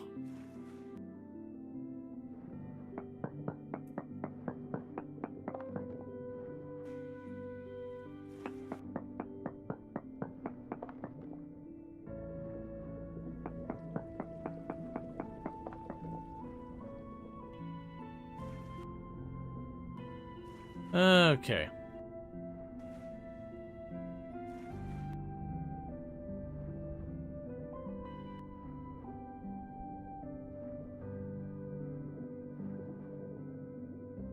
So it seems like this whole, like, island out here is full of, like, sandstone and chalk.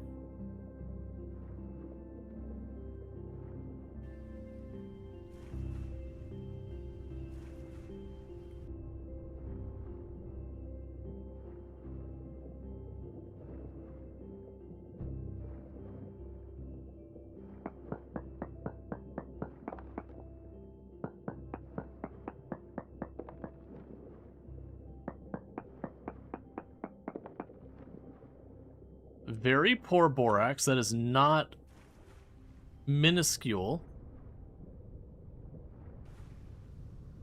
Okay, so let's take a moment. So you had very poor borax at 0.05. Nothing there. If we're lucky, borax is what we're like the main thing holding up us from pursuing steel. Because until I get borax, I can't make the thing to seal the iron in to make the steel. I can't make my iron anvil.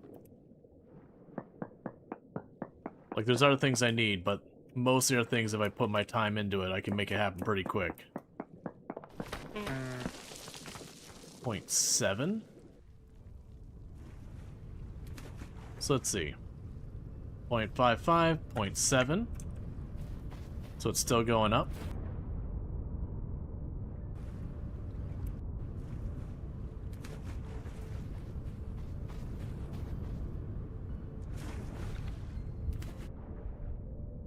Let's go down here real fast.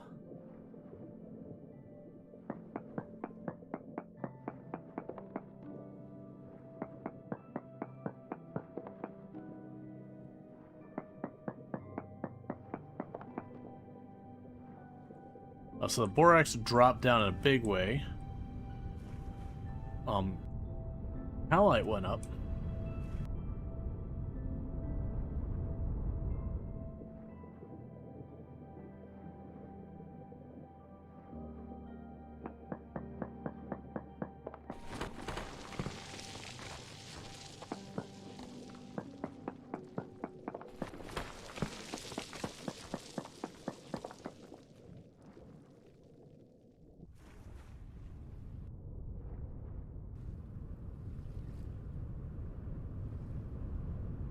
Okay, so 3.32, 3.5. Alright, so nothing we care about in that direction.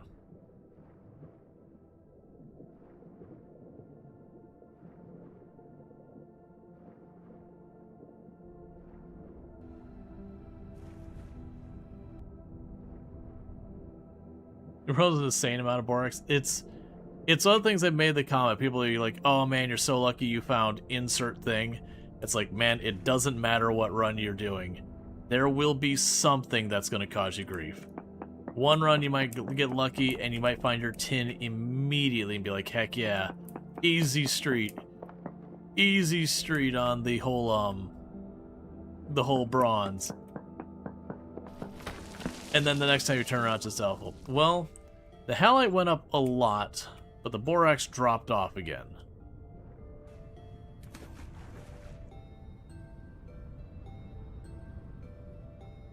So minuscule, very poor. Let's check up here on this little island thing up here.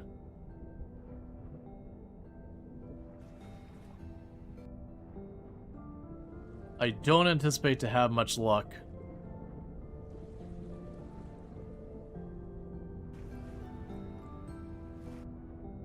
The problem I'm running into is I am straight up out of food that doesn't require me to cook.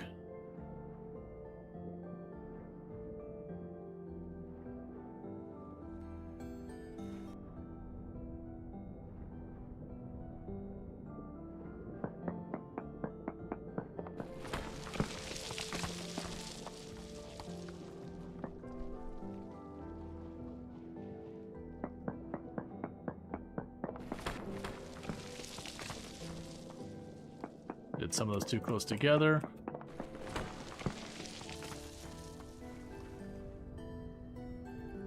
Okay, so halite we have 5.78. 5. Okay, so halite's looking more promising that way.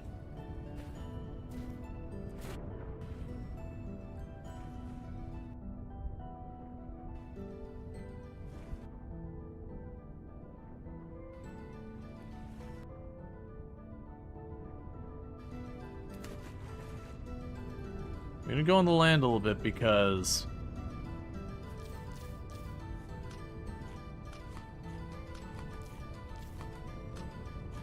need some food to tide us over.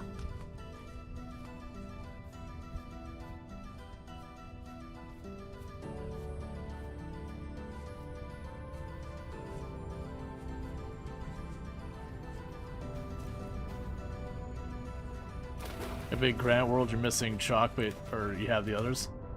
Yeah, no, that's just kind of thing. Is it's just one of those things to assume you're going to have something you're going to have grief finding, whether it's because you're in one type of stone and the thing you're looking for doesn't really show up there. That's just flint. That's fine. I don't care about that. You know, so what you're looking for just kind of doesn't really show up there on any frequency.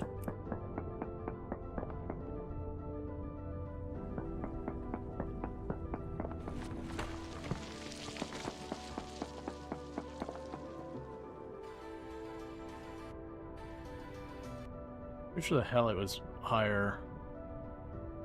Yes, unfortunately, looking like the halite's going to be a no dice on this one. It'd be in the middle of the ocean. I've learned a number of times, like, if you could find an island in the middle of the ocean that's got decent one, it's workable. But when it's just straight up ocean, like, you could see how far down we can go. Like, you could just go and go and go and go.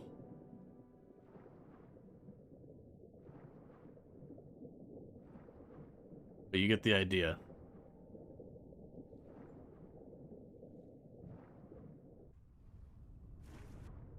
So the fact is, you're just not going to be able to, like, just go to the bottom and figure it out.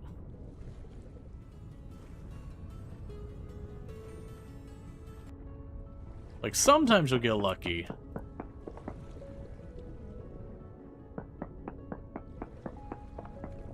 And you'll find, like, a vein or whatever and be able to go down there and get it.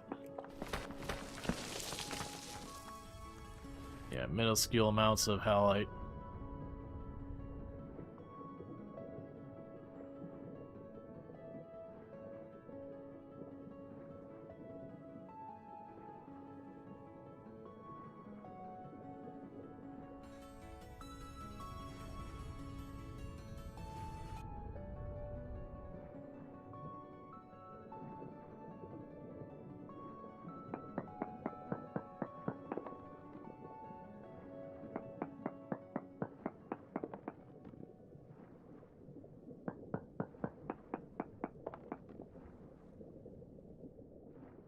Minuscule amounts of borax and halite again. We've got flint up there. But yes, I'm just using this to, like, swim gradually over here.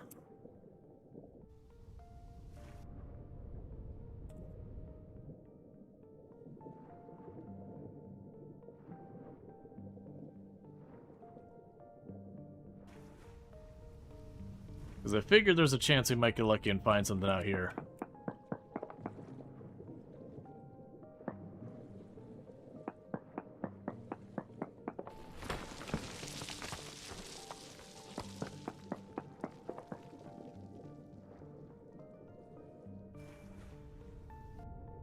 Nothing we care about. I'll probably get like one more pin, there'll be time to just cut across the ocean and get home.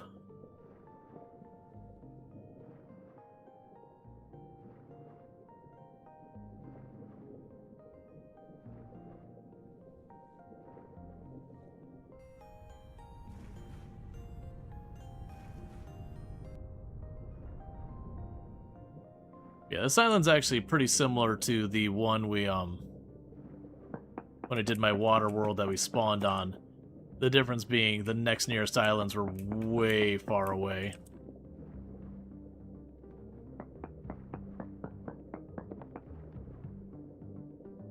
Alright, very poor borax again.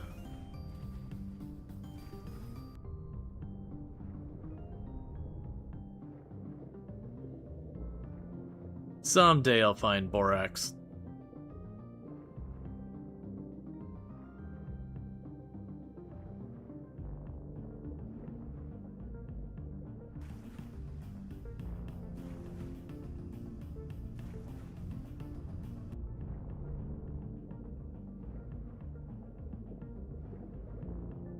Just gonna cut in here a little ways to see if we can survey just a little farther inland.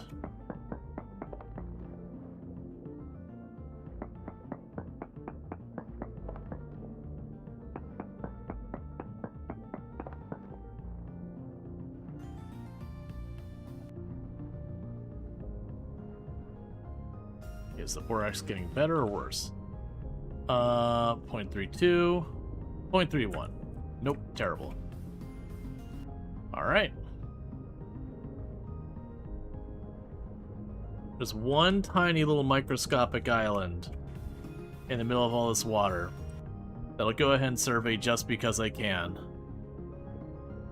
But I don't expect there to be, like, land to go up to.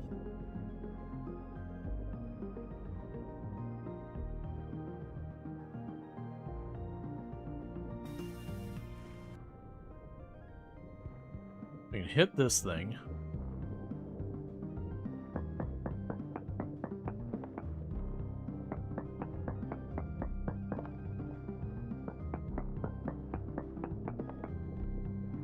Very poor cinnabar and nothing else.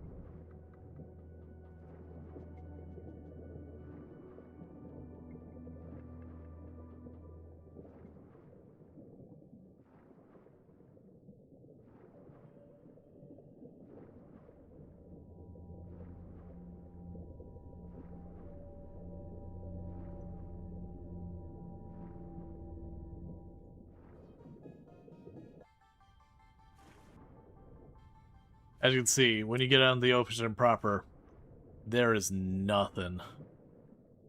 You can just swim into the depths and you will find nothing. It goes pretty close, like a couple of tiles from, like 4 or 5 tiles from the absolute bottom. Like their equivalent to bedrock or whatever it is. And it just puts like a little wet gravel or whatever. Hey Azrael, how's it going?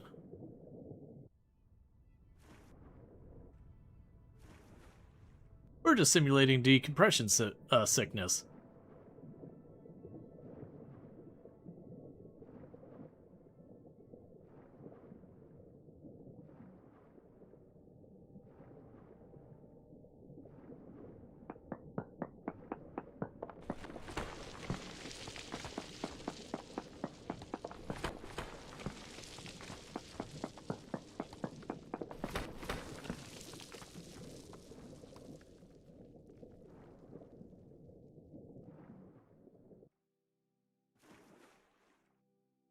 Okay.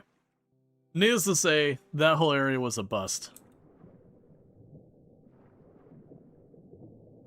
But we need to head back because we're hot, sore, and sweaty, but it's Friday. Gotcha. So we're going to have the meat in our pockets all going to go rancid.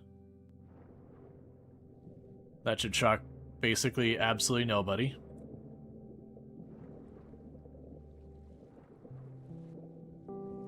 Okay.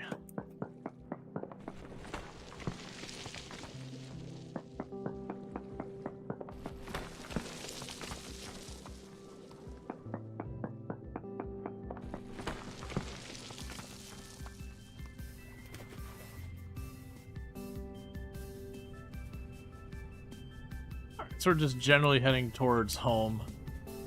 We need to be on the eyes out for basically anything we can shove in our gaping maw. Eating raw grains. Done and done.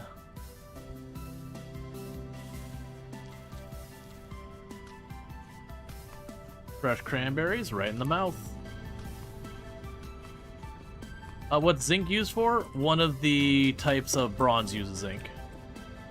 There's bronze is interesting because there's 3 different bronze recipes in the game. There is tin bronze, which is tin and copper. There's like bismuthian bronze or whatever, which is zinc, copper, and bismuthite or whatever it is. And then there's black bronze, which is gold, silver, and copper, I believe.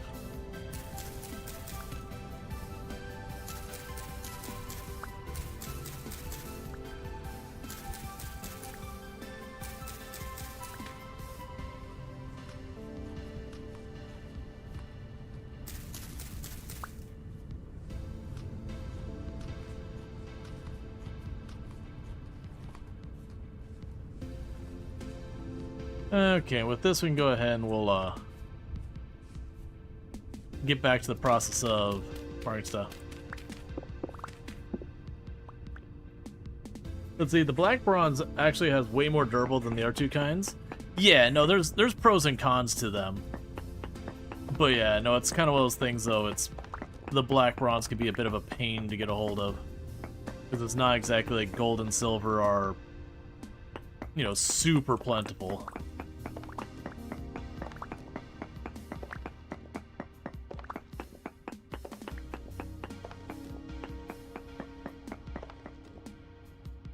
Ultra high native copper. I also just realized I could have picked up a ton of chalk because I have a mining bag. It's fine. Red wine mushrooms.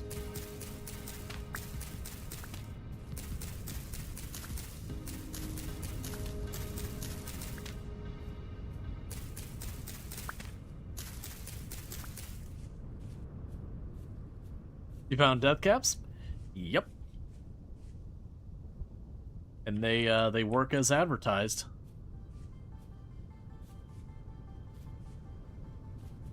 Keep inventory strat.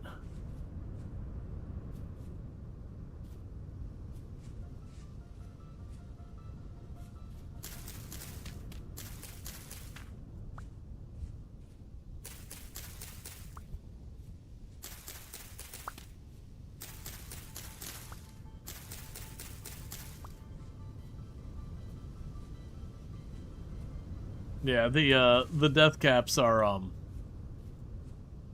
there was ones you take a bite of them and it's just over. Like a lot of the other poison mushrooms will give you a pretty nasty hit and you're like, okay, maybe I shouldn't have done that. And then the death caps are just like, nope. You did your one and done. It's over. Goodbye.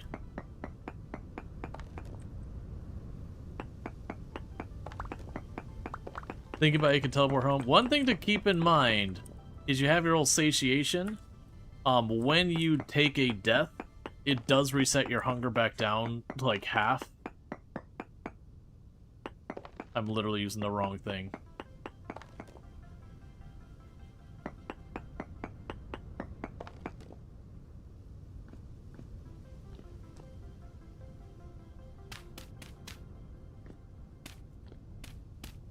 If I remember correctly, the death caps are something like 25 health or something they hit you by. I want to say it's your more than your full health bar normally. Now granted, you changing your settings, you can get it to be above it.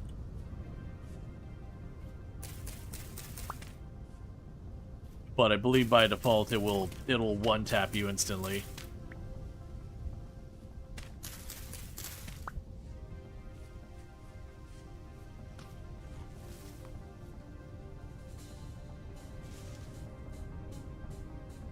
But it's like to let ourselves see a little bit of colors.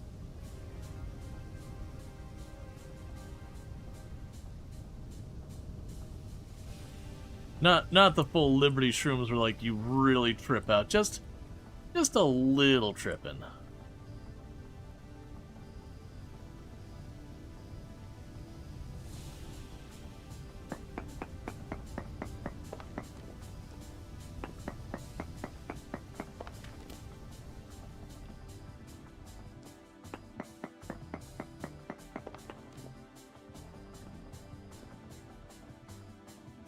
Nah, it's just a straight on drop.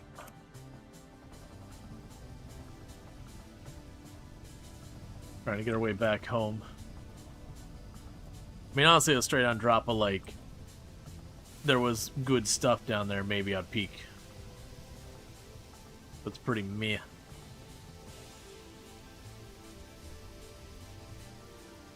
Thank you, Malicious, for the 7 stream streak. I do appreciate it. I hope you've been enjoying the stream. You got your first generated dungeon? I'll tell you, that's pretty neat. Yeah, we went and we found like a whole underground area that's pretty cool. I'm assuming that's like the generated dungeons are. We find like an entrance and then there'll be like some tunnel area down below.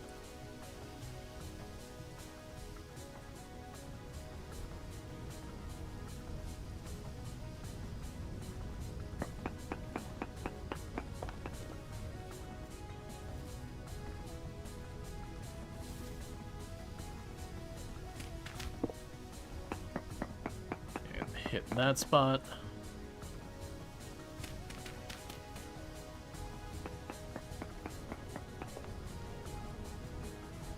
For chromite.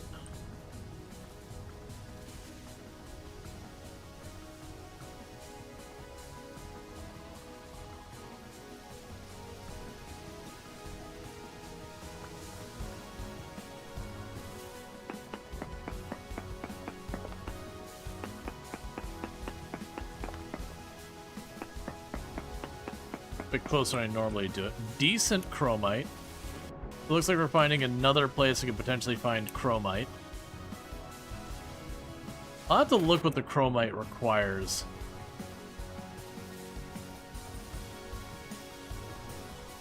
Because that's like a super end game thing. But it does give you the best backpacks, if I recall correctly.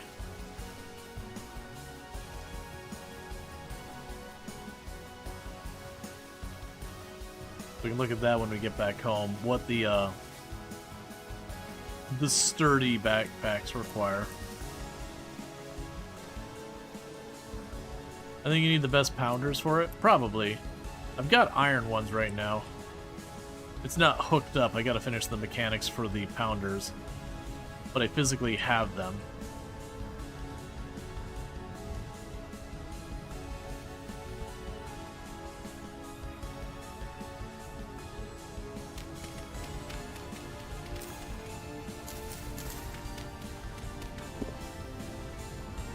That's what I thought.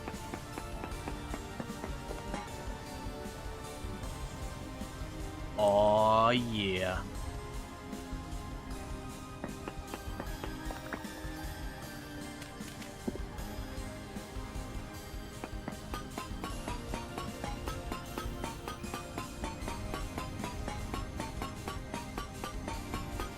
Is that the good stuff? This is, in fact, the good stuff.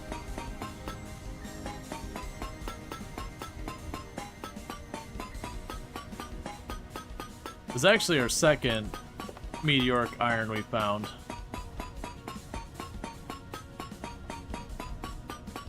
Yeah, you can't make it into steel, but it's really cool, like, iron. It's got like a very, it's not white, but it's like a very kind of bright color to it.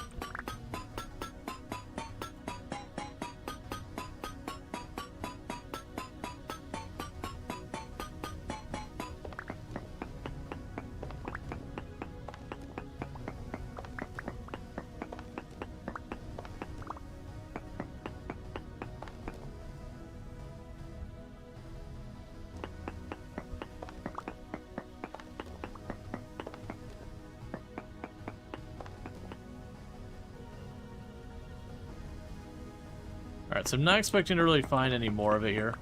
I'm gonna widen the spot just a little bit, just in case there's one at diagonal. But generally speaking, when you get meteoric iron, it's like 4 or 5, you know, just a couple of blocks. And I also don't believe it picks up with this either.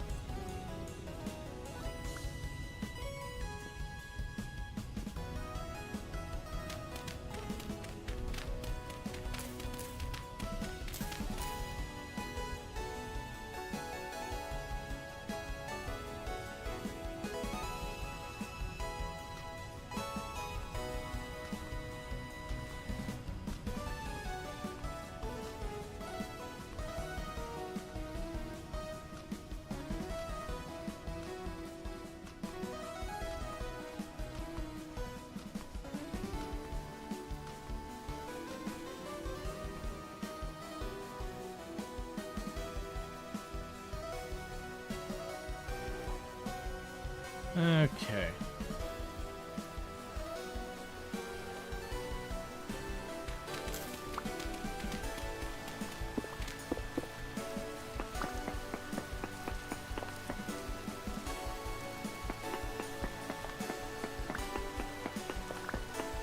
Two, three.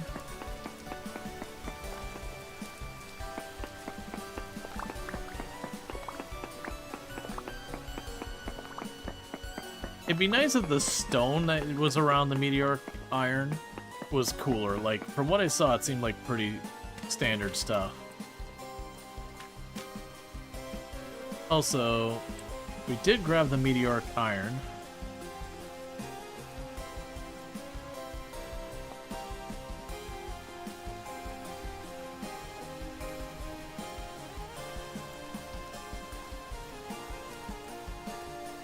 It's fun to build with. I mean, unless I missed something, it looked like a pretty standard stone. Hey, you.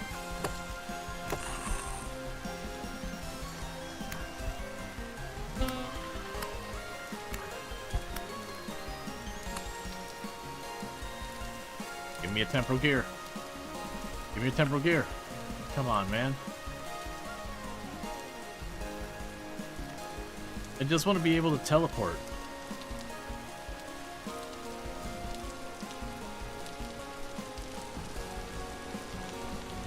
You can drop diamond when you mine it. Yeah, I did notice it has that as an option.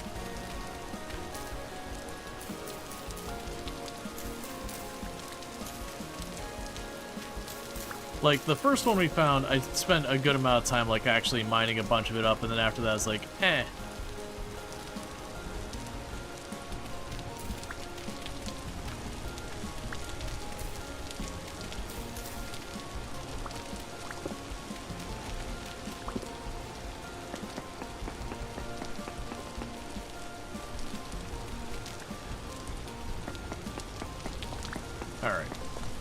And 1, 2, 3, do that. 1, 2, 3, do this. This whole area has decent chromite. Like, it's all been hovering around that same thing. I do anticipate if later on we decide, oh, I'm after chromite, I'll probably be able to come over here, go north or south a little bit. We kind of like fine-tune where we're checking. And probably with that be able to, you know, nail it. You have sulfur ready? Not really. I saw small amounts once or twice digging around. But like so far as like on the surveying. But I haven't actually seen the sulfur. Wait, do we survive winter? No, we're still like November-ish. During the day, it's getting warm enough that it's not quite freezing. But, you know.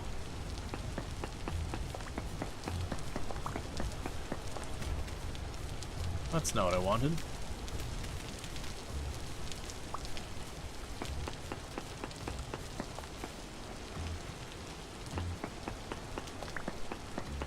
Two, three.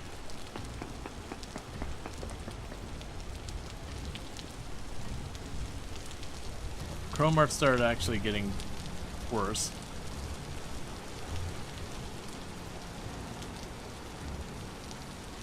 Yeah, and we've tangled up a couple of bears on this journey. Like, I actually have a bear pelt on me.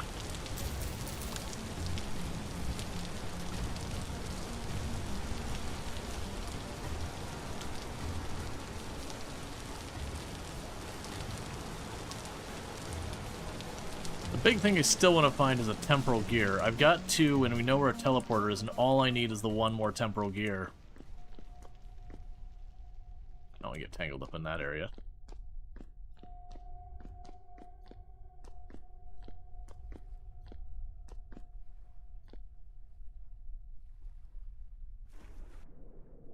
You're lucky I don't have inventory space for you, raccoon. Because normally I would just murder you. This game give you deep snow to blizzards. They'll do like a really, really heavy snowfall. And I believe the snow has a depth to it that you can make it where you walk slower or something. I don't remember exactly.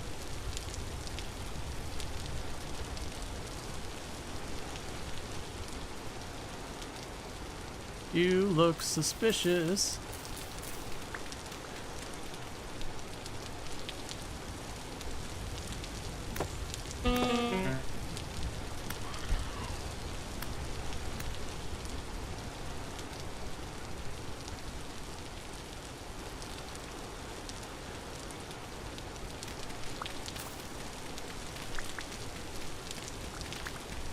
So you look suspicious. You're done.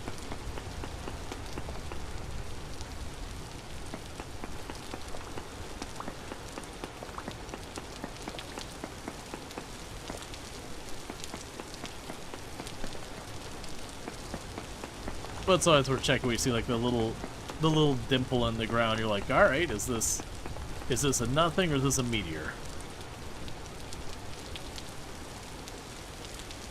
Especially when they're far enough apart that you might as well check them anyways.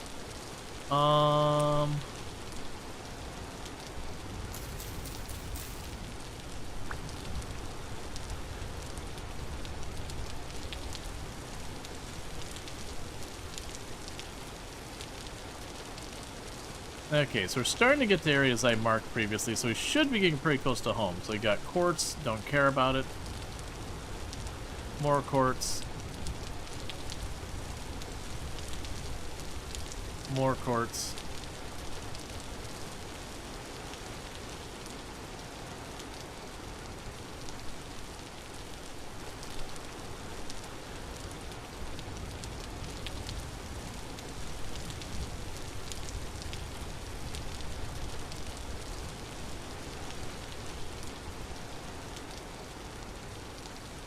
And I have marked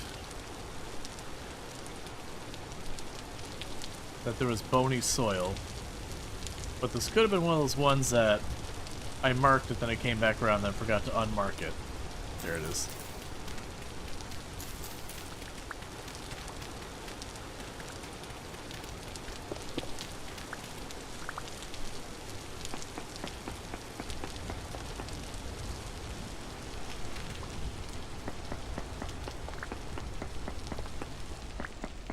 So 1, 2, 3.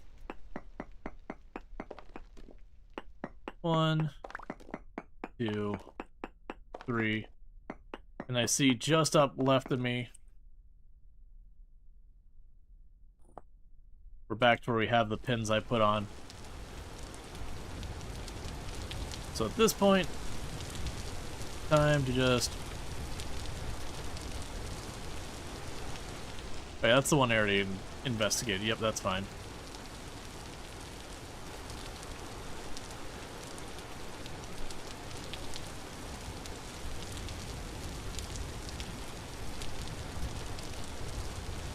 Alright. So now we're just heading home. Because we've got plenty of survey spots already knocked out down here.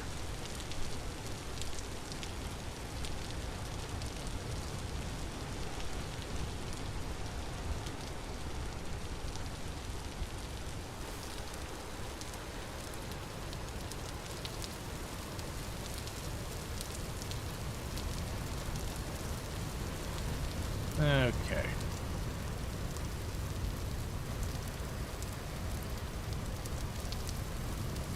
We can check at our flour, drop off a bunch of other things, it'll be good.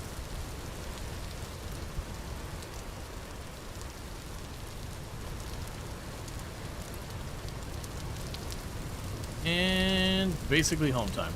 So we didn't find the gear, which is fine. We didn't spend too long just schlepping around in the caves. We still have medium enemy spawn rates. So it might be one of those things that's worth it once I drop off all my inventory.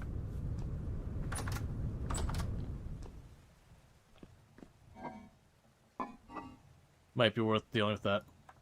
So you still... Alright, so you're actually spoiling already. We're just gonna chuck those in the bin.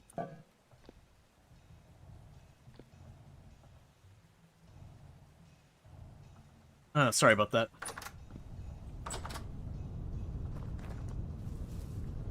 Thank you. So let's go here. Combine you.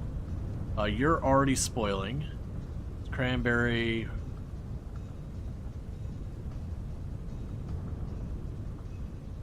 Those poisonous mushrooms are still taking time to go dodgy.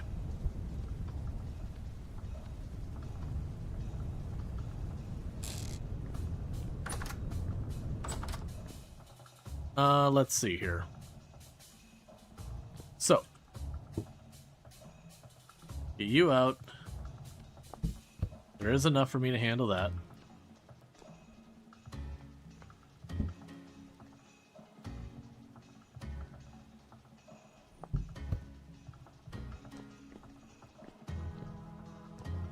Oh, and we can grab you.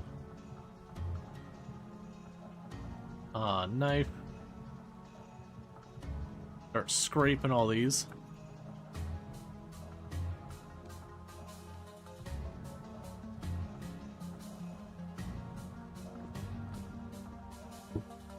Okay, so let's put you in there. Put you in here.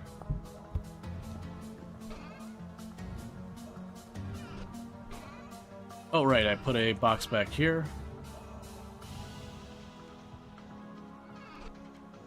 You need to be made into strong tannin.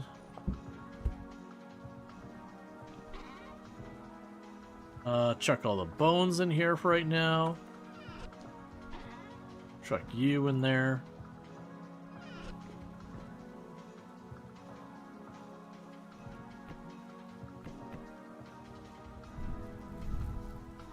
And we get you all keyed up so we get that fat rendered.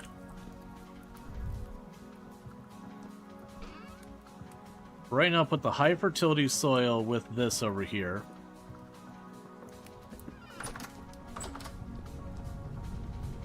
Let's drop down below. Actually, I have a couple things. Grab the flour.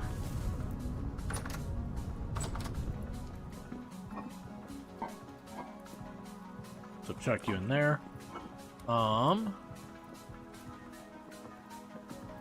2. You're still good for a while.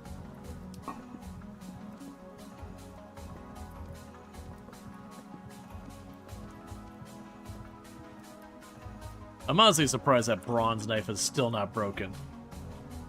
Okay, I need our 2 pieces of pie. Grabbing our stack of grain.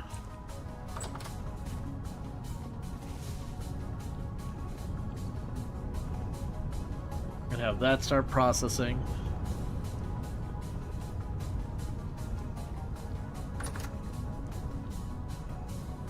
I got a rendered fat.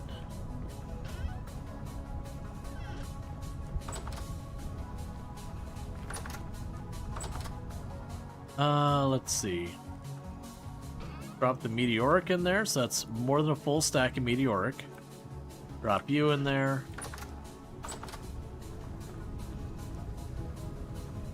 Grab the andesite and start dropping into boxes.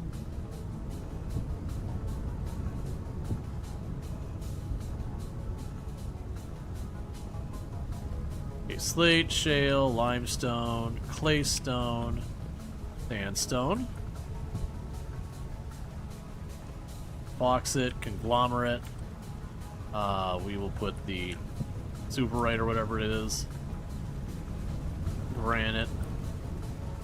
Chalk.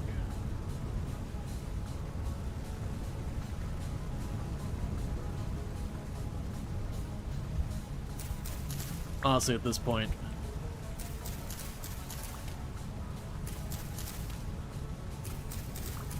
pull up whatever we still got. It's no.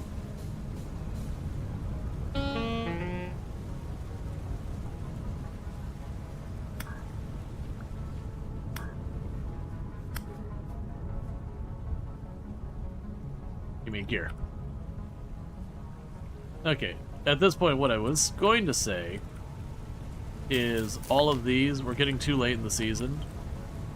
They're not going to grow anymore. I have surplus of all these seeds, so I'm not fussed if we lose seeds out of this.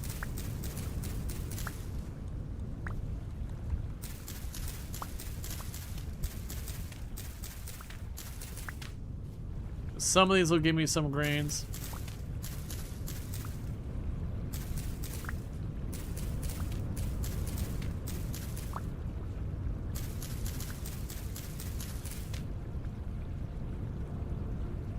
Okay.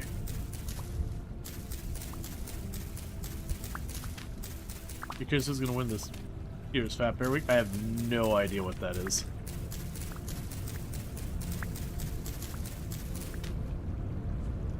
How long do seeds grow for? They vary wildly. There's some stuff that grows really, really quickly, and there's some stuff that takes a really long time to get anywhere. Let's see here.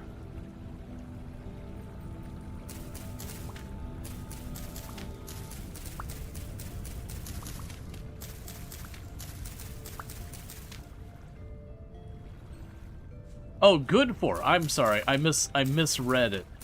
I thought you said grow for. Yeah, no, seeds are good forever. The only things that generally expire in this game are things related to food. And then a couple of, like, crafting materials that are related to, like, killing creatures and all that. Come on, get back. Don't fight me and run off.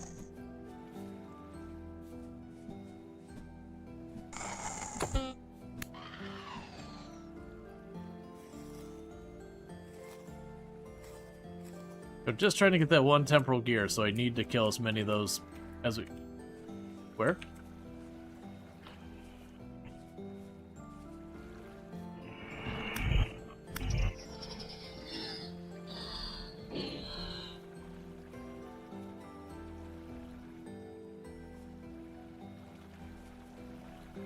Okay.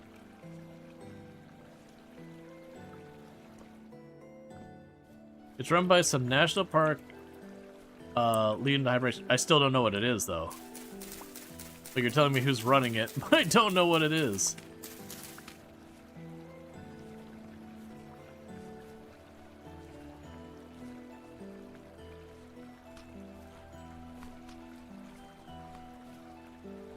Let's see here.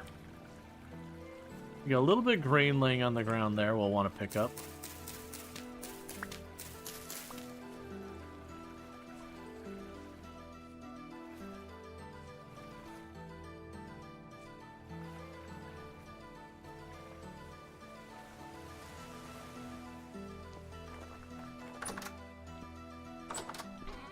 Okay, and drop all the seeds off.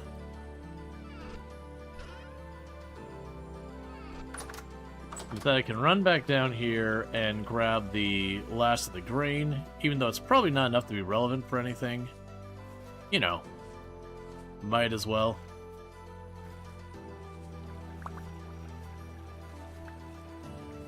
I mean, it's half a stack. That's actually more grain than I was giving it credit for.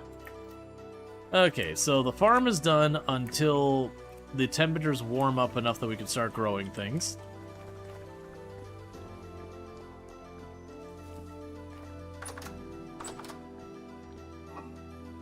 Okay, so drop you in here.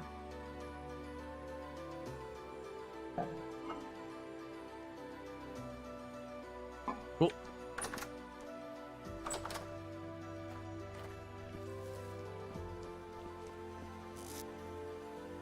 Yeah, so this is all spoiling out here, which is what we kind of want.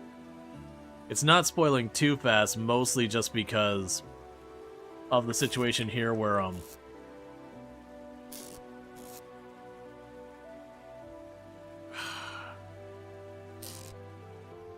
it's not spoiling too fast because of the situation there where it's just not a,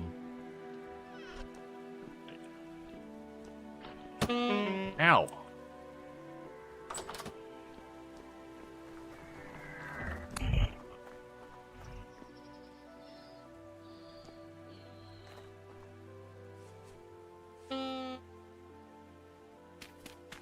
Sorry, I was gonna say, it's just the situation where, you know,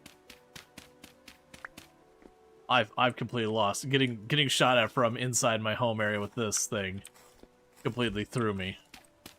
It's fine. So yeah, so we want to keep the getting the spoilage, because with that plus the bone meal we're getting, we'll be able to make a lot of fancy dirt and all that for farming in the future. I got a bunch of this junk dirt. We're gonna run down here and do this. I'm honestly surprised, like, it seems to be coming and going on, like, days that are actually rough temperature-wise and days that, like, are completely nothing burgers.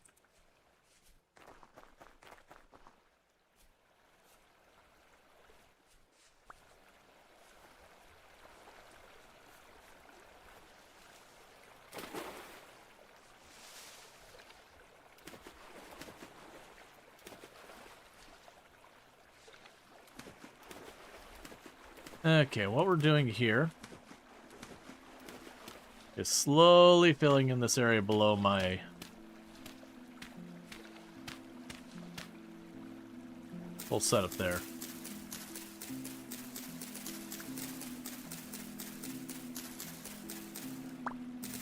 The public can watch a trail cam footage, and the contenders are eliminated at the single bracket tournament. Extreme enough for voter fraud 1 year, but like what is? You're telling me like logistics of how it works, but I don't know what it is. I understand it has to do with, like, you know, bears or what all that. It's like, is it like, are just people just voting to be like, this is my favorite bear? Like, I don't understand. So people are voting for the chunkiest bear in the park? Is that what it is?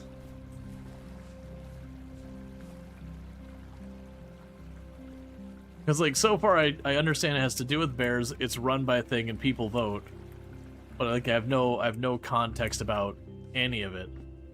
Okay, so you're voting on, like, which bear is the chunkiest. Okay, that's, I mean, cool, if you find that entertaining. You know, more power to you. Like, I'll admit I don't get the allure, other than, like, just, you know, watching animals do animal things. But, like, voting on which one's the chunkiest, I don't know, feels weird. But again, people probably enjoy it and, like, don't let me yuck your yum.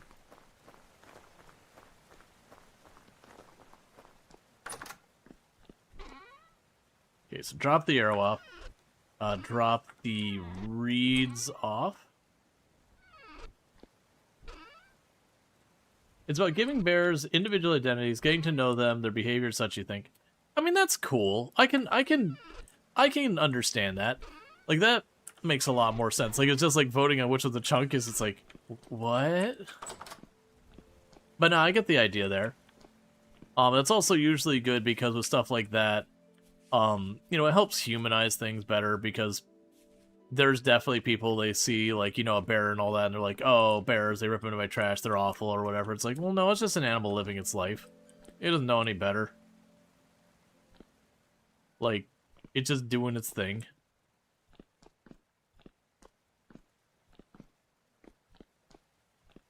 It can be very inconvenient and annoying to deal with, but at the same time, it's a bear. It's gonna do its bear things. Gonna get its bare necessities. It's gonna dance around and put coconuts on its chest. It's just, you know, birds fly, fish swim, and bears sing songs.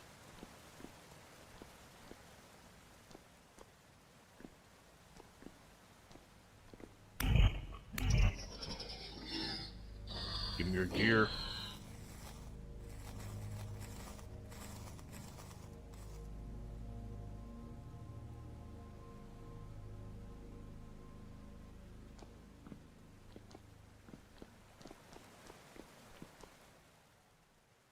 Okay.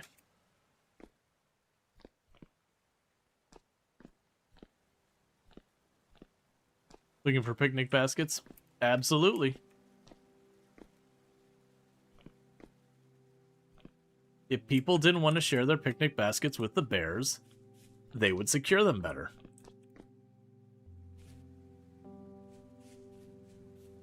And they would make them less delicious.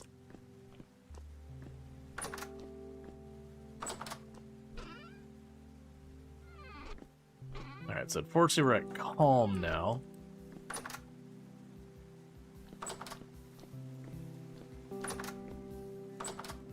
I guess I should finally stop being lazy and get that done.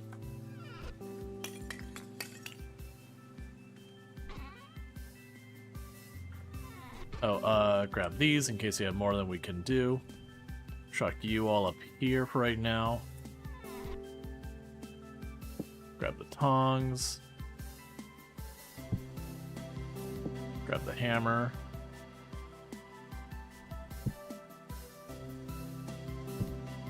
Okay, so we have you. We want to temper them again. Or, sorry, quench them again.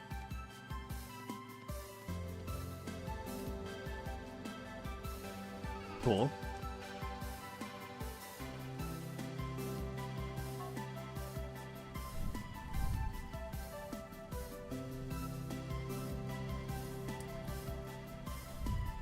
Last year's winner was literally named 32 chunk, which is the exact render distance you need to load his entire body at once. What? 32 chunk, which is the exact render distance in what? 32 isn't a unit. Because, like, different everything uses different units. Minecraft joke? Okay. Is this like the people who are super into it are into Minecraft?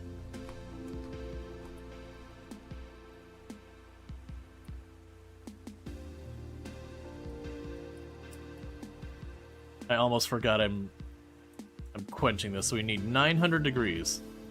And we are more than due for a shatter. I've actually yet to have a single one shatter. Alright, well that one's done. Next contestant. As a chunky bear, gotta set the Minecraft distance render higher to see all the bear at once. Super big.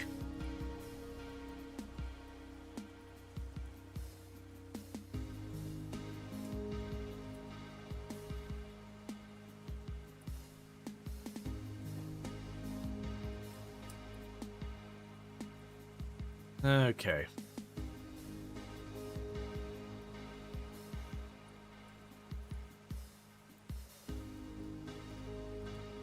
We're just trying to get our hammer quench and all that.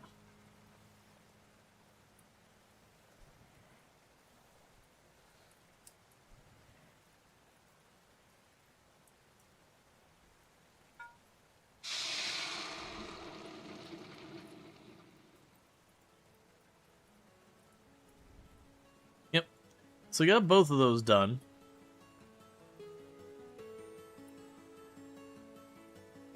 And imagining the next one would get me close to the 50%. Probably is something I should look up at some point, is like, what's kind of the sweet spot of that. Let's actually go ahead and meanwhile. Because like I said, I'm sure people have done a whole lot of math to be like, here's the exact number of times you should quench to get, like, the most out of your whole thing.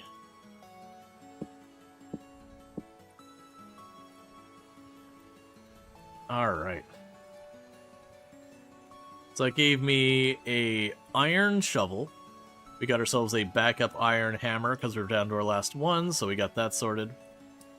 I definitely like the quenching and tempering thing. And as I said a couple of times, it does seem like what I probably should do is do the math and be like, okay, you know, it's probably something like 5 or 4 something temperings. It'll be around like 3 or 4 tempering, or sorry, quenching. That is the, probably the point where you stop benefiting from it. Like, statistically, it's more likely to work against you versus for you. Since you are taking the gamble of having it break again and again, and each time it gets slightly worse. Because I've been doing it too, because the first one's a 5% chance to shatter, the second one it's an 8% chance to shatter. The third one's probably like 12%, you know, chance to shatter would be my guess. And so even though it's going up, it starts at 20%, the next time it goes up like 18%, I'd assume like 16% after that. There would definitely be a point where the durability benefit would not keep up with the cumulative risk of having shattered by the time you've reached that. A good thing to look forward to, your first August, you have your Social Security insurance check got bumped from somewhere around 240 to 250, up close to 1,000. Nice.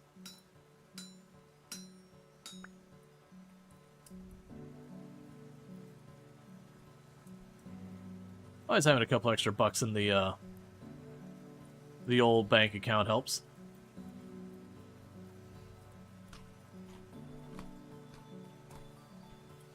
Okay. And we might actually be able to get all the rest of our blooms processed, if not all of them, get a good amount of them. And I also already have a spare. Honestly, like I've got a steel axe, a steel knife, a steel pickaxe, a steel shovel.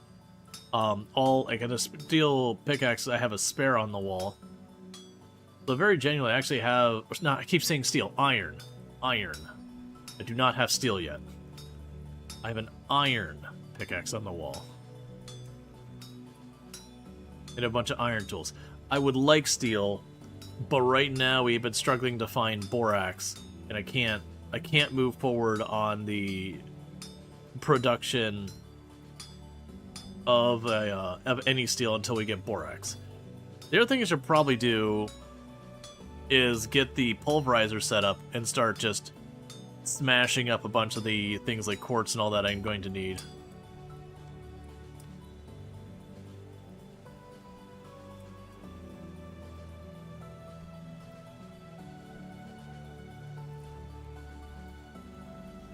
And meanwhile, we're about halfway through November. So I definitely am way over-prepared on the food front for winter. That's good news.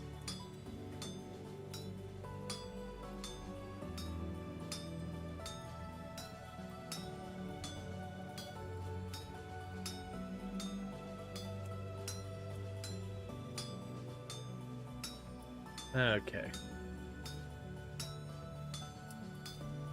Yeah, because we'll want the Hellhammer. We'll want the pulverizer. We'll want the kern all hooked up to the windmill. Or windmills, it can be multiple. When we get the iron anvil, that's when I'm going to worry about the Hellhammer.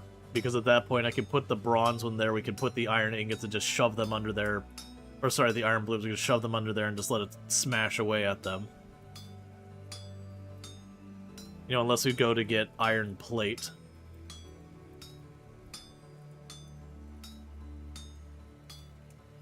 For doing the steel, I should probably see what I need to do the refractory bricks, because what I could do in the meantime is start getting some of that stuff going. And they have different tiers of refractory bricks. And if I remember correctly, each time you go up a tier, it substantially increases the chance of the block surviving. Because the gimmick with the steel thing is as you use it, every block has a chance of having gotten damaged. And the damaged blocks have to be replaced. Do they have droughts that would add the food fun? No, not droughts. Like, you'll have, like, areas where you'll have a long spell without rain. But you can just water the crops. It's not like it makes the rivers run dry.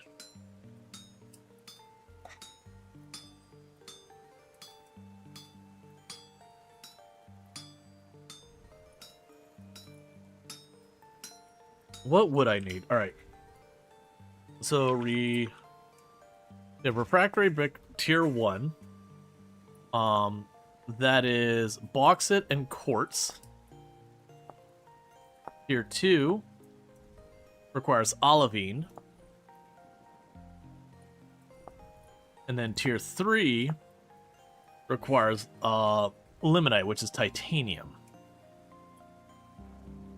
Yeah, so we haven't seen any peridotite at all. At least, I don't think we've seen any peridotite at all. And without peridotite, I cannot find olivine. Because that could be something I work on as well, as just... What was it on the... Was it the borax? I think it was. If I remember correctly, on our water world, it was the borax that gave me the most trouble, that we ended up having to island hop like an incredibly far distance before I finally found some borax. And it was one of those ones, we hit a tile that had like... I think it had like minuscule or whatever, but I found like some borax on the surface, I think it was, and then went down and dug it up. And it wasn't like a ton, but it was enough to like get us going. Because luckily you really don't need a lot of borax. You need some. But like you use it once to deal with the anvil, and then you use it again each time you go to seal the thing for doing steel. But it's something like 8 or 12 or whatever ingots that each set of those requires like one thing of the borax. So even if you break a couple of blocks, you do at least have a couple of rotations of steel to go.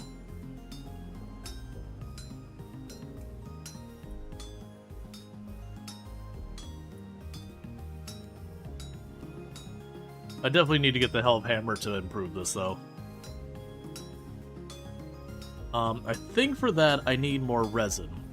Because I learned my lesson last time trying to hook up everything directly, and things were just awful. Whereas I think it would be good to make sure I've got the transmissions built, so I could like pull the lever to engage and disengage stuff. Because most likely I'm going to keep the kern running pretty close to 24/7. But the pulverizer, maybe not. I'm also trying to remember how I think I had to set up the chute and everything to drop stuff in for the pulverizer.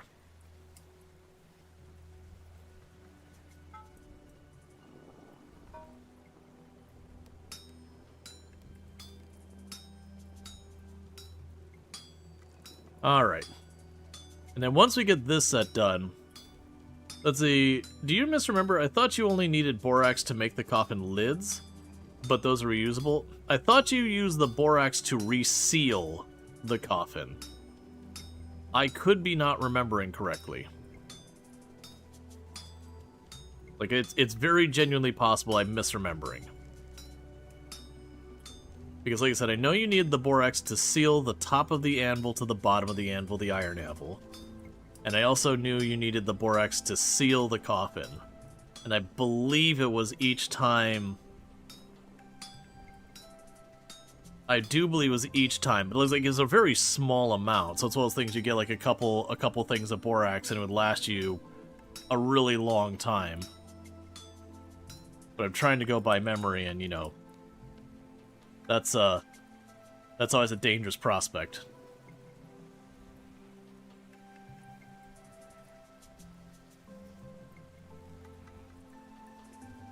I mean, at that point, the refractory bricks are usually the bigger pain, because you have to like source olivine and titanium and all these kind of things.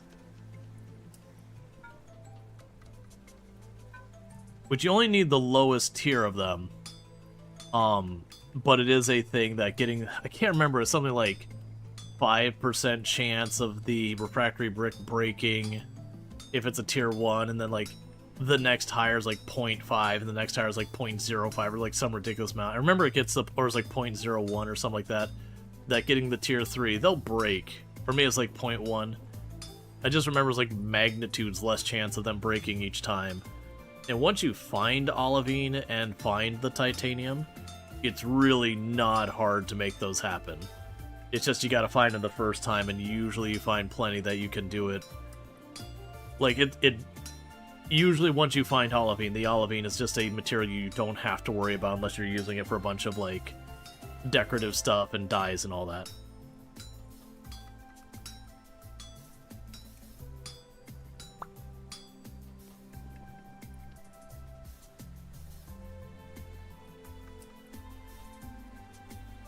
Alright, I might not be able to get all of these done.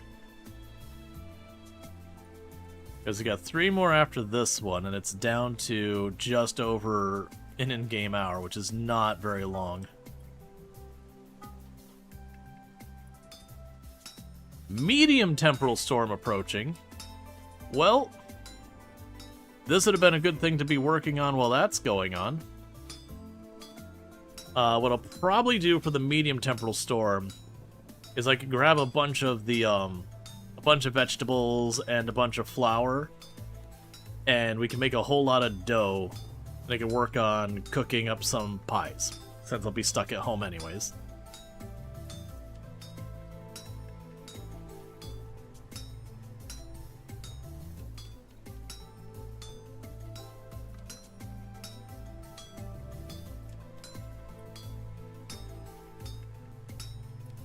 Okay.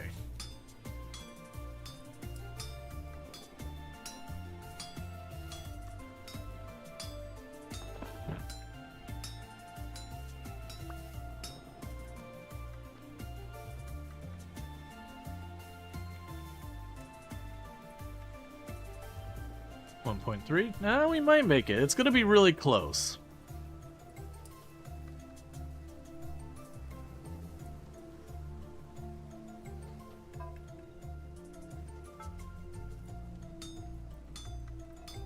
But yeah, so we'll get all of our iron done. And then basically we're good for iron until, like, the next time I go out for fetching iron. And we still have more iron down in the place we found it before, but I think we mostly tapped that vein out. But I want to say we have, like, 5 places we found now that have higher, like, you know, super dense around my amount of iron. Like, we have a lot of opportunity to get a lot of iron, so I'm not too worried about it. It's one of those things, though, usually once you find iron once, that's, like, finding more iron is not something that causes you much grief. It's other materials that tend to be the thing. Which also makes sense in real life. Iron is a very common material. Like, it'd be a pain to get at sometimes, but usually iron isn't one of those things that you're, like, really struggling to just, you know, locate at all. It can be very dangerous to mine, depending on where it's at.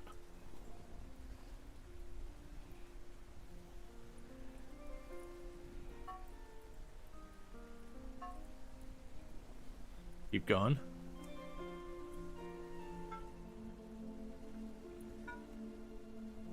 I think I'm just barely gonna get that last one done. Yeah, so then let's go ahead and we will grab buckets of water. One thing I should also do is expand the house. And the reason we want to expand the house is I'll make the kitchen kind of a separate spot, because I do want to add a water source block into the kitchen, so that, like, as we're making stuff, I have to, like, run back and forth again and again with the bucket, which isn't a big deal. I just, you know, pull it in, put it in the flour, pull it in, put it in the flour. We'll do the same with the tannery. I do really appreciate that the quenching doesn't actually use up the water. They very well could have made it do that, but it would be annoying to have to, like, keep refilling this as you're doing your blacksmithing.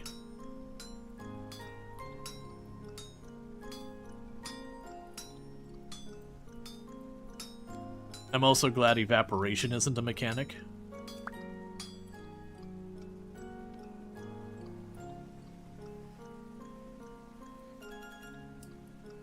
Yeah, so it's, like, right about to run out.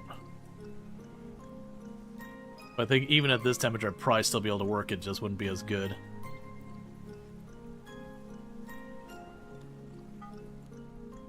And it ran out right now.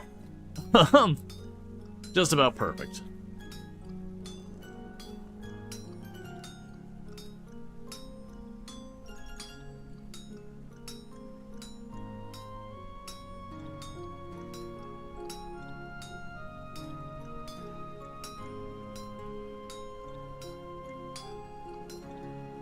Yeah, I'm thinking it, like, so The other times we played, we got to the point where I made my steel armor, and that's kind of where we held off, because the steel takes forever.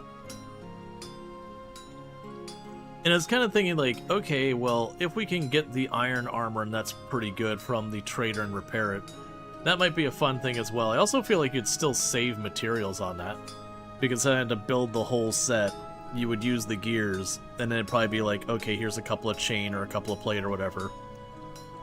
Granted, the steel would be nice to have. Okay, so we got this. Those are all 600 degrees Celsius.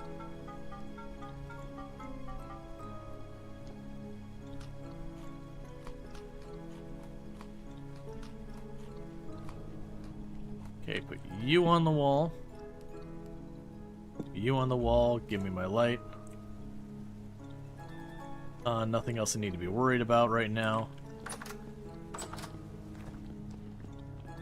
Okay, how are you doing? You are right about to finish.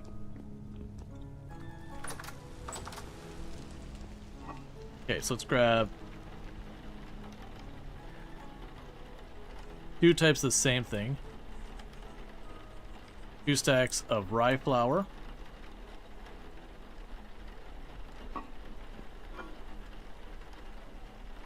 We can leave. Grab 2 of those for me. Let's see how much longer until I can toss another thing in for the lime. Okay, those should be ready while this all is going on. Let's grab that hide.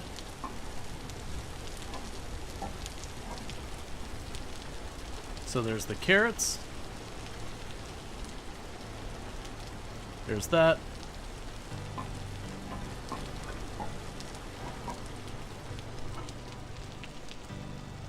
There's you. There's some onions. There's some more onions.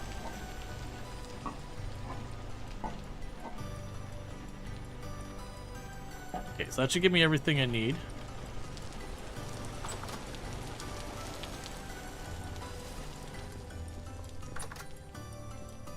We'll need firewood.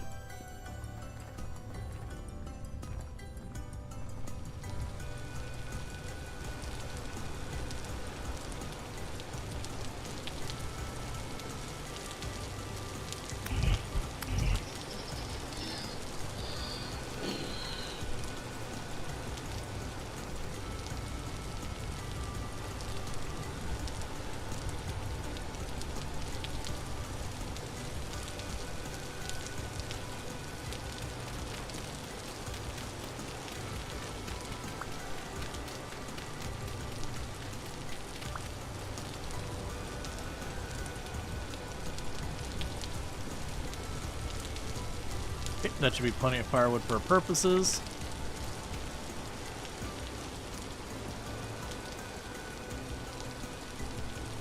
Okay.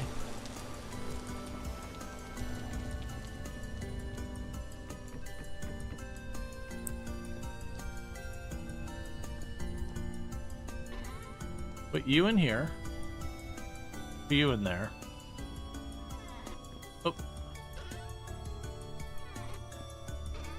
Oh. Where's the bucket? There's the bucket. Okay, so I need to make the dough. Because once this all kicks off, making the dough will be hard.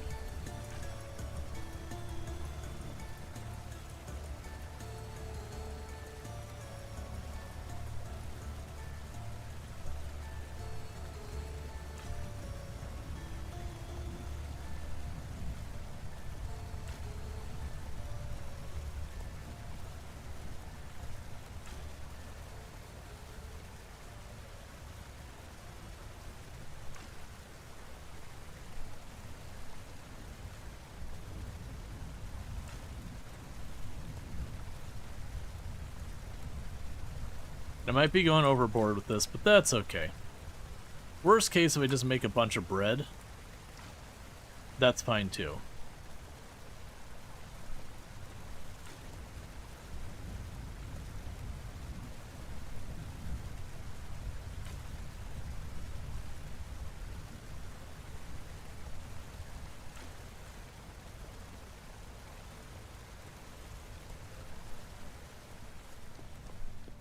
And we can drop you there.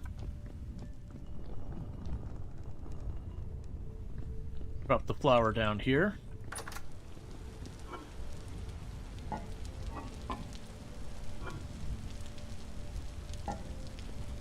Grab some of that.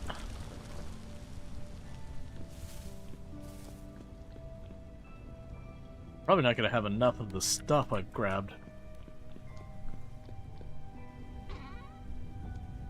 Okay. So just as a precaution, let's drop all of you in here. No, that's fine. That's probably already more than we can handle anyways. We could go ahead...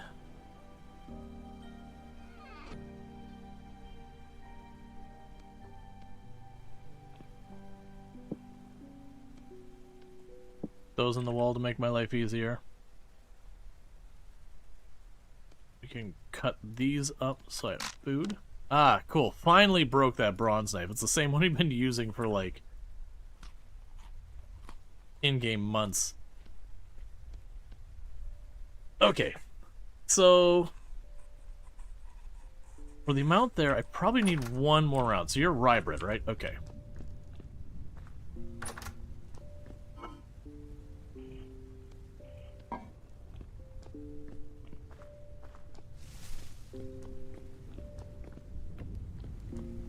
One more ought to give me enough that we use exactly the materials there.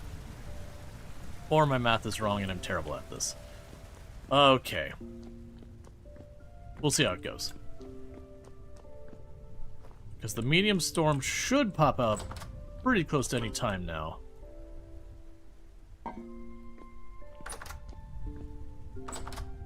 I guess in the meantime, I will just start making bread. But it should be here soon.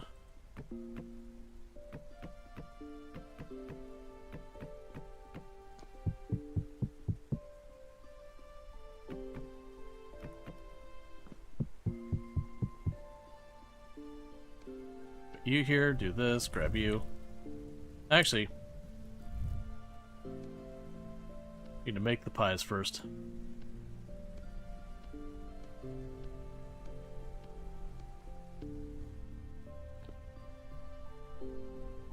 We're making our veggie pies.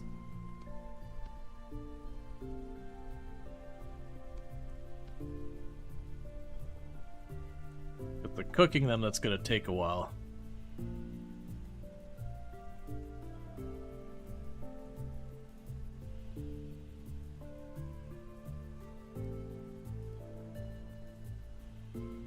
Okay, I can't put it back. It's like, no, don't complicate it. If I make it wrong, then they don't stack.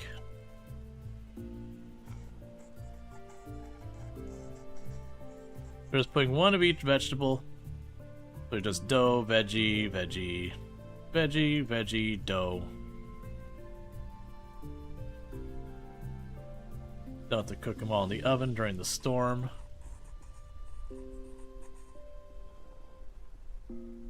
But this should give us food that's decent for traveling.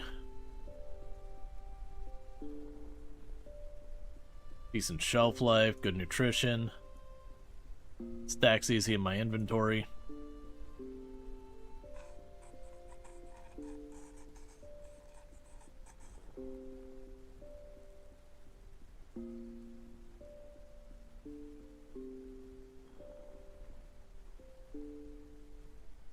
Okay, now I grab the next ones. Yeah, so I ended up with 2 extra stuff there, which I could always just make into bread to give to one of the merchants so I could remember who's trading for it or whatever. I don't particularly need the gears that bad.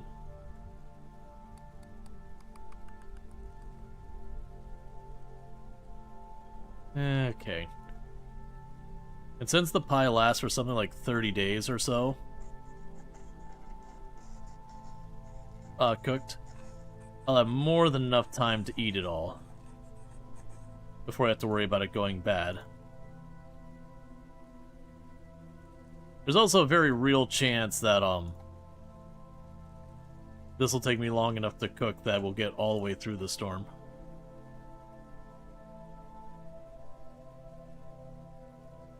Alright.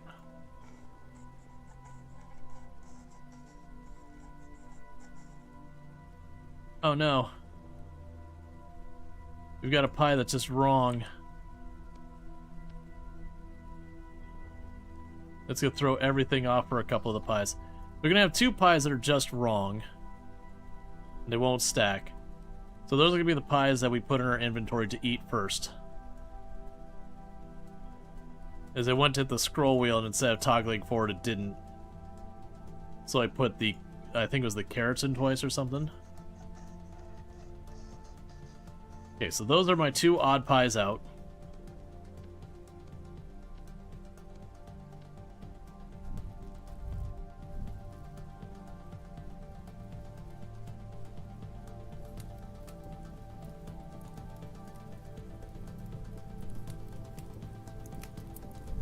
Okay. Yeah, so if we don't cook the rye dough, it'll go bad in 2 days. Yeah, so the pies, if left uncooked, go bad in 2 days. Alright, the storm is imminent.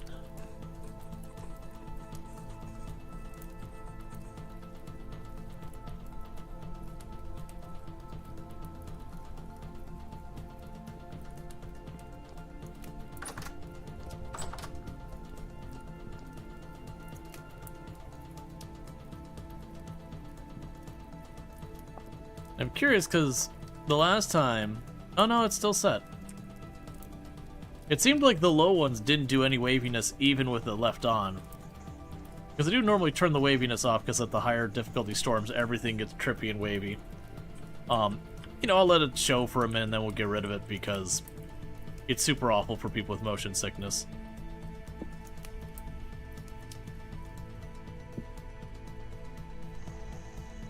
Hey Afronasia, how's it going?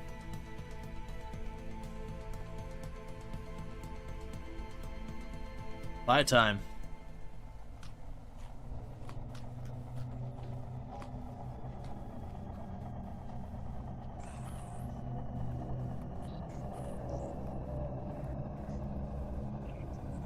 Yeah, it doesn't look like they do the wavy thing anymore. Because it used to be the thing like it waved that, and that was the thing that just utterly wrecked people. Like it still does a little jerky thing here and there.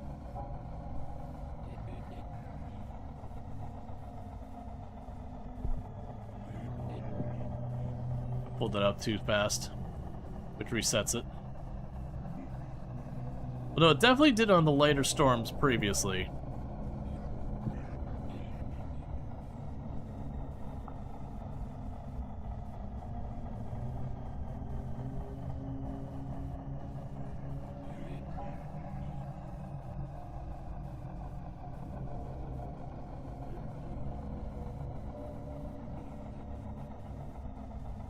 Yeah, we'll say, with the storm going on, it makes it a lot harder for me to notice the difference on the stuff there. And those are the 2 odd pies out that accidentally...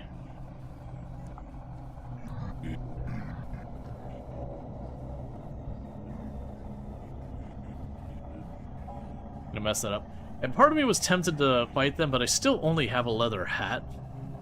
So very realistically, if I go to fight them, some of those enemies could probably just about one-shot us.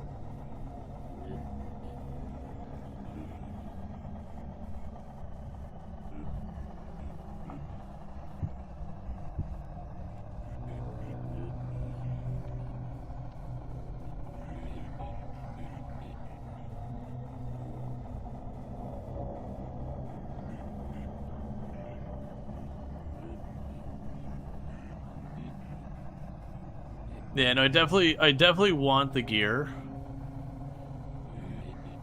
Just had food. Food is good.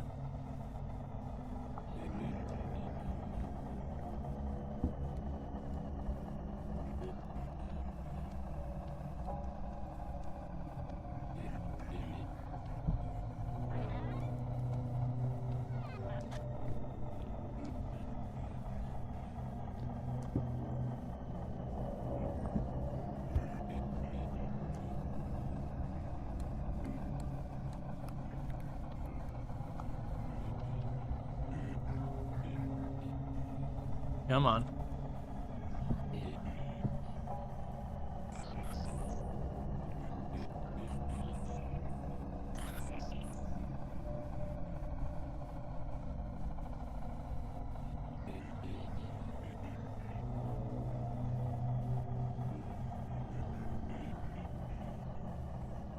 Yeah, no, it's definitely unfortunate that with the all the effects, it's really hard for me to see the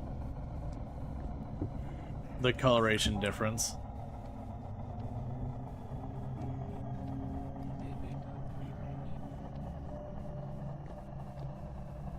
Okay, we don't have that's strong tannin. Strong tannin. Alright, so I don't have any ones available for making that into leather right now, so you could go ahead and drop that in. Oh, that suddenly remembers. It's chromite sulfate. Right, and that's to make chromite. Right, so we'd use the tanned leather and chromite sulfate, which is crushed chromite and sulfuric acid. And sulfuric acid. Ah, that's right, it's saltpeter. Saltpeter's the one that's a pain in the butt. I remember that. You gotta find, like, just get lucky down below and find it, like, you know, stuck all over the walls. You're looking for your goopy walls.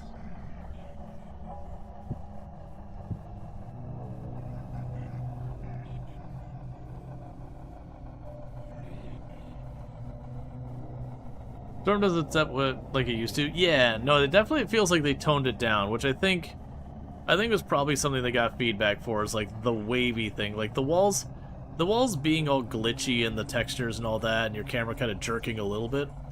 None of that's too bad. It's not great, but it was the whole thing where it's like waving before that, like, was genuinely just utterly awful.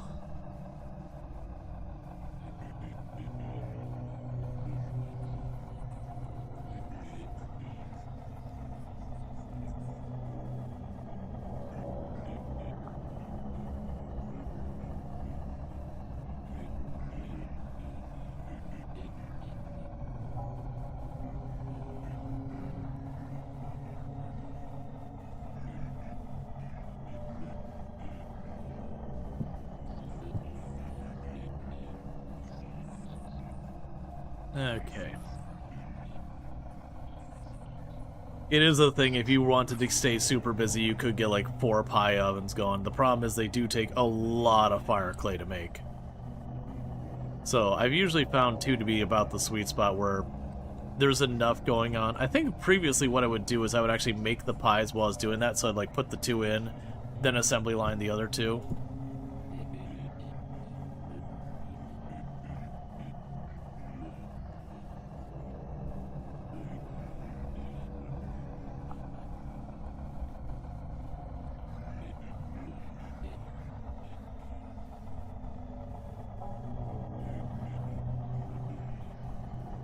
Okay.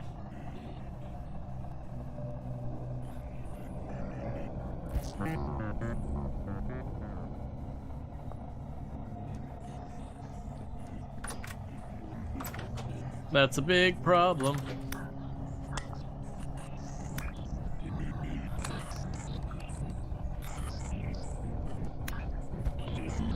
So you see what I mean about the one tapping? The one spawned in the room with me, and then one tapped us.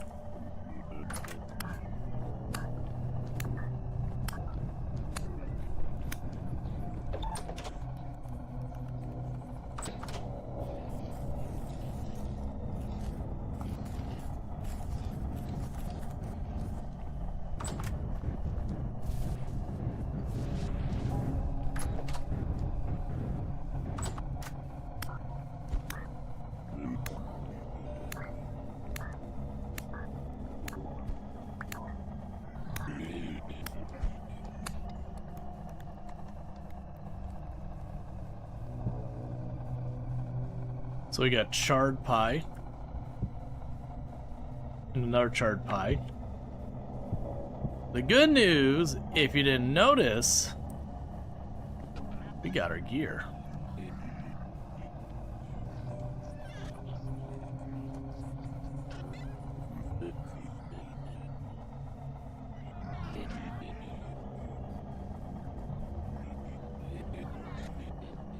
Yeah, and that's one of the things they need to fix, because, like, even if I would have sealed myself in a 1x1x2 tall space, so literally the size of my character, during those events, they can spawn in that same tile you're standing on and kill you.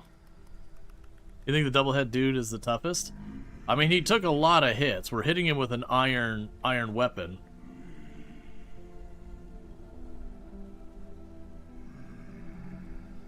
Yeah, so we did lose a decent amount of nutrition off of that pie because both of them got burned real bad. But that's the reasons why I'll never play this permadeath. Because you see, we're definitely well lit in here. You know, the whole building is like completely sealed.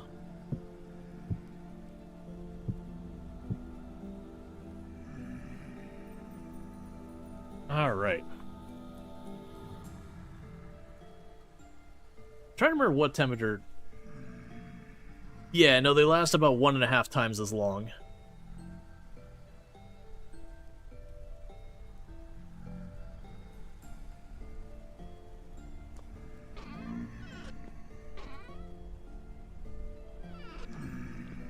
I'm trying to remember what temperature the clay oven stops cooking.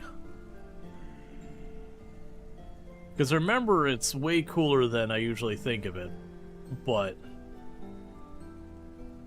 there is a point. 160? Gotcha, we're like right on that fence.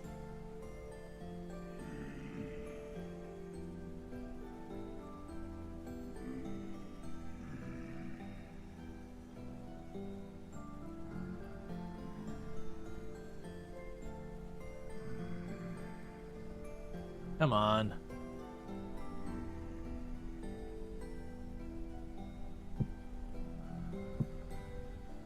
All right.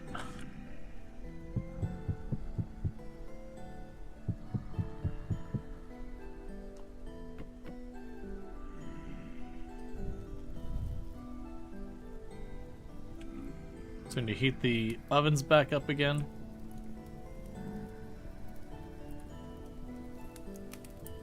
Because unfortunately with the pies, if I don't cook them, they really don't last long. It's also annoying that they did not despawn.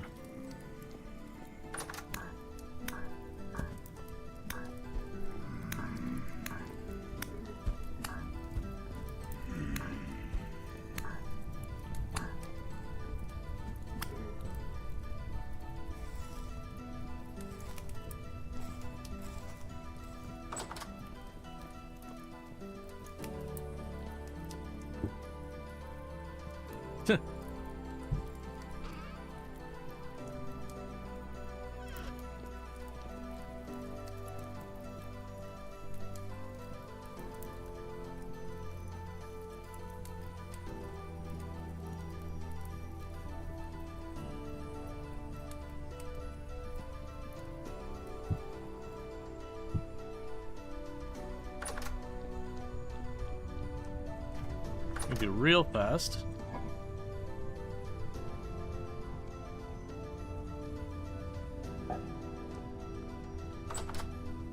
Chuck a bunch of that down there.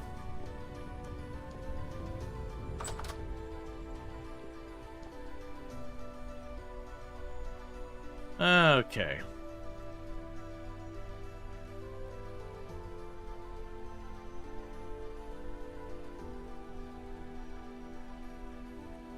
Baking temperature 200.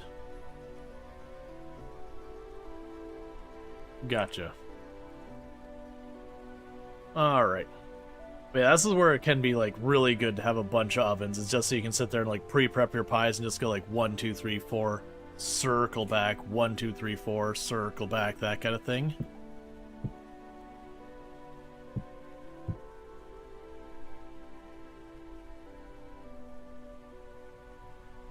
Because it just takes time. I basically made too many pies, is what this all boils down to. I just made more pies than I should have. It's not a bad thing, but it's a thing. Alright, and our fruit and our protein are starting to get low because we don't have much in the way of meat coming in. And as far as fruit goes, we have just the berry bushes. And we've been mostly turning that gradually into juice with the intent of eventually turning into wine. I will check in just a minute. I imagine it's only like 8 days for like the normal pie, and then it was 12 for the charred pie.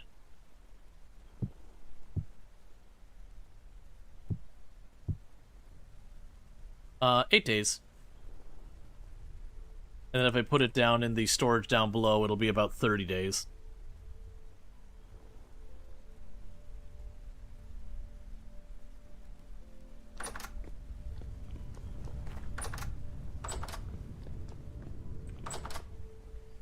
That's okay, it's nighttime still.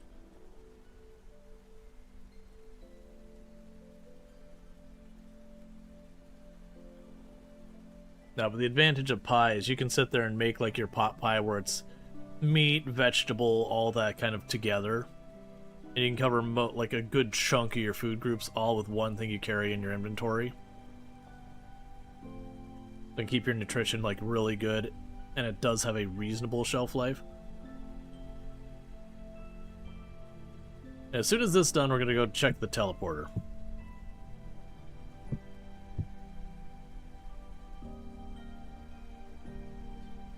I just don't want my pies to rot.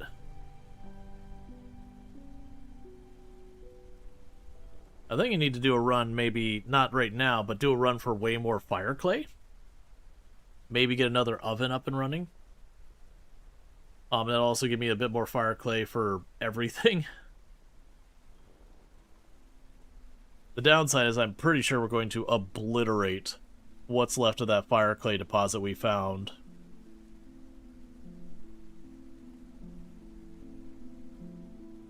The good news, we also are getting lots of wood and all that, so I should be able, worst case, to make my own fire clay. I've been collecting lots and lots of flint.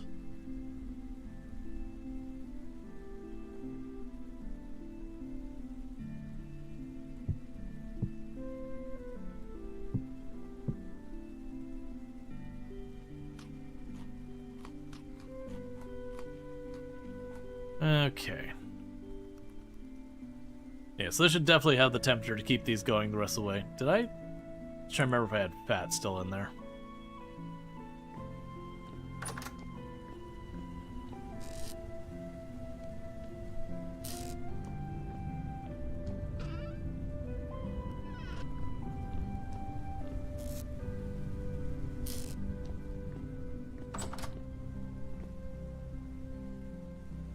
Okay. Because pretty soon we'll have another barrel of compost to be made. We're just taking all the mash. That's actually one of the things I really like about the berry bushes. Is, you know, when you squeeze the juice out of them, you get like that chunk of mash or whatever. That's really not useful for anything else. So you compost it. And it does give you something to compost that isn't just like, you know, deliberately growing things just to garbage them.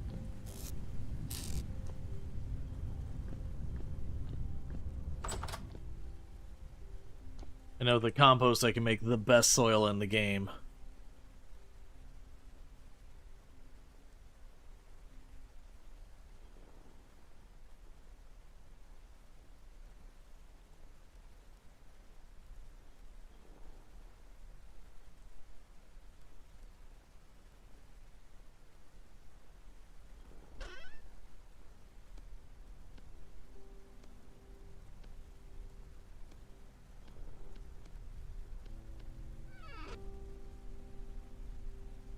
Okay.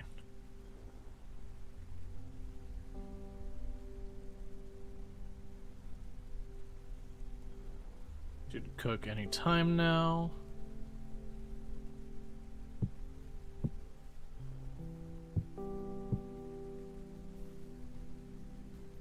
Got already that in place. You'll swap in when the art tool breaks. You're good here.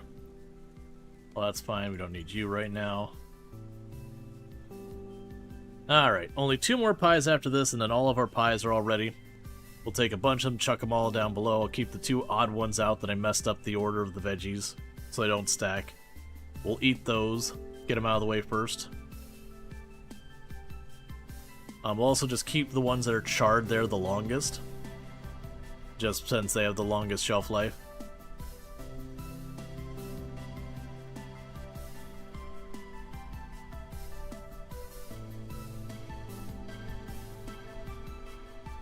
Hey, yeah, you can, I don't know if you could destroy the pie burned, but you can char it.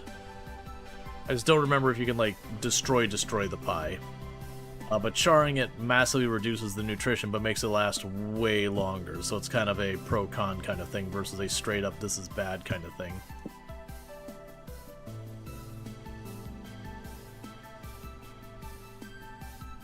Yeah, and I didn't think it did. But yeah.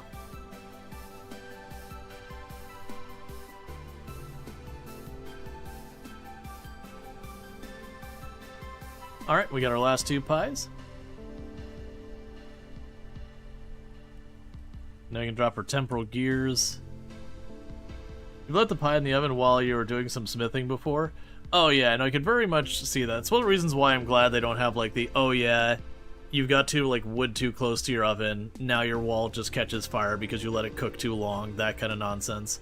Like the pit kiln, it's not a big deal because it's about one of the only things that does naturally cause fire spread. Which is fine. Because it is one of those ones, it's like, oh, you just be careful, surround this thing. But, like a lot of stuff, like if your forge could catch stuff on fire, that would be obnoxious because you wouldn't be able to design your buildings in a bunch of ways. Because, you know, you have to keep all the wood away from it, all that. Build a rock background? Well, that would be kind of the thing. It would, it'd be one of those things that you'd kind of be forced to play a certain way, which usually is something... Yeah, here's the idea. Those pies are 36 days, those ones are 56. So it not quite doubles the duration of time. Now, is that the moon or the sun coming up? Yeah, because that's not where the trade is. Alright. The translocator is up this way. Also back several euro less. That does happen when you go shopping.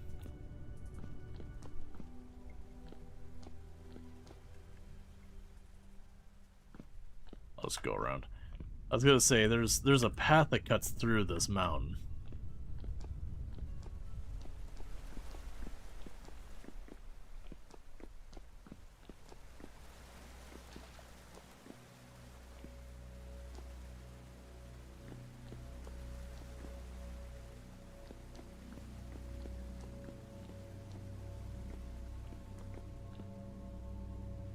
Would have been better off just running around.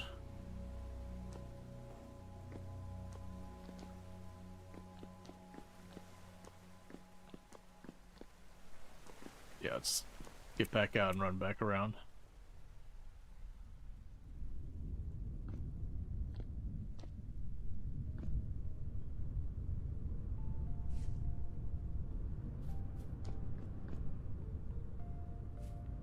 Okay. So we will gradually be freezing to death out here. But if we run fast enough, maybe it won't be a problem.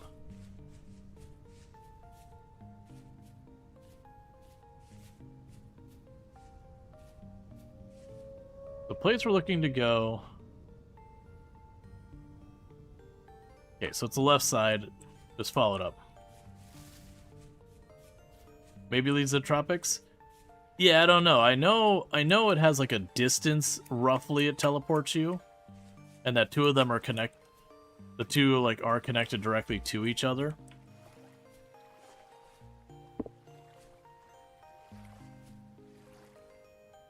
So like if you jump through, like if you hit one side, like it'll always take you back and forth between them.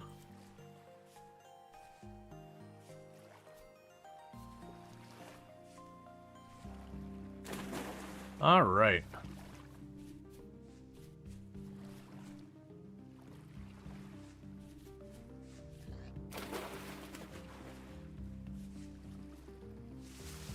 And it slowly gets snowier and snowier.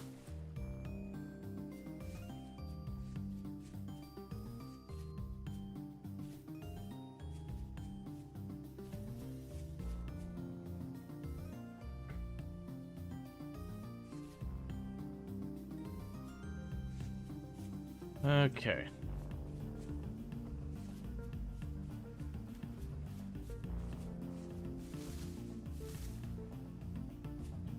Yeah, we had the local temperature. It's minus 2C. I just had to bring up my character thing. So outside temperature's minus 2C.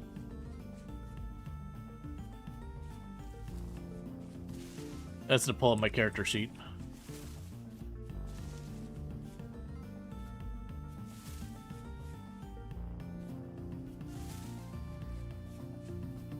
Still shorts weather. Okay, and there's where the translocator is.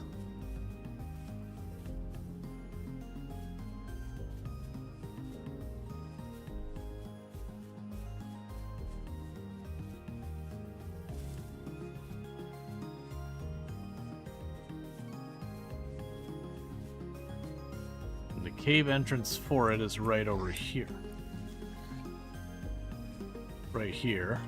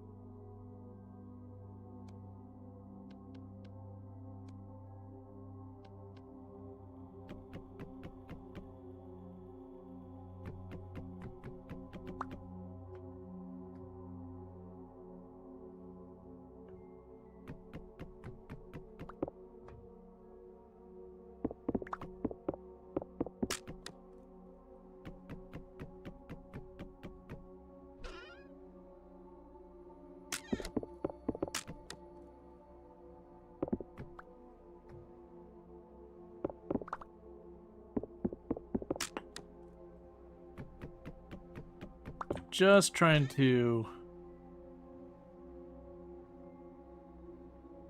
merchant bracelet.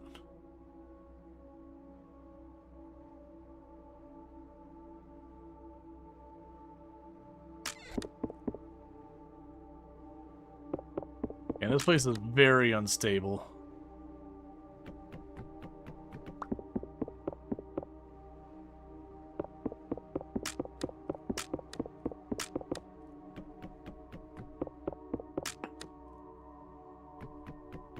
Just trying to get this open up as fast as we can.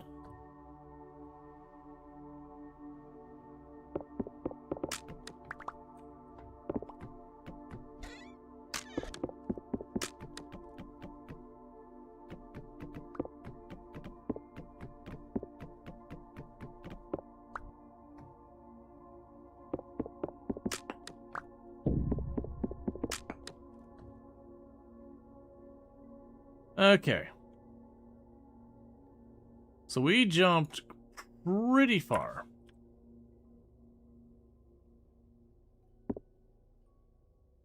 I got that marked.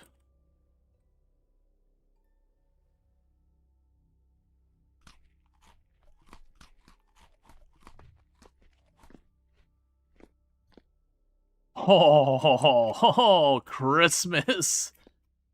Just straight up teleport you to saltpeter. And iron ore.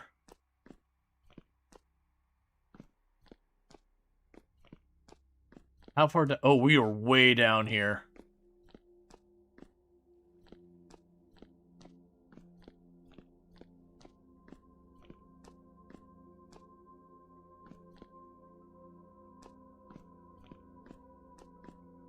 Okay.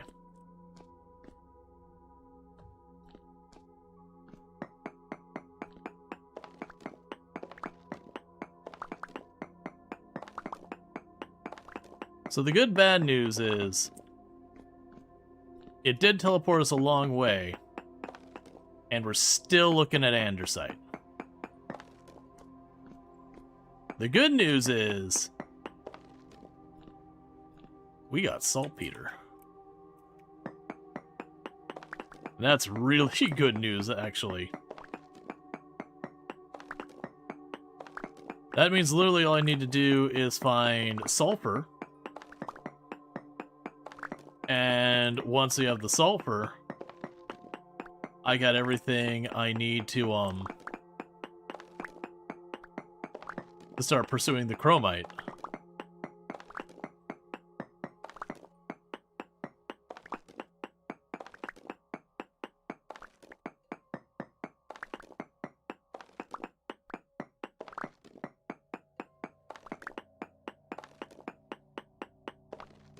Oh, it's something that makes me realize. I believe if I tap the saltpeter prime market. There we go. We're at the height of 58, which I believe is a bit deeper than the initial iron mine we set up.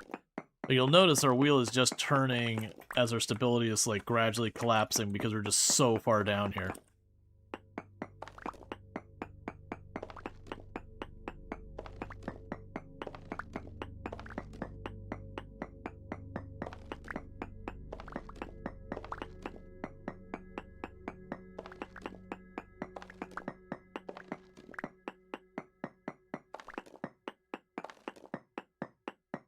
I didn't even pay that close attention what our pin gave us. Nothing we care about. So like no obvious biome changes. But it was a pretty far teleport.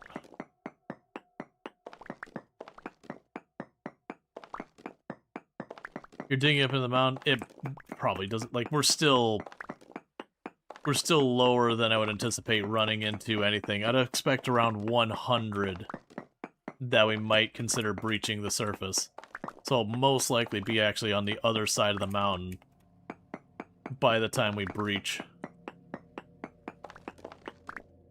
Since it is one up, one forward, we'll be going about 16 tiles forward-ish before I'd hit somewhere ballpark about what ground level would be. You know, not counting elevation from hills and mountains or whatever.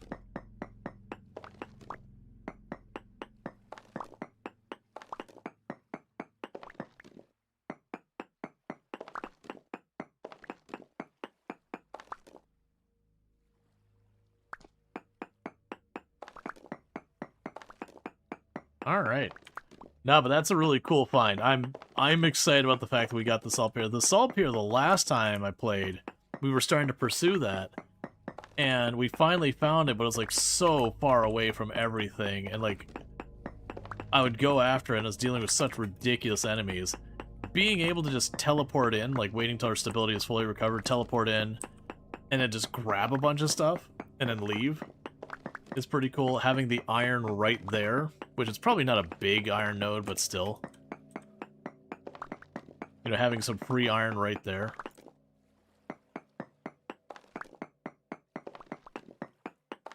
Yeah, because I want to say these can be at just about any depth. So the fact that I found one that's just a little ways down and it teleports me super deep, it's kind of cool.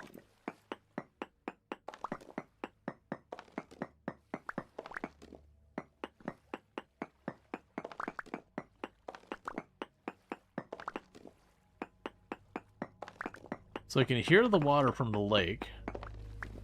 How deep can you dig? I believe you can get down to 0.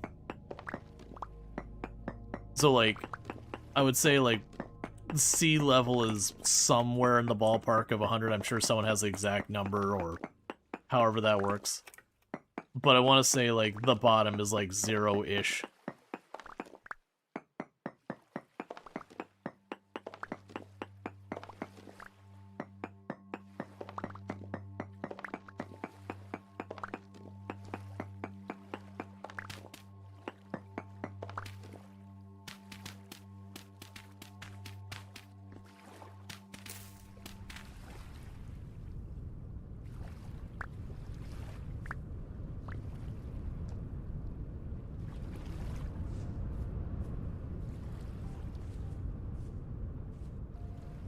Okay.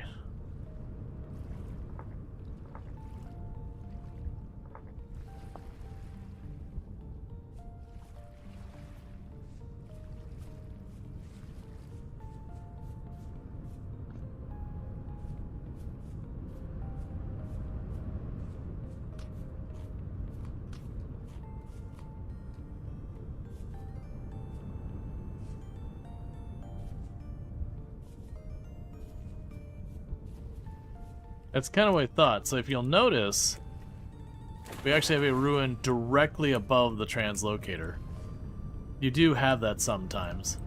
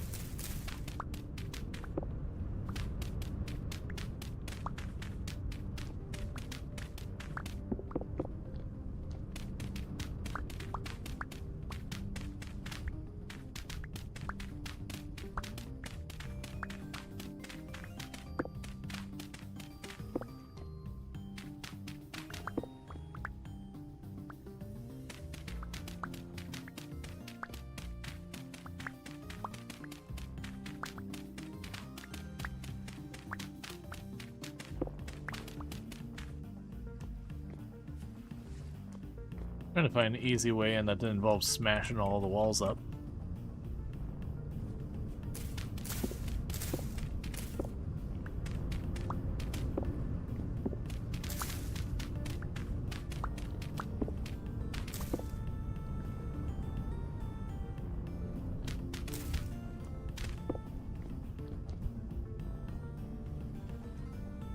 Okay, none of that's really was aiming for.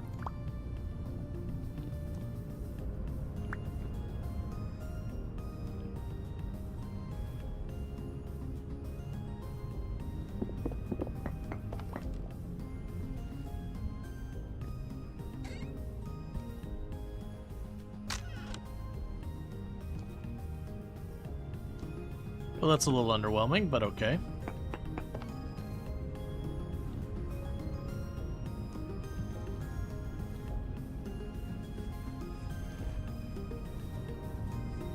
But yeah, so it can be a point, like I said, you can dig underneath those. It's just linen? Oh, it's linen and bean aids. But yeah, so it's sometimes worth just digging underneath ruins to see if you find much. Because you notice it's running over those ruins, and there's a translocator below it. And I've seen that kind of thing more than once. Not necessarily strictly a translocator, but where I've dug down and then found something really cool down below.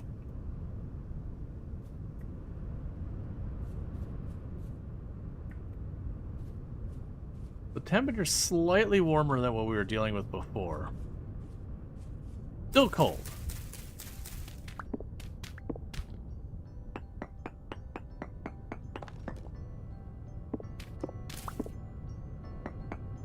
Actually, we're just gonna do it that way. Never mind.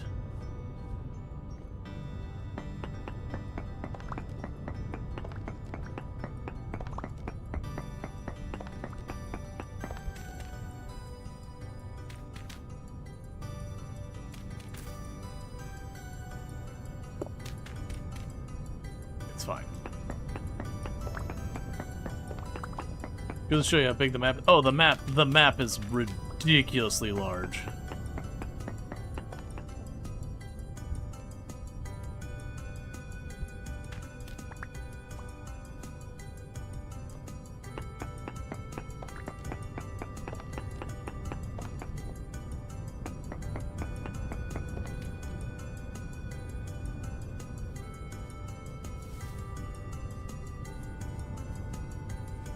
I'm trying to just get a little bit of a look around of what's potentially up here.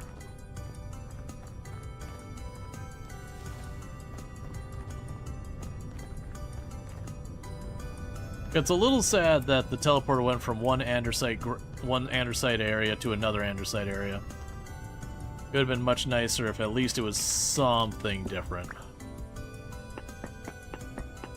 But it happens.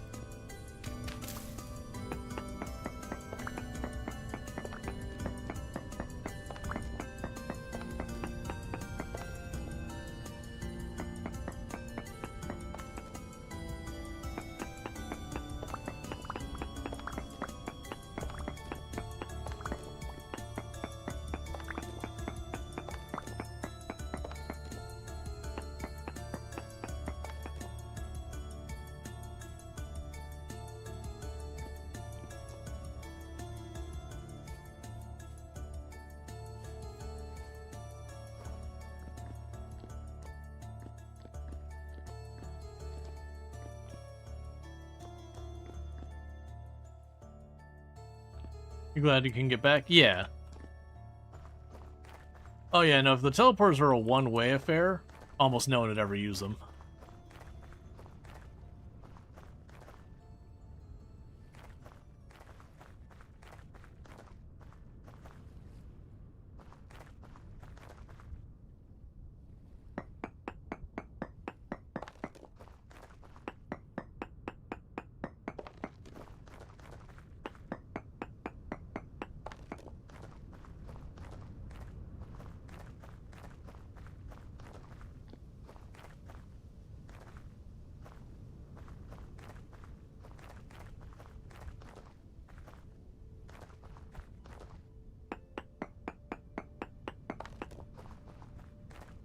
Okay, so just doing a bit of surveying up here.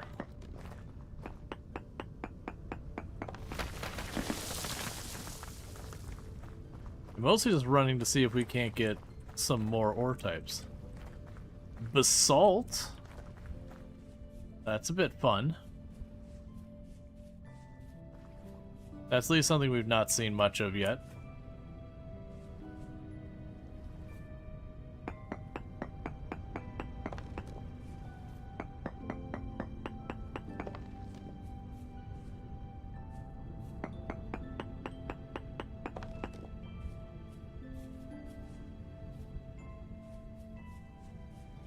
Okay.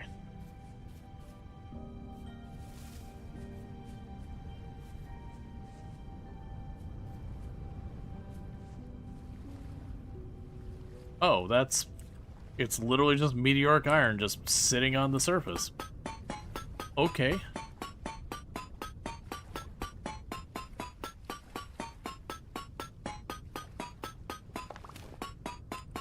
Don't mind if I do. I was confused. I ran over. I was like, wait, was that a path?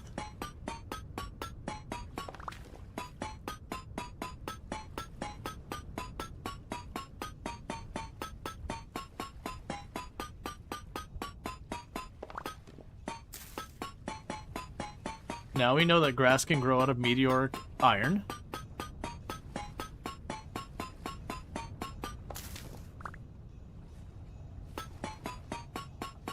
It's me, the meteor. I can confirm that was a path.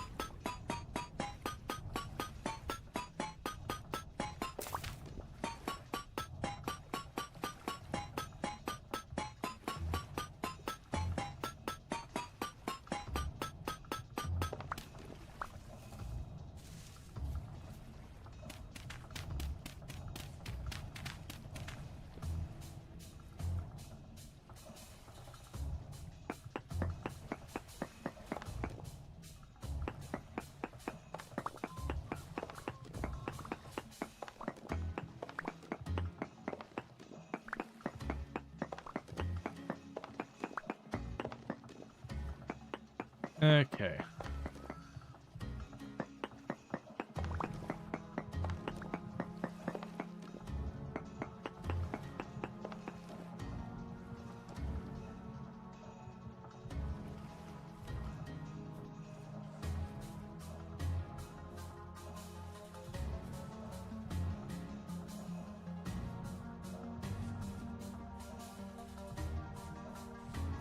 Alright, I'll go ahead and get the stretch.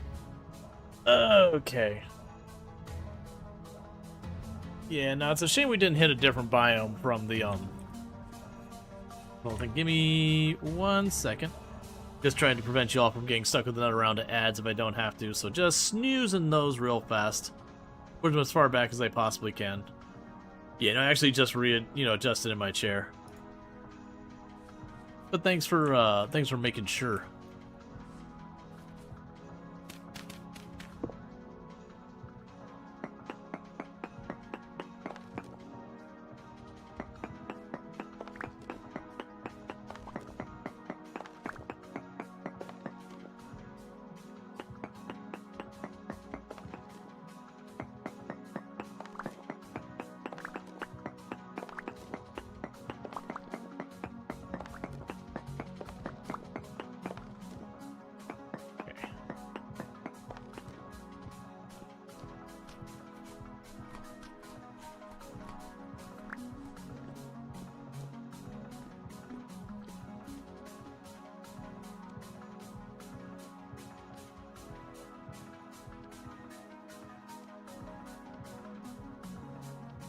There we go.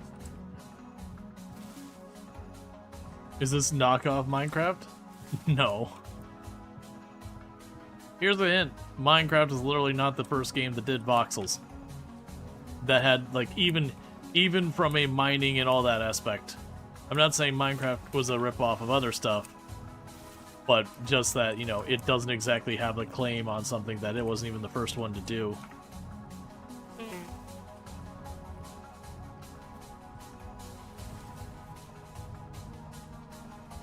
Where did this come out? I have no idea. This did come out after Minecraft. Oh, looks like we got a trader over here.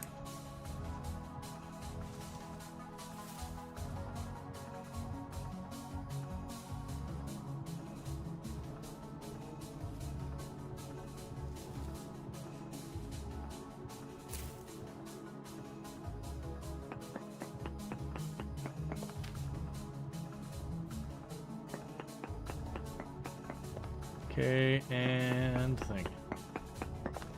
Is Minecraft too hard? I don't...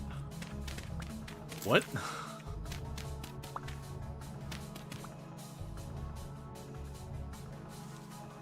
You're pretty sure you heard you say the same thing every night you play. Doesn't it get old? That it's not Minecraft? Yeah, but there's a reason, like... Yeah, he's just being a troll. Oh yeah, no, I get that. He's just really bad at it, is all. Hey, Harry, how's it going?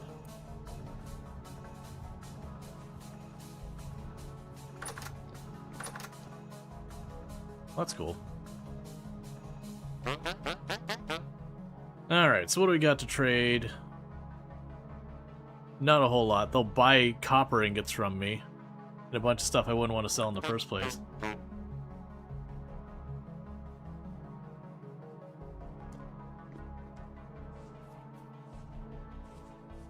Wang, you're really not doing well in the trolling, buddy.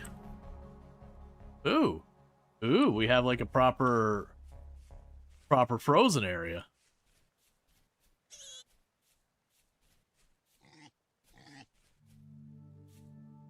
Hey. I just want to see if there's something cool down here. Because there is. But yeah, no, it's just a thing. Very genuinely, a bunch of people, like, they see a game in voxel, and they're like, it's Minecraft. And it's just kind of a thing, or they think it's like a texture pack or whatever. Even when it's, like, dramatically different. Like, this one's not as dramatically different in appearance versus, like, Hytale or whatever. But yet, even when you're playing Hytale, people are like, oh, what texture pack are you using in Minecraft? It's also a bit of a meme. I don't remember what the other game was.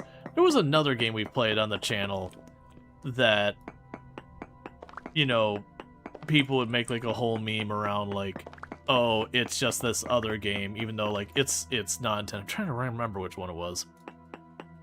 I do know that was a whole big thing with like Heroes of New Earth that people are like, oh, it's just a Dota ripoff. You know, Blizzard should sue or whatever, and you're like, what? People just want to make a thing. It's the same thing like when I play Project Zomboid, and yeah, people's like, oh my god, you killed that zombie. It had a family. What if you could make it all better? You just murdered people. It's like, dude, it's a video game about something that can't happen in real life. You're trying a bit too hard. Ooh, this is properly cold. Shocker.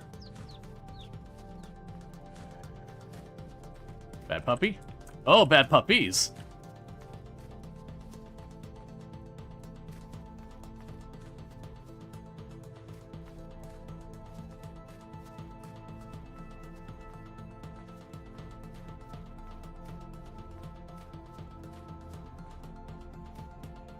Oh, they're still on me.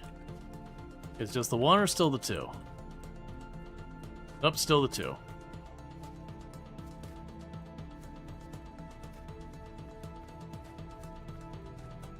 Yeah, no, I was curious how cold it is. It's just the temperature is crashing.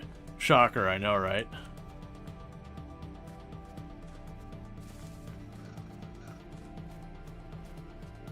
Can you use the snow to lower the temperature? I don't believe there's like the idea of like making an ice box.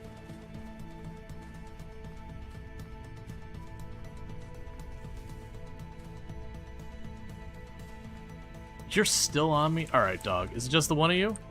Bad dog. Bad dog. Bad dog. Alright.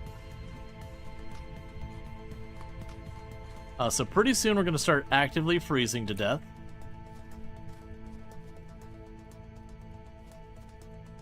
I think part of it might be just where I am, there's not really any food. So it could be a thing like that. Alright, let's figure out what stone's here. I'm hoping it's not andesite. So maybe we'll see some cool new things. Let's actually dig in the ground because I haven't surveyed in a while. Oh, I like that.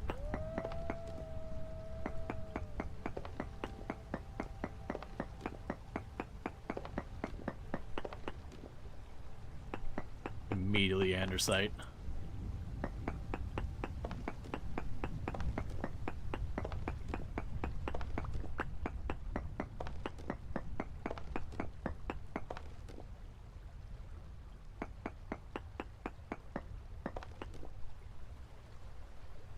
Very high amounts of copper. For just a minute. We are getting a bit cold. So you should be able to warm up down here a little bit. In the meantime, there's some sweet, sweet limestone.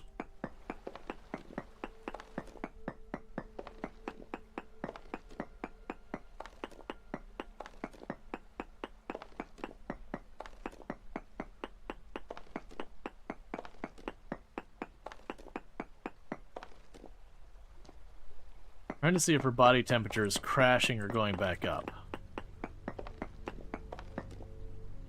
Yeah, body temperature is going back up. Cool. What I want to do is stare at our inventory desperately going, how in the heck am I managing this? Because I got too much junk.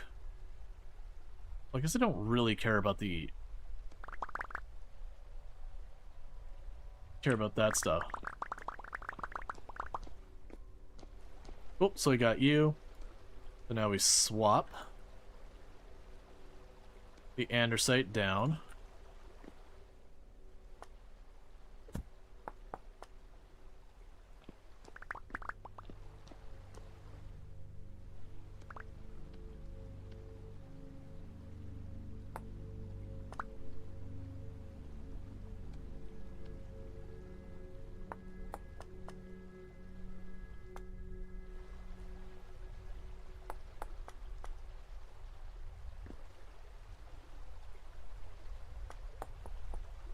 Because limestone lets me do a bunch more leatherworking. And we did run out of it, and the area we have nearby the house doesn't have very much. So I am down while we're waiting to thaw our tootsies.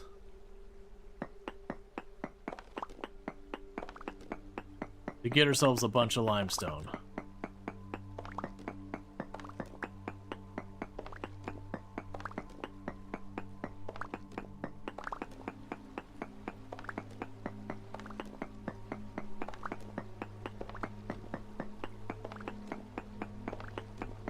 So we can grind it up into lime for all stuff later.